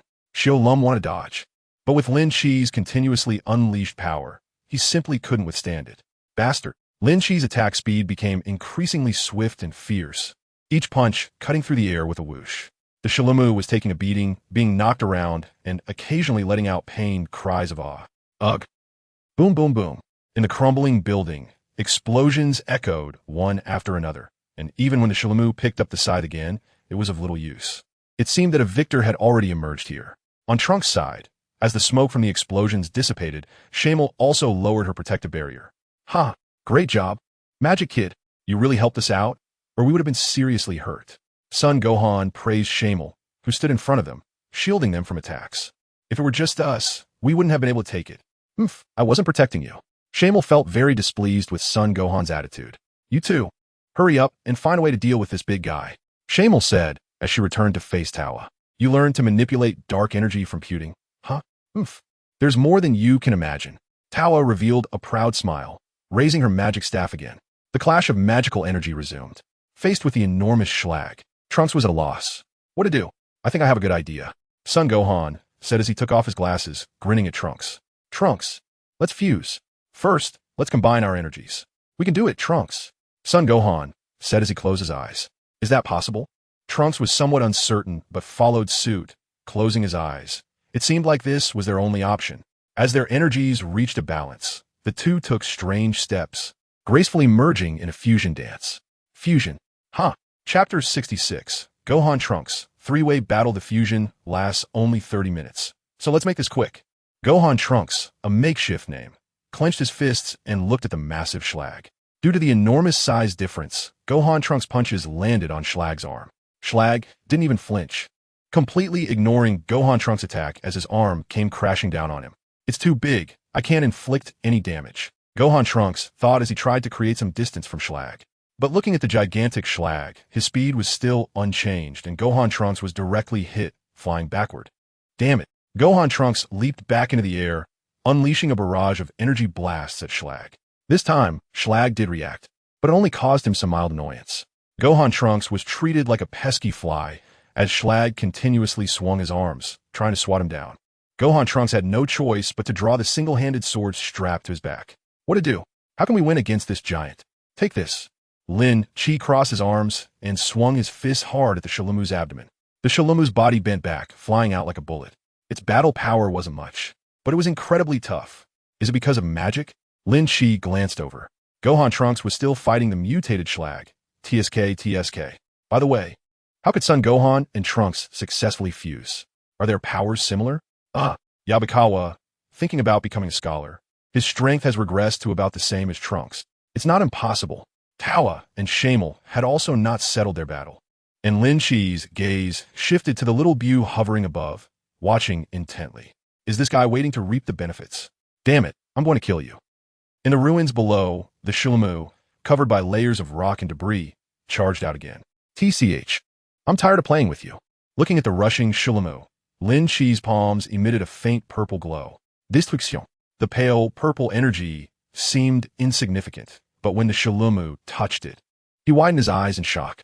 What? How? Before he could finish his words, he disintegrated into countless sparkling particles falling from the air. It seems the God of Destruction's destruction technique is the most convenient and useful. What? Tawa and Shamel also noticed the situation here, both exclaiming in shock. In their moment of distraction, they were unaware of the dimensional black hole appearing behind them, with hands reaching out to grab their backs. Lin Chi didn't intend to show kindness by reminding these two enemies, but he couldn't resist Wukong's meddling. Watch out! Wukong shouted toward Shamel. Both Shamel and Tawa reacted quickly. Without needing to turn around, they swiftly dodged the magical claws from behind. Watching little Bu continuously attack with dimensional black holes, Lin Chi tightened his fists aimed at little Bu. The next one is going to be you. Damn it. Seeing Lin Chi charging towards Bu, Tawa gritted her teeth in anger. 2 Dragon Balls and her brother Depura. How could she recover them now? But just as Lin Chi avoided the punches and kicks from the dimensional black holes and quickly closed the distance to Bu, an unexpected change occurred. Secret technique, tornado. With this low shout, the entire world fell into a hurricane that seemed to come from nowhere. The strong winds lifted countless fragments and dust from the ground, blinding everyone present, making it impossible to see the scenery in front of them. As the tornado spread, the immense Shrag was soon caught in the center of the hurricane. As if a fog had been blown away, a Dragon Ball was held in the hand of a man who appeared. This is the true power of the demon god. What's going on? Wukong looked puzzled, crossing his arms in front of him to shield against the storm. It's Alyssa. How did this guy get here? Shamel clenched her staff in anger. You're stealing my prey. Lin Chi narrowed his eyes and instantly moved in front of Bu, but facing the demon god's magic. In this tornado, Bu's body was actually being pulled away by the hurricane, disappearing at a visible speed. In the blink of an eye, only 2 Dark Dragon Balls and the unconscious Depura remained. Without thinking, Lin Chi reached out and grabbed one of the Dark Dragon Balls. Just as Lin Chi was about to take the other Dragon Ball, Tao's staff aimed at him, Dark Hand. Black energy transformed into claws, crossing over Lin Chi to seize the Dark Dragon Ball and Depura. Among them, another Dark Hand also reached towards Lin Chi's arm that was holding the Dragon Ball. Damn it. They want to snatch something right under his nose. Lin Chi habitually unleashed a wave of energy towards the Dark Hand. But the energy wave passed through the Dark Hand and flew far away. Damn magic. Lin Chi felt a bit frustrated. Wasn't Dragon Ball mostly about hand-to-hand combat? Encountering magic is really troublesome. Destruction. Lin Chi quickly unleashed a destructive technique with his other hand, dissipating the dark claw in front of him. The God of Destruction's ability to destroy should be able to withstand magic, right? Maybe the powerful suppression of destruction energy overcomes magic? It seems I need to try more. What a headache of an academic problem. They're escaping. Xiao Meyer watched as Salusa had already drawn a black hole and jumped in. The enemy showed no signs of wanting to fight. Haha, what a pity. Tawa, carrying 2 Dragon Balls, quickly retreated behind the time-space door with Depura, following Salusa.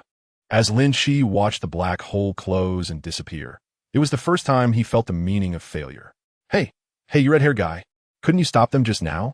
Lin Chi looked down at Xiao Meyer and asked, feeling hard to express. Aren't you a demon god too? Can't you just watch helplessly? Salusa is the most powerful demon god under Mechikabura. What can I do? Xiao Meyer ungraciously shifted the blame. Huh? Gohanks put his hands down, seeing the devastation on the ground. Where was the giant Shrag's figure? What about the Dark Dragon Balls? Gohanks flew in front of the angry Lin Chi and Xiaomeyer, cluelessly pouring oil on the fire. Here, Lin Chi threw the only Dragon Ball he managed to grab to Gohanks. Is this the only one? Gohanks caught the Dragon Ball, looked at it, and indeed it was black. Chapter 67 Dark Dragon Ball. Controlled Broly. The dark power inside is indeed very rich. Oomph. The rest were taken by them. Xiaomeyer rolled his eyes. Now he wouldn't know how to explain to Demigra. This loss is hard to swallow. I'm leaving.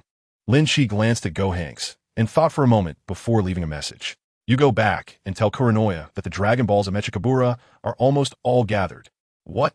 Isn't there still one last one that hasn't been collected? Gohanks' eyes widened in shock. They had already gotten the last one. You go back and let Kuranoya find a way to locate me. Who knows, we might meet again. Whoosh with Lin Chi's words. His figure disappeared before Gohanks and Xiaomeyer. You, what about you? Gohanks turned to Xiaomeyer, wanting to hear his opinion. But Xiaomeyer ignored Gohanks completely. As he lifted his staff, he stepped into the black hole. Dark Demon Realm, at the core. On the high throne, the old and dried-up Dark King, Mechikabura, extended his hand to look down at Tawa and Salusa. You guys say, what would happen if we used the Dark Dragon Balls to brainwash? Mechikabura revealed a chilling smile. As his words fell, the sound of chains scraping echoed ominously from the dark corners. Beneath the layers of chains was a tall figure, with the last Dragon Ball embedded in his chest. Broly wearing a dark mask. Tawa, what do you think? Seeing Tawa and Salusa kneeling below without answering, Mechikabura called out specifically, let me see how well you control the power of the demon god. Yes, Lord Mechikabura, Tawa respectfully responded, turning to the layers of chains being released from Broly, with his staff appearing in hand. This is the great expectation given by Lord Mechikabura. Tawa waved his magic staff, and countless streams of black energy swept towards Broly, entering his body. The Dark Dragon Ball embedded in Broly's chest also emitted a dim glow. A roar erupted, and the chains surrounding Broly began to tremble as he struggled to rise, constantly breaking free from the chains. Broly's towering figure appeared before everyone's eyes, with a muscular physique and strong body. The infinite energy swirling around him created a powerful gust of energy. It seems that relying solely on the control of demon god power is still very challenging to master this guy. Salusa leaped to Mechikabura's side and sighed. Indeed, a very interesting energy. His own energy is also increasing constantly. Mechikabura rested his chin on one hand, responding. Paragus, Tawa murmured, as an old figure walked out from the shadows in the distance. Broly's father, Paragus, was also wearing a black eye mask, clearly under control. Broly, quiet. Lord Tawa is amplifying your power. Keep your energy stable. Paragus scolded coldly. Father. It seemed that Broly heard Paragus's voice and calmed down a bit. But that massive body continued to tremble slightly, evidently enduring immense pain. At this critical moment, everything seemed to progress in an instant. Lin Chi appeared in midair through the residual energy left by Tawa, looking down at the three people on the ground with a cold smile. The pent-up frustration in his heart found a good outlet. Broly, Kakarot is here. With this shout, Broly, who had just settled down for less than a minute, exploded like fireworks meeting alcohol. Kakar, Rot, who is that?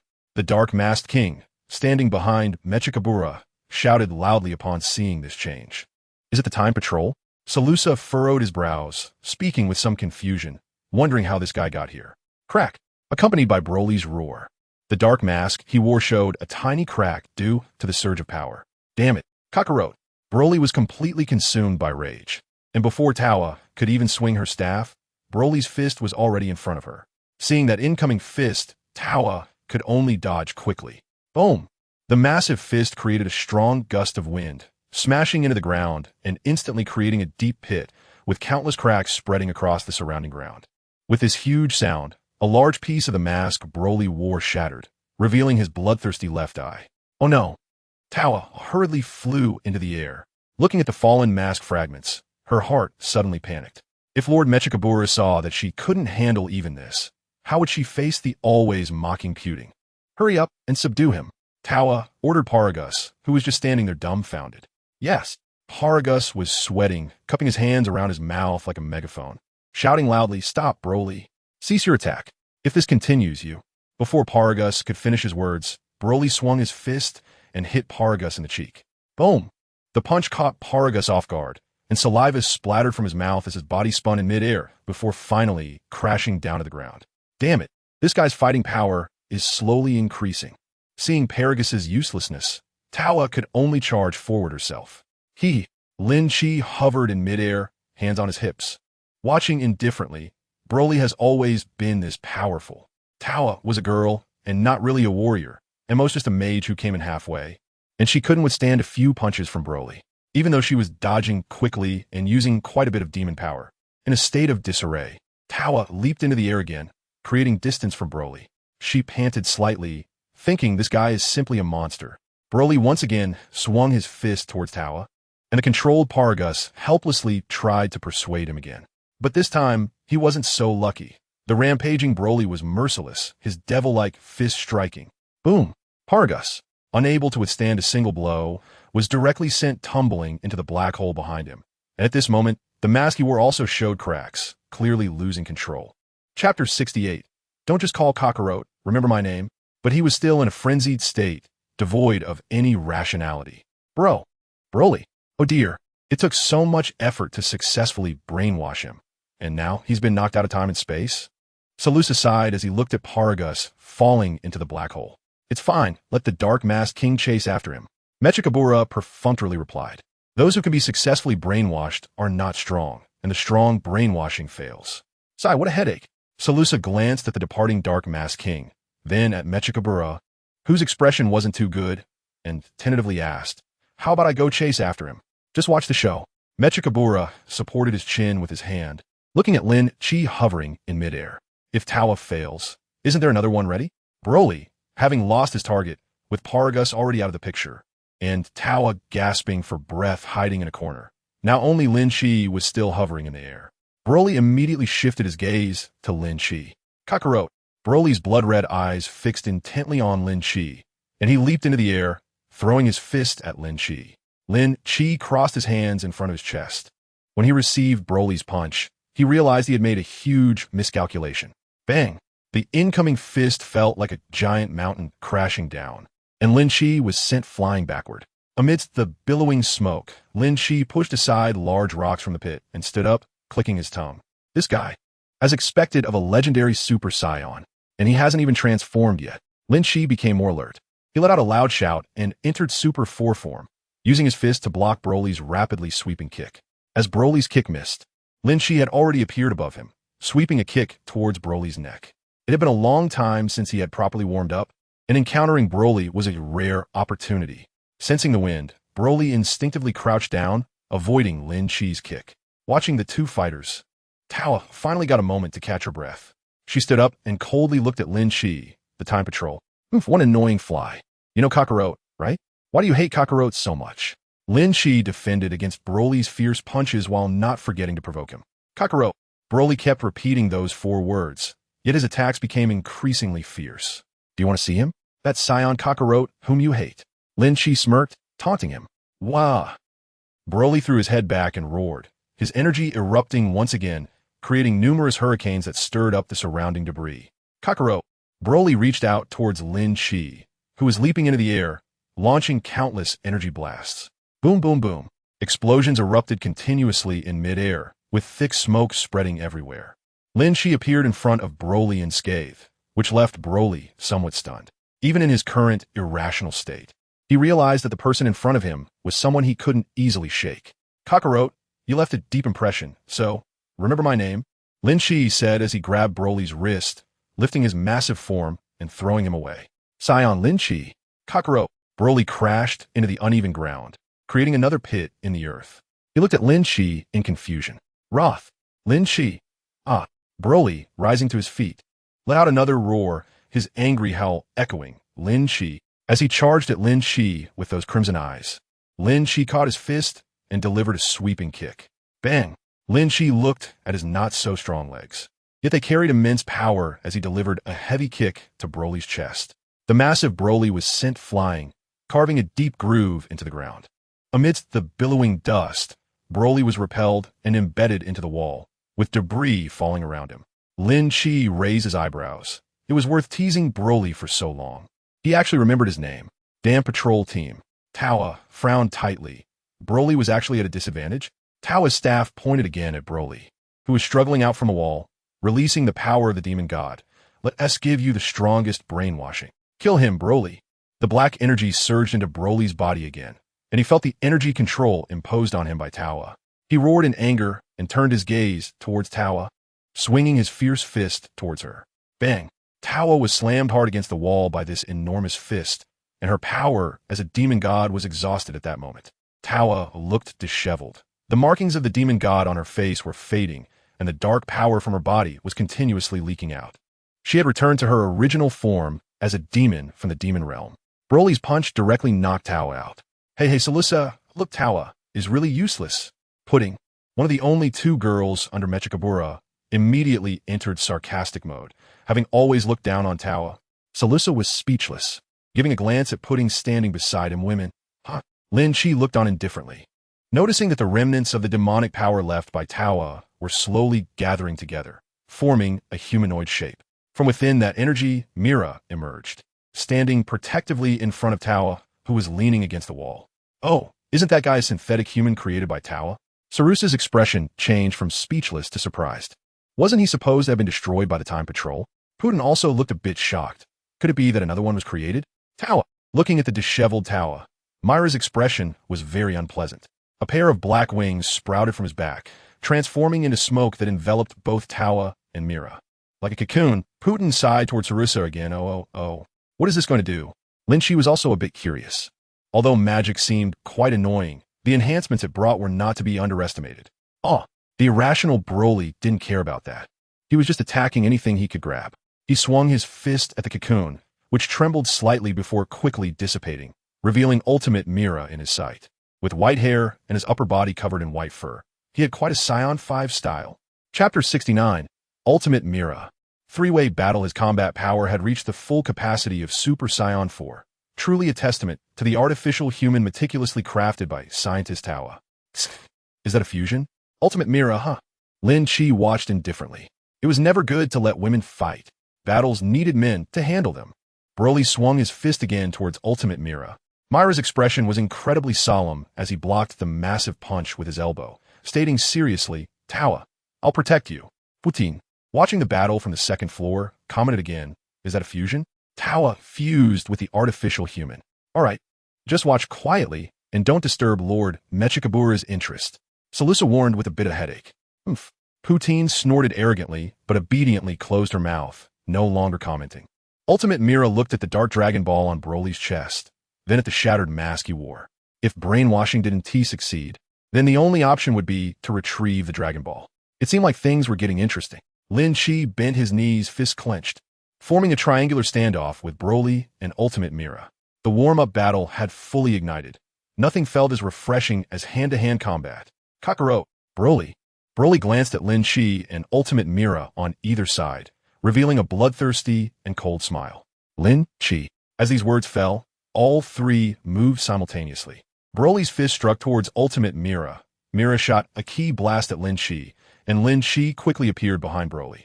The three-way battle was about to erupt. After firing the ki blast, Ultimate Mira crossed his arms in front of his chest to block Broly's incoming punch. The explosion of the ki blast sent smoke flying, and Lin Chi appeared behind Broly, delivering a swift kick. Broly noticed Lin Chi behind him and quickly retracted his fist to dodge. Ultimate Mira swiftly fired another ki blast, aimed directly at Lin Chi. Boom! The three figures continually intertwined and chased each other as massive energy blasts occasionally detonated on the ground. Ignoring the exploding rubble and swirling smoke, even the entire ground began to tremble slightly. In midair, Lin Chi delivered a fierce kick to Broly's abdomen, sending him rapidly plummeting towards the ground. Below, Ultimate Mira was already waiting, watching Broly descend, and threw a punch at Broly's back. It seemed the two were teaming up, but the next moment, Lin Chi confronted Ultimate Mira. An energy ball shot from Ultimate Mira's palm, racing towards Lin Chi, who swiftly kicked it away. The energy ball flew back along its original path towards Ultimate Mira, who hurriedly dodged. As he did so, Broly had been waiting with his fist clenched. Ultimate Mira first took a punch from Broly, followed by a kick from the diving Lin Chi. Bang! Bang! Bang! Ultimate Mira was driven deep into the ground by the relentless blows. Broly then turned to face Lin Chi. As the two continued to trade punches and kicks, they rose from the ground into the air. Lin Chi fired a ki blast at Broly. Boom! The ki blast exploded, engulfing Broly in thick smoke, rocks flying, and the residual explosion caused slight tremors in the ground. How interesting. Truly interesting. Mechikabura watched, clapping his hands together in applause. Salusa also wore a strange smile. As long as you're enjoying yourself, my lord. TSK. Hearing this, Lin Chi's expression turned a bit unpleasant. Were they treating them like monkeys in a zoo? Lin Chi's gaze turned cold as he scanned the entangled Ultimate Mira and Broly. This battle seemed to need a quick resolution. Otherwise, he would be seen as a scion monkey in the eyes of others. Huh! Lin Chi Bao let out a shout and entered the Super 5 form, constantly weaving through the flying energy spheres. As thick smoke spread across the ground, he charged towards Super Mira and Broly. Bang bang bang!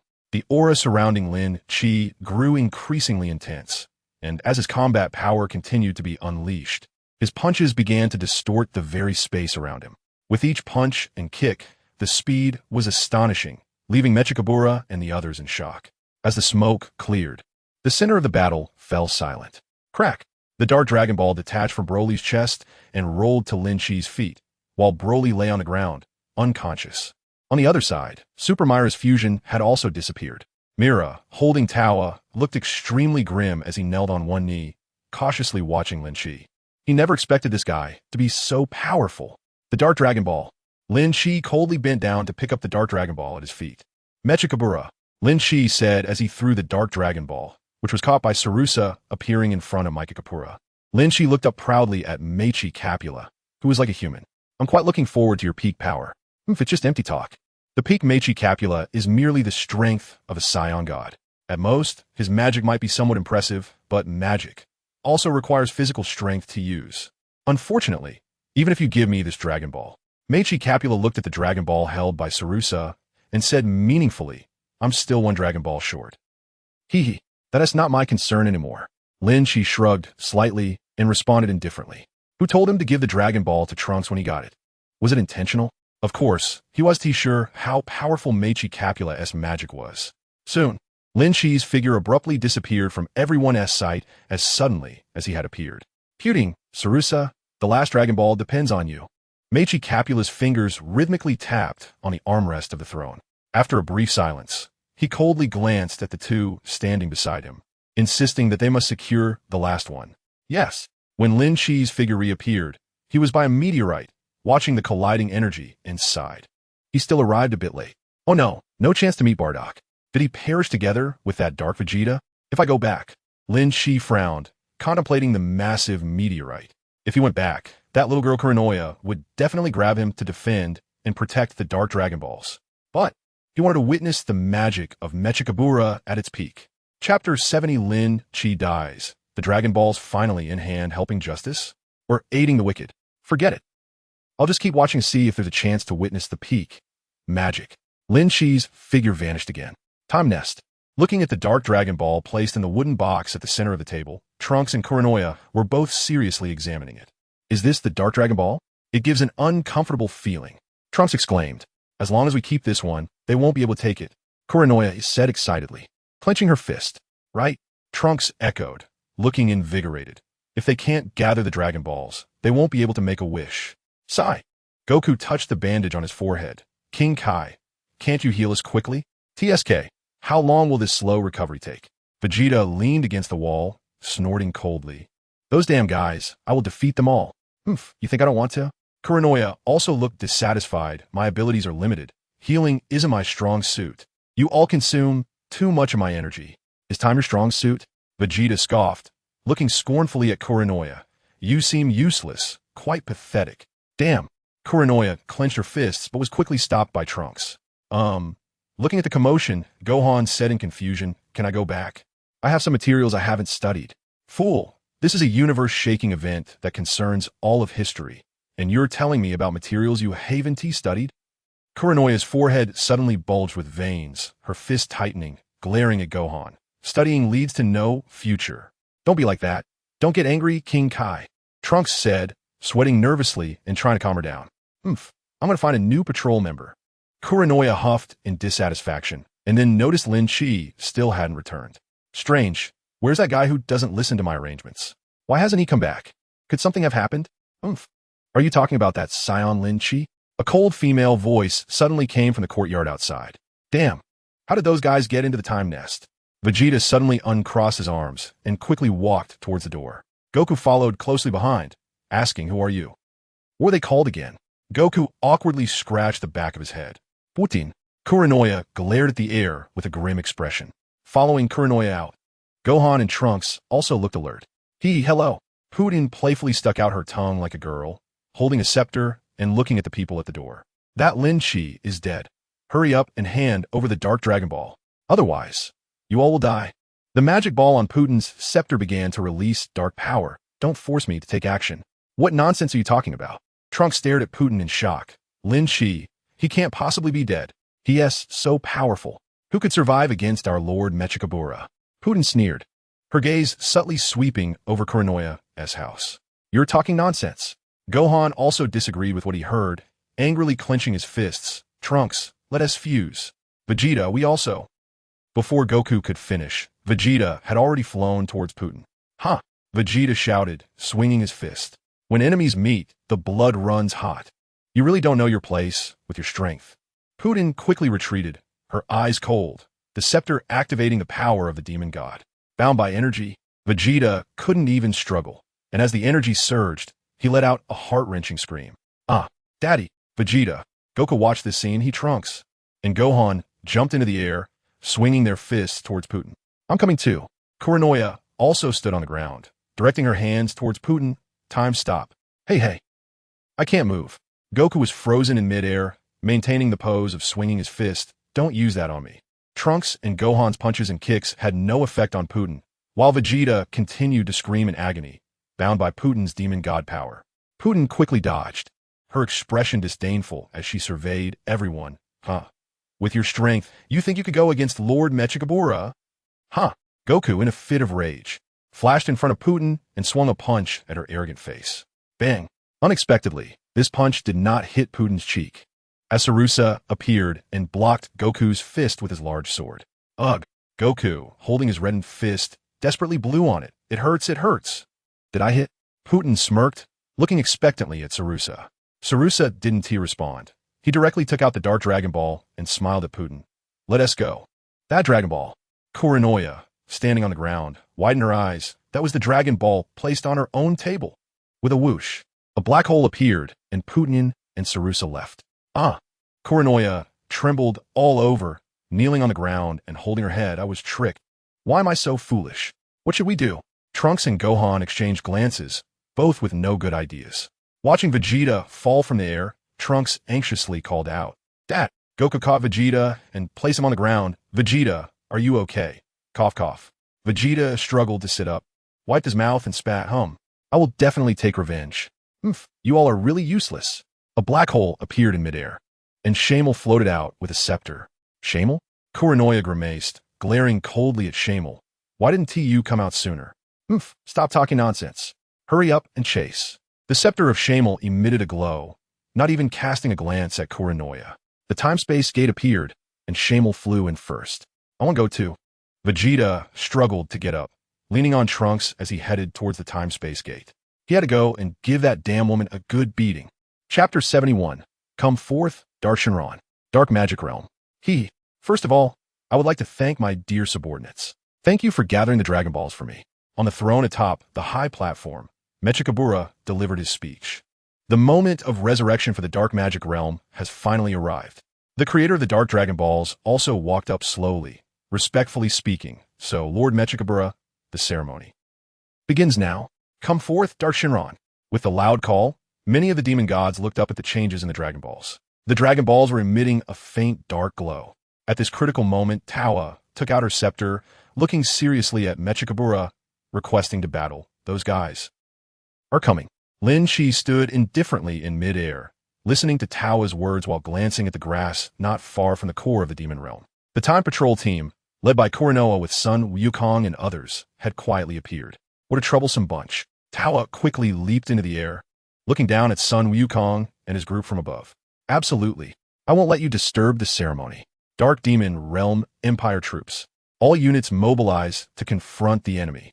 With Tao's command, they surged forward like a swarm of ants emerging from their nest, rushing towards Kuranoa and the others. Ha! Trunks, let's fuse. The new member of the patrol team, Goten, shouted to Trunks like a child. Fusion. Huh! With a flash of light, Gotenks made his entrance. He crossed his arms in front of his chest and took a deep breath, followed by countless ghosts resembling him appearing. Super Ghostly God Wind Fist. Young version. Countless ghosts charged out, and as soon as they touched or contaminated the Dark Demon Realm Empire soldiers, explosive sounds rang out incessantly. Boom, boom, boom. Thick smoke billowed, and the endless dark sky suddenly erupted into brilliant fireworks. This is a place free from the control of time. So let's have a grand battle. Kuranoa exclaimed, raising his fist and shouting loudly. Hee hee, I was waiting for that. Sun Wukong roared and directly transformed into Super Saiyan 4.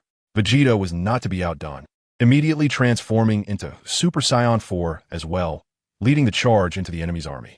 Watch my big explosion attack. Shamel watched with a face full of disdain. These guys were just relying on energy balls while patterns of a demon god appeared on his face, and his magic staff was raised high, creating a massive black hole in the sky. The black hole generated considerable suction, pulling many soldiers of the Dark Empire inside. Oh. As expected, an impressive little magic boy, Son Gohan looked up, marveling at the enormous black hole. Umph. Shamel snorted coldly, pretending to look extremely cool, but inside he felt bitter. The consumption of stamina after entering Demon God mode was indeed enormous. Watching the Dark Empire soldiers being wiped out in just a moment, the remaining Demon Gods also became restless, all requesting to join the battle with Mechikabura. TSK. These guys are truly useless. Watching the Dark Empire soldiers meet a tragic end, Putin's expression was very grim. Salusa, however, had a puzzled look, turning to Tawa and asking, wasn't that guy the red-haired Shamel who disappeared from that group? He has been helping the Time Patrol team all along. Tawa's expression wasn't much better, but she quickly curled her lips into a faint smile. However, they are ultimately one step too late. You have worked hard. Mechikabura revealed a smile of satisfaction. Soon, his wish would be fulfilled. Lin Shi, hovering high in the air, raised an eyebrow, looking towards the top of the core. At this moment, the light of the Dark Dragon Balls became increasingly dazzling, and a hideously ugly and strange dragon appeared in the sky. Those who have gathered the 7 Dark Dragon Balls, state your wish. The pitch-black Dark Dragon had a fiercely menacing face and spoke in a chilling tone. As its mouth opened and closed, one could even see its sharp teeth clearly. Please grant me. Mechikabura's smile was incredibly excited as he raised his staff high, shouting with enthusiasm. The power of my peak state. No problem, but will take a bit longer. The Dark Dragon responded. That last sentence nearly ruined all the gravitas of the Dark Dragon. Lin Shi looked expressionless, then turned to watch Sun Wukong and his group charging upwards, and couldn't help but mutter, TSK. Is this Shenlong not capable, or is Mechikabura really that powerful? It actually takes some time. Hey, is that Shenlong? Son Gohan exclaimed in shock, cold sweat trickling down his forehead. It's so big. Gotenks was also quite surprised, much larger than the Shenlong on Earth. Moreover, it's even bigger than the core tree of the Dark Demon Realm. Kuranoa shouted to the patrolling team, rushing forward to boost morale. Charge. Before Mechikabura's wish is fulfilled, we still have a chance. Stop them. Never give up until the very end. Gotenks drew the sword from his back and soared into the air. In their Super Saiyan 4 forms, Vegeta and Goku were the first to start fighting against the remnants of the Empire. The battle scene that followed became chaotic. Smoke and flames filled the air. To put it simply, the Dark Empire's army was vast and overwhelming. The patrol team was not to be underestimated either, engaging in close combat with unstoppable momentum. The core of the Dark Demon Realm was a scene of blood and chaos, smoke swirling everywhere. This was a life-and-death struggle, fraught with danger. Everyone flew into the fray with great momentum, facing their destined enemies. Dabura faced off against Gotenks, and as soon as they clashed, the demon god Dabura kicked Gotenks away. Gotenks exclaimed, flying backwards, but quickly steadied himself as the fusion time arrived. Son Goten and Trunks exchanged glances. Has it really been half an hour? Son Goten blinked, wondering why time passed so quickly. There's no choice. We have to go for it. Trunks also drew his sword, looking at Dabura across from him. One punched and kicked while the other swung his sword. Both were somewhat awkwardly pushed into the fight. Looking at this guy, Lin Chi couldn't help but think of Majin Bu. Chapter 72, Time Patrol Team, Battle Against the Dark King TSK. Lin Chi looked at the fighters, realizing that these demon gods didn't seem very strong. Although everyone was facing their respective opponents, it was more or less similar to the original plot. Kurinoa had already broken through their defenses and was rushing towards the Dark Shenlong. Shamel and Tawa were also engaged in battle. But both sides had fought a few times before, each at a stalemate. Super Saiyan 4 Goku was fine, but he was up against Mechikabura's strongest subordinate, the demon god Salusa. This battle was likely going to be tough. Vegeta had been beaten by Poutine before, and his injuries hadn't fully healed. Now even in Super Saiyan 4 form, he couldn't hold out for long. As for the remaining Yajirobe and Mira, Lin Chi had little hope for them. Because it was Yajirobe, the Time Patrol team was struggling, so he could see the peak of Mechikabura's power. Hang in there, young ones. Lin Chi smiled faintly, looking at the Time Patrol team, fighting hard below. Trunks, I've got this.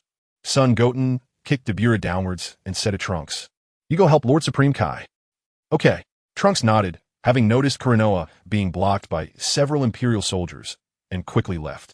As Trunks departed, Son Goten felt increasingly pressured and struggled to cope. Damn it, you can't escape. Dabura charged up from below, trying to chase Trunks. But Son Goten wouldn't give him that chance. He shot a key blast at Dabura, saying, "Your opponent is me, TSK." Stabilizing himself, Vegeta wiped the blood from his mouth, glaring angrily at Poutine. A woman should act like a woman. Dodging and playing with a stick is nothing. Hee hee, that's better than being a muscle-bound fool like you. Poutine playfully stuck out her tongue, her staff swirling again as countless dark energies surged towards Vegeta. He kept dodging the energies that had hurt him before, sweat dripping down his forehead as his breathing grew more rapid. Bang! Goku threw a punch at Salusa, which was directly blocked, and Salusa even grabbed Goku's arm, tossing him away. "You're quite strong," Goku said, halting midair, excited as he looked at Salusa. Salusa smirked, revealing a chilling smile. "Basically, everyone says that about me." He readily acknowledged this. After saying that, Salusa charged at Goku again, his staff appearing in hand, releasing powerful demon god energy towards him. Bang! Goku didn't dare to be careless, instantly teleporting behind Salusa, kicking out. Salusa reacted quickly, retracting his staff and crossing his arms in front of his chest to block Goku's kick. Ha! Goku glanced at Vegeta, who was increasingly struggling over there, and increased his attacking strength. Goku's continuous punches were blocked by Salusa's hands. It wasn't that he didn't want to counterattack, but rather that these warriors' physical attacks were too powerful. Bang, bang, bang. This time, Goku's punch broke through Salusa's defenses and struck his face. Seeing Salusa being knocked back, Goku hurried to intercept the flying Vegeta. Vegeta crashed against Goku's back, gritting his teeth. "My energy. Are you okay, Vegeta?" Goku slightly turned his head and said, "Let's fuse. If we delay any longer, we might not be able to help Lord Supreme Kai." Damn it. Vegeta clenched his fists, his expression turning icy. "Then let's do it." Hee hee. "You're thinking too beautifully." Salusa and Poutine joined forces, raising their staffs to interrupt the fusion of Vegeta and Goku. TSK. Vegeta, feeling frustrated, dodged again and shouted to Goku, "There's no way we can fuse like this." "Here." Goku suddenly threw something shiny to Vegeta. Catching the item. Vegeta looked at the Patera earring in his palm, somewhat stunned. "How do you have this?" I asked Lord Supreme Kai for it, before I set off." Goku scratched his head, looking somewhat embarrassed. Looks like you're not always brainless." Vegeta revealed a bloodthirsty smile and put the earring on his left ear. Swish. Due to the effect of the Patera earrings, Goku and Vegeta were unconsciously drawn towards each other. Their forms overlapped, and in an instant, a bright light erupted. Super Saiyan 4 Vegito made his appearance. The energy swirling around his feet crackled with lightning as Vegito, with his fists clenched and a confident smile, charged first towards Poutine and Salusa. "Let's start with you two." Quickly dodging the powers of the demon gods, Vegeta danced like a butterfly among the flowers, avoiding every attack. His speed was so fast that he appeared in front of Salusa in the blink of an eye, delivering a powerful punch. Bang, bang, bang. The sounds of clashing bodies and energy explosions filled the air, with countless streaks of light rushing by, colliding and then separating again. Unknowingly, Dabura had pulled Son Goten to the battlefield where Son Gohan and Mira were fighting. Dabura blocked Mira's punch aimed at him. "Say, Mira, go help my sister. I'll handle these two guys." "Okay." Mira nodded in response, looking at the two brothers, Son Gohan and Son Goten. who were breathing heavily back to back as he flew towards the core area. Really, Shamel felt his demonic power weakening further, especially since Mira was rushing to support Tawa. This made Shamel even more determined to leave. He had reached his limit. Although the plan to seize the Dragon Balls had failed, at least he had managed to prevent Mechikabura's complete resurrection. Bang! As Tawa's magic passed through Shamel's illusion, she turned to see Mira rushing over, reporting, "That guy Shamel actually ran away. Forget it, let's stop that guy, the King of Time." She didn't forget to remind the other demon gods, "Hurry up and eliminate these guys to protect Lord Mechikabura." Alright, let's quickly eliminate the enemy and help Lord King Kai. Son Gohan also shouted an encouraging word. Chapter 73, Get out of the way, Trunks. Listening to my brother. Son Goten steadied his breath and nodded firmly. At that moment, Trunks, carrying Kranoa, was blocked by the masked king. "Damn it, Trunks, hurry up, we only have 20 seconds left." Kranoa urged as she watched Trunks rush forward to sweep away the enemies. "Alright, I can only go all out now," Trunks shouted as he transformed into Super Saiyan 3. Not wanting to fight, he only needed to move quickly, and Super Saiyan 3 Trunks pushed his speed to the limit, charging toward the Dark Shenron with Kranoa. The path was clear. Kranoa's feet landed on the ground of the high platform at the core. Before Trunks could speak, the Dark Shenron swung its massive claw and sent Trunks flying. "Trunks!" Kranoa cried out in worry. "I'm fine." Trunks, flying backward, reassured her. Hearing his response, Kranoa finally turned her gaze, seeing Mechikabura still absorbing power from the Dark Shenron, recovering his full strength. "Good, as long as I interrupt you." Before Kranoa could extend her hands, Lin Chi landed in front of her, blocking Mechikabura's figure. "You guys are here. Lin Chi, you're still alive." Kranoa looked at Lin Chi with joy, her eyes instantly filling with tears. "That's great, as long as you're okay." Lin Chi looked at Kuranoya's expression of having survived a disaster, and the words he wanted to say just wouldn't come out. The little girl was worried about whether he was okay, but he wanted to wait for Mechikabura to return to his peak. But how? Could he not give up? "Let Mechikabura return to his peak," Lin Chi said softly, looking at Kuranoya. "What are you talking about?" Kuranoya, with tears still on her face, looked at Lin Chi in shock. "Are you still one of us from the Time Patrol? How could you say something like that?" Lin Chi. Trunks, who had rushed back, also furrowed his brow in doubt. "Why? I want to fight him."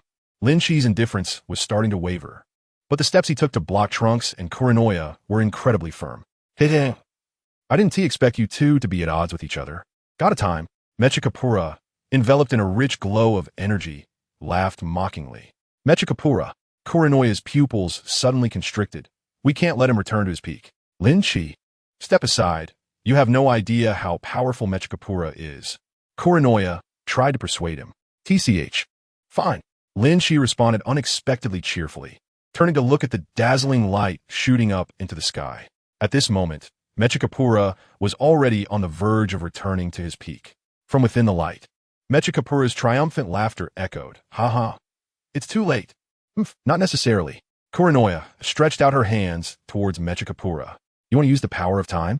Lin Chi was a bit taken aback. "Hey, hasn't he just wasted time?" At this moment, Mechikabura was nearing his peak, but as Kuranoya unleashed the power of time, her form was rapidly elevating. In an instant, Kuranoya transformed from a little girl into a graceful young lady, her hair rising without wind. She emitted an incredibly dazzling light, and time patterns appeared behind her. "I didn't want to use this, but to deal with you, I have to use the energy I've been accumulating all this time." "I will." Kuranoya extended her hands towards Mechikabura, determined to stop his wishes with all her strength. Lin Chi, Trunks beside him, leaped up and tackled Lin Chi to the ground. Lin Chi did not resist. He silently looked at Meichi Capula being surrounded by countless time fragments, which was Kuranoa's time labyrinth. "Hey, Kuranoa, seal me too. No matter what, I want to have a showdown with Meichi Capula." Lin Chi really wants to have a showdown with this Dark King, to experience the so-called strongest magic in Dragon Ball, and see if there's any way to defeat it. "Just let me drift outside of time with you forever." Mechikabura. At this moment, the Dark Shenron also slowly spoke. "Your wish has been granted." Countless parts were gradually swallowed by the darkness. Lin Chi saw the muscular and tall figure in the engulfing darkness. It was Mechikabura, restored to his youth and at the peak of his power. "You, this group of bastards, Time Patrol." As the range of the maze of time slowly shrank, Trunks also crawled up from under Lin Chi. "Lord Supreme Kai." At this moment, The dark Shinron transformed into 7 Dragon Balls and rushed in different directions. Trunks. Kuranoya bit her lip, holding back the tears welling up in her eyes, and turned back with a stiff smile. Help me take good care of Time Bird. Lord Supreme Kai. Trunks let out a piercing howl. Dazzling light covered the surroundings, so bright that it made people involuntarily close their eyes. It seemed like 1,000 years in a glance. It felt like just a moment. When Lin Chi opened his eyes, he saw a sky made of clock parts. Could it be that Kuranoya really brought him into the maze of time? Before his smile could bloom, he saw Vegeta floating beside him. Not far away were Son Goku, Trunks above, Gohan below, and the creator of the Dark Dragon Balls. Is that Dandy? Son Goku caught Dandy in confusion and fell from midair. Lin Chi's foot landed on the ground as he looked at Sun Wufan, who was lying on the ground. Are we back at the time nest?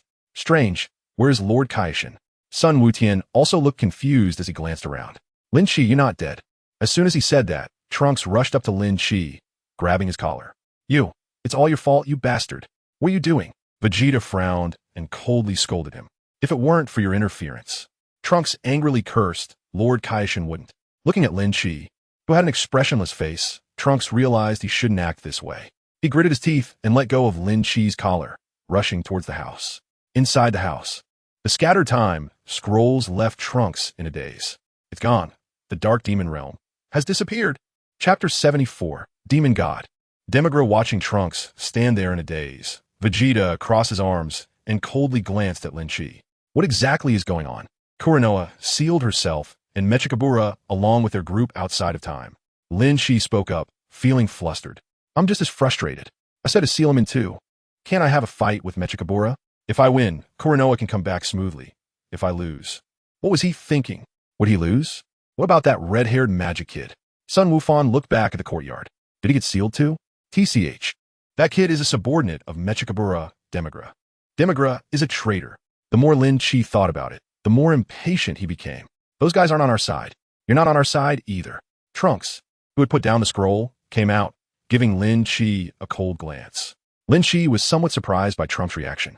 Was he being hated? After calling everyone over, Trunks took out a few small shards of crystal and said, these are time crystals left behind from various eras. Because the situation was urgent at the time, when we went to the Dark Demon Realm, Lord Kaishin entrusted me to keep them safe. Please take these to return to your original eras. Trunks' voice was low, and his mood was even more gloomy. I don't need this kind of thing. Vegeta finished wrapping the bandages around his body and put on the patrol uniform, coldly refusing. Lin Chi raised an eyebrow, but did not reach out to take it. Grabbing that thing now would be utterly embarrassing. Right, no need for that. Sun Wukong echoed, completely wrapped in bandages, yet his words remained full of spirit. Compared to that thing, what I care more about is how to defeat those guys. Vegeta crossed his arms and said angrily, I also want to fight those guys again. We must determine a winner. Sun Wukong said excitedly, clenching his fist and grinning widely.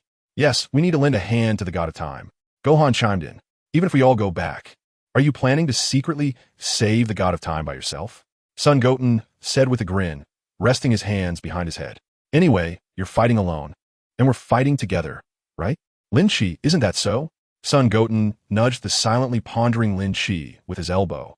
You need to make up for your past mistakes. What the? Lin Chi said coldly, sweeping his gaze over everyone present, a faint smile playing on his lips. My goal has always been to have a showdown with Mechikabura. Everyone. Trunks' voice choked slightly, unsure of what to say for a moment. All right. Swallowing down all the sentimental words, Trunks clenched his fists and shouted, let's go save the God of Time together. We are the Time Patrol. As Trunks' words fell, Lin Chi turned to glance at the clock parts above the courtyard. Mechikabura is sealed, so our next target can only be Demigra. That guy should be getting restless by now. Has he come out from the cracks of time yet? Thus, everyone temporarily stayed in the nest of time, training and sparring together. Time slowly passed, and during Trunks' search for Kuranoa, half a month unknowingly slipped by. Time. In the half-empty courtyard, the time birds circled incessantly. Lin Chi leaned against the tree trunk with a straw in his mouth, staring blankly upward. Trunks and Goten were sparring, while Vegeta and Goku were training on the other side. Under the tree, Gohan was sitting cross-legged on a coffee table, flipping through books and mumbling to himself. Odd functions. Symmetric about the origin means F, X, F, X. Symmetry about the y-axis, and also improper integrals. Suddenly, Lin Chi sat up straight. Pointing the straw he had been chewing on towards the sky. A black hole appeared, and several figures stepped out, including the demon Demigra, who had previously betrayed the Dark King, Mechikabura. Along with him were his secretary Rabel and the familiar Shamel. Magic Kid? Gohan looked up, adjusting his glasses, and greeted them warmly. Long time no see. Where have you been? Damn it, you really weren't on our side. Trunks clenched his fists angrily upon seeing Shamel. He felt a betrayal. TCH. These guys really come and go as they please.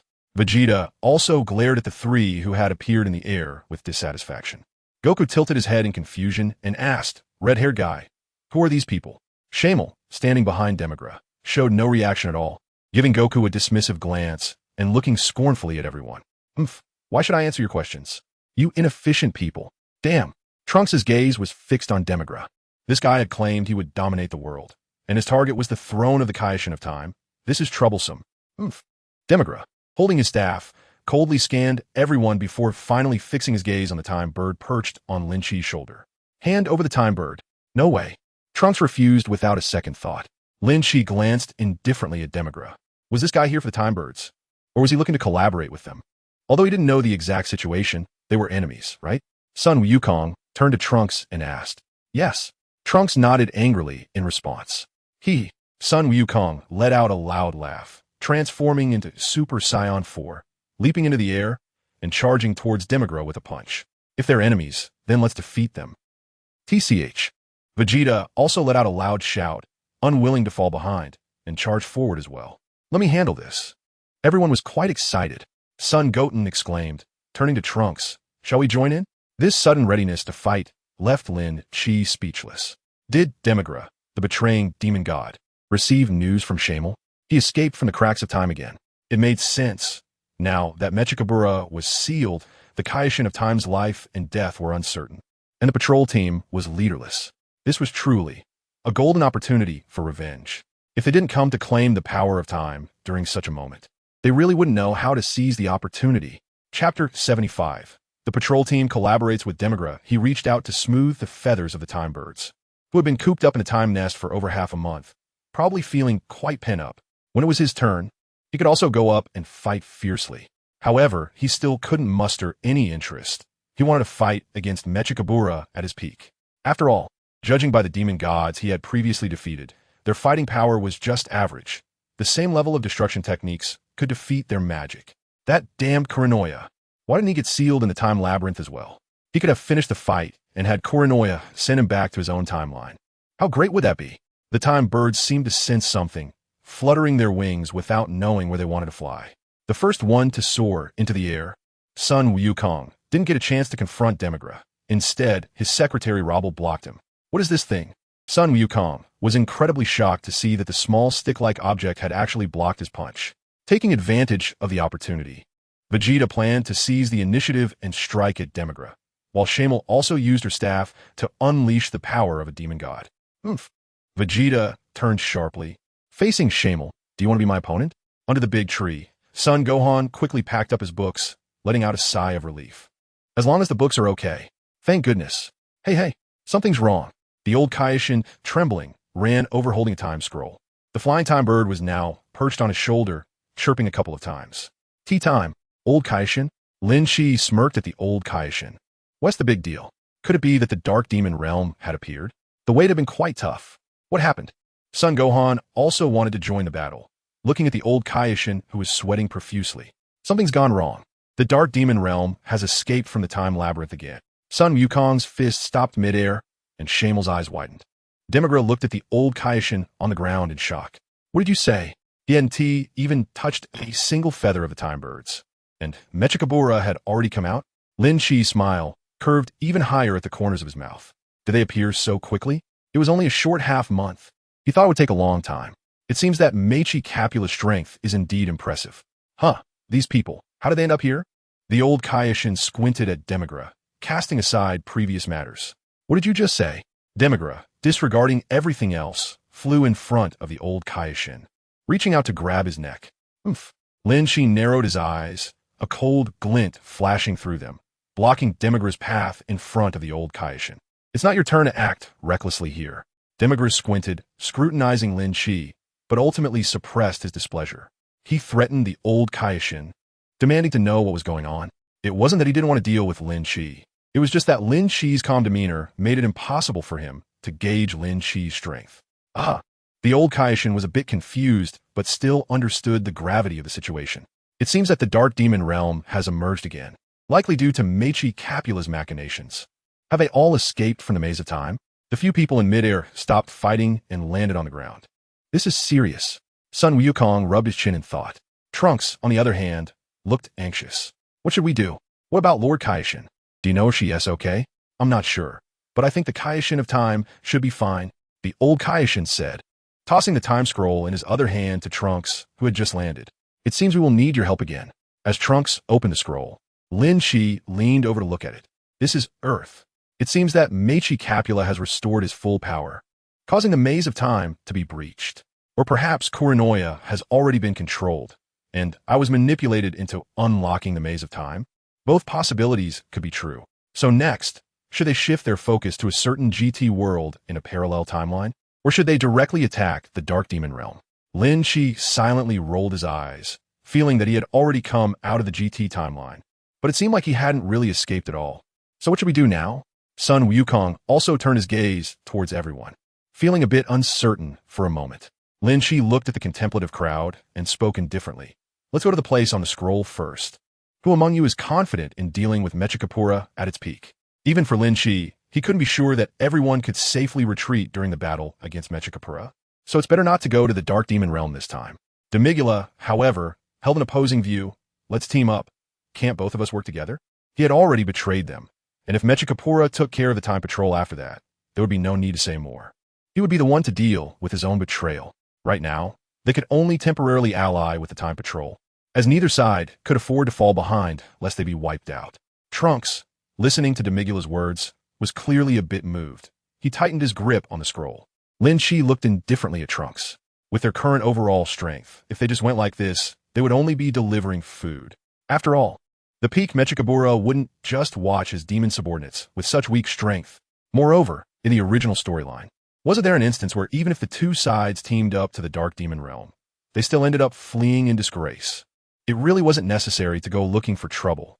Then you go and kill them yourself. Vegeta glanced at Lin Chi with disdain, crossing his arms as he looked at Demigra.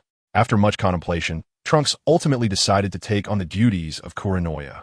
Then let's first check the reason for the historical anomaly. As long as the time scroll shows the map, it indicates that history has changed. The other few stood behind Trunks, and seeing the teamwork of these time patrols, the old Kaishin felt immensely gratified. So what about those three guys? Sun Wukong pointed at the three Migula who were still standing aside. We will go with you. Demigra glared at Trunks and the others with a grim expression. After all, the three of them couldn't possibly take on Mechikabura's group. Chapter 76. Again GT, still controlled individuals. This method works. A temporary alliance. The place where history has changed might just have those demons. The old Kaishin also believed this method was feasible. Lin Chi was quite indifferent. Aside from being able to engage with Meichi Capra, he was casual about everything else. If he really went to the Dark Demon realm, he would only deal with the big boss. As for Trunks and the others' lives, if he could save them, he would, but if not, there was nothing he could do. Adults must take responsibility for the paths they choose. So, I'll leave it to you. The old Supreme Kai waved goodbye eagerly, saying, I'll take care of the time birds. Bye. Time. Lin Chi coldly glanced at Demigula, thinking that this guy really knows how to bend and stretch, but he's not a good bird after all. What everyone doesn't know is that, just as Lin Chi said, Mechikapura is currently issuing commands that humiliate Kuranoya immensely. Kneel. Not only that, but he also used dark power to corrupt Kuranoya, making her part of the demon gods and enhancing the strength of the other demon gods. Mechikapura's subordinate's combat power has risen to a new height. On the other side, led by Trunks, the Time Patrol team appeared in the ruined city. As for Demigula and his group, they immediately vanished without a trace. Lin Chi wouldn't care about them. He looked at the ruins of the dilapidated buildings. This was indeed a familiar yet strange place. I wonder if he was in this time and space in the past. The situation was truly tragic. Which era of Earth was this? Sun Wutian scanned the surroundings and asked Trunks. Before Trunks could respond, Sun Wukong noticed a strong fighting aura not far away.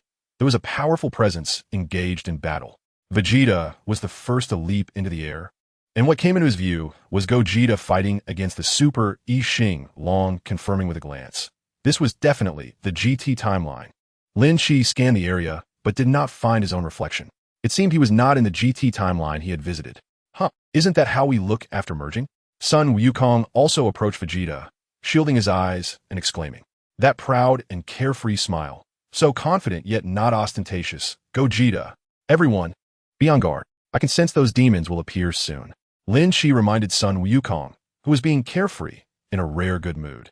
In the distance, Gogeta kicked the Super Saiyan 1 dragon into the ruins, while Trunks frowned. The battle was intense, but what was the anomaly in the flow of history? What went wrong? Before Trunks could ponder further, a large group of familiar faces appeared behind him. Chi-Chi, Bulma, Gohan, Goten, Trunks, Mr. Satan, and Xiao Fong, all controlled by dark forces, emerged. Without saying a word, they launched an attack on the patrol team, causing a barrage of energy blasts. Smoke billowed, and debris flew everywhere. Lin Shi shrugged and said, See? What's happening on the ground? The suspended Vegeta stopped moving and curiously looked down at the earth. Here it comes. Lin Shi waved away the smoke and looked behind Vegeta in midair. Target identified. Let's move. A sinister female voice suddenly echoed. Behind Vegeta, unbeknownst to him, a black hole silently appeared, and the experimental subject Fun emerged, throwing a punch at Vegeta. Vegeta quickly retreated, dodging Fun's punch. The enemy in front of him was a strangely looking little dwarf wearing long black pants. On his head were numerous tentacle-like hairs, somewhat resembling the snake-haired Medusa from Greek mythology. After failing the surprise attack, Fun quickly backflipped to create distance from Vegeta. To Vegeta's astonishment, Fun's hands suddenly elongated, grabbing Vegeta's wrists. Hey, what's going on? Who are you? Your hands can stretch. Vegeta, clearly caught off guard by the new enemy, was bewildered. Meanwhile, Trunks below was also questioning life, watching a doppelganger of himself reaching out to him. Is this me from his timeline? The controlled Trunks began to gather energy in his palm, aiming to attack the patrolling Trunks. Vegeta wanted to intervene, but was confronted by the controlled Bulma. TCH, damn it. Faced with his beloved wife, Vegeta clearly couldn't make a move. In an instant, everyone found themselves in a passive position. Others were also preoccupied. Goku and Gohan faced off against a fierce-looking Chi-Chi and Xiao Fong. The patrolling Goten and the controlled Goten were already exchanging blows. Trunks gritted his teeth, constantly dodging the attacks, while Lin Shi was probably the only one with the leisure to observe. You all from this timeline are controlled. His gaze swept around, quickly noticing two figures standing atop the ruins. Dabura. Tawa, holding a scepter, wore a cold smile, while Dabura stood beside him wielding a massive 3-meter sword. As expected, I sensed the dark energy earlier. Trunks continued to dodge the energy blast from the controlled Trunks. He turned to follow Lin Chi's gaze. Have these guys escaped too? Dark Empire military. In the shadows, Demigra squinted and spoke to Robble and Shamel standing behind him. Let's just watch for now and wait for the right moment to act. Trunks shouted, questioning. How did you manage to escape? Where's the Supreme Kai of Time? Did you do something to her? Heh. Tawa displayed a charming smile.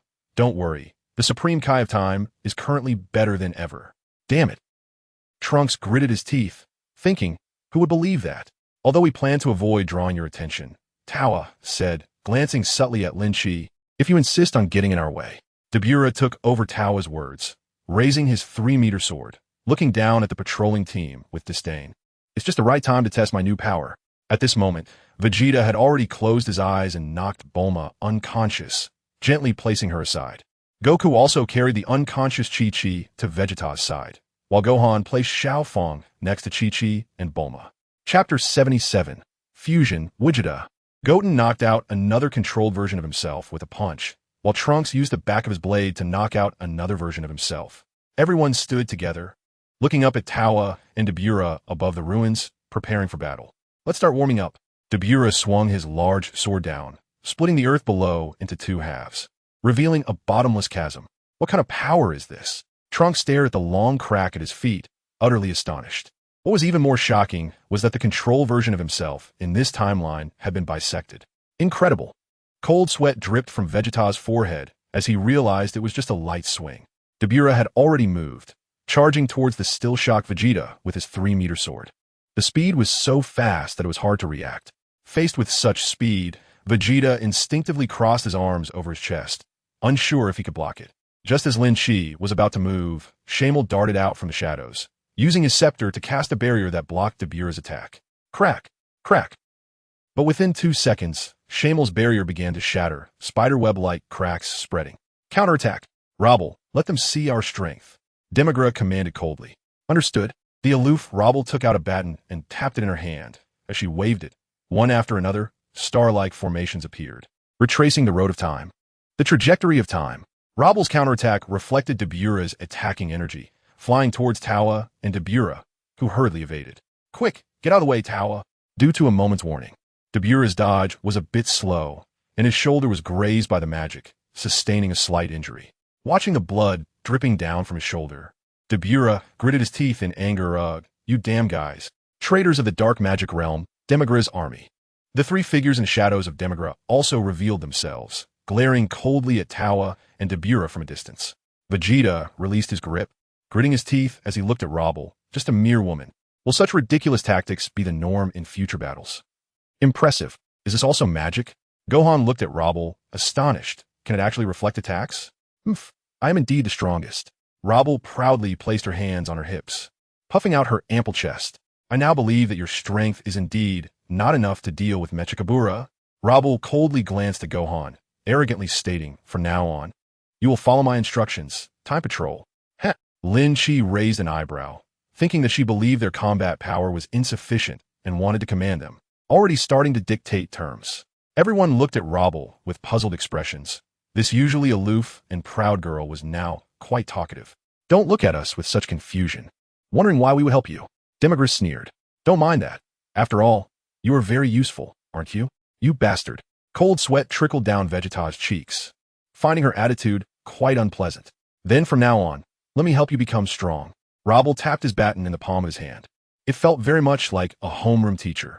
Become stronger? Sun Wukong looked at Robble with curiosity. You actually have such abilities? Truly a magical beauty. Son Gohan chimed in from side. So first it's you. And you. Fusion. Robble pointed his baton at Sun Wukong and Vegeta. TSK. Vegeta's expression turned ugly, and he became even more displeased. Sun Wukong, on the other hand, nodded excitedly. Is it that simple? I have no problem with it. It's just. Sun Wukong glanced at Vegeta beside him, unsure if Vegeta would follow through. TCH. Vegeta's body trembled slightly, his hands clenched tightly at his sides. MMM. At that moment, he thought of the dark demon gods he had faced under Mechikabura. Can it really make me stronger? Vegeta turned back to look seriously at Robble. If it really can. Then I can agree. Huh. Countless question marks and exclamation points appeared over Sun Wukong's head. Vegeta actually agreed? That fusion dance that made him feel incredibly embarrassed? Is it really possible? Vegeta, it's fusion. We have to do those movements. Sun Wukong wanted to ask uncertainly. Shut up, stop rambling. Vegeta shouted angrily, interrupting Sun Wukong Kakarot. Hurry up and strike a pose. Humph, just as the outside investigation said. He has a very high sense of pride. Robble turned to Siam Mayer and muttered softly. Don't think too much. I'm not doing this to cooperate with you. I'm using this method to become stronger. A faint blush appeared on Vegeta's cheeks as he struck a pose that he found incredibly humiliating, shouting in dissatisfaction. Kakarot, hurry up. We first need to synchronize our energy. Sun Wukong said slowly, looking at Vegeta's awkward grin. Is this considered a last resort? To strengthen our side's power? Lin Shi walked up to Demigra and asked coldly. There's no other way. Facing Mechikabura and the others, our power is too weak. Seeing Lin Shi actually take the initiative to speak to him, Demigra asked his own question. In the time patrol, you're the only one who gives me an unfathomable feeling. Who exactly are you? Who I am isn't important. Interests are the eternal friends. Lin Shi said with a slight smile, somewhat ambiguous. Join our team. I have high hopes for you. Demigra began to show his intention to recruit. Lin Shi looked at Demigula with a teasing expression. All right, but you have to give me that position. Demigula chuckled and fell silent. It was absolutely impossible for him to be Lin Chi's subordinate. Otherwise, he wouldn't have betrayed Micah Capula. Chapter 78, Tova es fin. Dark Gogeta Lin Chi didn't take it to heart at all. He turned to look at the merging Sun Wukong and Vegeta. He wouldn't waste too much breath talking to Demigra. That guy was very shrewd and had no stance of his own. Shamel, pay attention and don't let them be disturbed. Seeing that Lin Chi was no longer speaking, Demigra turned to Shamal and gave a command. Vegeta and Sun Wukong's little fingers touched, and after a dazzling burst of light, another Super Saiyan 4 Gogeta appeared. At this moment, in the ruined city, the only ongoing battle seemed to be between this timeline's Super Saiyan 4 Gogeta and Finn came. Hey, Mha! The Super Saiyan 4 Gogeta on the ground unleashed the Kamehameha wave towards Finn, who was flying towards him. The speed was so fast that Finn, in midair, had no chance to dodge. His hands trembled as he struggled to defend. Boom! A massive energy explosion engulfed Finn in blinding light, and thick smoke spread out. Dubra, hovering in midair, looked increasingly grim, had Finn failed. Moreover, if Demigra stood on the same front as the patrol team, it would be very unfavorable for us. How about we temporarily retreat? Tawa looked at the billowing smoke. But Finn hasn't lost yet. As the smoke cleared, a somewhat disheveled Finn revealed a bloodthirsty smile, disappearing from midair and appearing behind Gogeta in a strange manner. Gogeta reacted quickly, bending his legs and lowering his body to dodge Finn's punch. Immediately after, Gogeta began his counterattack, kicking towards Finn's cheek. Bang! Finn was not weak either. He bent his arm and blocked the strike with his elbow, but it seemed he underestimated Gogeta's power. Finn was instantly sent flying back by Gogeta's strength, his feet scraping against the ground, leaving 2 grooves. My dear Finn, that was clearly a good opportunity. Tawa watched the battle on the ground, her smile becoming increasingly sinister. Finn on the ground seemed to sense something as he charged towards Gogeta again. This time, before Finn's punch could reach Gogeta, Gogeta had already appeared behind Finn. His raised legs swept down. Finn showed a triumphant smile. After taking this hit, he swung his fist towards Gogeta's abdomen. Bang! Gogeta was sent flying by the punch, crashing through a damaged building and creating a massive hole. And with Finn's punch, he had disappeared from where he had been standing. Oh, it seems like we got what we wanted. Looking at the hole Gogeta had crashed through, the tall figure stepping out was clearly Finn, who had absorbed this timeline's Super Saiyan 4 Gogeta. Very good. Dubra's expression improved slightly as he glanced at Finn on the ground and said, "Let us go back and bring that specimen with us." Okay. Tawa was about to raise her staff when Finn on the ground revealed an incredibly sinister smile. Chirp. Chirp. Wait, brother. Tawa looked at Finn, who was stretching out his long tongue on the ground, and said he wanted to test his combat power. What? You can understand what this guy means? Dubra's mouth twitched, as expected of his sister, the great dark scientist. Go, Dark Gogeta. Tawa smiled indulgently.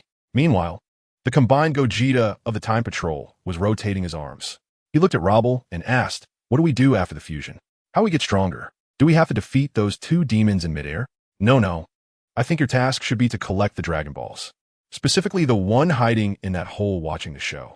Robble pointed his baton at the Super 1-Star Dragon, who had been kicked into the ruins of the building by this timeline, because Mechikabura wanted the 7 Dark Earth Dragon Balls on the chest of the Super 1-Star Dragon, made of negative energy, to make a wish. Huh. Listening to such a long and convoluted explanation, I don't quite get it, Gogeta said. But he understood somewhat in the direction Robble pointed. I see. I still want to have a fight with the demons, so let's make it quick. Gogeta did a few stretching motions. You despicable guy. How dare you look down on me? The Super 1-Star Dragon, who had been hiding, was unhappy. Was he being looked down upon? And talking about making it quick. I will kill all of you.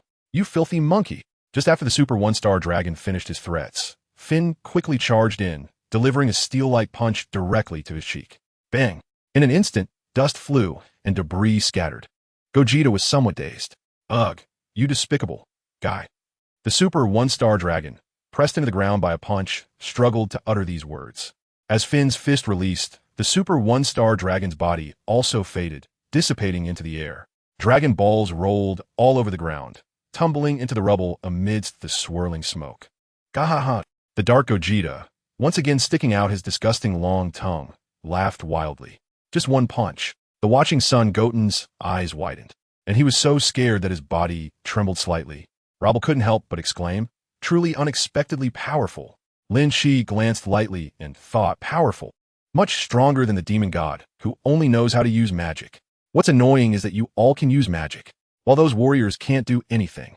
Strange. Where's Gogeta from this timeline? Trunks also looked around in confusion. He was just fighting this monster. He was absorbed by this guy. Lin Shi sat on a large rock and said lightly, don't you feel the energy of Gogeta on that monster? Then let me try this guy. The patrol team Gogeta showed an excited smile, and with a push of his foot, he charged towards Fun.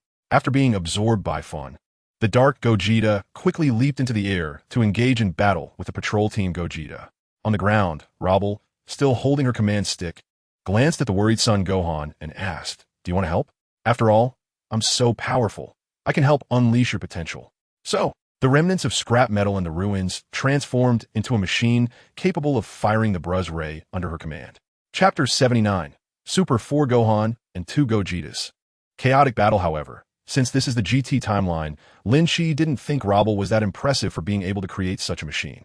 Successfully activating into Super 4 Gohan, he was overjoyed. Wow, what a powerful magic beauty.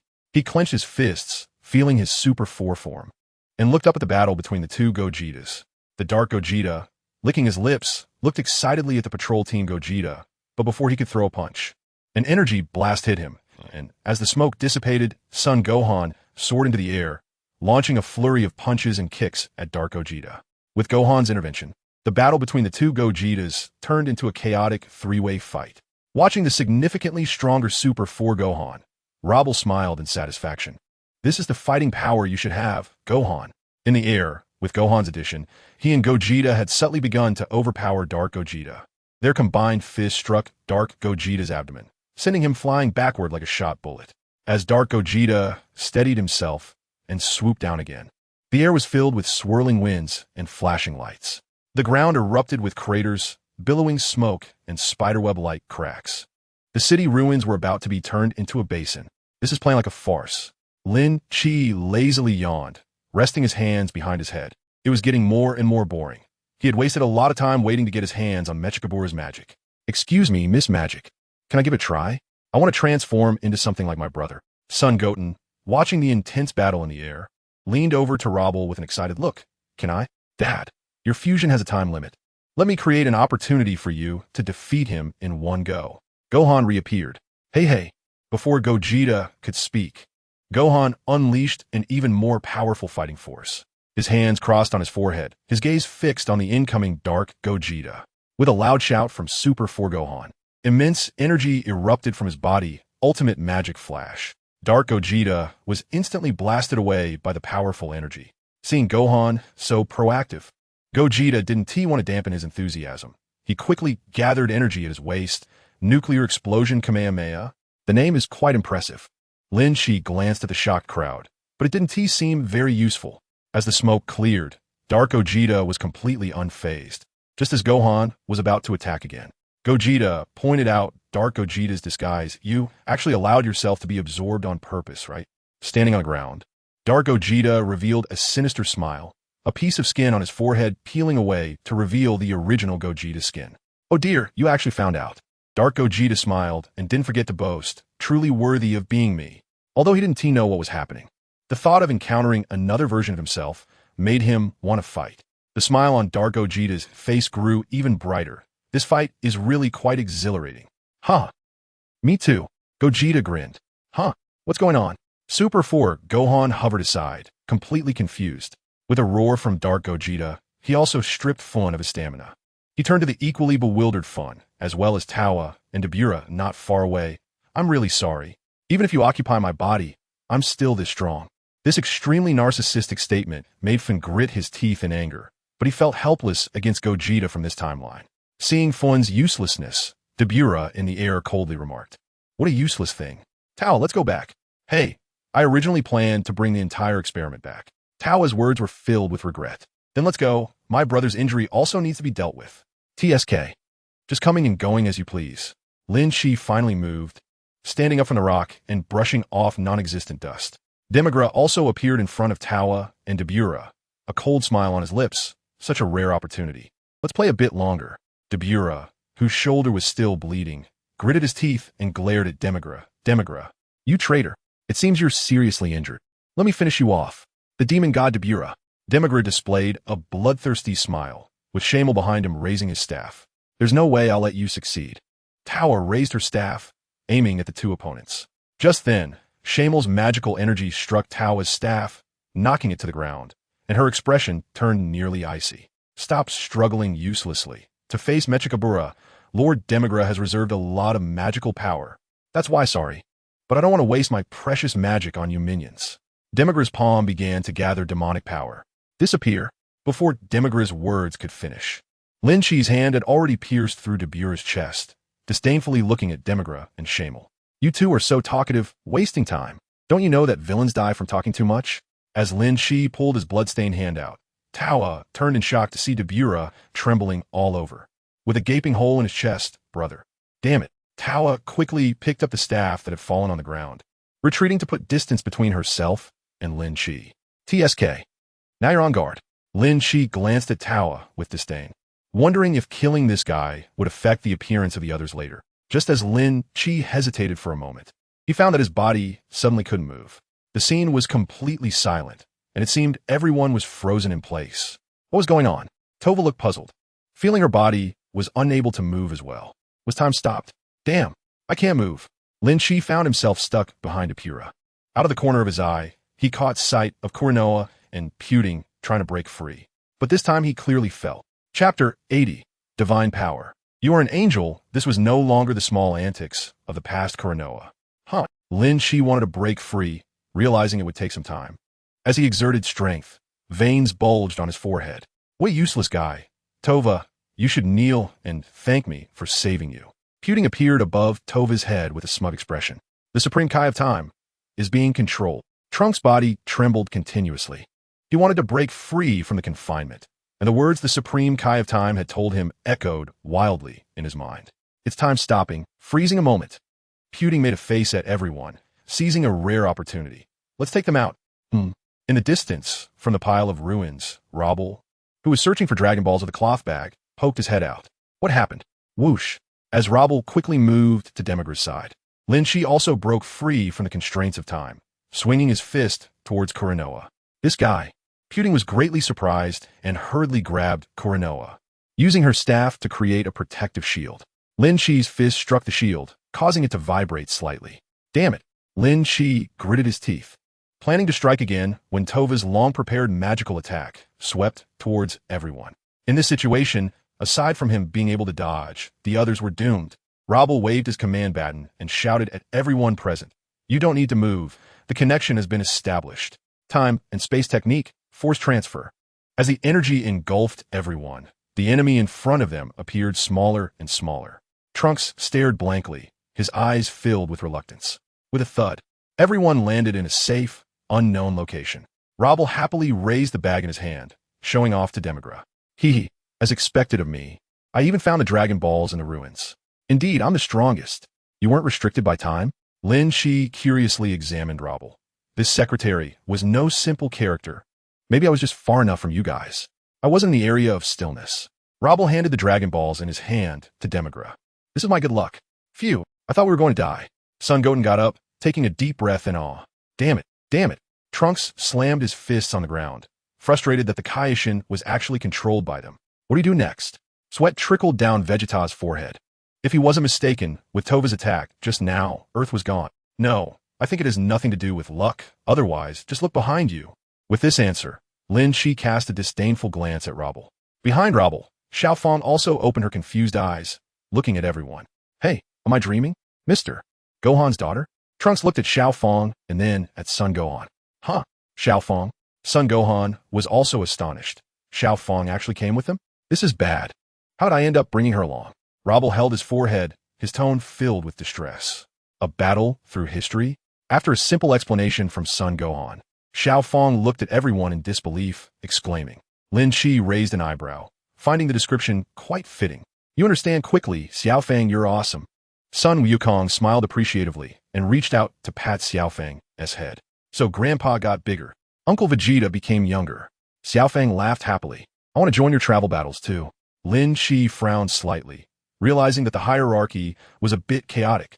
I actually overlooked this. How terrible. Watching a little child bouncing around, Robble felt a bit of a headache. Sun Wukong sat down on a somewhat clean rock and looked at Robble.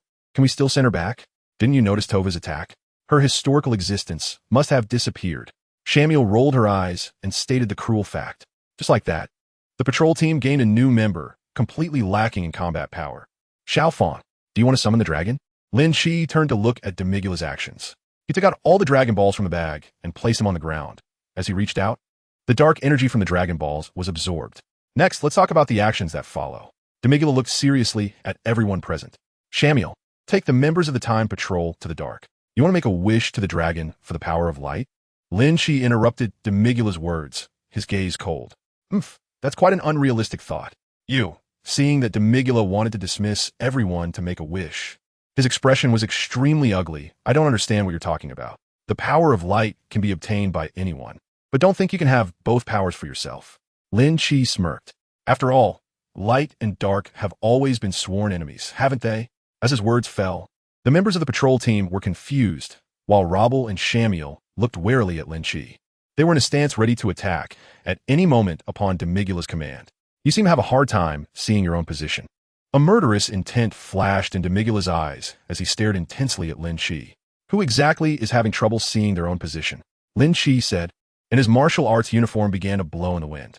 The color of his hair turned silver, and an endless divine aura surrounded him. You, divine power? An angel? Demigula's eyes widened, unable to believe what he was seeing. I'm not just any simple angel. Lin Shi's expression grew even more indifferent as he glanced at Demigula without emotion. Have you thought it through? Do you see your own position clearly now? After exiting the state of the angel's ultimate freedom, Lin Shi turned to the members of the patrol team. Next, just follow my arrangements. Who among you wants the power of light? What is that? Xiao Feng tilted her head, asking this question for everyone. Mechikabura might have an immortal body. Simply wanting to kill him is unlikely. Lin Shi said playfully, glancing at Demigula. Didn't the King of Time just seal him before? So, to seal him again, several types of power are needed to restrain him. For example, Demigula's dark power, the divine power of the gods, and the time power of the King of Time. Finally, there's the power of light. Chapter 81. Save Korinoya, let's move. Then let's give it to Trunks. Son Gohan quickly made a recommendation. After all, he's the captain of the patrol team. Vegeta crossed his arms and merely snorted lightly, offering no rebuttal. I don't care. Sun Wukong was completely unconcerned. He didn't understand what these people were talking about. Light and dark, it seemed unrelated to strength.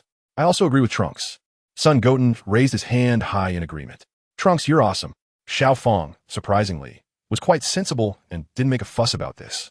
Demigula wanted to speak, but opened his mouth several times only to close it under Lin Chi's murderous gaze. Summon the dragon. Lin Chi glanced at Trunks. He wasn't interested in the dragon. He had to guard against whether Demigula would betray them at a critical moment. But fortunately, Demigula seemed quite sensible. With the Dragon Balls dissipating, everything was under Lin Chi's control. The final command, Demigula, you use the dark power to enhance everyone's strength. Lin Chi casually rubbed his fingers, speaking coldly. All right. Demigula's face turned pale, biting down hard on his back teeth, making a grinding sound. Not to mention facing Lin Chi. He didn't even have a chance against the Dark King, Mechikabura. After Lin Chi released the state of ultimate freedom, Demigula didn't dare to make sound. Watching Demigula, who didn't dare to play tricks, Lin Chi was very satisfied. Good. Then Shamiel, you take everyone and set off to the Dark Demon Realm. This way, even if he couldn't match Mechikabura's magic, the others would have enough ability to protect themselves.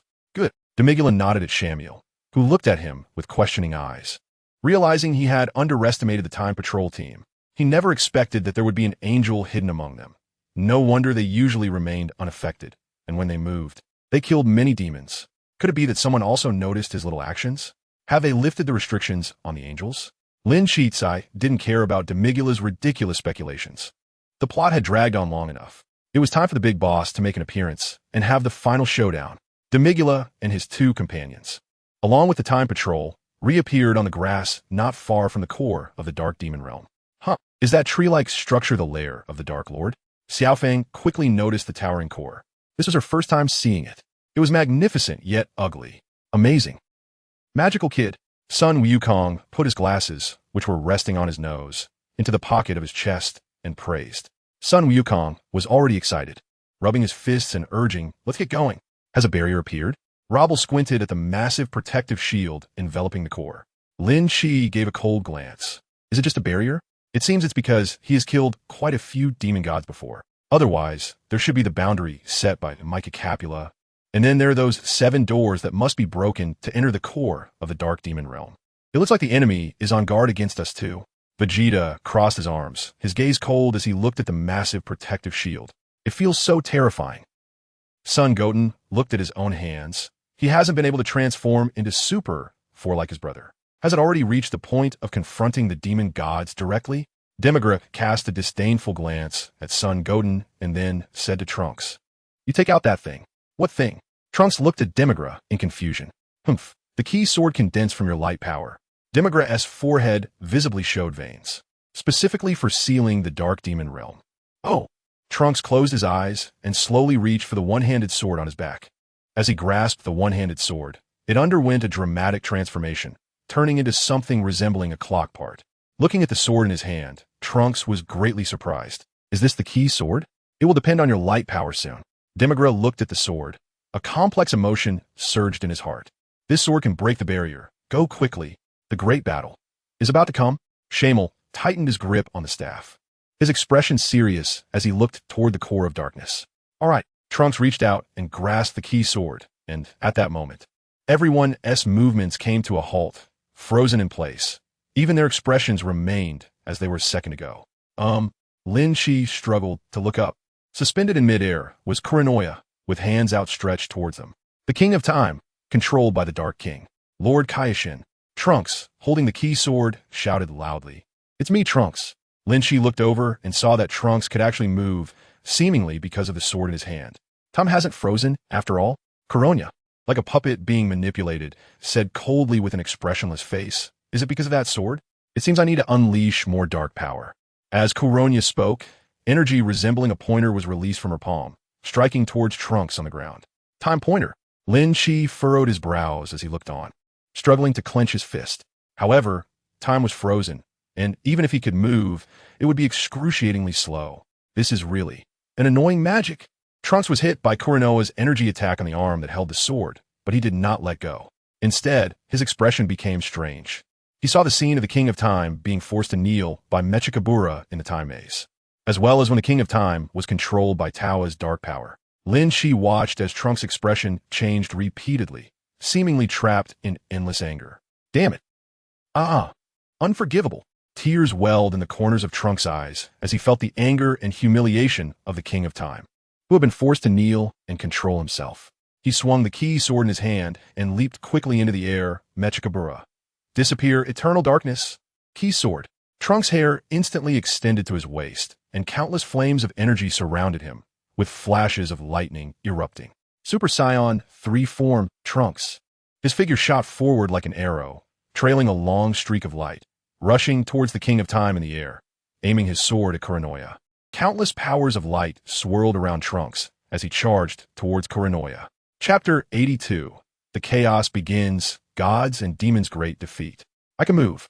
After releasing the destructive power, Lin Shi's fist suddenly clenched tightly, and he looked up at the dazzling light in the sky. Indeed, the Chinibu suits a young boy. Trunks' key sword struck the center of Kuranoya's forehead, and a surge of dark power poured out from her body. My dark power is fading. The light dimmed, and the little girl, the King of Time, was caught and held in Trunks' arms. King of Time. Trunks. I'm sorry. Tears continuously streamed down Kuranoya's cheeks. She was incredibly weak, her face filled with deep guilt. No need to apologize, King of Time. You have already tried your best. Trunks showed a gentle smile. Oh wow, such a gentle Trunks. Xiao Fong clasped her hands in front of her chest, her eyes sparkling. TSK. After Vegeta could move, he crossed his arms and turned his head to look elsewhere. Lin Shi strolled over to Vegeta's side. Your son is quite impressive. He's even managed to woo the King of Time. In terms of status, my son is also a noble prince. Vegeta looked disdainful. Lin Shi smiled and remained non-committal. Even noble Saiyans could become gods, so being a god wasn't really that impressive. My body can move again. Sun Wukong did a chest expansion exercise, looking very happy. Next, Demigra held his staff and looked toward the Dark Core. That was the real start. Son Goten watched as Trunks, holding Princess Kuranoya, descended from midair, revealing a teasing smile. Not bad, Trunks. It seems that because Lord Kaioshin has recovered, we can all move now. That protective shield has shattered. Xiao Fang pointed out as the distant core's barrier shimmered and seemed to be falling like glass. Among the twinkling lights, the demon gods they had dealt with before were rushing over. Battle. Lin Chi quickly adjusted and assumed a fighting stance. In the blink of an eye, the enemy appeared in mid-air, looking down at Demigra and the others from below. Xiaofang, hurry and hide. Sun Gohan urgently looked down at the side. There was no trace of Xiaofang nearby. She had already distanced herself and hid behind a distant rock, peeking out. She silently cheered for Sun Gohan and the others. Come on, for Lord Demigra. Rabble was the first to charge into the air, confronting Tawa. To protect our history. Even Krinoa, though somewhat exhausted, did not forget to support her side. You damn woman. Finally, I have a chance to kill you. Vegeta coldly glared at Poutine across from him. Hiv. Uncle, you must be really disliked by women like this. Poutine stuck out her tongue, raising her staff to unleash countless dark powers. You really never learn your lesson. Do you want to take a hit from me again? TSK, my matters are none of your business, you little brat. Vegeta continuously dodged the energy, quickly trying to close the distance with Poutine. Poutine, holding her staff and releasing dark power, kept increasing the distance between herself and Vegeta. It seems this time you're quite confident. Of course. This time, I'm full of energy. The battle between the mage and the warrior ignited once more. Below, Sun Wukong and Salusa also engaged. Though it couldn't really be called a fight, Sun Wukong simply shot a ki blast forward. With a wave from Salusa, the wind whipped up, sending the ki blast back towards Sun Wukong. Bang! The moment the ki blast hit Sun Wukong, it exploded violently. As the smoke cleared, a disheveled Sun Wukong gritted his teeth, still carrying on. On the ground stood 4 people. Krinoa was on full alert, ready to assist at any moment. Trunks held the ki sword, waiting for Mechacabra's arrival. The ones not moving were likely Lin Chi, Demigra, and the nearby Shamel, holding his staff and waiting. Watching Sun Wukong struggle, Lin Chi crossed his arms, looking somewhat irritated. Thus, I really dislike magic. After this battle, there won't be many left who can use magic. Demigra seemed to be lamenting something. Lin Chi shot a strange glance at Demigula. Could it be that this guy knows something? Soon, you'll understand why I betrayed Micah Capula. Noticing Lin Chi's peculiar gaze, Demigula looked up into the sky. His words filled with helplessness and sorrow. Lin Chi's mouth twitched slightly. He actually heard the sorrow in Demigula's voice. In midair, Sun Wukong let out a roar and charged towards Salusa, wanting to close the distance for a melee battle. But unfortunately, Salusa didn't give such an opportunity at all. If you want to get close to me, there's no way. Fraudulent storm. The rolling sand and dust surged, constantly blowing out a storm from the sword in Salusa's hand. Sun Wukong was blown off balance, and there was no way to even think about closing in. He could only cross his arms in front of his chest, struggling to withstand the raging wind. Ugh, my body can't move freely anymore. In my storm, you will only become countless fragments, except death. Salusa swung his sword and charged towards Sun Wukong. Let's see whether you get torn apart by the storm first or killed by my sword. You traitor. Tawa looked disdainfully at Rabble, who was waving the conductor's baton. With her control, the monster fin reappeared. Originally, Rabble had a bit of an advantage against Tawa's demon powers. Now, with an additional fin, who possessed the Super 4 Goku and Vegeta genes, Rabble found it extremely difficult to handle Finn. But she still struggled to resist Finn's attacks with magic. Who is the real traitor? You're not much better than me. Shamel, go help Rabble. Demigula coldly ordered as he observed Rabble falling into a disadvantage. Yes. Just as Shamel rushed into midair, a tall figure charged towards him. It was the raging Broly, who relentlessly pursued Shamel, having been released from his prison. Kakarot. Shamel occasionally turned back to unleash a few magical attacks, but they barely caused any harm to Broly. TSK. How did that guy get released? Lin Chi quickly leaped into midair and intercepted Broly. Chapter 83. The Big Boss. Mechikabura, the most normal battle, was probably between Mira and the 2 brothers, Gohan and Goten. With rage, fists, and kicks, it was a true melee fight. After all, it was a warrior against a warrior. Everyone was in a normal state since the final big boss hadn't appeared yet. They needed to conserve their strength. Therefore, even with the combined efforts of Gohan and Goten, their battle with Mira was dragging on infinitely. Mr. Goku, I'm here to help you. Trunks, seeing Sun Wukong struggling against the storm, couldn't help but accelerate and flew towards him.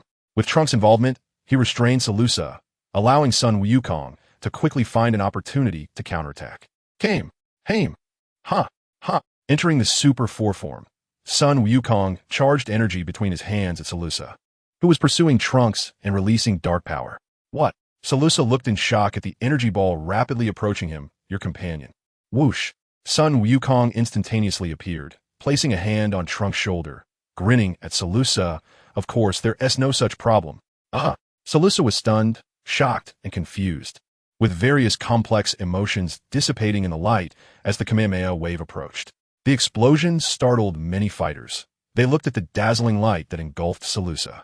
Then, Salusa, with a weakened aura, began to fall towards the ground. Salusa, Puting looked in disbelief at the falling Salusa. He was the most powerful subordinate of Lord Mechikabura, and he was the first to lose. It seems I need to hurry up. Vegeta glanced at the still dazed Puting, a smirk on his lips. Daydreaming during battle is not a good thing. Entering the Super 4 form, Vegeta's speed suddenly shot up as he swung a heavy punch at Puting's petite face. Bang! It was utter chaos. Demigula glanced at Kuranoa beside him. However, Kuranoa completely ignored him, focusing intently on the battles around. The rampant demon power mixed with dark energy, intertwining with flowing light and shapes, and countless explosive energies. Occasionally, the sounds of punches and kicks colliding mixed in as well. Lin Chi intercepted Broly, smirking as he looked at him. Do you remember me, Broly? Broly's eyes were filled with blood red. He instinctively opened his mouth, but suddenly halted. Lin Chi, In the Ultra 4 form, Lin Chi faced the raging Broly with ease. The two were entangled in a flurry of punches and kicks in the blink of an eye, moving at an astonishing speed that forced the surrounding people back. Lin Chi. Broly let out a roar, launching a fist larger than a cooking pot towards him. Before Lin Chi could defend himself, Son Goku appeared in front of him, blocking Broly's attack with his elbow. Are you stealing my fight? Lin Chi frowned and asked Goku, who was engaged with Broly. Are you done over there? It ended too quickly. I didn't get to enjoy it. Let me take care of Broly.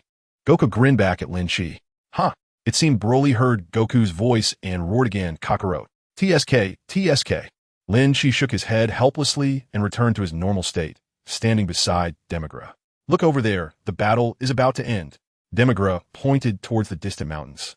Puting was sprawled on the ground in a sorry state, while the proud Vegeta stood nearby with his hands on his hips, coldly gazing at the unconscious Puting.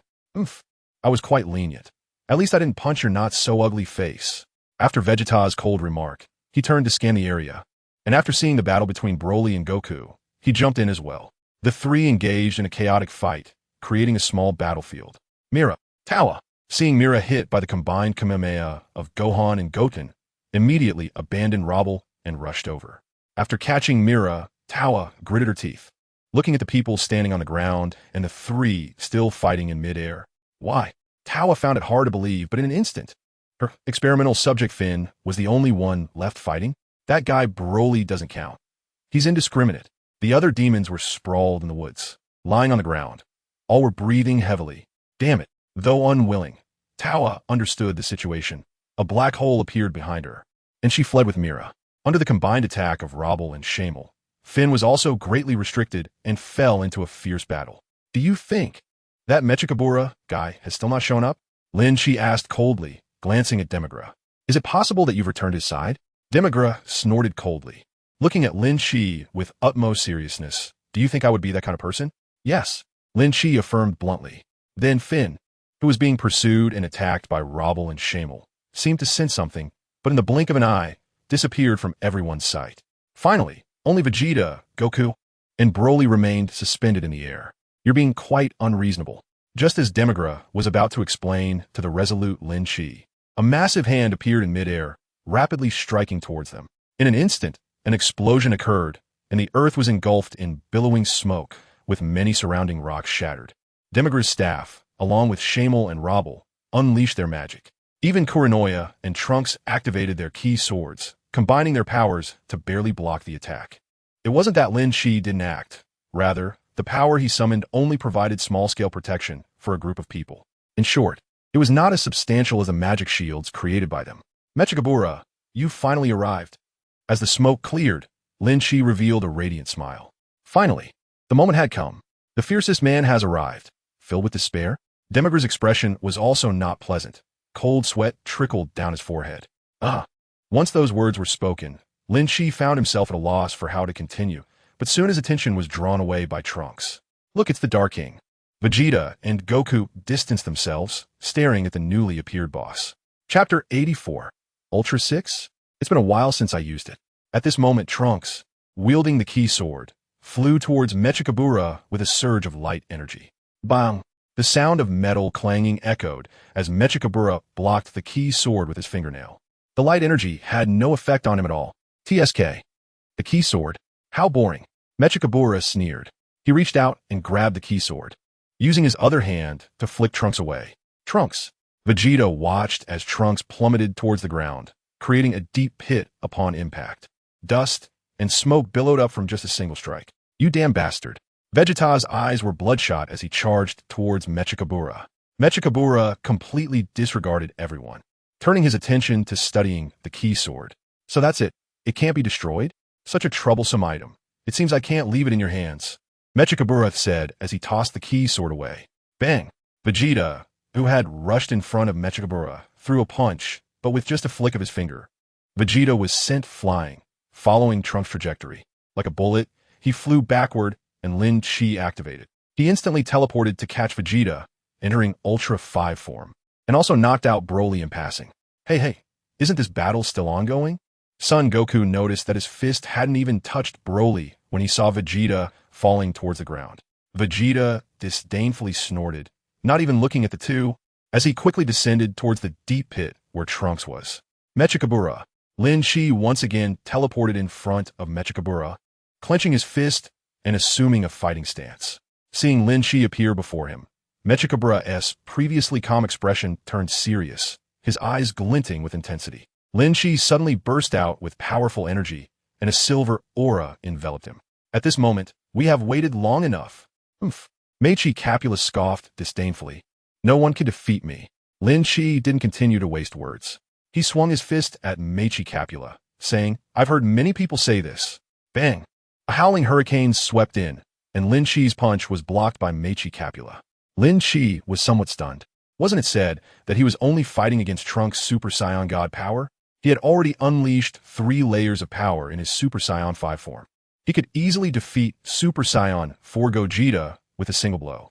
Damn, the power levels in Dragon Ball storyline are too outrageous, aren't they? How is that possible? Such power can actually withstand that? Son Gohan, holding Little Fong, exclaimed in shock as he braced against the raging hurricane. Son Goten also covered his chest with both hands to reduce the flow of wind. It was truly terrifying. Do you want to become my subordinate? Mechikabura retracted his hand, looking at his slightly trembling arm, raising an eyebrow with a smile. Lin Chi's foot moved. With a swift upward kick, he aimed at Meichi Capula, revealing a disdainful smile. I've heard many people say that. This kick struck Meichi Capula, sending him flying backward and crashing into the rocky wall at the core, creating a large hole. The sound of falling debris echoed as Meichi Capula reached out to the shattered wall, his gaze coldly fixed on Lin Chi. What you're doing is going to make me angry. I'm not angry, just a bit excited. Lin Chi grinned, an excited smile appearing on his face, and his figure abruptly vanished before Meichi Capula. When Lin Chi reappeared, he was already throwing a punch at Meichi Capula's cheek. Meichi Capula, caught off guard, let out a low gasp as he stood up from the new hole, gathering dark energy in his palm. A massive surge of energy, mixed with endless dark power, shot towards Lin Chi, who also concentrated destructive energy in his palm. Let's see. Lin Chi smirked, watching as the two energies collided. The powerful force tore through the surrounding air, creating a continuous howling wind. In the end, Lin Chi's destructive technique gained the upper hand in the clash of energies. Seeing his defeat and Lin Chi's renewed attack, Meichi Capula hurriedly unleashed dark energy for defense.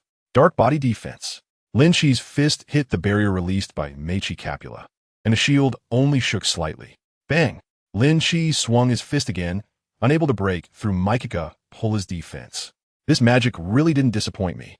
Lin Chi smirked, and the aura around him surged once more, becoming even more intense. The airwaves swept across, causing the entire ground to tremble, accompanied by Lin Chi's low roar. The brilliance of the aura surrounding him grew more dazzling, with the outer layer radiating colorful light. What kind of power is that? On the shaking ground, Xiaofang clutched Sun Wukong's pants tightly to avoid falling. This power, is it really human? Kuranoya widened his eyes in disbelief at the scene before him. TSK. Vegeta clenched his fists tightly at his sides, his nails digging deep into his flesh. Amazing. Is that also a Saiyan transformation? Sun Wukong supported the unconscious Broly, marveling repeatedly. The power within Lin Chi surged continuously, directly shaking the entire dark magic realm, with countless massive light pillars rising from the ground. At the center of the light pillars, Lin Chi floated, his orange hair moving without wind. His hands raised as he coldly gazed at Mica Capula inside the protective barrier. It's been a long time since I've used this form of energy. Let me see if your magical defense can withstand pure power. Huh. Entering the Super 6 form, Lin Chi's punch directly shattered Mica Capula's barrier. The howling punch wind rushed towards Mica Capula, sending him flying away just from the force of the wind. Mica Capula fell from the core, and, as the smoke dissipated, he quickly stabilized his form, looking up at Lin Chi in horror. Damn it. Mica Capula extended his hand, wiping the blood from the corner of his mouth. Summoning the demon gods. The various demon gods, who were unconscious on the ground below, appeared behind him at Mica Capula's call. Just wait. I can become even stronger. Mica Capula declared fiercely. What is this guy planning? Sun Goten below looked confused. Not good. He's going to absorb the dark power of the demon gods. Demigula's eyes widened. Chapter 85. Quickly stop him. The Dark King Mica Capula is doing this. Hurry and stop him. Rabble shouted anxiously at Lin Chi above. Huh. Lin Chi revealed a disdainful smile, looking calmly at Mica Capula. Fine, I'm waiting. What else do you have? Mica Capula's hand clenched tightly, gritting his teeth as he glared at Lin Chi, filled with anger but unable to speak. Sorry, Mica Capula, my lord. Just as Salusa, who had just woken up, opened his eyes, his words were full of apology. Puting's fingers twitched slightly, and she also opened her eyes to apologize. The Time Patrol team is stronger than before. It's okay. Anyway, your tasks have already been completed. Mica Capula's mouth curved into a smile, cheerfully saying, My loyal subordinates, you have worked hard, now become my power. Live forever in darkness. As Mica Capula spoke, the dark power within him spread out, sweeping towards the demon gods behind him, wrapping Puting and Salusa in energy. No, you damn old man. Puting's eyes widened with rage, trying to struggle, but she was already powerless. How disgusting. No. Oh. Accompanied by their screams, they were absorbed into Mica Capula's body. The power of time. Between Mica Capula's hands gathered the power of time that only Kuranoya possessed. As nourishment for the power of time, it's still a bit lacking. Let's go. We need to leave. Feeling Mica Capula's gaze on him, Demigula shouted loudly to Rabble. Lin Chi, this guy, actually didn't stop Mechi Capola. What is he trying to do? Destroy the alliance agreement? In the blink of an eye, the three of them slipped away quickly and fled into the black hole. Mechi Capola watched Demigula escape, snorting coldly and casting a sideways glance at Lin Chi. Just wait. Is the next part coming? I will come back to find you. With that, Mechi Capola once again made a harsh remark, his hands crossed in front of his chest, unleashing the power of time directly at everyone, freezing their time. TSK. Lin Chi's tail swayed behind him, this guy. Watching Mechi Capola trying to retreat into the black hole, he inexplicably felt like he was facing a domestic gray wolf. Want to leave? Did you ask for my opinion? Lin Chi quickly raised his hand, and a key wave shattered the black hole. Did he really think this would go on forever? The powerful force directly distorted the black hole, restoring the space-time. You. Mechi Capola gritted his teeth, his eyes filled with bloodshot anger, glaring at Lin Chi. Want to find time, bird? Lin Chi sneered, his words full of sarcasm. Thinking quite beautifully. Just as Mechi Capola was looking for an opportunity, a black hole appeared not far behind him. Lord Mechi Capola, Tawa, emerged from the black hole, followed by a dramatically transformed Fun. Tawa, has the experiment been completed? Mechi Capola glanced at Tawa and asked coldly. Yes. Many warriors' DNA has been inscribed in various histories, and we have gained great power. Fun's ultimate form. During their conversation, Fun ultimate form charged towards Lin Chi, your power. Actually has no previous data. I will defeat you and then copy you. Watching the countless dark energies released from Fun's hands, Lin Chi glared. Get lost. In an instant, countless energies exploded, completely engulfing Fun's body, and Fun, who appeared for barely a second, was utterly defeated. Lin Chi's expression was icy as he glanced at Mechi Capula. I'm getting a bit impatient. What other tricks do you have up your sleeve? TSK. Meichi Capula frowned and clenched his fist, and countless dark powers erupted from Tawa behind him, rushing towards him. This is Lord Meichi Capula. Tawa was somewhat shocked, as she couldn't quite understand the meaning behind Meichi Capula's actions. Lin Chi swung his fist, directly using the force of his palm to blow away Meichi Capula's absorption control over Tawa. He still had to wait for Tawa to give birth to a Frisia. How could he let Meichi Capula succeed? With the dark powers severed, Tawa also understood Meichi Capula's intention. He wanted her to disappear, to fuse with her. Meichi Capula. Sir, that... Xiao Fong widened her eyes, looking at Sun Wukong with a sad expression, asking if they weren't companions. Companions? Tawa looked down at Xiao Fong below. What use is a companion? Meichi Capula disdainfully glanced at the few people below, merely waste to be absorbed. What I need has always been power. As Meichi Capula's voice grew louder, a mix of time power and dark power appeared in his palm. The surrounding time and scenery turned into energy, which was absorbed by Meichi Capula. No, this is bad. Quickly, we need to move. Kuranoa's face turned pale, extremely anxious. He was using his own ability to devour all parallel worlds. I feel like I'm being sucked in. Xiao Fong clutched Sun Wukong, who was desperately resisting the strong suction. Hold on, Xiao Fong. Hold tight. Sun Wukong and Vegeta both grabbed the unconscious Broly's legs. TCH. No need for you to remind me. Vegeta's forehead suddenly bulged with veins. Crack, thud. The ground began to crack, and the rocks that broke off were instantly sucked into the dark black hole. Trees were uprooted, and the towering cliffs shattered into pieces. What a hassle. Lin Chi instantly teleported over to gather everyone together. The energy in his hands rapidly expanded, enveloping everyone. Boom, boom, boom. The huge suction created a tornado, mixing with trees and rocks, crashing against the solid barrier like a stone. So terrifying. Xiao Fong was scared to tears by the apocalyptic scene before her. Phew. That was close. Sun Wukong unceremoniously sat on the ground, wiping non-existent sweat from his brow. How did he manage to protect that Gai Taoa too? Trunks frowned slightly, but also made a bit of a sarcastic remark. Betrayed, huh? Were those? Vegeta looked up at the endless black sky. Scenes as if captured in photographs appeared in the dark sky, heading towards Meichi Capula's body. Chapter 86 Lin Chi. Defeated by the Dark King, it was as if a plot from a movie was unfolding. Then it froze. Disappeared. Was that history? Sun Wukong stared blankly at the sky. Was it time? It's over. Kuranoa's hands trembled. That guy Meichi Capula was absorbing time. If this continues, the world will disappear. Ha ha. High above, Meichi Capula laughed wildly. And then it was time to deal with you annoying garbage. Just disappear quietly. Before Meichi Capula's arrogant words could finish, Lin Chi had already appeared behind him, swinging a punch. Bang! Meichi Capula's body shot down to the ground, his hands propping himself up as he continually slid backward. TSK. Veins bulged on Meichi Capula's forehead as he shot a magical energy ball at Lin Chi. But it was useless. Lin Chi quickly dodged, his figure in the endless darkness resembling a dancing firefly. The dazzling light created trails of brilliance as he elegantly evaded the incoming magical energy bullets. It seems your attacks aren't very effective against me. Lin Chi felt he had broken the strongest trope of Dragon Ball magic. As long as he wasn't hit by the magic, it couldn't inflict any damage on him. But he could inflict physical pain on Mechikabura. Lin Chi revealed a bloodthirsty smile and quickly closed the distance to Meichi Capula. As soon as he seized the opportunity, Lin Chi unleashed a flurry of punches on Meichi Capula. Although the rain-like fists did not cause any significant damage, they at least made him feel an indescribable pain. Let's see how long your time-absorbing body can withstand this. Lin Chi extended an energy blade from his palm and charged at Meichi Capula.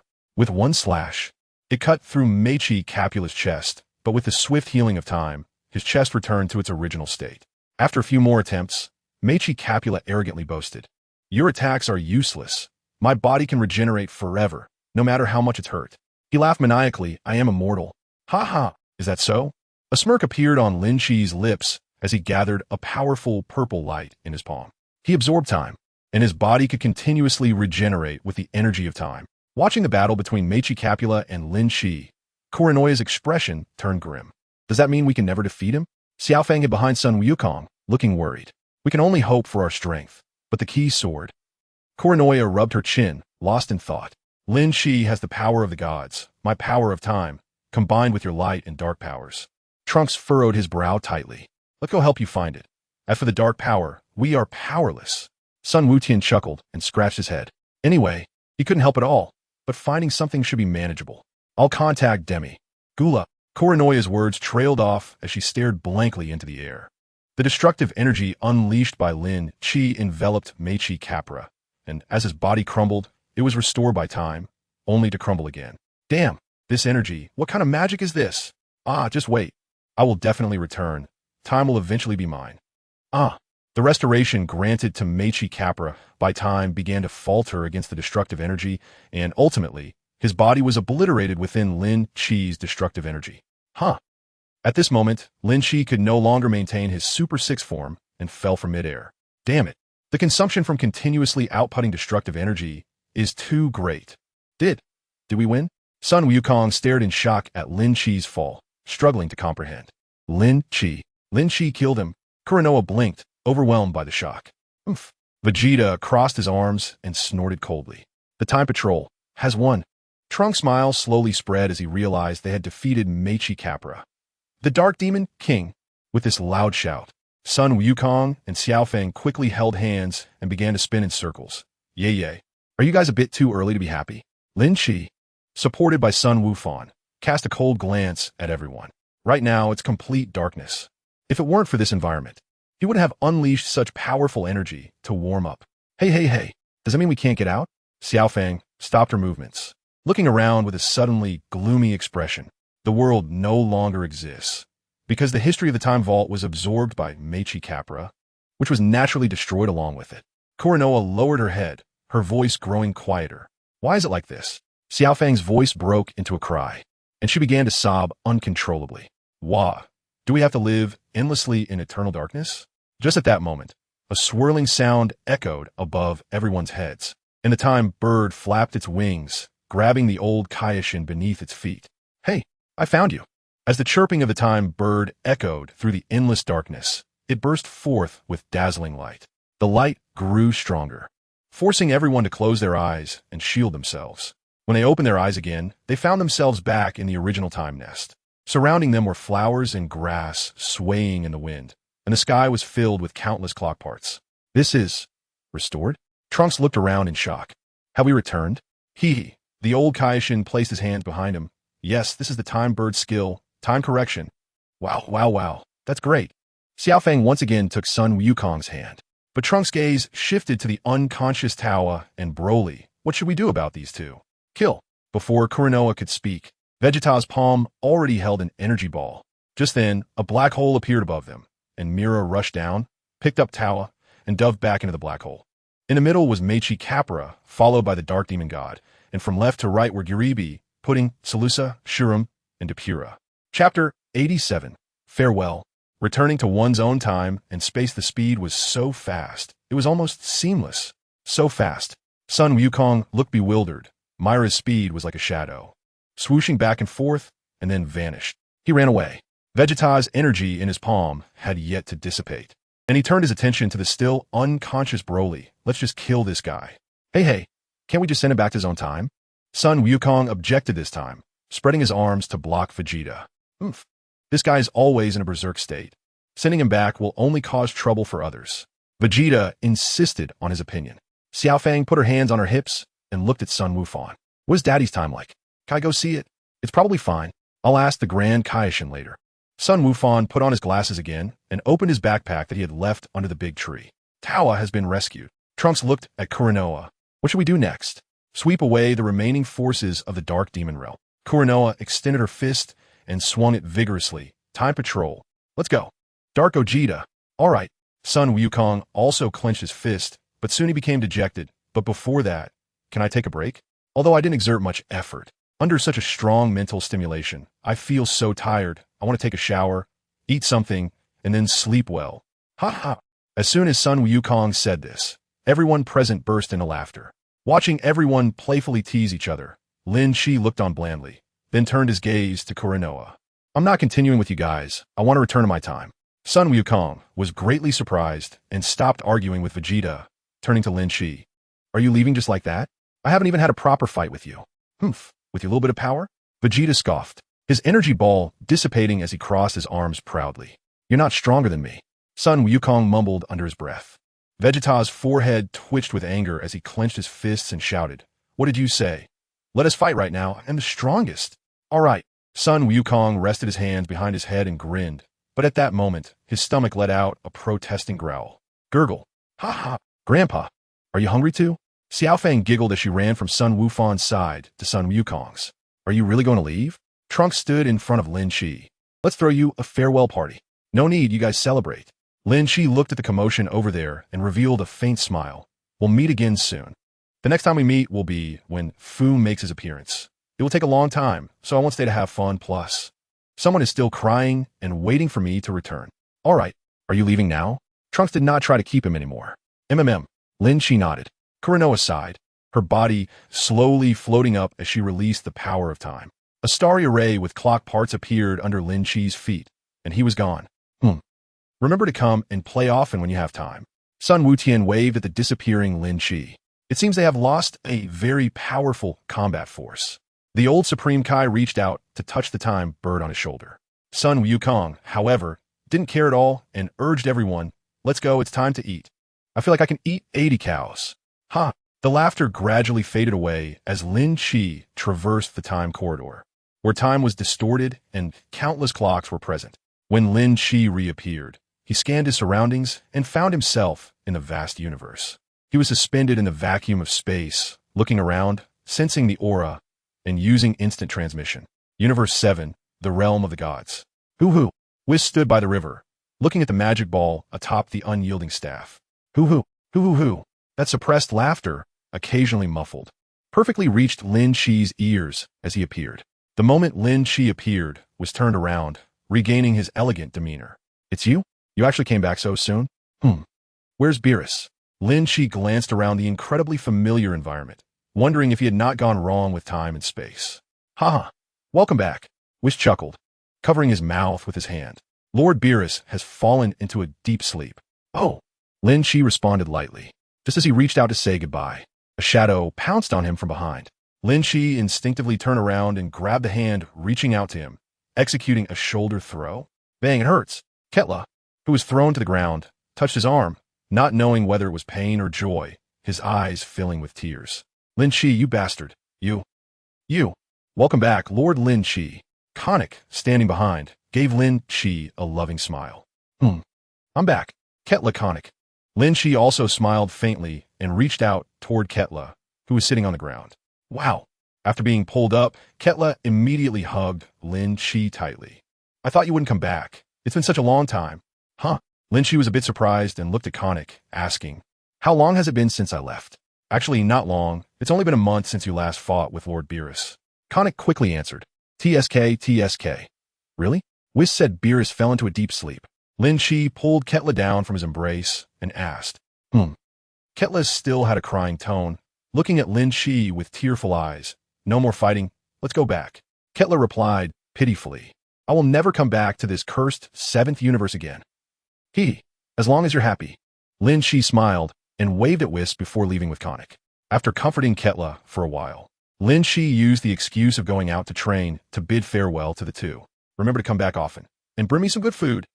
Ketla waved a white handkerchief, constantly wiping away the tears from the corners of his eyes. Lord Ketla, mind your image. Konik's forehead broke out in a cold sweat. Where's your destroyer demeanor? Chapter 88. To Universe 11, let's fight the delicious one. Sigh. After watching Lin Shi's figure disappear, Ketla quickly threw away the white handkerchief, hands on his hips as he turned to leave. I've been so worried these days. I haven't had a proper chance to have fun. Didn't you just go out yesterday and destroy more than a dozen planets? Konik asked with a puzzled expression. You came back happy and even had 2 extra bowls of rice. Shut up, I was worried about Lin Shi, which made my mood bad. Ketla turned around, angrily clenching his fists. Lin Shi said he was going to train, but in fact he instantly appeared in the Kaioshin realm of Universe 4. Looking at Cole, who was holding a teacup and solemnly gazing at a crystal ball, Lin Shi greeted him. Cole glanced at Lin Shi, arrogantly set down his teacup, and switched to mocking mode. Oh, isn't this our god of destruction candidate? I heard you fell into a time-space black hole during your battle. I didn't expect you to come back. TSK. Bang. Lin Shi's fist directly struck Kor's cheek, making him obediently close his mouth. After quickly retracting his fist, Lin Chi once again displayed a harmless faint smile, saying, "I'm here to ask you something." Mud Core rubbed his cheek, finally becoming a bit more compliant. "Who is the strongest person in our fourth universe now? Who else could it be? Isn't it you?" Core's forehead suddenly showed veins. "Don't come to me with such idiotic questions. You already possess power that surpasses Lord Katra. Who else could it be? Do you think being strong is that easy? TSK. Shut up." Lin Shi glanced at Core disinterestedly and voiced his dissatisfaction. "Stop rambling. Teach me how to teleport across universes. That's a technique unique to the Supreme Kai. You can't learn it." Core scoffed, starting to look down on Lin Shi, who was born as a human. "I just don't like guys like you who are born to love fighting. You're just someone Lord Katra picked up from another universe. You probably haven't tasted the experience of my fist that's as big as a sandpot for a long time." Lin Shi raised a cold smile at the corner of his mouth and lifted his fist. Ugh! A drop of cold sweat slid down Core's forehead as he looked at Lin Shi's fist, struggling to swallow. "I'll only demonstrate it once." "Okay."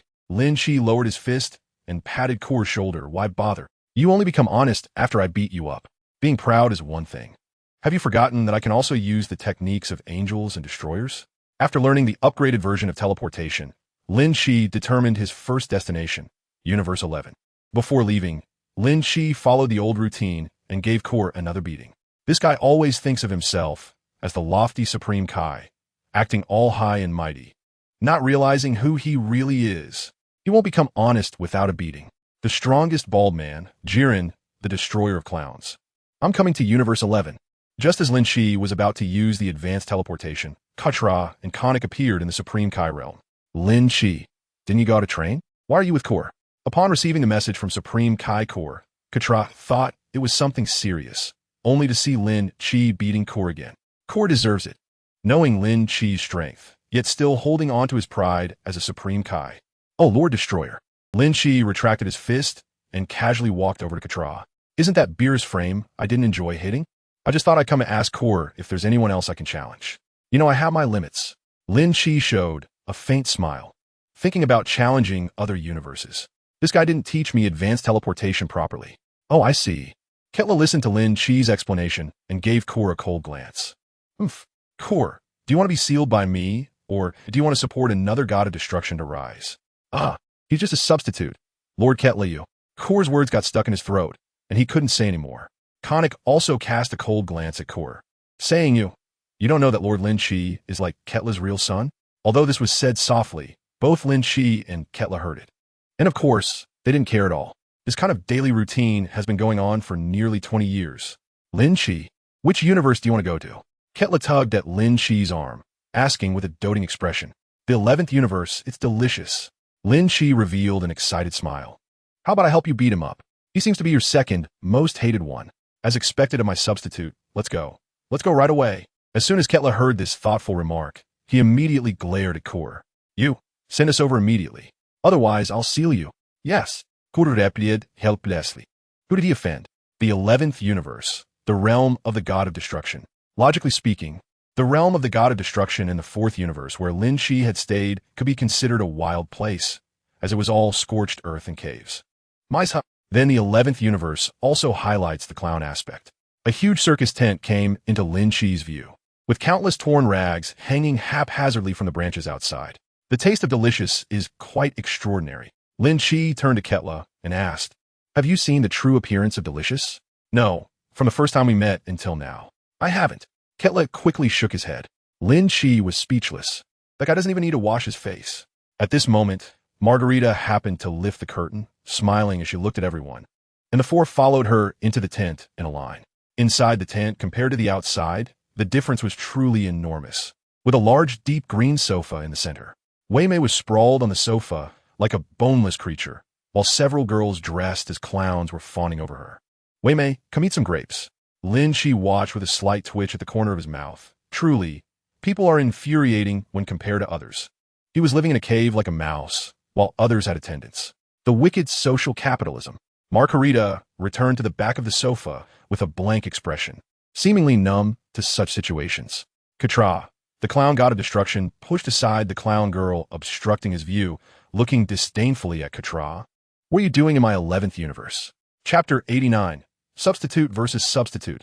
Underestimating the fighting. Katra raised an incredibly confident smile, pointing at Lin Chi. My substitute. Oh, it's been years since we last met. You also have a substitute now? Wymide's expression grew increasingly disdainful as he glanced at Lin Chi. He doesn't look impressive at all, but why does he look so familiar? Margarita, go and have Kay call those two little guys over. Wymide still lounged lazily on the sofa. Wymide, I think you misunderstood. It's my substitute who will fight you. Quitra's small tail behind him began to wag. My substitute can easily overpower Beerus. TCH. Wymide expressed disbelief. Don't believe the mouse's big talk. Defeat those two little guys first before talking to me like that. The waiting time wasn't very long, not even 5 minutes, when Kay brought in a slightly younger Jiren and Toppo. At this time, Toppo still had his signature mustache. Not much changed since the power tournament. Weimide-sama, dressed in his iconic black and red tight suit, Toppo and Jiren bowed to Wymide. We are the proud team. What are your orders? Toppo maintained his gaze straight ahead, not looking at Katra and the others sitting on the sofa. Wymide didn't explain. He turned to Katra and asked, Are we fighting here or somewhere else? The void. Katra immediately thought of the result of Lin Chi's last battle with Beerus and said this place without hesitation. Scared. Truly scared. TCH. Do we have to go over there? But it's just kids playing around. Wymide said that, but still stood up from the sofa. I'll accompany you to take a look. After all, I'm just idling around. The group appeared in the empty void. Then let's get started quickly. Wymide turned to Toppo following behind. You go to feed him. Be quick. Yes. Toppo. Lin Chi smirked indifferently. It was still early, and Toppo's current fighting power was comparable to Super Saiyan 3. Do you know me? Toppo looked at Lin Chi, who was floating in front of him, with a somewhat arrogant tone. He didn't expect that the fame of their proud team had already crossed the 11th universe and reached international status. It's all the universes. Is he already your substitute now? Lin Chi didn't answer, looking at Wymide, who was watching from the side. Sort of. Wymide replied perfunctorily. Justice is all his substitute. Seeing Lin Chi frown slightly, Wymide's expression grew even more disdainful. Is he backing down? Lin Chi was actually a bit upset. This Weimide, whose strength was even inferior to Beerus, had such an arrogant demeanor. No wonder the prideful Katra would dislike this guy. After all, there wasn't a single destroyer who wasn't proud. No, it should be said that there isn't a character in Dragon Ball who isn't proud. Lin Chi, you need to show some mercy. Katra provocatively smiled at Weimide, then cupped his hands around his mouth like a megaphone. Tuapo's strength was decent, but in Quitra's eyes, it was still insignificant. So when Lin Chi was the opponent, it was certain that he would be wiped out in one hit. You go ahead and make your move first, or else I'm afraid you won't have the chance to make a move later. Lin Chi casually extended his hand, making a gesture inviting him to proceed. He really couldn't muster much interest. After all, he was originally looking for this Weimide guy. Even the current Jiren wouldn't necessarily pique Lin Chi's interest. Lin Chi's disdain for Tuapa and his high and mighty demeanor made Tuapa extremely uncomfortable. After all, he was the proud vanguard of the proud battle team and a future candidate for the destroyer. With his usual pampered lifestyle, who wouldn't treat him with utmost respect? They would call him Lord Candidate. But the person in front of him actually ignored him like this. I don't need your mercy. The more Tuapa thought about it, the angrier he became, and he quickly threw a punch at Lin Chi. You said it. Then let's end this battle. Upon hearing Tuapo's words, Lin Chi also threw a punch. Their fists almost collided at the same time. However, as soon as they made contact, Tuapa was sent flying by Lin Chi's overwhelming force. Bang! Tuapo's figure was knocked back and disappeared from everyone's sight, becoming a small black. Seeing this, Quitra grinned at Wei Mei and laughed heartily. Ha ha ha! My candidate is the strongest. Interesting. Wei Mei narrowed his dangerous eyes and turned to Jillian, instructing Jillian, you go try it. Meanwhile, Makalita had already flown off to look for Tuapo's figure. How dare you talk big without any strength? Lin Chi chuckled, then turned to the Jillian who appeared before him. Please, you go ahead and make the first move. Damn it. Tuapa, brought back by Makalita, looked grimly at the distant Lin Chi and Jillian. He had not expected this young man to possess such terrifying strength. Was it really just such a simple punch? In the center of the endless darkness, two opposing figures were surrounded by a fiery aura, like the flickering flame of a match. Jillian looked at Lin Chi with a blank expression. The other party stood there so casually that it made it hard to sense any flaw. Lin Chi looked at the vigilant Jillian with indifference and said, just so you know, I won't hold back. Neither will I. Jillian's expression became increasingly serious. Although he said that, He could sense the other's strength, even in a normal state. Lin Chi's combat power was at least several times greater than his own. After a long while, Jillian took the initiative to move first, launching himself towards Lin Chi with a push of his foot. His speed was much stronger than Torpo's. Whoosh! Jillian's punch swung through the air, while Lin Chi didn't even move his feet, simply tilting his head slightly to evade. With Jillian's next punch, the result was still the same. The expressionless Jillian could no longer maintain his poker face after throwing several punches like this. Damn it. Perhaps out of anger. Jillian's fist flew out at an unprecedented speed, but he still couldn't hit Lin Chi. I said it, my substitute is the strongest. Seeing this imminent victory, Quitella immediately mocked Wei Mi. TSK. Wei Mi's expression also cracked a bit, especially since Quitella kept provoking him, making him snort in displeasure. What's the rush? It's just the beginning. Jillian hasn't even shown his true strength. Is that so? Quitella sneered, continuing to watch the battle, waiting to see Wei Mi get slapped in the face. After several attacks, Jillian understood that he was no match for the person in front of him. Instead, he was directly knocked back by Lin Chi's punch. Chapter 90. A fierce battle. I only acknowledge myself as strong. Jillian touched his slightly numb cheek, a hint of excitement curving his lips. You're really strong. But how could I easily admit defeat in battle? He wanted to become the strongest and gain his master's approval. Ha ha ha. With a roar from Jillian, a dazzling blood-red aura erupted from his entire body, continuously rising. Along with it, his combat power surged. Such a strong aura.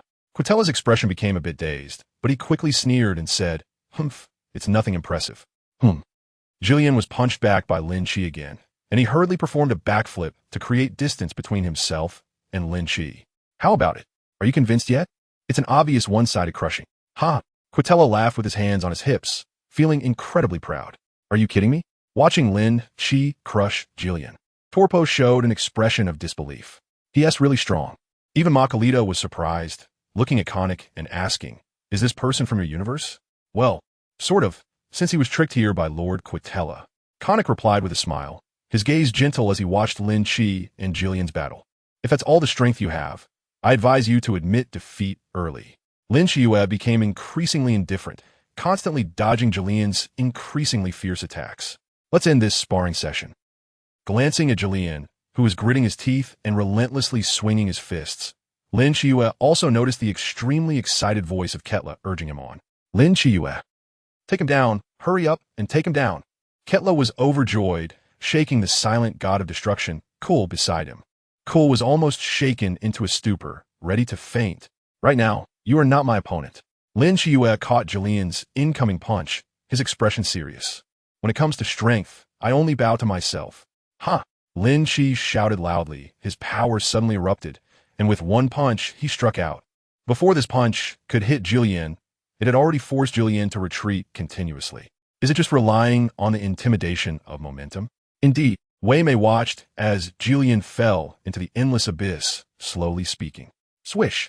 Makalita had already flown down to rescue Jillian, who seemed to have suffered a significant blow. How? Is this possible? Tuapo's expression was like a spilled palette, constantly changing colors. The opponent was just in a rage. Could it really make the powerful Jillian lose his combat ability? If given a few more years, Jillian could potentially surpass the Destroyer God. But this, he actually lost. Wei Mi, it seems my candidate is indeed stronger. Seeing the end of the battle, Quitera smiled even more proudly. It seems you weren't joking after all.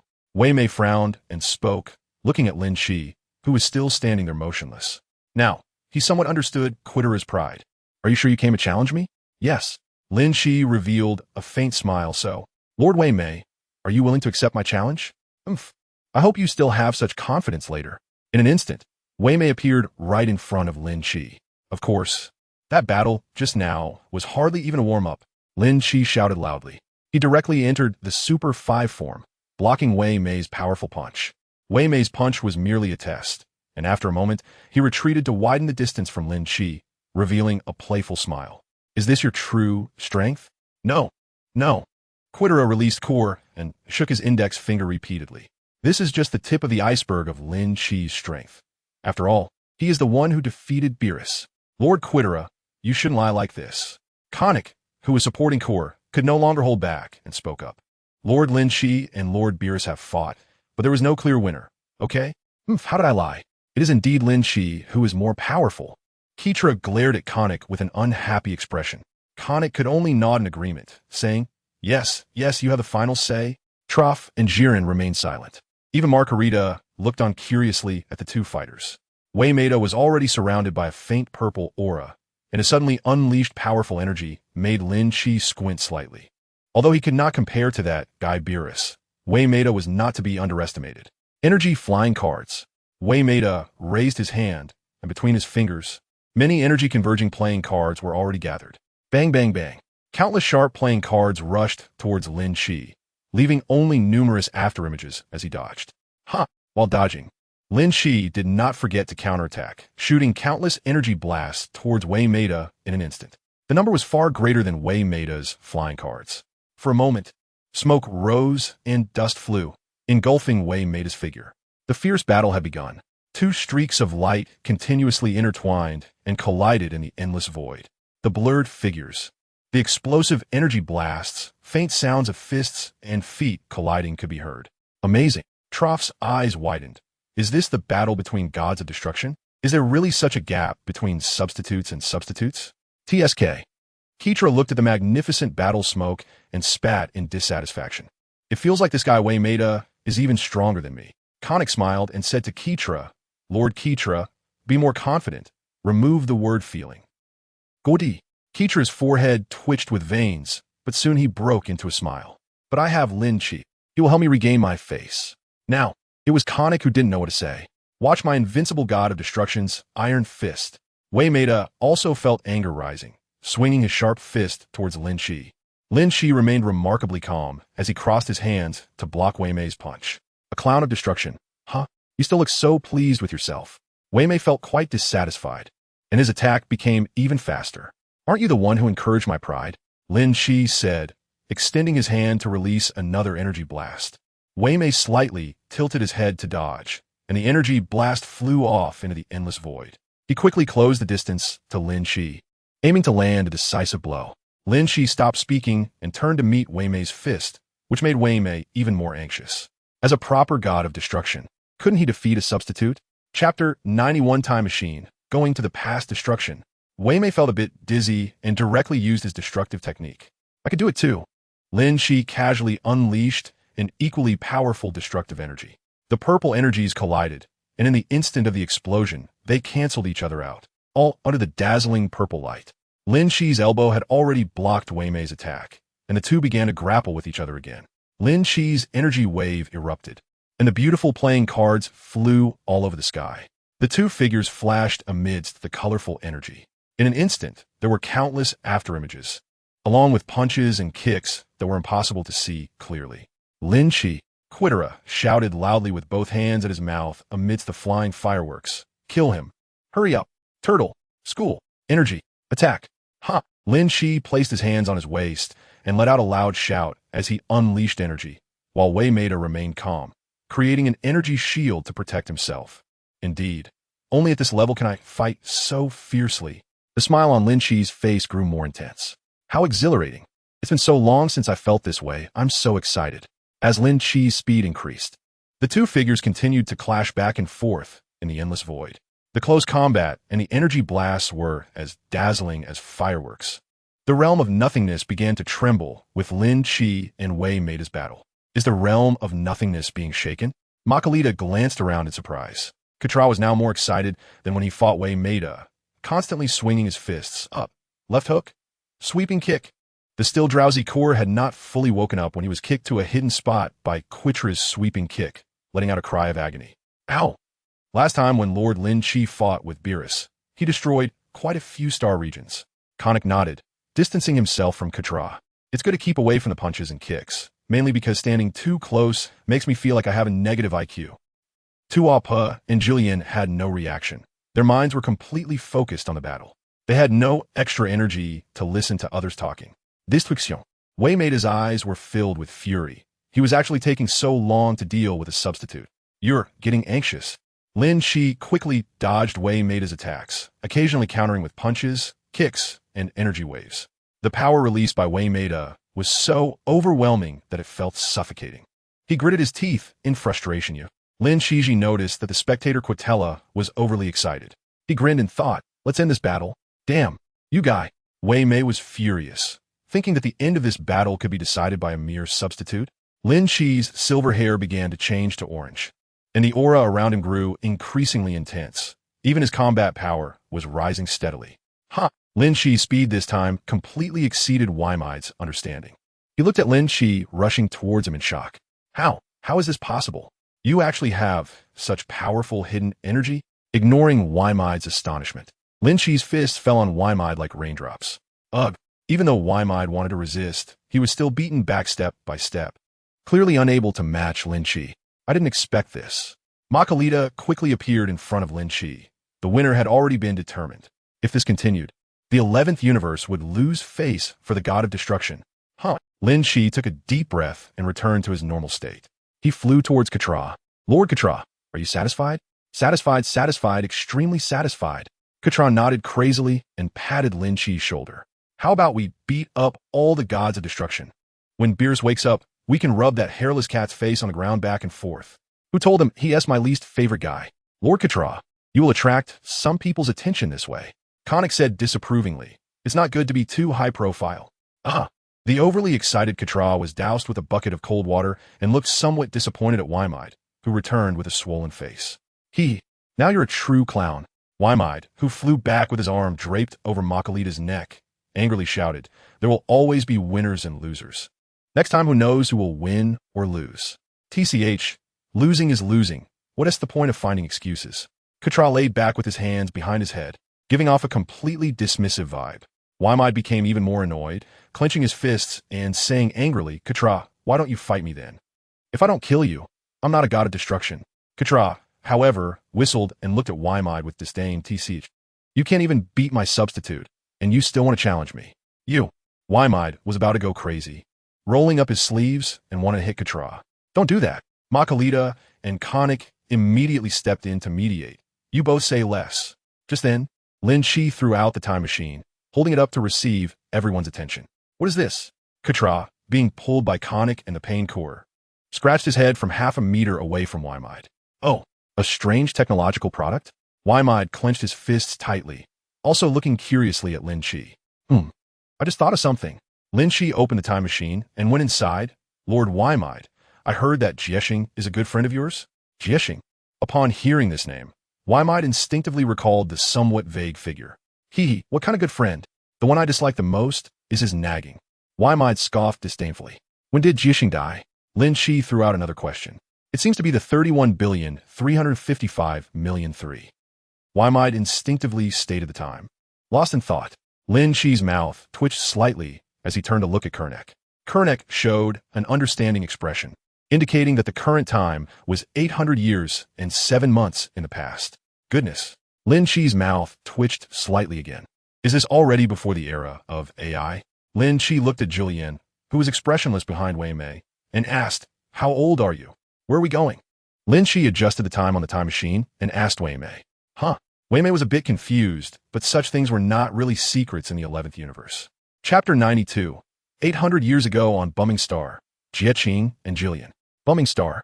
Before Wei Mei could speak, Jillian flew in front of Lin Shi's time machine. Why do you ask that? I want to find your master. Do you want to meet him? Lin Shi smiled mischievously and teased Jillian. Go. Jillian didn't say whether he believed it or not. He placed his hand on Lin Shi's palm and squeezed into the time machine. He had waited for this opportunity for a full 800 years. Wasn't that enough?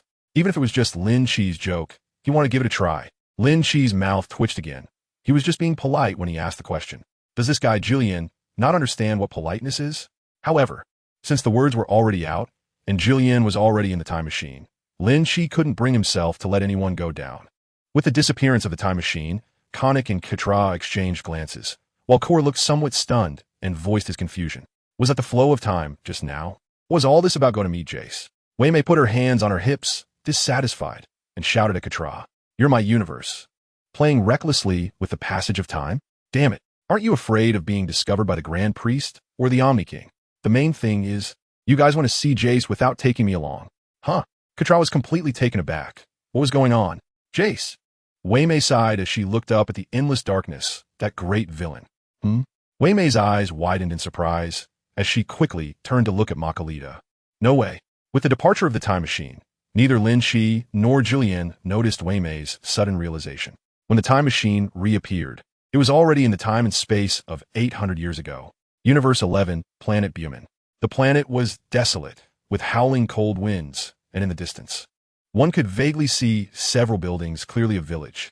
There, Jillian's eyes became moist. It was me, my master, and some others who vowed to defeat the great villain. Really? Lin Shi was somewhat surprised by Jillian's feelings. He felt nothing at all. If he had to say he felt something, it was probably just curiosity. About Jace's death, who exactly was the great villain? Lin Shi had a guess, but he wasn't too sure. Ha. Before they even entered the village, Lin Shi and Jillian heard the cheerful shouts of children. Looking over, they saw a small boy wrapped in a coarse cloth robe. It seemed he was practicing his punches and kicks, a tiny figure with a bald head, adorable big eyes, and fair skin. The little figure was vigorously waving his small arms and legs, working hard at his training. That, Jillian swallowed hard, his hands trembling. It's you. Lin Shi looked at the little guy, then at Jillian, a mini version. Damn, if there was a girl. Wouldn't you want to pat that round and smooth little head? Jillian, it's time to eat. Hurry back. A tall figure appeared in front of the houses in the distance. With a shout, Lin Shi noticed that Jillian's whole body was trembling as the mini version of Jillian ran away. Master. That was the master's voice. Don't be too excited. Lin Shi felt a bit puzzled. He patted Jillian's shoulder. Should we go meet him? Or maybe not. Jillian took a step back, looking somewhat timid. Is this homesickness? Once we see him, don't reveal our identities. Don't affect the trajectory of the past. It's not a big deal. After all, he's not some time managing Cronoa, nor is he a Kaioshin who doesn't get involved in anything. Lin Shi didn't care about that much. Jillian's strength was nothing compared to his. If he really encountered a great evil person later, he could just knock Jillian out. It wouldn't interfere with his view of the true version of history. Lin Shi directly pulled Jillian to the front of the house and knocked on the door. Bang, bang, bang. The door was opened by a mini version of Jillian, who looked timidly at Lin Shi and Jillian. You. Upon seeing Jillian, the mini Jillian was momentarily taken aback, but quickly returned to a blank expression. You're my kin. What? A sound of bowls and chopsticks clattering came from inside, and soon Jieching rushed out. With a rugged exterior and weathered eyes, Jieching was very tall and muscular, with long hair tied in a single ponytail and his lower body wrapped in animal fur. You. Jieching's expression was quite strange upon seeing Jillian. He looked at Jillian and then at the mini Jillian. Come in. Sorry for the disturbance. Lin Shi naturally pushed Jillian inside. The four of them gathered around a square table, each occupying a spot, looking at each other. The dining table was quite simple. Anyway, Lin Shi could understand those wriggling things and how to eat them. Are you a relative of Jillian? Jieching's question, after several attempts to speak, caused Lin Shi to spray the water he had just taken a sip of. Sort of. Jillian didn't care at all, showing a smile that looked worse than crying. Are you here to take him away? Jieching looked at the mini Jillian, who was expressionless and wiping his wet face with a rag. Do you want to live with your kin? No, not. The big and small Jillian almost spoke at the same time. Lin Shi put down his teacup and calmly lied. We're just passing by as travelers of the Starry Path, hoping to stay for a couple of nights to recover from fatigue. Jillian responded lightly and nodded heavily in agreement. I see. This child has become less talkative ever since he witnessed his parents being killed. Jieching looked at the mini Jillian with concern in his eyes. I thought his kin would come to take him away. Their kind has an incredibly long childhood and adulthood. This child, Sai. Lin Shi raised his eyebrows, not expecting that the hybrid race in Jillian's competition was so impressive. He could handle things on his own. Jillian glanced at the mini Jillian and soon shifted his gaze to Jieching. Really? Jieching shrugged. Who knows what will happen in the future? Just like that, Jillian and Jieching chatted casually. Lin Shi watched as the mini Jillian got off the dining table, diligently washed the bowls and chopsticks, and then ran outside to train again. Jieching, how does your strength compare to Wei Mei's? Lin Shi awkwardly broke the tense atmosphere between Jieching and Jillian. My strength? Let me think. Probably about on par. But if it really comes down to a fight, it's hard to say. Chapter 93. The future Jillian and the past Jieching. But you actually know that guy Wei Mei? Ever since he became the god of destruction, he's gotten better at living life. Lin Shi didn't say anything upon hearing this. He thought the mysterious Jieching would be somewhat more formidable than Wei Mei. Master. Lord Jieching, may I ask for your guidance? Seeing the shift in conversation, Julian's hand resting on his thigh suddenly clenched into a fist. Guidance? Jiaqing looked at Julian with some confusion. I feel your strength is already quite impressive. No, I'm not strong enough, Julian retorted without thinking. But the next moment he realized his attitude was inappropriate. He lowered his voice, bowed his head, and his eyes fell into shadow. I haven't even earned my master's acknowledgement. I'm not strong at all. Sigh. Jiaqing stood up, patted Julian on the shoulder, and said, come on, it's not about guidance. We could just spar a bit. Lin Shi also followed the two out of the room.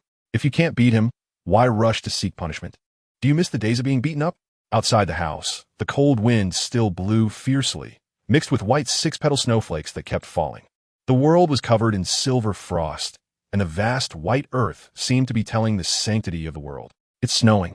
Lin Shi reached out, and as the snowflakes fell, they melted away. He looked towards the howling north wind, where Julian and Jiaqing stood facing each other from afar. Hey, Mini Julian tugged at Lin Shi's pants. Are they going to fight? What did you just call me? Lin Shi frowned. Does Julian not understand manners since he was little? Call me big brother. Big. Forget it. Kazalin blinked her big eyes, and Mini Julian looked at Lin Shi with disdain, pulling away a little distance from him. This is called sparring, just a practice. Lin Shi was completely unconcerned, ruffling Mini Julian's smooth head. Don't touch my head, I don't like it. Mini Julian protested. Bang! Lin Shi and Mini Julian looked on as Julian and Jiaqing faced off.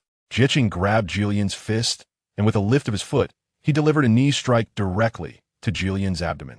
Julian's strength was no match for Jiaqing. He was sent flying backward, crashing into the snowy ground. In an instant, snow flew everywhere, covering Julian's figure. Master is indeed amazing. Mini Julian showed an envious expression, clenching his tiny fists with excitement. It seems you admire him a lot, Lin Shi said lightly, glancing at Julian, who was struggling to get out from under the snow. Julian was still too young now, lacking the immense power he would display decades later at the power conference. He certainly couldn't defeat Jiaqing at this moment. Damn it. Julian kicked off the snow and, with a flurry of white snowflakes, charged toward Jiaqing. Jiaqing blocked Julian's punch with his elbow and occasionally offered some advice. Don't just think about charging in. Pay attention to your surroundings. Sometimes your enemy isn't just one. Absolute defense is necessary too. You should have an attack strategy. In the howling wind, Jiaqing and Julian moved at high speed. Julian was hit in the cheek and flew back again. By the time he rushed back, Jiaqing had already vanished from his sight. Your reaction is too slow. Jiaqing was fast, and by the time Julian reacted and turned around, Jiaqing's fist had already connected with his round head. Bang, bang, bang. Jiaqing grabbed both of Julian's fists, spun him around, and tossed him into the air. The two exchanged punches and kicks at an astonishing speed, causing Mini Julian to occasionally exclaim in admiration. In the future, I hope to be even stronger than that person. Mini Julian excitedly clenched his fists, motivating himself. Lin Shiyu glanced at Julian, showing ambition. Huh? Are you trying to surpass yourself?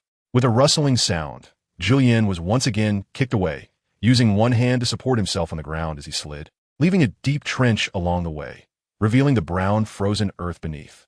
Shaking off the inertia, Julian stood up straight, crossing his arms over his chest, and let out another roar.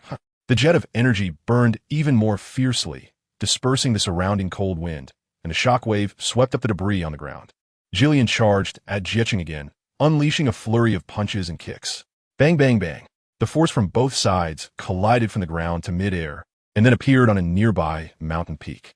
The earth trembled slightly, and the space began to twist, with the aftermath of the battle continuously spreading. Boom, boom, boom. In the end, Julian was still struck down by Jiaqing, collapsing onto the snow-covered ground, unable to stand up again. Are you okay? Jiaqing approached the struggling Julian with a smile, extending his hand. You are even stronger than I imagined. You've grown a lot, Julian. Lin Shi felt something was off upon hearing this. Look, fighting would completely expose him. Forget it. He wouldn't fall into this trap. Julian didn't offer any help and just struggled to get up, looking extremely disheveled, his body still trembling slightly. Master, I can still fight. All right, don't push yourself.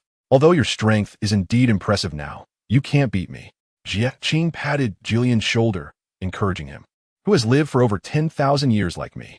Julian's expression was grim, his hands clenched into fists, but he still felt like he embarrassed his master. Don't say such things. You didn't embarrass me at all. Don't you have companions now? Jiaqing glanced at Lin Shi. who was standing not far away with his arms crossed. Sometimes, going solo won't get you far. You need to understand teamwork. Jie started his lengthy lecture. However, Jillian was completely immersed in his feelings of inadequacy and couldn't pull himself out. By the way, speaking of which, what happened to me in your time? Did I surpass Wei Mei? Seeing Jillian still lost in thought, Jie had no choice but to change the subject. It's fine. You just lost? How many times have I beaten you since we were little? Jie patted the oblivious Jillian and walked towards the house, really getting more sensitive as he grew older. Sigh. I don't even know how I raised you to be like this in the future. Just thinking about it makes me feel so sad. It seems I need to find time to hand you over to talk. Master. Mini Jillian looked at Jie, who was leaving, then glanced at the still dazed Jillian, wanting to get up and chase after him. Chapter 94. The Captured Mini Jillian. The Appearance of the Great Villain. What Jillian isn't Jillian him? Does that big guy have the same name Jillian as well? Master, you're so strange. What are you talking about? Does that big guy have the same name as me? Lin Chi shrugged nonchalantly, not understanding what Jillian was so entangled with. Hey. Jillian, your identity has been discovered. As Lin Chi walked toward Jillian at that moment, a sudden change occurred. A black hole abruptly appeared behind Mini Jillian. A hand, shrouded in dark, evil energy, reached out from the black hole, its sharp nails pressing directly against the back of Mini Jillian's neck. This was an attempt to grab Mini Jillian. Master.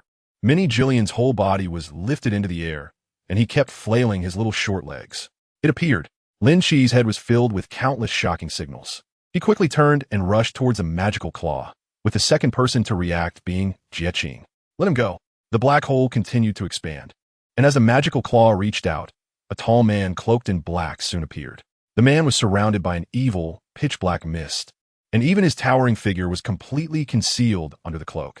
Except for the dark magical claw, nothing else was revealed, thoroughly hidden. I finally caught you, little thing. The voice of the man in the black robe sounded like nails on a chalkboard. You really know how to hide, making me search so hard. The master is very angry.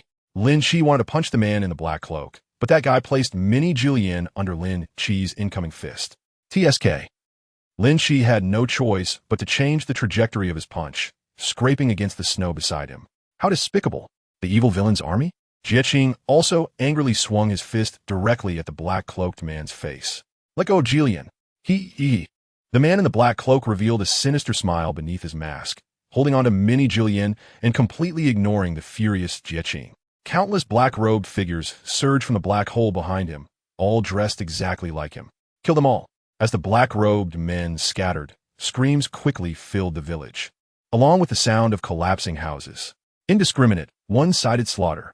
Boom, boom, boom. The sound of energy blasts exploding, roaring flames in the snow-covered world like a feral beast, devouring everything that could burn. The sky was filled with smoke in an instant. Watching the scene that turned into hell in the blink of an eye, Jillian reacted, raising his head and roaring, directly releasing all his power. Full power state. Damn it. I will punish you, evil villain. Jillian flew up, fiercely battling the first black-robed boss that appeared alongside Jie. The black-robed man quickly dodged Jie's punches and kicked Jillian away. Such strong power. Jillian clenched his fist, extremely angry, and rushed towards the black-robed man again. What hatred do you have against Jillian's clan? Jie crossed his hands to block the black-robed man's punch, asking angrily, not even sparing a mere child. Their clan shouldn't exist in this universe. But why are you protecting him? The black-robed man laughed coldly. Just because of your so-called justice? Jie wanted to say more, but the black-robed man had already grabbed Mini Jillian by the neck and brought him in front of Jie. Jie had to stop his punch again, and as a result, he was kicked into the snow by the black-robed man. Below, Jillian's figure quickly disappeared and reappeared in front of the black-robed man, swinging his fist once more. The black-robed man was equally unceremonious, throwing a punch in return, unexpectedly finding someone like this little guy. It seems there were still omissions. The two fists collided, and Jillian, whose battle power was lacking, was directly sent flying. As he flew back, he didn't care about the Mini Jillian in the black-robed man's hands and unleashed a powerful energy blast. Stop! Seeing Jillian's energy blast about to hit Mini Jillian, Lin Chi also shot out his energy blast at Jillian's. Bang! The two energy blasts collided and exploded violently. Amidst the rolling smoke, Jie quickly attacked, wanting to rescue Mini Jillian. But the black-robed man was very alert, disappearing directly into the black hole behind him. With the disappearance of the black-robed man, countless villagers in the nearby village were also injured or killed. The unexpected arrival was fast, and the departure was even quicker. Chase, seeing the black hole about to disappear, Jieqing stepped forward and rushed into the black hole with the remaining villagers who could still move. "What are you doing?" Lin Shi quickly reached Julian's side and gave him a flick on the forehead. "You will disappear like this too? As long as we defeat this evil villain. Even if it means disappearing, I won't hesitate." Julian's fists were clenched tightly, so much so that the knuckles were turning white. "What's wrong with this place?" Lin Shi turned back to look at Julian, who was still standing still. "Hurry up and find Jieqing and the others. Don't dawdle. Their energy is getting farther away." Just as Lin Shi was about to take off, he felt a slight tremor from the ground. Something is. Boom, boom, boom. He saw raised lines appearing on the horizon, as if a giant earth snake was writhing beneath the ground, creating the raised marks. The protrusions were approaching Lin Shi and Julian at an extremely fast speed. What the hell is that? As Lin Shi slid down, the raised earth beneath his feet broke open, and a giant monster with a snake body and skull emerged. How? So ugly. Without thinking, Lin Shi directly shot out an energy blast, blowing up the creature in front of him. Ugh! After a scream, the monster was blown into countless pieces of flesh that fell down, while the half of the snake's tail on the ground continued to twist back and forth. Chapter 95. Sacrifice, Punishment. Demon beast Lin Shi turned his head to urge Julian, but as soon as he turned around, countless snake monsters emerged from the ground below. TSK. What on earth are these things? They don't even emit any aura. Lin Shi had no choice but to unleash another energy blast. As the rolling smoke dissipated, the black-robed soldiers who invaded the Ming Star appeared around Lin Shi. "These damn guys!" Julian roared in anger and charged at the black-robed soldiers. "Don't get caught up in a prolonged fight. Hurry up and find Jieqing." Seeing Julian getting angrier and gradually losing his reason, Lin Shi instantly teleported to Julian's side. "Let's go." Lin Shi teleported again, and he was already at the location where Jieqing and several villagers were. Jieqing and several villagers were surrounded by countless black-robed soldiers. Although their combat power was not weak, they were overwhelmed by the sheer number of enemies. A war of attrition. How unfair. Lin Shi looked down at the large crowd of black-robed figures. "Master." Julian spotted a black-robed soldier's sneaky move and quickly rushed down to join the chaotic fight. On another high platform, surrounded by flickering bonfires, the black-robed boss was holding up the struggling mini Julian, as if performing some kind of ritual. "My lord, I have captured him. Please grant me more power." "Master." Little Julian kept crying out for help. He had probably never seen such a chaotic scene, even when his parents died, and he fearfully covered his big, glamorous eyes. "Let him go." Swatting away the black-robed soldiers in front of him, Jieqing shouted angrily. "What do you want to do?" "Of course, it's a sacrifice." The black-robed boss revealed his crimson eyes, his words filled with excitement. "Great demon lord, punish you all." Julian recklessly shot countless energy blasts at the black-robed man on the platform. Boom, boom, boom. "What are you doing? Do you want to hurt Julian?" Seeing the energy blasts heading towards the black-robed man, Jieqing leaped onto the high platform, directly blocking in front of the black-robed man. Countless energy blasts hit Jieqing's body, and with the sound of explosions, thick smoke billowed. In a disheveled state, Jieqing was kicked down by the black-robed man, falling to the ground. Damn it. Watching Jieqing fall into the deep pit in a sorry state, Julian gritted his teeth and charged up again. "I'm coming." Lin Shi couldn't stand it anymore, quickly moving to appear behind the black-robed man and throwing a punch. Before the punch could hit the black-robed man, this guy once again used little Julian as a shield. TSK. How are we supposed to fight like this? Lin Shi felt a surge of anger. Faced with little Julian being held hostage, everyone felt increasingly constrained, and down below, as countless black-robed soldiers charged, some villagers were sacrificed. "You despicable guy." Jieqing also crawled up from the deep pit, joining the chaotic fight. Almost everyone was trying to save little Julian, but while the enemy's combat power wasn't strong, their numbers were overwhelming. Like ants biting an elephant, the countless swarm impeded Jieqing's progress. Although Julian's combat power was decent, it wasn't enough to turn the tide. Lin Shi also dared not unleash too much energy. After all, if the attack was too powerful, the shockwave alone would harm Xiao Julian. In the end, the result would not be saving Xiao Julian, but rather harming him. The battle had become so stalemated that it was extremely frustrating. Lin Shi saw the stalemate in the battle and decided to withdraw from the chaos. when he noticed that Jillian and Jieqing were completely delayed by the black-robed soldiers. He took advantage of the black-robed man's momentary lapse in vigilance.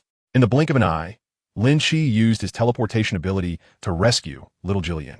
At that moment, little Jillian had already fallen into a coma for being tossed around repeatedly and looking at the unconscious child in his arms, whose face was terrifyingly pale. Lin Shi gently pushed the person into Jieqing's hands and said, "You should go save the others in the village." Lin Shifei leaped in front of the man in black robe, blocking his fist that was aimed at Jillian. "This guy's stronger than you. Let me handle this. I will punish him." Jillian couldn't hear any of it, clenching his fists in anger. "They say you can't defeat him." Lin Shi was truly exasperated by this hot-blooded youth. Before their argument could finish, two figures shrouded in black mist appeared in the sky, and a mocking voice rang out. "You summon me again. For what?" "That is."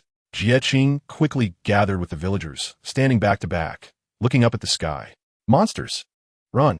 Seeing the two figures enveloped in black mist, the villagers who were still struggling against the black-robed soldiers collapsed.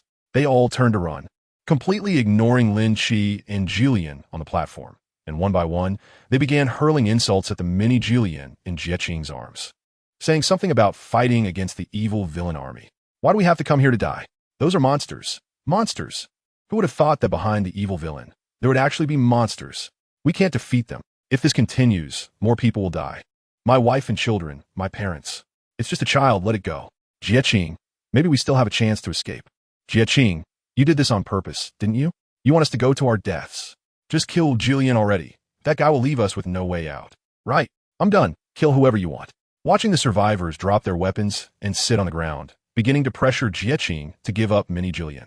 Jieqing's expression also turned grim. "Are you giving up? What about our comrades who were killed in the past?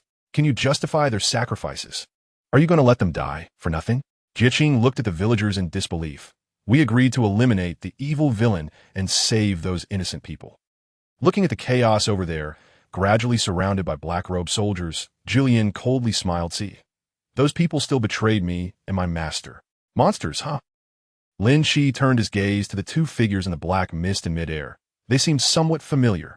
A leading villager angrily shouted at Jieqing, "We don't want to live like this anymore. What wrong have we done? Even if we defeat the evil villain, can you still fight against the monsters?" Chapter 96. Jillian under control. The so-called justice is, do we have to continue to die? They just want Jillian if we hand over Jillian. Maybe they will spare us. Jillian gritted his teeth, looking at the mini Jillian in Jieqing's arms. "Master, just give him up. I can disregard them."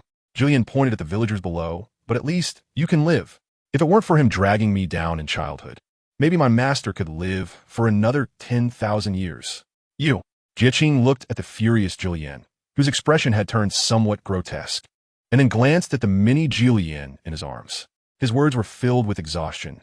"Jillian, you have disappointed me too much. Are we not the righteous side?" "Righteous?" Jillian turned to look at the sky, where those terrifying monsters were. "I'm actually quite interested in having a fight with monsters." Lin Shi smirked, not expecting such a big surprise this time. "Monsters? Those killed by monsters cannot even be revived by angels. We can only hope for the Super Dragon Balls." Lin Shi tentatively shot his energy blast at the two black shadows in midair. Boom! The two shadows remained still, absorbing Lin Shi's energy blast without any movement. As the smoke cleared, the two shadows stood unharmed in the air. "Master, it's them. They've repeatedly thwarted our plans to capture," shouted the man in the black robe, hiding not far away. "Oh, how interesting." The leading shadow revealed its fangs and waved to the other shadow. "Yes." The shadow behind responded respectfully, producing a similarly dark staff in its hand, a pitch-black magic orb aimed at Jillian below. "This person's emotional fluctuations are quite rich, Master. Let's go with him." The leading shadow nodded, looking with amusement at Jillian, who was still roaring in anger below. "Master, why do you want to interfere with them?" Jillian looked at Jieqing, screaming in frustration. "As long as you're strong, that's enough. Strength is justice." "Ah." Just then, the magic orb of the shadow in midair lit up with a strange black mist, rushing towards Jillian on the high platform. Jillian was enveloped by countless black mists, accompanied by his heart-wrenching screams. His eyes were filled with murderous intent, and his aura grew increasingly cold. He displayed a sinister smile. "In the end, am I still not strong enough? What have you done to him?" Jieqing looked at the drastically changed Jillian, almost going mad. I finally saved the little one. And now the big one has a problem again. This is really frustrating. Hee hee. Watching your internal strife is quite interesting. The leading shadow stroked its chin. Hurry up and start the show. Act now. You boy tainted by demonic energy. The shadow holding the staff also waved it. Punish you. For the justice of becoming stronger. Jillian charged towards Jieqing. As he ran, the black mist surrounding him thickened, and his power surged rapidly. By the time he reached Jieqing, Jillian's combat power was comparable to that of Super Saiyan 4 at full power. What is going on? Lin Shi also moved. He didn't pay attention to the controlled Jillian, but instead flew up into the air. Watching the show hidden in the black mist, let me see who this demon really is. Lin Shi faced the two monsters from a distance, the cold wind rustling his clothes.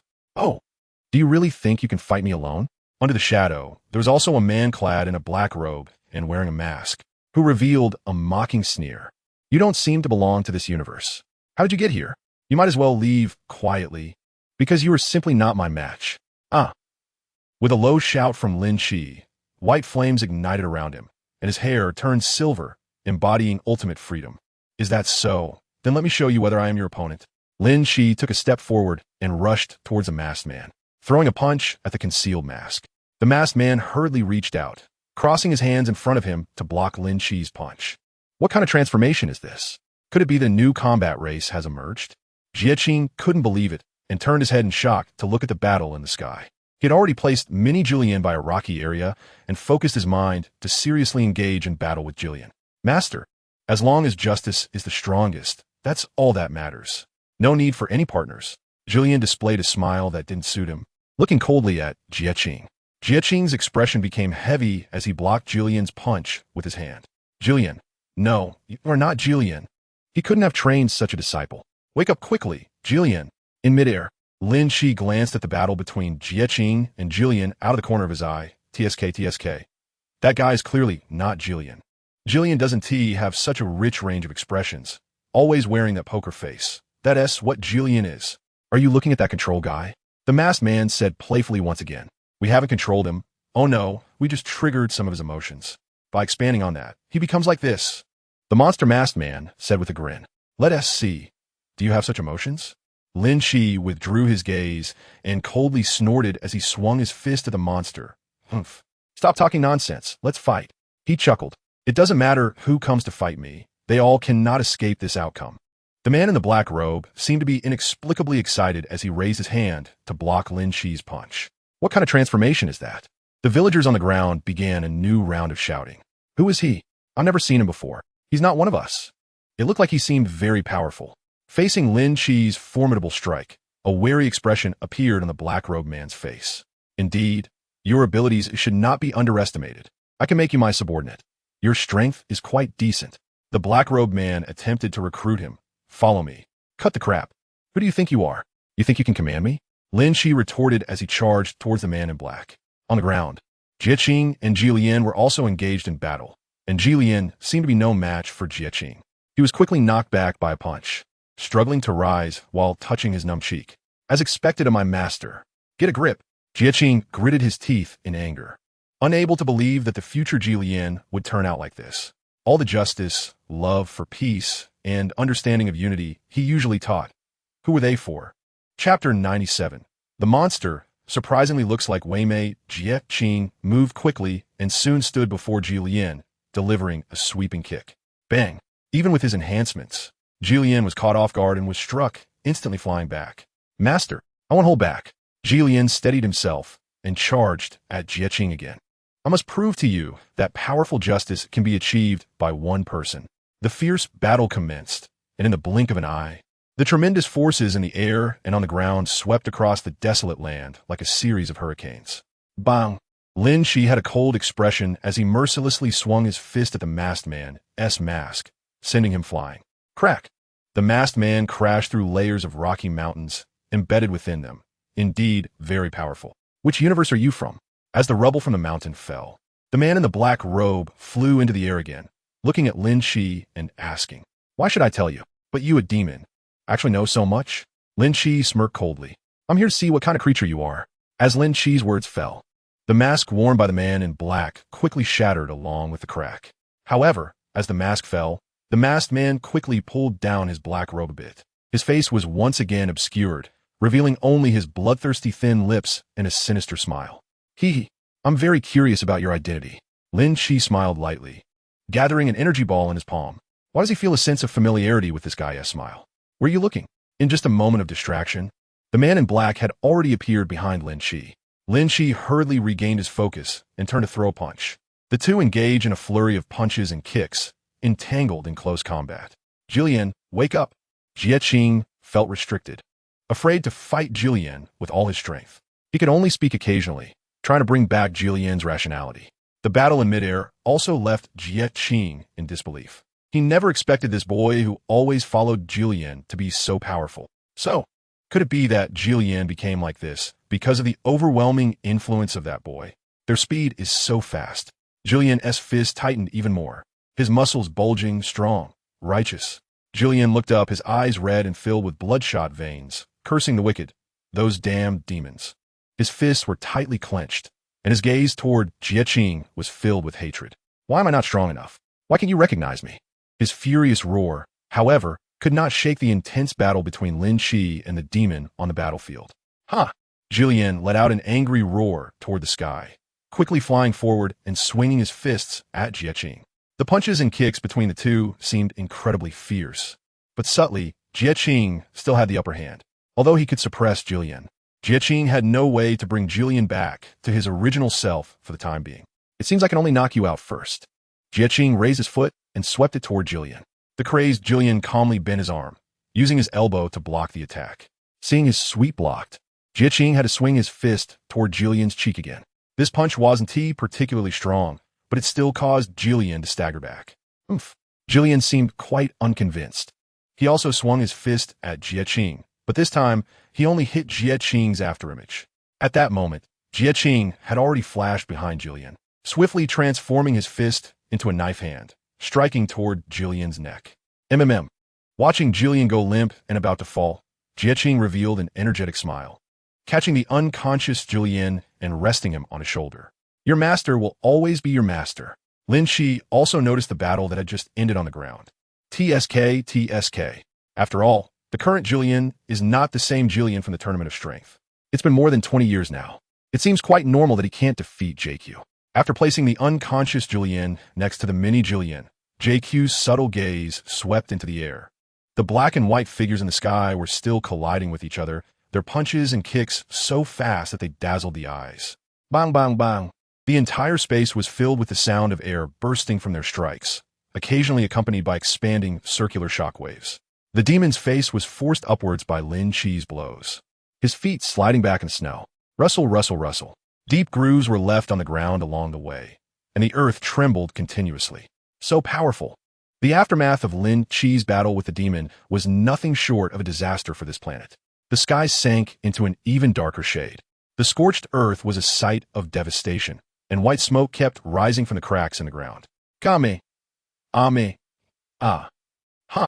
Lin Chi stabilized his body and gathered energy in his hands at his waist, preparing to unleash a key blast at the man in the black robe. Stop! Stop! Seeing the energy accumulating between Lin Chi's hands, Jie Qing shouted loudly. He protected the little Jillian in his arms, struggling to withstand the powerful pressure descending from the air. The immense pressure made it difficult for him to breathe. He couldn't continue fighting. This planet wouldn't be able to bear it. If that happens, we will all perish along with this planet. Lin Chi turned to look down, and at that moment, the earth resembled a scene from hell. Smoke filled the air, the ground was cracked, countless giant pits were scattered everywhere, and black-robed soldiers were howling and dodging. Even the initial black-robed boss had vanished without a trace. The earth continued to crumble, and the terrifying energy waves recklessly affected the planet. Ha! Are you scared? The demon revealed a sinister smile, appearing above Lin Chi, swinging its fists down heavily. Let's perish along with this planet. Bang! Lin Chi was struck and slammed into the rocky mountains of the snow-capped peaks, feeling a bit annoyed. Damn! He had survived in the vacuum of space because in the past, he had sent Ketla and Konik to the 7th universe to secretly search for Dragon Balls and make wishes. But now, with so many people around, did he have time to let them line up and hold hands to play instant transmission? With just one energy blast from the monster, they would all be done for. Chapter 98. Approaching infinity, death of Jieqing. This won't do, that won't do. From the start of the battle, restraining mini Jilien, to now affecting the planet. He couldn't even fight properly. Damn it. You ugly guy who doesn't dare to show your face. Lin Chi, who usually had a calm demeanor, flashed a hint of anger at this moment. This damn guy really knows how to play with people's hearts. Lin Chi charged towards the monster again, sweeping at its lower body, intending to knock it over. If that's the case, then I'll just destroy you. A faint purple glow appeared in Lin Chi's palm. What? The monster was somewhat taken aback, although it reacted quickly and tried to dodge. However, the black mist surrounding it was still tainted by Lin Chi's destructive energy. Unexpectedly, it turned out to be a guy who could use destructive techniques. Are you a god of destruction? But it didn't feel like that. Could be a candidate for some god of destruction? The black mist spread and dissipated into the air, disappearing along with the fog. The face of the man in the black robe appeared before everyone. You. Lin Chi was somewhat stunned. He initially thought this guy would be a delicacy. He had already prepared to cast a disdainful glance. But really wasn't he? Did he guess everything wrong? Was he just like in Universe 7, where Beerus commanded Frisia to eliminate the Scions and destroy Planet Vegeta? But that wasn't the case, was it? You are a monster. Lin Chi was somewhat uncertain as he looked at the tall man, revealing his face. That cold, bloodthirsty smile, the blood-red lips, if he were to put on clown makeup. He actually resembled the god of destruction, Beerus, in some ways. That guy. Is he really a monster? Jieqing was also somewhat shocked, but more so in disbelief. He looked very much like Beerus, but the aura he released didn't match. Damn it. The monster was somewhat surprised and immediately enveloped itself in black mist again. Since you've seen my true form, I can't let you go. You must die. Evil energy was released from his body, and countless black mists swept towards the people below. Whether it was the black-robed soldiers or the villagers brought by Jieqing, they were all entangled in the black mist. As the black mist quickly entered their bodies, they rapidly aged, shrank, and turned into mummies. What's going on? Lin Chi hurriedly summoned a protective shield, isolating the black mist outside. Jiren. Seeing the reactions of the people around, Jieqing also released a barrier, protecting the large and small Jiren inside. But the barrier could only barely fend off the black mist. The black mist that had absorbed the black-robed soldiers and villagers burst forth, rushing towards Jieqing like mummies. Damn it! Just as Lin Chi was about to take action, the shadow that had been holding the staff and doing nothing appeared in front of Lin Chi. Don't think about saving anyone.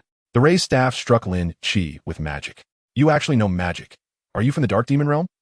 Lin Chi was somewhat stunned, quickly dodging and continuously countering with destructive energy. But the opponent's speed was incredibly fast, and all the destructive energy was evaded. Crack!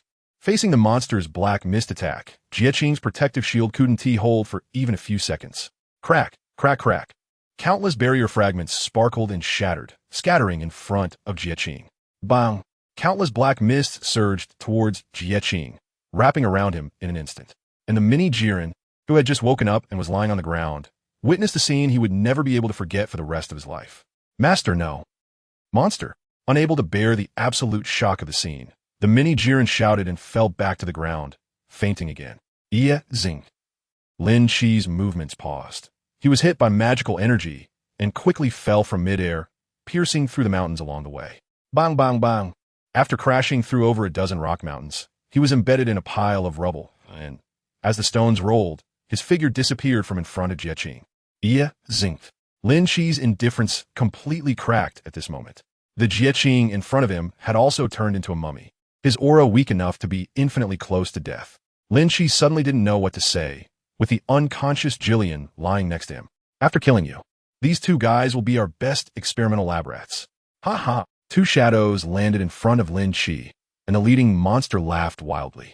Lin Chi clenched his fist, protecting Jieqing in front of him. Come on. To the death. Am I really afraid of you? The shadow behind the monster had just raised its scepter when it suddenly looked up into the air. My lord, those two guys are here. Let's go. With the leader of the monsters speaking, their figures abruptly disappeared from Lin Chi's sight. Bastards. Lin Chi blinked, they escaped. Swish, here they are. At this moment, two figures appeared in the air again. It was the latecomers Wei Mei Da and Makalita. Jianqing. Wei Mei Da looked down in shock at the devastation below, especially at the person kneeling on the ground behind Lin Chi, who was nearing death. Jianqing. Wei Mei Da swallowed hard, his eyes wide open, his hands slightly trembling as he flew down to touch the already transformed Jianqing. Bei mei de. I didn't expect to see you before dying. Jianqing's dry lips moved, his voice as faint as a mosquito's buzz. Wei Meida, my lord. Makalita also landed behind Wei Meida, softly calling out. My lord, you're not going to go crazy, are you? Monsters have always been a hidden danger in his heart. Monsters? Wei Meida's hand, which was about to touch Jianqing, retracted sharply and turned into a fist. Damn monsters! Is this the outcome of protecting this wretched race? Wei Meida cast a malicious glance at the unconscious mini Jillian. Jianqing, you bastard. You've become addicted to protecting him. When did you take in that big one, too? Hey, I'm almost dead. Jianqing revealed a desolate smile. You're still nitpicking about this. Sigh, why did you pick him up? Wei Meida suppressed his anger and sighed. Some races that are too uncontrollable. You really don't need to force yourself to let them survive. Chapitre 99, Dame et fatiguée, Wei Meida du espoir. Jianqing once again forced a smile. Maybe it's this damn fate. Lin Shi listened for a while, but felt confused and didn't quite understand. The situation is very deep. It seems to have involved the Destroyer. Damn fate, you're dead, and even I, the Destroyer, can't bring you back to life. Wei Mei felt like she was going crazy. Heh, it's okay. I've lived for 10,000 years. I should be content. Jianqing's breath grew weaker, and his words became increasingly labored. It's just pitiful. This innocent child. Can you help me take care of him? Who's going to take care of your child? Wei Mei covered her head and shouted angrily. It's your child. You take care of him. If you don't take care of him, I will kill him. Kill them. Tears filled Wei Mei's eyes, but she held them back. You despicable guy, always talking about unity and justice, but in the end, you don't even inform me. And dare to confront this monster. What am I the Destroyer for? Wei Mei knelt in front of Jianqing, holding her head, which made Makalita, who stood behind him, feel uneasy. Wei Mei. It seems that the death of this old friend after 10,000 years has hit Wei Mei hard. At this point, let's say goodbye properly. Lin Shi really couldn't stand Wei Mei's stubbornness anymore. Shut up, you're from another universe, and I haven't even pursued you yet. Wei Mei's cold gaze swept toward Lin Shi. TSK. You're so arrogant. Lin Shi glanced disdainfully at Wei Mei, truly ungrateful. Young man, take it back. There's no need for him to endure my departure again. This matter cannot involve you. Jianqing's voice was extremely weak as he looked gratefully at Lin Shi. Wei Mei, one team make it difficult for your departure. Whatever you say goes. Did I agree? Wei Mei was so angry she wanted to go crazy. Hey, you're about to die. Why are you still worrying about those unrelated people? Wei Mei gritted her teeth and glared at Jianqing, but in her eyes, Jianqing seemed like he could disappear at any moment. Wei Mei. Jianqing tried hard to lift his head, but his wrinkled body couldn't even manage that simple action. You guy, even to death, you are so stubborn. Wei Mei shouted, grabbing at her wig in a frenzy, her expression twisted. I hate you the most. Always talking about justice and unity. Don't you know it's disgusting? Keep your hypocritical kindness to yourself. If you don't want these two to die, then you should live. Who would help you take care of child? Seeing Makalita already holding the mini Jillian, Wei Mei became even more furious. Hey, Makalita, did I tell you to hold him? Put him down. Put him down. I absolutely will not help this damn guy take care of any child. I hate children the most. Wei Mei. Makalita looked at the screaming Wei Mei with a complicated expression. Jianqing has already lost his breath. Wei Mei panicked and became incoherent. Kill you. Damn guy monster. What fighting race? Defend what? He didn't know what to say, and eventually fell silent, staring blankly at Jianqing, who was in front of him. Hey, don't just die without saying goodbye. Did I let you die?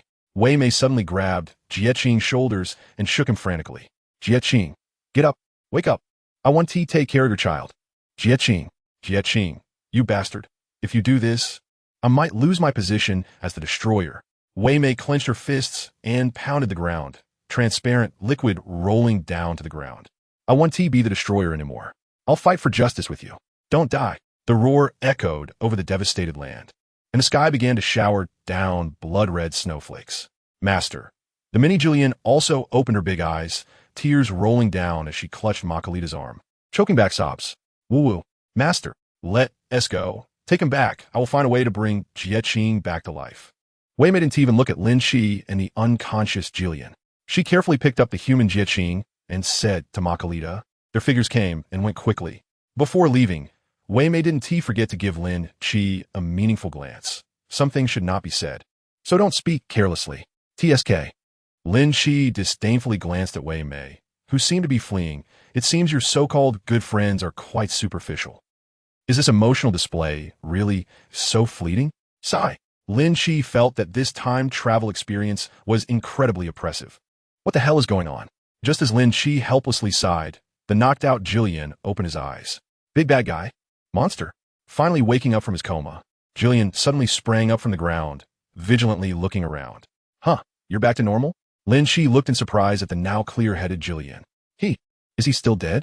Jillian clenched his hands tightly, angrily saying, I'm still not strong enough. Lin Chi's mouth twitched slightly. He really wanted to throw his head back and howl. What the hell is this annual drama? In the end, Lin Chi still managed to utter a single word, patting the shoulder of the gloomy Jillian, who looked like he was about to drip water. After that, Lin Chi took out the time machine and, seeing Jillian becoming increasingly sullen since waking up, couldn't help but ask Jillian, how about we go again? This time, you should be able to know the plot and save Jie. No, Jillian coldly refused, walking towards Lin Chi's time machine. Swipe. Lin Chi sat in the incredibly crowded time machine, feeling extremely annoyed. He wanted to take back his previous words. It was useless even if Jiren wanted to try again. The time machine was running low on energy. It felt like this trip had revealed the truth about Jiren's death, but the mysteries had only multiplied. Why did that monster resemble an unmade-up clown so much? Setting aside the question of whether Jiren was dead or not. Why did those monsters want to exterminate Jiren's race? What was the reason? Chapter 100 Some things cannot be rushed. They even wanted to use them as subjects for experimentation. This reminded him of how Beerus had also caused the extinction of the Scions, while allowing some small Scions to survive. This situation was far more complex than it seemed. For example, when Frieza destroyed planet Vegeta, why didn't he notice Goku leaving? At that time, Frieza's brother Cooler said he saw it. Could Frieza have missed it? Moreover, the similarity in taste and the monsters. What secrets lie behind the god of destruction? He suddenly felt a bit reluctant to be a candidate for Quitella. TSK. Beerus was watching the god of the Scions. Frieza was watching the Super Scions. And now a monster was watching Jiren's race. Even in Dragon Ball Super, the entire universe was watching Goku. Had Goku become the experimental guinea pig for the Grand Priest? His thoughts were a jumbled mess, but the time machine had already returned to the original timeline. Swipe to the void. 1 minute after the time machine left, Quitella and Kornik, along with the monsters and Margarita, plus a Topo, were still hovering in their original positions. The monster had just turned to look at Margarita. No way. Before he could finish a sentence, Lin Chi's time machine reappeared before everyone. Jiren, did you see Jace? The monster asked anxiously, cold sweat still beating on his forehead. He had just remembered why he found Lin Chi familiar. This guy had traveled back in time. Jiren's face remained grim, and he didn't answer the monster's question, instead floating dazedly next to Topo. Hey, did you change anything when you went back? The monster's heart was racing. He wanted to ask something, yet feared receiving an answer he didn't want to accept. After all, time traveling was a serious crime. Lin Chi glanced at him with indifference and returned the words he had said earlier to Wei Maida, stating that some things should not be said carelessly. Upon hearing this, Wei Maida was a bit confused but soon connected the dots, realizing, oh, I understand now. So that was what happened back then. Memories from that time surged back, leaving Wei Maida somewhat dazed. Were these two guys trying to save Jie? Unfortunately, they still couldn't save him? Lin Chi, what are you talking about? Quitella looked at Wei Maida in confusion, then at Lin Chi. He felt that something significant must have happened during Lin Chi's minute of disappearance, and it seemed closely related to Wei Maida. It's nothing, Lord Quitella. Lin Chi flashed a gentle smile at Quitella. There was no need to tell Quitella about Jie situation. Oh, then let's go back. Seeing Lin Chi slowly retracting the time machine, Quitella spoke up anxiously. Lin Chi is so impressive and outstanding. If Wei Mei were to take a liking to him, it would be something else. Looking at the anxious Keitra, who wants to leave, Wei Mei reveals a meaningful smile and looks at Lin Chi, saying, Hey kid, why don't you stay? I have a lot I want to hear your advice on. Ugh. Dream on Lin Chi Woon Ti stay. Hearing this, Keitra became anxious. He stood in front of Lin Chi like a protective parent, blocking Wei Mei's malicious gaze, and said, You're thinking too much. Go dream about it. I didn't ask you. Wei Mei scoffed, hands on her hips, turning to look at the silent Lin Chi beside her. How about it? No need. Some things need time to ferment slowly. Lin Shi shook his head slightly and waved his hand at Wei Mei and the others. What are you still doing here? Good. Let us go back. Hurry up and take us to teleport. Keitra clenched his fist, ready to punch someone. He put his hand on Kor's shoulder and glanced back at the still taciturn Jillian. Ilan sto dalone bes de topo. He seemed to have the same expressionless and indifferent look as before. But in Lin Shi's eyes, he could feel that this guy's personality had become increasingly withdrawn and silent. It seemed that he was now solely focused on becoming stronger. To be honest, this poor kid is quite unfortunate. Does he have the fate of a lone star? Having lost a close relative once, and then losing his master Jieqing again. The blow of accepting his master's death has happened more than once. TSK. Watching Lin Shi and the others disappear, Wei Mei cast a meaningful glance at the quietly standing Jillian. Let's go back to Universe 11. God of Destruction Realm. Wei Mei once again sank into the sofa like a boneless person, looking up at the standing Makalita behind him. What do you think? Should we also ask I for a time ring? Haha, there's no way I would give it to you. Makalita teased as she looked at Wei Mei. But I could steal it. Wei Mei showed a mischievous smile, staring intently at Makalita. Stop thinking about that. You might as well go see Jieqing more and think of ways to bring him back to life. Makalita looked straight ahead, not even glancing at Wei Mei. I've checked over the past few hundred years, and there's no news of any magical creatures. Those guys seem to have vanished without a trace. Oh, Wei Mei's expression became somewhat downcast. Even the magical creatures aren't appearing to find Jillian. There are completely no clues. That guy just died. I still can't wrap my head around it. The saddest one is Jillian. I haven't seen you that upset. Makalita spoke helplessly, looking at a few clown girls running from a distance. Haha, I'm just living in the moment, lest I end up like that Jieqing someday. Wei Mei smiled and waved at the clown girls. After all, who knows which will come first, tomorrow or an accident? He. Makalita expressed that she didn't want to talk to Wei Mei anymore. Universe 4, God of Destruction Realm. An incongruous table was placed on the dark land, surrounded by 3 people, each holding chopsticks to pick food from the pot. Huff. Lin Shi, what kind of hot pot is this? I can eat it endlessly, just a bit spicy. Hiss, but it's really refreshing. Keitra, now sweating profusely, still appeared unafraid of the heat, quickly shoving meat into his mouth. Ha! Lord Keitra, your ability to handle spicy food hasn't improved one bit after all these years. Huff. Conic picked up some food, not forgetting to tease him. TSK. You make it sound like you're not sweating at all. You've been puffing constantly, too. Keitra looked displeased, stuffing another piece of meat into his mouth. Chapter 101. Reaching the peak of ultimate freedom, Super Dragon Ball. Not all. I don't feel the spice one bit. Lin Shi, what do you think? Conic glanced at Lin Shi, who was smiling faintly. Lin Shi put down his chopsticks and glanced at Conic's state. Speaking of which, Conic, can your angels maintain the state of ultimate freedom effortlessly every day?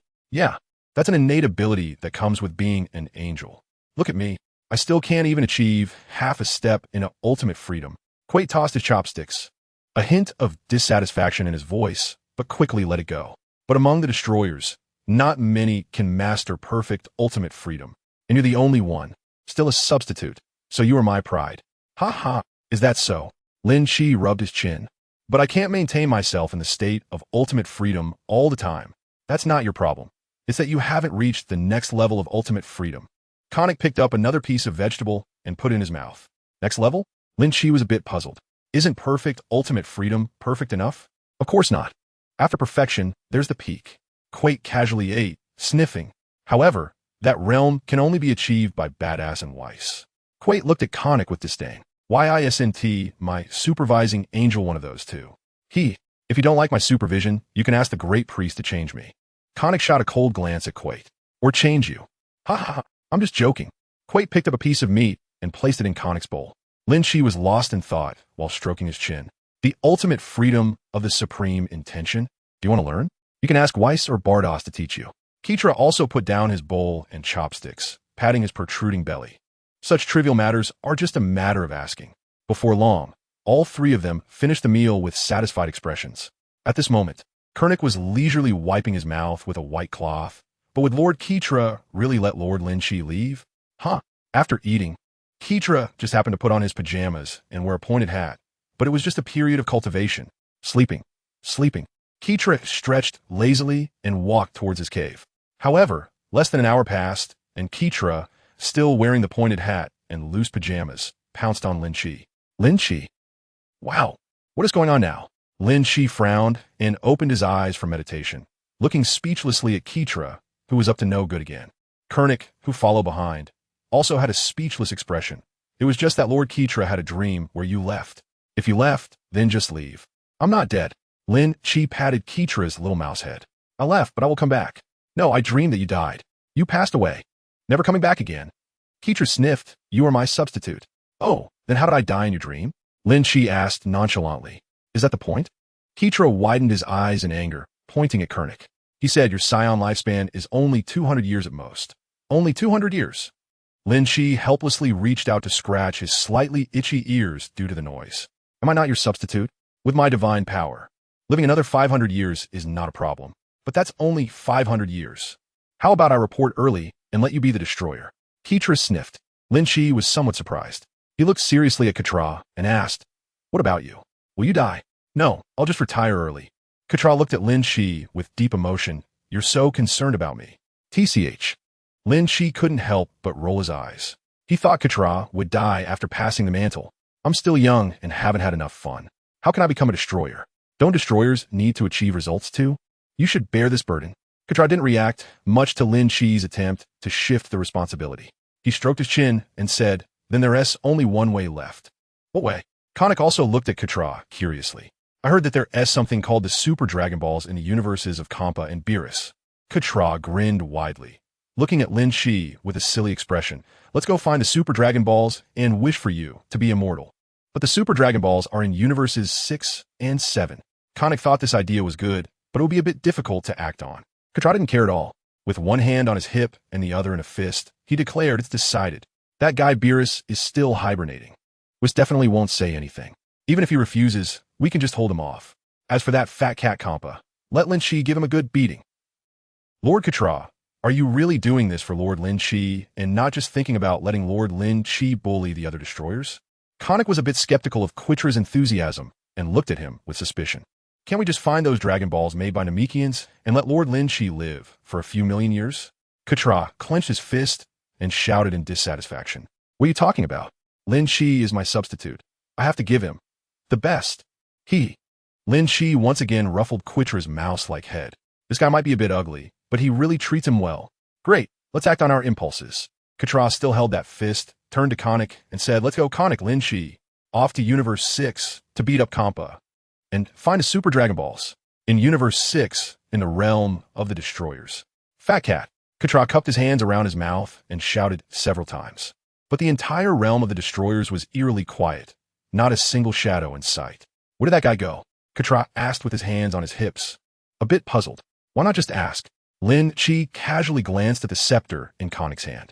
As the magic ball on Konnik's scepter lit up, the three of them could see the connected image inside. Oh, they seem to be on a desolate planet. Keitra leaning closer. Where's that fat cat? What fat cat? Who are you talking about? Kampa's somewhat chubby cat face soon appeared in the magic ball, shouting angrily. Chapter 102, Universe 6 Dragon Balls. Let me borrow them. Kampa had purple skin similar to Beerus, but the main difference was that Kampa was considerably larger than Beerus. With a bloated body and a tail that was half missing, he was essentially a short-tailed cat. Soon, as Kampa stepped back, a woman with a silver-white ponytail appeared. Holding a red staff topped with a black gemstone and dressed in a dark green uniform, it was undoubtedly Beerus' attendant, Vados. With her light blue skin and delicate features, she had an exotic charm. It was Lin Chi's first time seeing Vados. Konnik, did you two come looking for me? Vados asked with a smile. It's Lord Keitra. We were just thinking of visiting the realm of the destroyers in Universe 6, but it turns out you're not here. Konnik explained cheerfully. You two wouldn't have sneaked off to Universe 7, would you? Keitra narrowed his eyes and disdainfully glanced at Kampa in the magic ball. He had heard quite a bit from Lin Chi about how Kampa always tried to secretly collect the Super Dragon Balls. Although he didn't know what Kampa was collecting them for, as long as that guy was around. He was definitely off to Universe 7 in search of the Super Dragon Balls. TCH, as if I need to sneak off to Universe 7. Kampa's forehead broke out in a cold sweat, but he still defiantly shouted. I came here openly. What is that yellow glowing planet not far from you? Keitra disdainfully looked at the image in the magic ball. Before telling such a big lie, he didn't even bother to cover up his own misdeeds. What a character. This. The cold sweat on Kampa's forehead increased, and he turned to Vados, shouting, "What's wrong with you? Can't you fix the communication image properly? Now we've been discovered regarding our Dragon Balls." "Lord Kampa, are you talking to me?" Vados still smiled, but her gaze was full of danger. "It seems you still want to cut down on your food, right? Starting now, you can only drink water from now on." Kampa shrank back, wiping the cold sweat from his forehead, trying to appease her. "Don't do this, Vados. Can't we negotiate?" Watching the pathetic Kampa in the magic ball, Lin Chi's mouth twitched slightly. What a poor fat cat. Every day, he sees those LSPs saying they want to collect Vados for a harem, but they completely overlook Vados' personality. Although on the surface, she treats Kampa with the same respect as Whis does with Beerus, her greatest hobby is to tease Kampa and make him uncomfortable. And her temper is probably the biggest among the angels.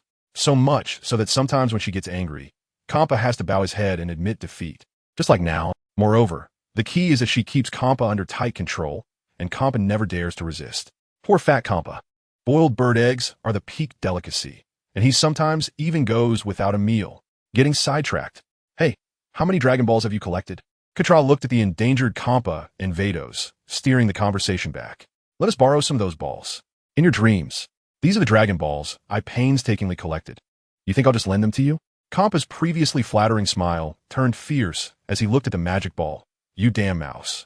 How dare you sneak into my house? Oh, come on. You think you're something, fat cat?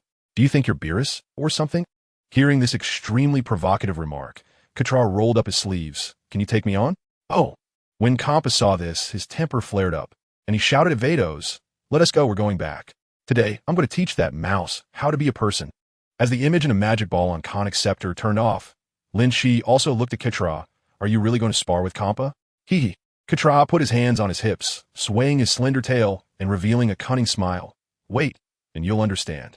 Not long after, as the lights streaked across the area near the God of Destruction, Lin Chi saw Badass and Xiangpa returning. The two stopped less than a kilometer away from them. And as soon as Xiangpa saw Quitella, he clenched his fists and ran over quickly. "Quitella, you huff, huff." Before Xiangpa could run 300 meters, he was already panting heavily, drenched in sweat. "Hey, Badass, why couldn't you land right in front of them?" Xiangpa leaned on his knees, struggling to complain. Badass walked slowly to Xiangpa's side and shot him a sharp, cold glance. "You're too fat. You need to exercise more. Is this how you treat a God of Destruction?" Xiangpa started cursing again. Badass didn't even look at him and gracefully walked past him. "If you don't lose weight, you'll become a ball." After Lin Chi yawned, Xiangpa and Badass slowly made their way to the three of them. "Fat cat, come and fight." "Look at you." Quitella looked disdainfully at the panting Xiangpa. "Huff, huff." Xiangpa didn't even have the time to respond. He collapsed on the ground, focused on catching his breath. "Badass, it's been a while. You look even more beautiful." Quitella ignored the gasping Xiangpa and started flattering Badass. Badass smiled charmingly, covering her mouth with her hand. "Lord Quitella, your sweet words remain unchanged. Is this your disciple? He looks like a good seed."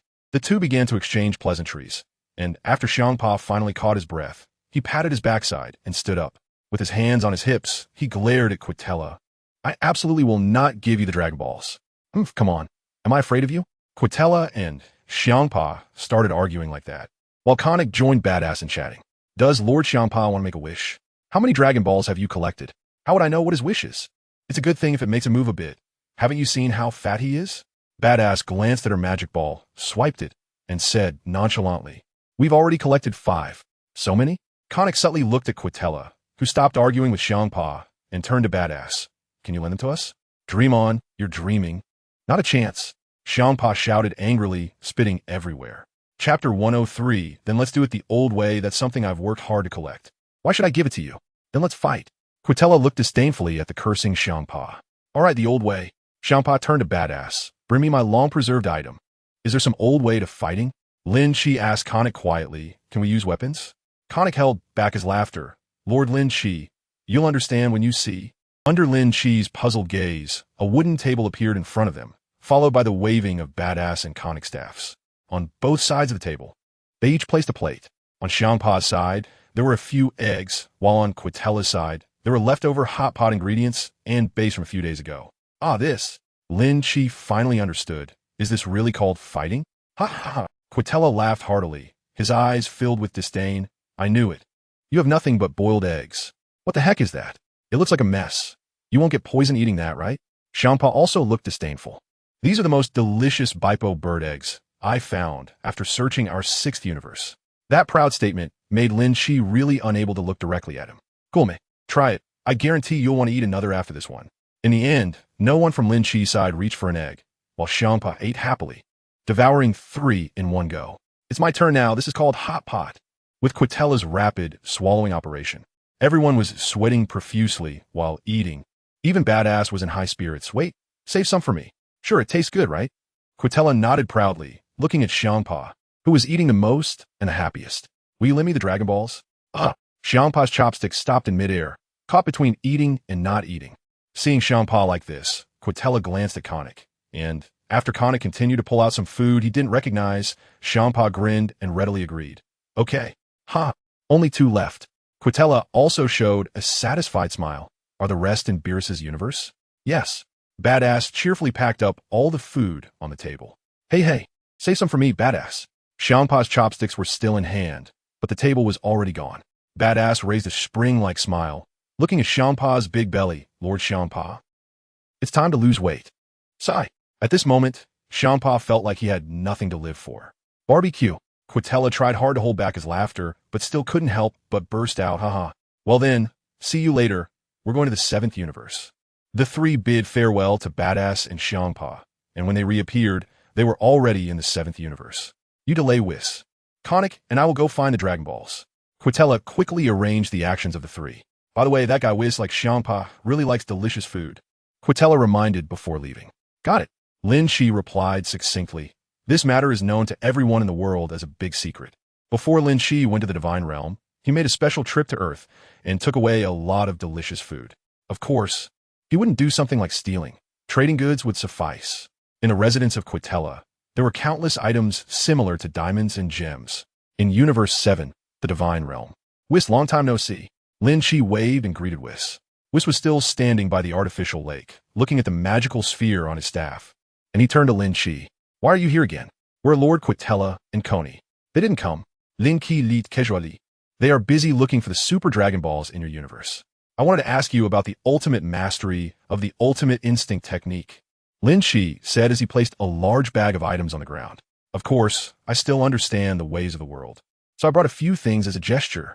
Upon hearing gesture, Weiss raised an eyebrow and remained silent. This is instant noodles. These are chips, popcorn, hot dogs, cotton candy, burgers, fried chicken, and sugary drinks. Red wine, beer, ergo 2, barbecue crayfish. Weiss looked at Lin Shi's introduction, still expressionless. Are you trying to bribe me with food? Oh, and there are also cat treats from Beerus. This is cat sticks. This is mint cat food, beef jerky. Lin Shi continued to introduce without a hint of panic. Cat litter, cat bowls. TSK, how did this get in there too? Looking at the large bag, Weiss raised his staff, and the bag disappeared without a trace. Weiss stood with one hand behind his back, revealing a gentle smile as he looked at Lin Shi. Don't be so polite in the future. Let's discuss the related issues of this Zizai Ji. Just a simple discussion. Weiss said, looking at Lin Shi, show me how you enter Zizai Ji first. Thus, Lin Shi managed to stall Weiss, who was half pushing and half pulling. Keitra and Konik also found 2 other Super Dragon Balls later. Everyone gathered in the God of Destruction realm of Kampa, looking at the gigantic Super Dragon Balls in the sky that resembled planets. Kampa was visibly excited. What wishes do you want to fulfill? Let me shout out. Whatever. Keitra didn't care much, shrugging indifferently. After all, most of these Dragon Balls were collected through Kampa's hard work. So let him have this little bit of showboating. Come forth, Dragon of God. Please fulfill my wish. I want to prosper. Kampa shouted loudly, cupping his hands around his mouth like a trumpet towards the sky. As the Super Dragon Balls emitted dazzling light, the beam of light dissipated, and an enormous Super Shinran appeared before everyone. Its massive body and dazzling golden light left Kampa in awe. So cool. Too cool. In no time, the bodies of several people involuntarily flew up, and the surrounding planets were instantly sucked into the mouth of the Super Shinran. Speak your wishes. Appeared in the consciousness of the Super Shinran, and Kampa felt a bit tremulous underfoot. Kampa patted his chest in fear. I thought I was going to be eaten. Indeed, I didn't expect the Super Shinran to look like this. Keitra wiped the cold sweat from his forehead and sighed. Chapter 104. Super Shinran. Immortal and indestructible, you've been a god of destruction for so long. And you've never seen a Super Shenron? Lin Shi was greatly surprised, looking at Kampa. What's so strange about that? Beerus smiled as he looked at the Super Shenron hovering in midair. Dragon Balls are something that only the Namekians of Universe 6 and 7 can handle. And the Super Dragon Balls made by Lord Salam are generally not used lightly. Lin Shiyue was increasingly shocked, and he curiously asked, "Do Salama and the Namekians have some significant relationship?" He, Bato smiled, then immediately fixed a serious gaze on Lin Shi. Some things are not good for a candidate to know too early. TSK. Lin Shi pouted, feeling disappointed by Bato's. "Speak your wishes." The Super Dragon appeared again to remind them. Did these people even know what it meant to have a sense of urgency and importance? He had been summoned for so long, just to listen to these people chat? "Hey, Super Dragon." Xiangpa, like an intellectually challenged child, waved at the Super Dragon. "What are your wishes? Let this person have an immortal body." Katra contemptuously glanced at Xiangpa and pointed at Lin Shi. "If he is immortal, doesn't that mean he has endless lifespan?" "All right." The Super Dragon's eyes lit up and a faint glow flew out from its gaze, enveloping Lin Shi. But it quickly faded away. "Your wishes have been granted, goodbye." As these words fell, the Super Dragon's body spun in front of everyone, emitting dazzling light before scattering into Super Dragon Balls. The speed was so fast that everyone was momentarily stunned. Was it that simple? Just like that? Katra continuously scanned Lin Shi with his eyes, grumbling in dissatisfaction. "He didn't even answer my question." "Lin Shi, how do you feel?" Lin Shi looked at his hands and shook his head, saying, "I don't feel anything." "Is this Super Dragon reliable?" Quitella shifted his doubtful gaze to Xiangpa. Seeing that look, Xiangpa cursed. "Are you doubting our universe's specialty, the Super Dragon Balls?" Just then, Bardos swung her staff at Lin Shi. And even though he quickly dodged, his hand was still cut, leaving a deep wound with blood gushing out. "Bardos, what are you doing?" Quitella exclaimed. His eyes wide in disbelief as he looked at Bardos. That was his family's candidate. How could she suddenly attack? Damn it. Feeling the pain in his hand, Lin Shi quickly entered Super Saiyan 6 form and launched a counterattack against Bardos. However, in front of Bardos, who had mastered the ultimate technique, Lin Shi's speed was still somewhat lacking. After all, Lin Shi's Super Saiyan 6 could only challenge someone of Beerus' strength with a 50-50 chance. Bardos was even stronger than Whis. Although that was 1,000 years ago, Lin Shi's punches and kicks became lonely attacks, and at that moment, Baduz pointed at Lin Shi's arm. "Look," under Baduz's words. Everyone's gaze turned to Lin Shi's arm. They saw the wound that was still bleeding healing at a visibly rapid pace, and in an instant, it was as good as new. "It worked." Quitella smiled. Lin Shi's immortality has been successfully achieved. Looking at Quitella's happy face, Lin Shi felt a bit uncomfortable. In the Dragon Ball world, it was the first time he encountered a woman without a master, even though she was an angel. An angel, and she was still a woman. He was defeated by a woman. Now it's good. From now on, I can be completely at ease. Quitella patted Lin Shi's shoulder. The long sleeves on his arms had also been completely repaired by Konik, and Quitella, with her hands on her hips, happily said, "Lin Shi, let's go back." "I for now won't go back." Lin Shi cast a subtle glance at Bardos and said to Katra, "I want to continue my training and master the ultimate freedom of reaching the peak." "All right," Katra replied cheerfully, "you can choose either side. Remember to come back to Universe 4 to see me when you have time. Then I'll head back with Kornik." Katra rested his hands behind his head, and just as he was about to leave, he seemed to suddenly remember something and turned back to say, "When Beerus wakes up, remember to help me beat him up. Oh, and make sure to inform me when you do. I want to see him getting thrashed by you." Katra said with a mischievous smile as he left with Kornik. Another year to wait. Xiangpa stood up and headed towards his residence, thinking that he might as well take a long nap this year. As everyone dispersed, Lin Shi looked at Bardos with determination in his eyes. He would definitely defeat this woman. "What are you staring at me for? Have you fallen for me?" Bardos asked in confusion. Under her skeptical gaze, Lin Shi quickly teleported away. Women. Huh. Just don't let it affect his punching speed. From then on, until he fully mastered the ultimate freedom of reaching the peak, Lin Shi settled in the divine realm of Universe 7. During this leisure time, Whis also developed a taste for different delicacies, which led to Lin Shi visiting Earth more frequently. Of course, in the Dragon Ball world, senzu beans are a must-have for home and travel. At this point in time, the issue of not having senzu beans simply didn't exist. Lin Shi, early on during his first trip to Earth, asked the cat immortal for a large jar, the kind used for water. After all, it's still early in the timeline, and the cat immortal has plenty of immortal beans. Can't let that fat guy Midgerub get a bargain. Earth. Lin Shi was wandering through the bustling streets of Zhongdu, occasionally catching snippets of conversation from passersby. Have you heard? The 23rd World Martial Arts Championship is about to open. Yeah. What a pity. I'm just a loser with only a pair of shorts. I can't afford a ticket. What does it matter? Watching it on TV is just the same, right? Lin Shi looked at the huge screen at the street corner. The date showing May 7th, 756. Indeed, it was the time of the 23rd World Martial Arts Championship. Lin Shi thought, after the martial arts competition, Sun Wukong would be marrying Chi-Chi. Thinking this way, Lin Shi's eyes grew brighter, and he felt excited. Surely, there are many delicious specialties in Baozi Mountain. Lin Shi's figure quickly vanished from the spot and reappeared at the entrance of the 23rd World Martial Arts Tournament venue. At this moment, the sky drizzled lightly. A girl holding an umbrella stood at the entrance of the tournament, with shoulder-length blue hair, high heels, and a super short bodycon skirt. It was the young Bulma. Chapter 105, Reminiscence, the 23rd World Martial Arts Tournament.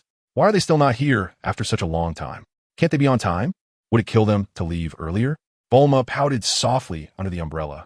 At this moment, Bulma was still young, her delicate skin visible under the umbrella, and her blue-violet hair made her even more beautiful. While others were waiting for the girls, it was the opposite for her. Bulma seemed to get angrier the more she thought about it, cursing, "You martial artists." In the distance, a handsome guy dressed in a suit and wearing sunglasses was walking towards them. "Ugh, Yamcha, what are you shouting at me for? Those things you mentioned are for couples in love, okay? Goku, and you are not in that kind of relationship." Yamcha shrugged helplessly, lifting the bag in his hand. "I've been with you all along, buying you drinks, all right? You're not a good person either." Bulma continued to complain, glancing at Lin Shi, who appeared abruptly not far away. "Hey, that person is really impressive. He doesn't need an umbrella. The rain doesn't even touch him." Yamcha also noticed Lin Shi, casting a disdainful glance before pushing Bulma away. "Stop looking. That guy's definitely just trying to show off. Look at him. He could be a decent person, but instead, he is pretending to be Goku with a tail. Maybe his tail is real like Goku's?" Bulma asked curiously as they walked away.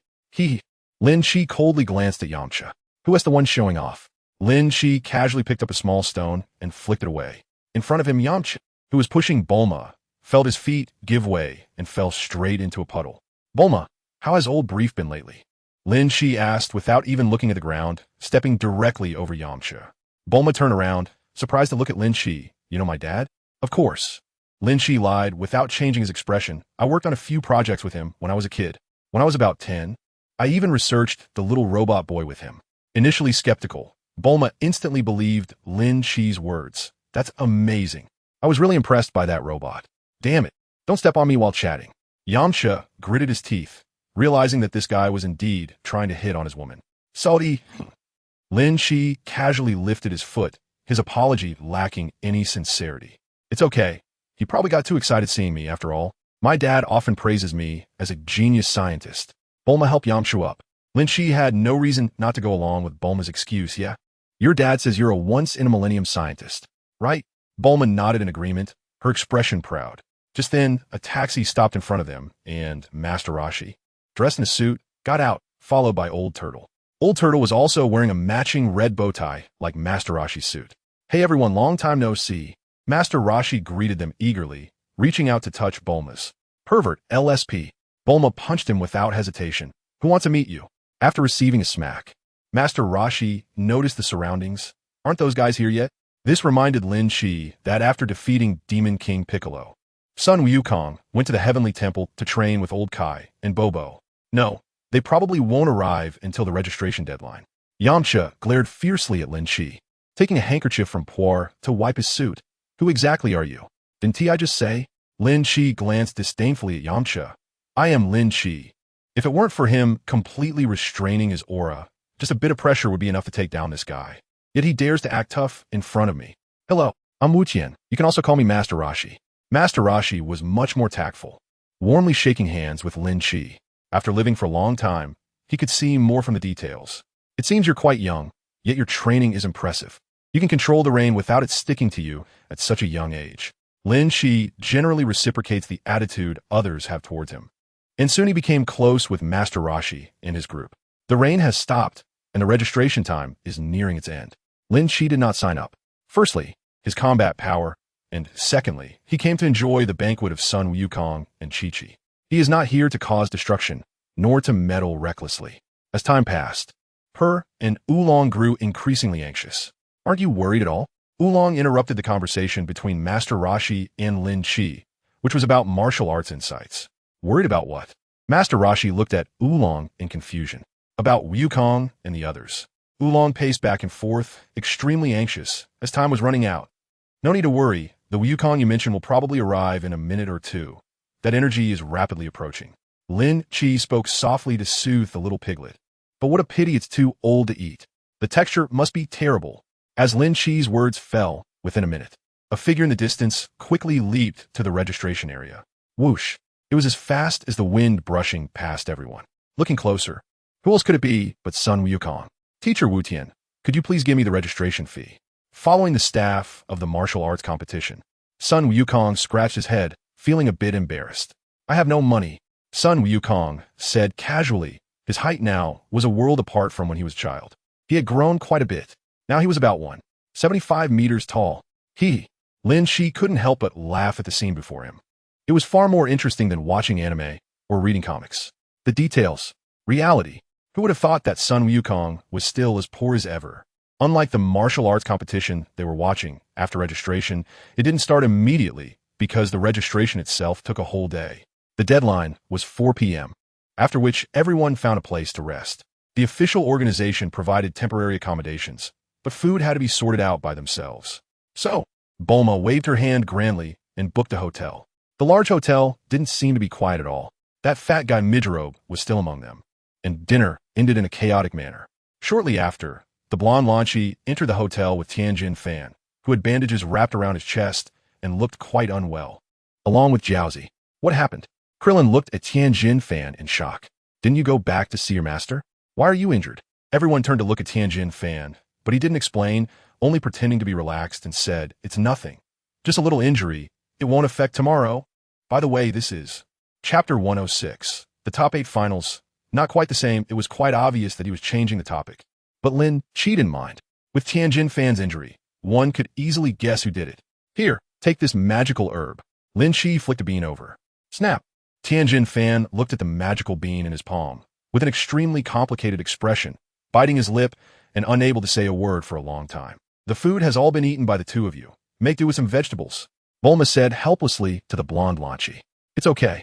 Tianjin Fan casually nodded, eating without tasting anything, occasionally glancing at Lin Chi. A night without conversation. The next day, while Lin Chi thought this would be a martial arts competition filled with undercurrents and fierce battles, he noticed that Jiaozi used his superpowers to arrange everyone's matches perfectly. This cheating was truly flawless. But poor Jiaozi ended up facing Midrobe as an opponent, which couldn't be considered poor. In fact, Midrobe was skilled with the sword.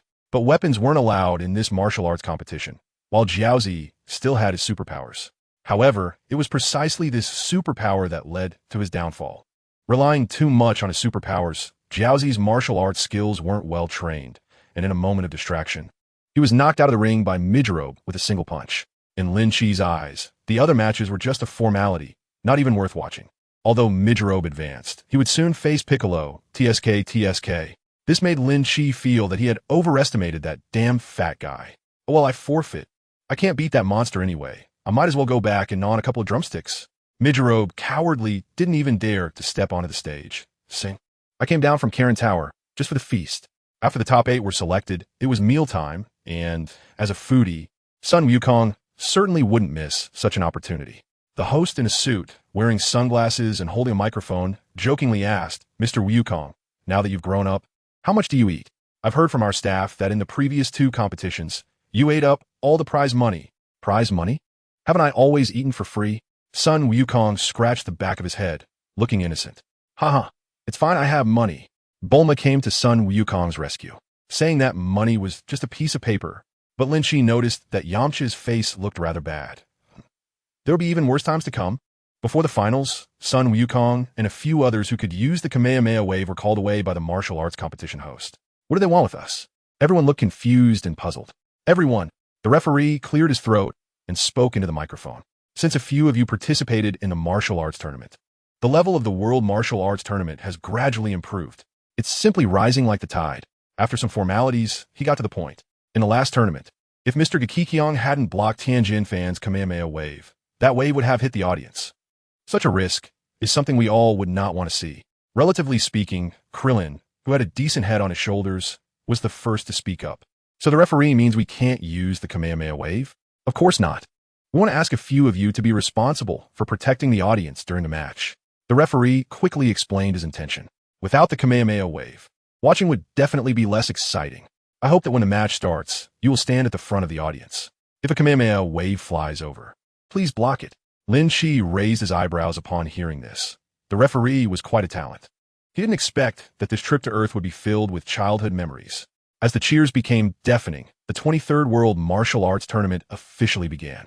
The final match, as expected, was still the Half Machine Tao Bye-Bye against Tianjin Fan.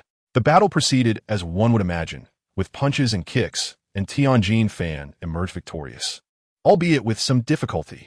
The second match featured Wukong against Chi-Chi, which was truly a marriage destined since childhood, cemented by their fighting. The atmosphere among the audience reached a climax.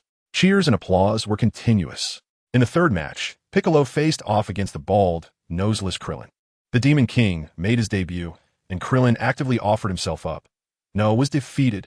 Knowing his opponent was the great demon King Piccolo, Krillin entered the arena with a mindset of not seeking glory, but hoping to avoid mistakes. Additionally, Lin Shi's brief interactions with Krillin revealed that his personality was even softer than what was seen in the anime. As a result, Krillin lost his edge right from the start, becoming increasingly cautious, which made Lin Shi frown. Although Krillin's defense was impeccable, after hundreds of exchanges, he didn't make the first offensive move, which was entirely different from what was seen in the anime. In the anime, Krillin was fierce and relentless, as if he had a vendetta against Piccolo. Hey, bald, noseless alien, where did your spirit of fiercely attacking Piccolo go? Krillin, think about why you practice martial arts. Lin Shi glanced at Master Roshi, who was too busy watching beautiful women, and shouted towards the arena. If you can't dare to fight back against a strong enemy, what are you doing under Master Roshi's tutelage? Lin Shi's shout made Krillin on the arena pause for a moment. He stepped back, increasing the distance between himself and Piccolo, and looked at his own hands in disbelief. Yes, why? A confused and helpless expression appeared on Krillin's face. Memories of a naive girl's smile and his time at the Dorian Temple surfaced in his mind. Lin Shi squinted at the arena, watching Piccolo, who was about to attack Krillin. He allowed a bit of air to target Piccolo's side. Countless exclamation marks appeared above Piccolo's head. His eyes widened. His whole body trembled, and he had lost the ability to move. At this moment, Krillin was immersed in childhood memories, often bullied by his senior brothers due to his short stature. That's why he escaped from the Dorian Temple, enduring many hardships, rowing from distant Tokyo to Master Roshi's island to learn martial arts. Krillin's apprenticeship was to become stronger, to make girls like him. Those were the joyful memories of little Krillin in the mountain path by the clear stream, and the farmer girl from the village below. His two senior brothers would make him fetch water and do chores, while they flirted with his farmer sister, under the guise of sparring. They would always beat him up until his face was swollen like a pig, even lying that he stole fruits from the farmer's family down the mountain. It was on that night, when he was beaten to a pulp, that little Krillin made up his mind. He simply packed a small bundle and quietly opened the little door of the Dorian Temple. He stepped onto the path of apprenticeship and truly got to know the good bro. Frenzy is now. Chapter 107. The finals endless dragging that friend. You must not casually remind. The referee, under Lin Shi's gaze, struggled to swallow. What should I remind? Is it about techniques or tactics? Did I break the rules? Lin Shi shrugged and innocently retorted. There are no violations, but, however, before the referee could finish his hesitant words, Krillin on the stage let out a roar, unleashing an impressive aura. This is getting interesting. Piccolo, with a gloomy face, looked at Krillin, who was only half his height, just who was the one being intimidating. Piccolo thought, and his gaze towards Krillin began to change. He felt he was giving a well-meaning reminder, but his expression was terrifyingly grim. Your skills are quite solid, but you lack some sharpness. You need to be bold in your attacks. Listening to Piccolo's mockery and sarcasm, Krillin gritted his teeth and clenched his fists. This time he dared to take the initiative, charging toward Piccolo with his fists raised. The two fists collided, and Piccolo quickly threw out another punch, but Krillin reacted quickly, immediately blocking the attack with his elbow. Piccolo raised an eyebrow and sincerely praised, "Not bad, the defense is quite good." He thought that this bald kid must have been designated by some expert, perhaps the very person who intimidated him just now. That guy's aura felt unfathomable. Otherwise, in terms of pure fighting skills, he himself wasn't as solid as Krillin. However, Piccolo didn't expect that there was an absolute gap in training time between him and Krillin. As Krillin was knocked off the stage, Piccolo decided to stop there. He was worried about that guy's aura from earlier. And the final match was between the chosen fighter versus Yamcha, with the disguised god not needing further explanation. If Yamcha didn't become a backdrop, who would? After a brief break, they entered the semifinals. Tien Shinhan faced Son Goku, with last year's champions competing again. This was a highly anticipated match, featuring Tien Shinhan versus Son Goku. It must be the referee babbling excitedly. Surely, no one is unaware. These two fighters are not only last year's martial arts tournament champion and runner-up. They are also the only two heroes in the world who fought against the great demon single-handedly. Their showdown is bound to be spectacular. Let's wait and see. The applause and cheers from the audience were deafening. In the arena, Son Goku and Tien Shinhan also took the stage, bowing to each other as they set up for battle. Tien Shinhan smiled excitedly, saying there's no need for a test. After all, we both know our strengths. All right then, let's start with hand-to-hand combat. Son Goku grinned and gladly accepted. The two simultaneously launched towards each other, but in an instant, their figures collided in the center of the arena. The beautiful melee battle was only appreciated by a few onlookers.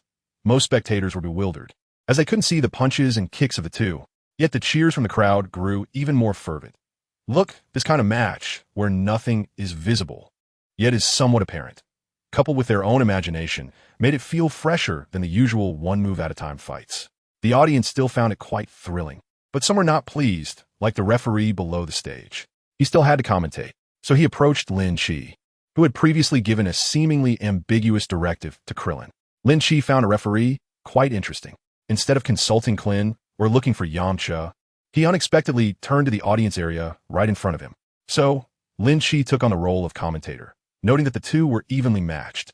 Tien's fighting style was quite manly and tough. He rarely dodged, mostly going head-to-head with Sun Wukong. When attacking, he would either choose to take it head-on or go for a direct assault. Sun Wukong's demeanor was more composed.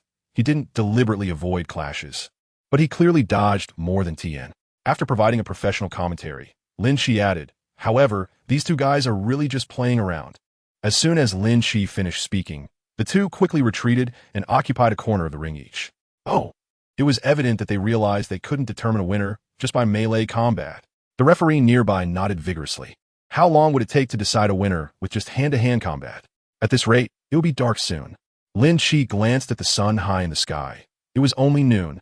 The two on the stage were also sweating as they began to engage in some light banter. As expected of Wukong, "Your stamina is really impressive," Tien said, slightly out of breath, but his face full of excitement. "Hey, don't flatter me. Your moves consume even more energy than mine," Wukong replied, looking a bit better, only sweating without gasping for air. After a round of boasting, Tien used his ultimate move, the Four Symbols Fist. At that moment, the referee snatched the microphone from Lin Chi's hand and shouted, "The Tien Shinhan contestant has actually turned into 4 people." "How'd he do that?" Lin Chi shrugged, wondering who he should ask about this. Anyway, he didn't know. In short, even with his current strength, he couldn't do it.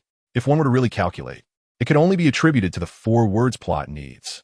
But thinking about it now, Akira Toriyama really is a bit of a foreigner worshipper. For example, the Science Namekians and Tien's Three-Eyed Tribe. Although Tien's move is novel, it's actually not that useful. It might be a problem with his own thinking. It would have been much better to close the distance with Son Goku, using 3 people to block all of Son Goku's escape routes. The remaining 1 could seal off the route above as well. There was no need to complicate things like this. And showing off his third eye that can shoot energy? Splitting his own power into 4 parts was completely meaningless. It would be better to attack directly. Lin Chi lost interest after that. In any case, the battle was extremely dragged out and disappointing. After a long struggle, Son Goku narrowly won. Then came the second match, Piccolo versus Kami. It was almost the same as the original text. Just consider it as watching the animation for nostalgia. Next was a halftime break. And then it was time for the final showdown, the battle for first and second place, the fateful battle between Piccolo and Son Goku. When Piccolo stepped onto the stage, he looked somewhat bewildered, probably feeling unsure about what to do next after defeating Son Goku. The battle between Son Goku and Piccolo was even more disappointing than the one with Tien. Chapter 108, Son Goku's Wedding, the Feast, started off exciting with a few energy blasts exchanged. After getting hit once, Son Goku fell from the air and pretended to be dead on the ground.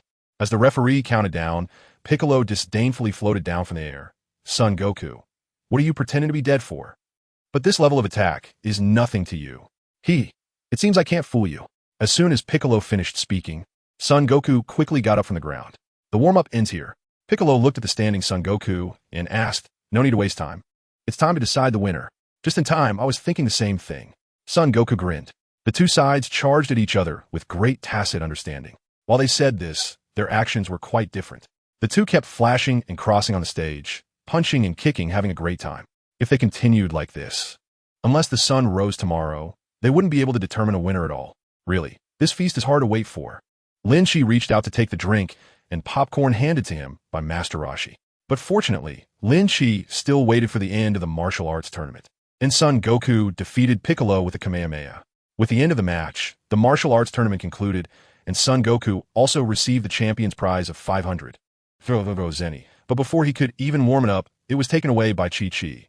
As the sun set, a large crowd walked down the street, and Piccolo stood on top of a building, his cape fluttering in the wind. This is good. Piccolo suddenly felt a wave of relief, and a big smile appeared on his face.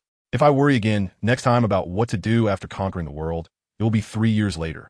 So goodbye. Lin Shi looked at the crowd, who were all thinking about leaving, and asked did you all forget something? What is it? The crowd turned back to Lin Shi with puzzled expressions. Lin Shi cast his gaze towards Chi-Chi, who had been holding on his son Wukong's arm. Isn't today a day of great joy for Wukong? Shouldn't everyone celebrate? Oh, right.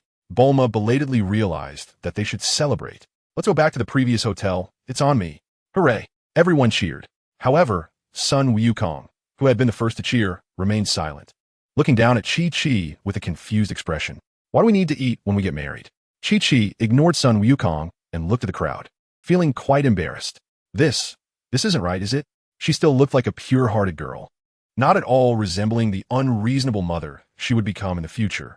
Of course, since we're getting married, we should be the ones to treat. Chi-Chi touched the championship prize money in her pocket, but it was hardly enough. Back in the day, her family was quite well off, but now. Seeing Chi-Chi's dilemma, Bulma, being very understanding, said, it's okay, everyone just relax. Aren't I here? After a bit of murmuring between Bulma and Yamcha nodded and looked at son Wukong with a big smile, saying, it's just a banquet. Wukong can definitely afford it. I'll book the whole hotel for you guys. Let's go. Yamcha said as he pulled the bewildered son Wukong along with him. Hooray! Among those present, no one was not cheering, except for Lin Shi. After spending so much time, it turned out to be just a regular hotel banquet. But never mind, it's rare for son Wukong to get married.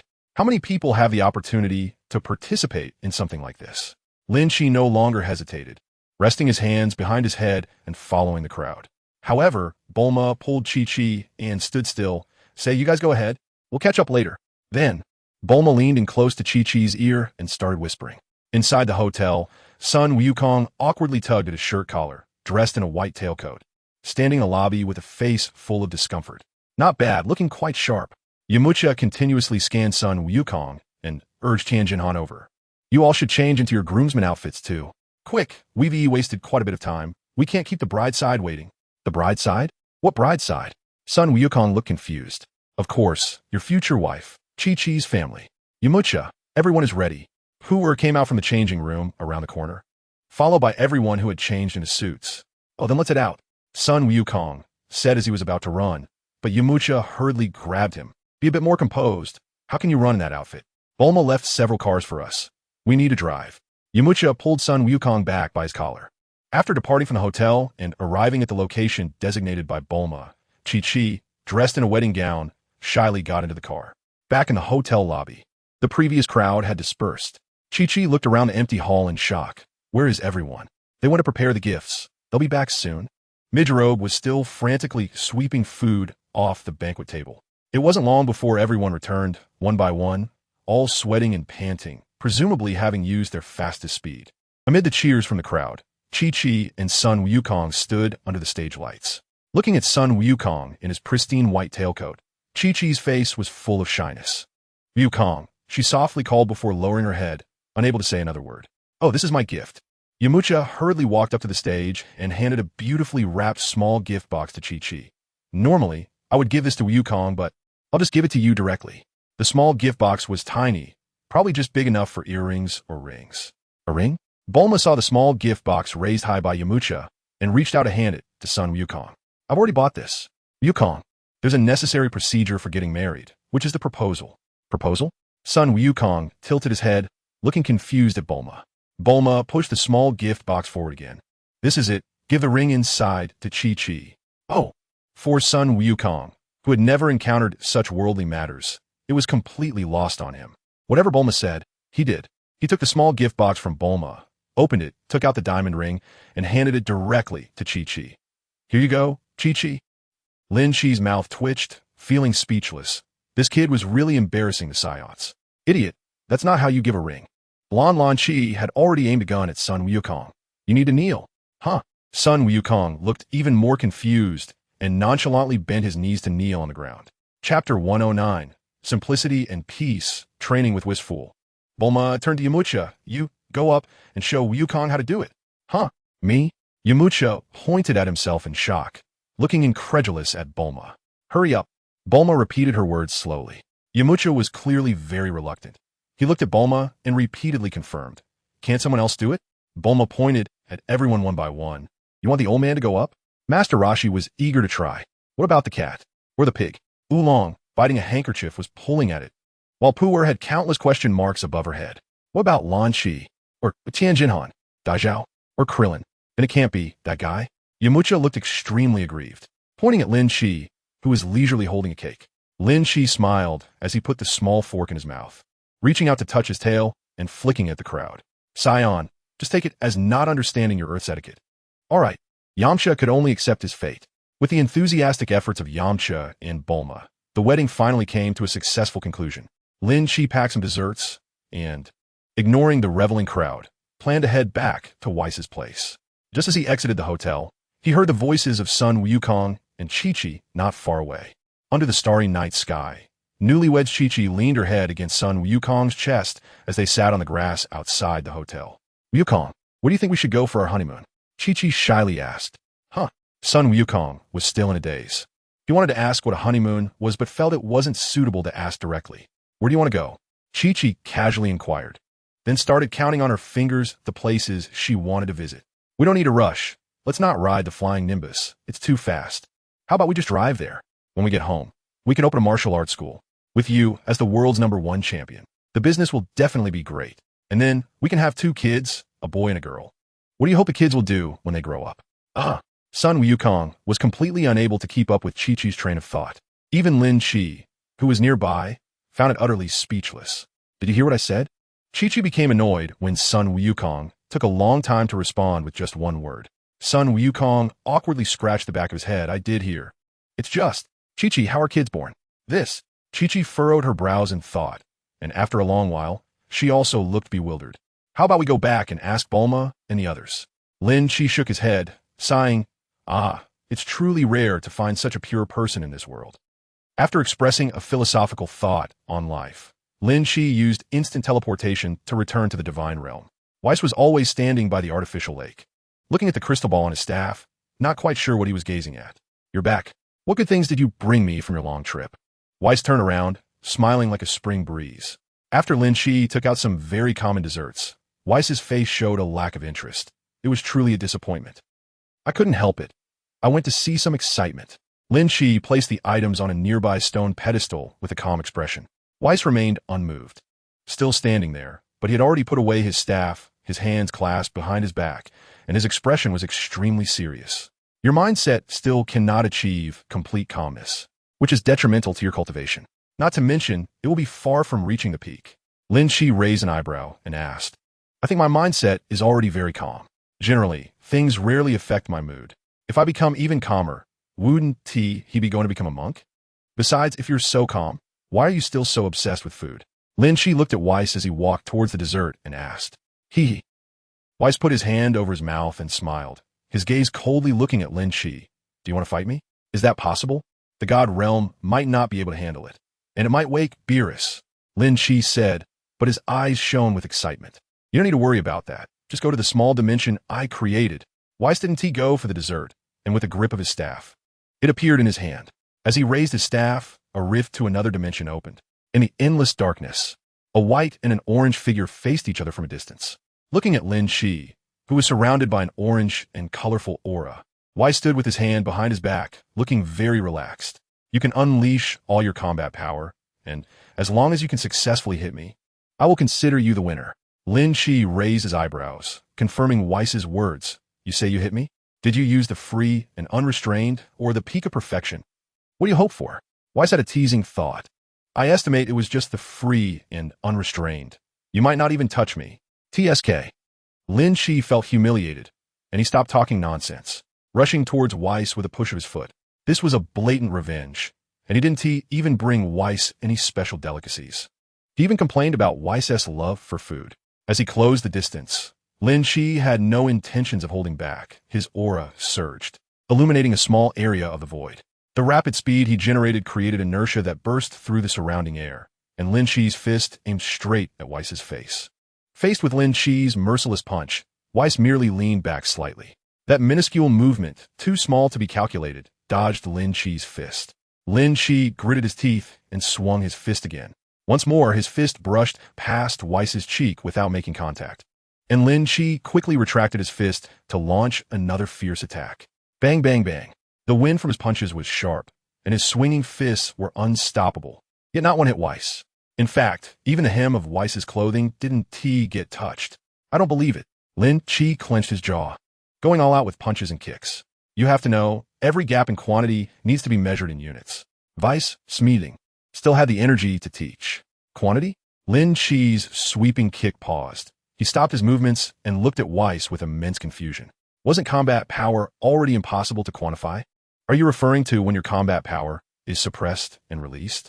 Weiss revealed a faint smile. That indeed cannot be calculated. Sometimes when you are suppressing, you can play evenly against someone whose combat power is weaker than yours. But actually, more often, we are just measuring quantity, not combat power. Weiss waved his hand, and a light projected from his staff. Chapter 110. Units of combat power, the passage of time. For example, for ordinary life, we might like to list a simple value, like 1. In the novel of World Weariness, the transfer station number is 937929266.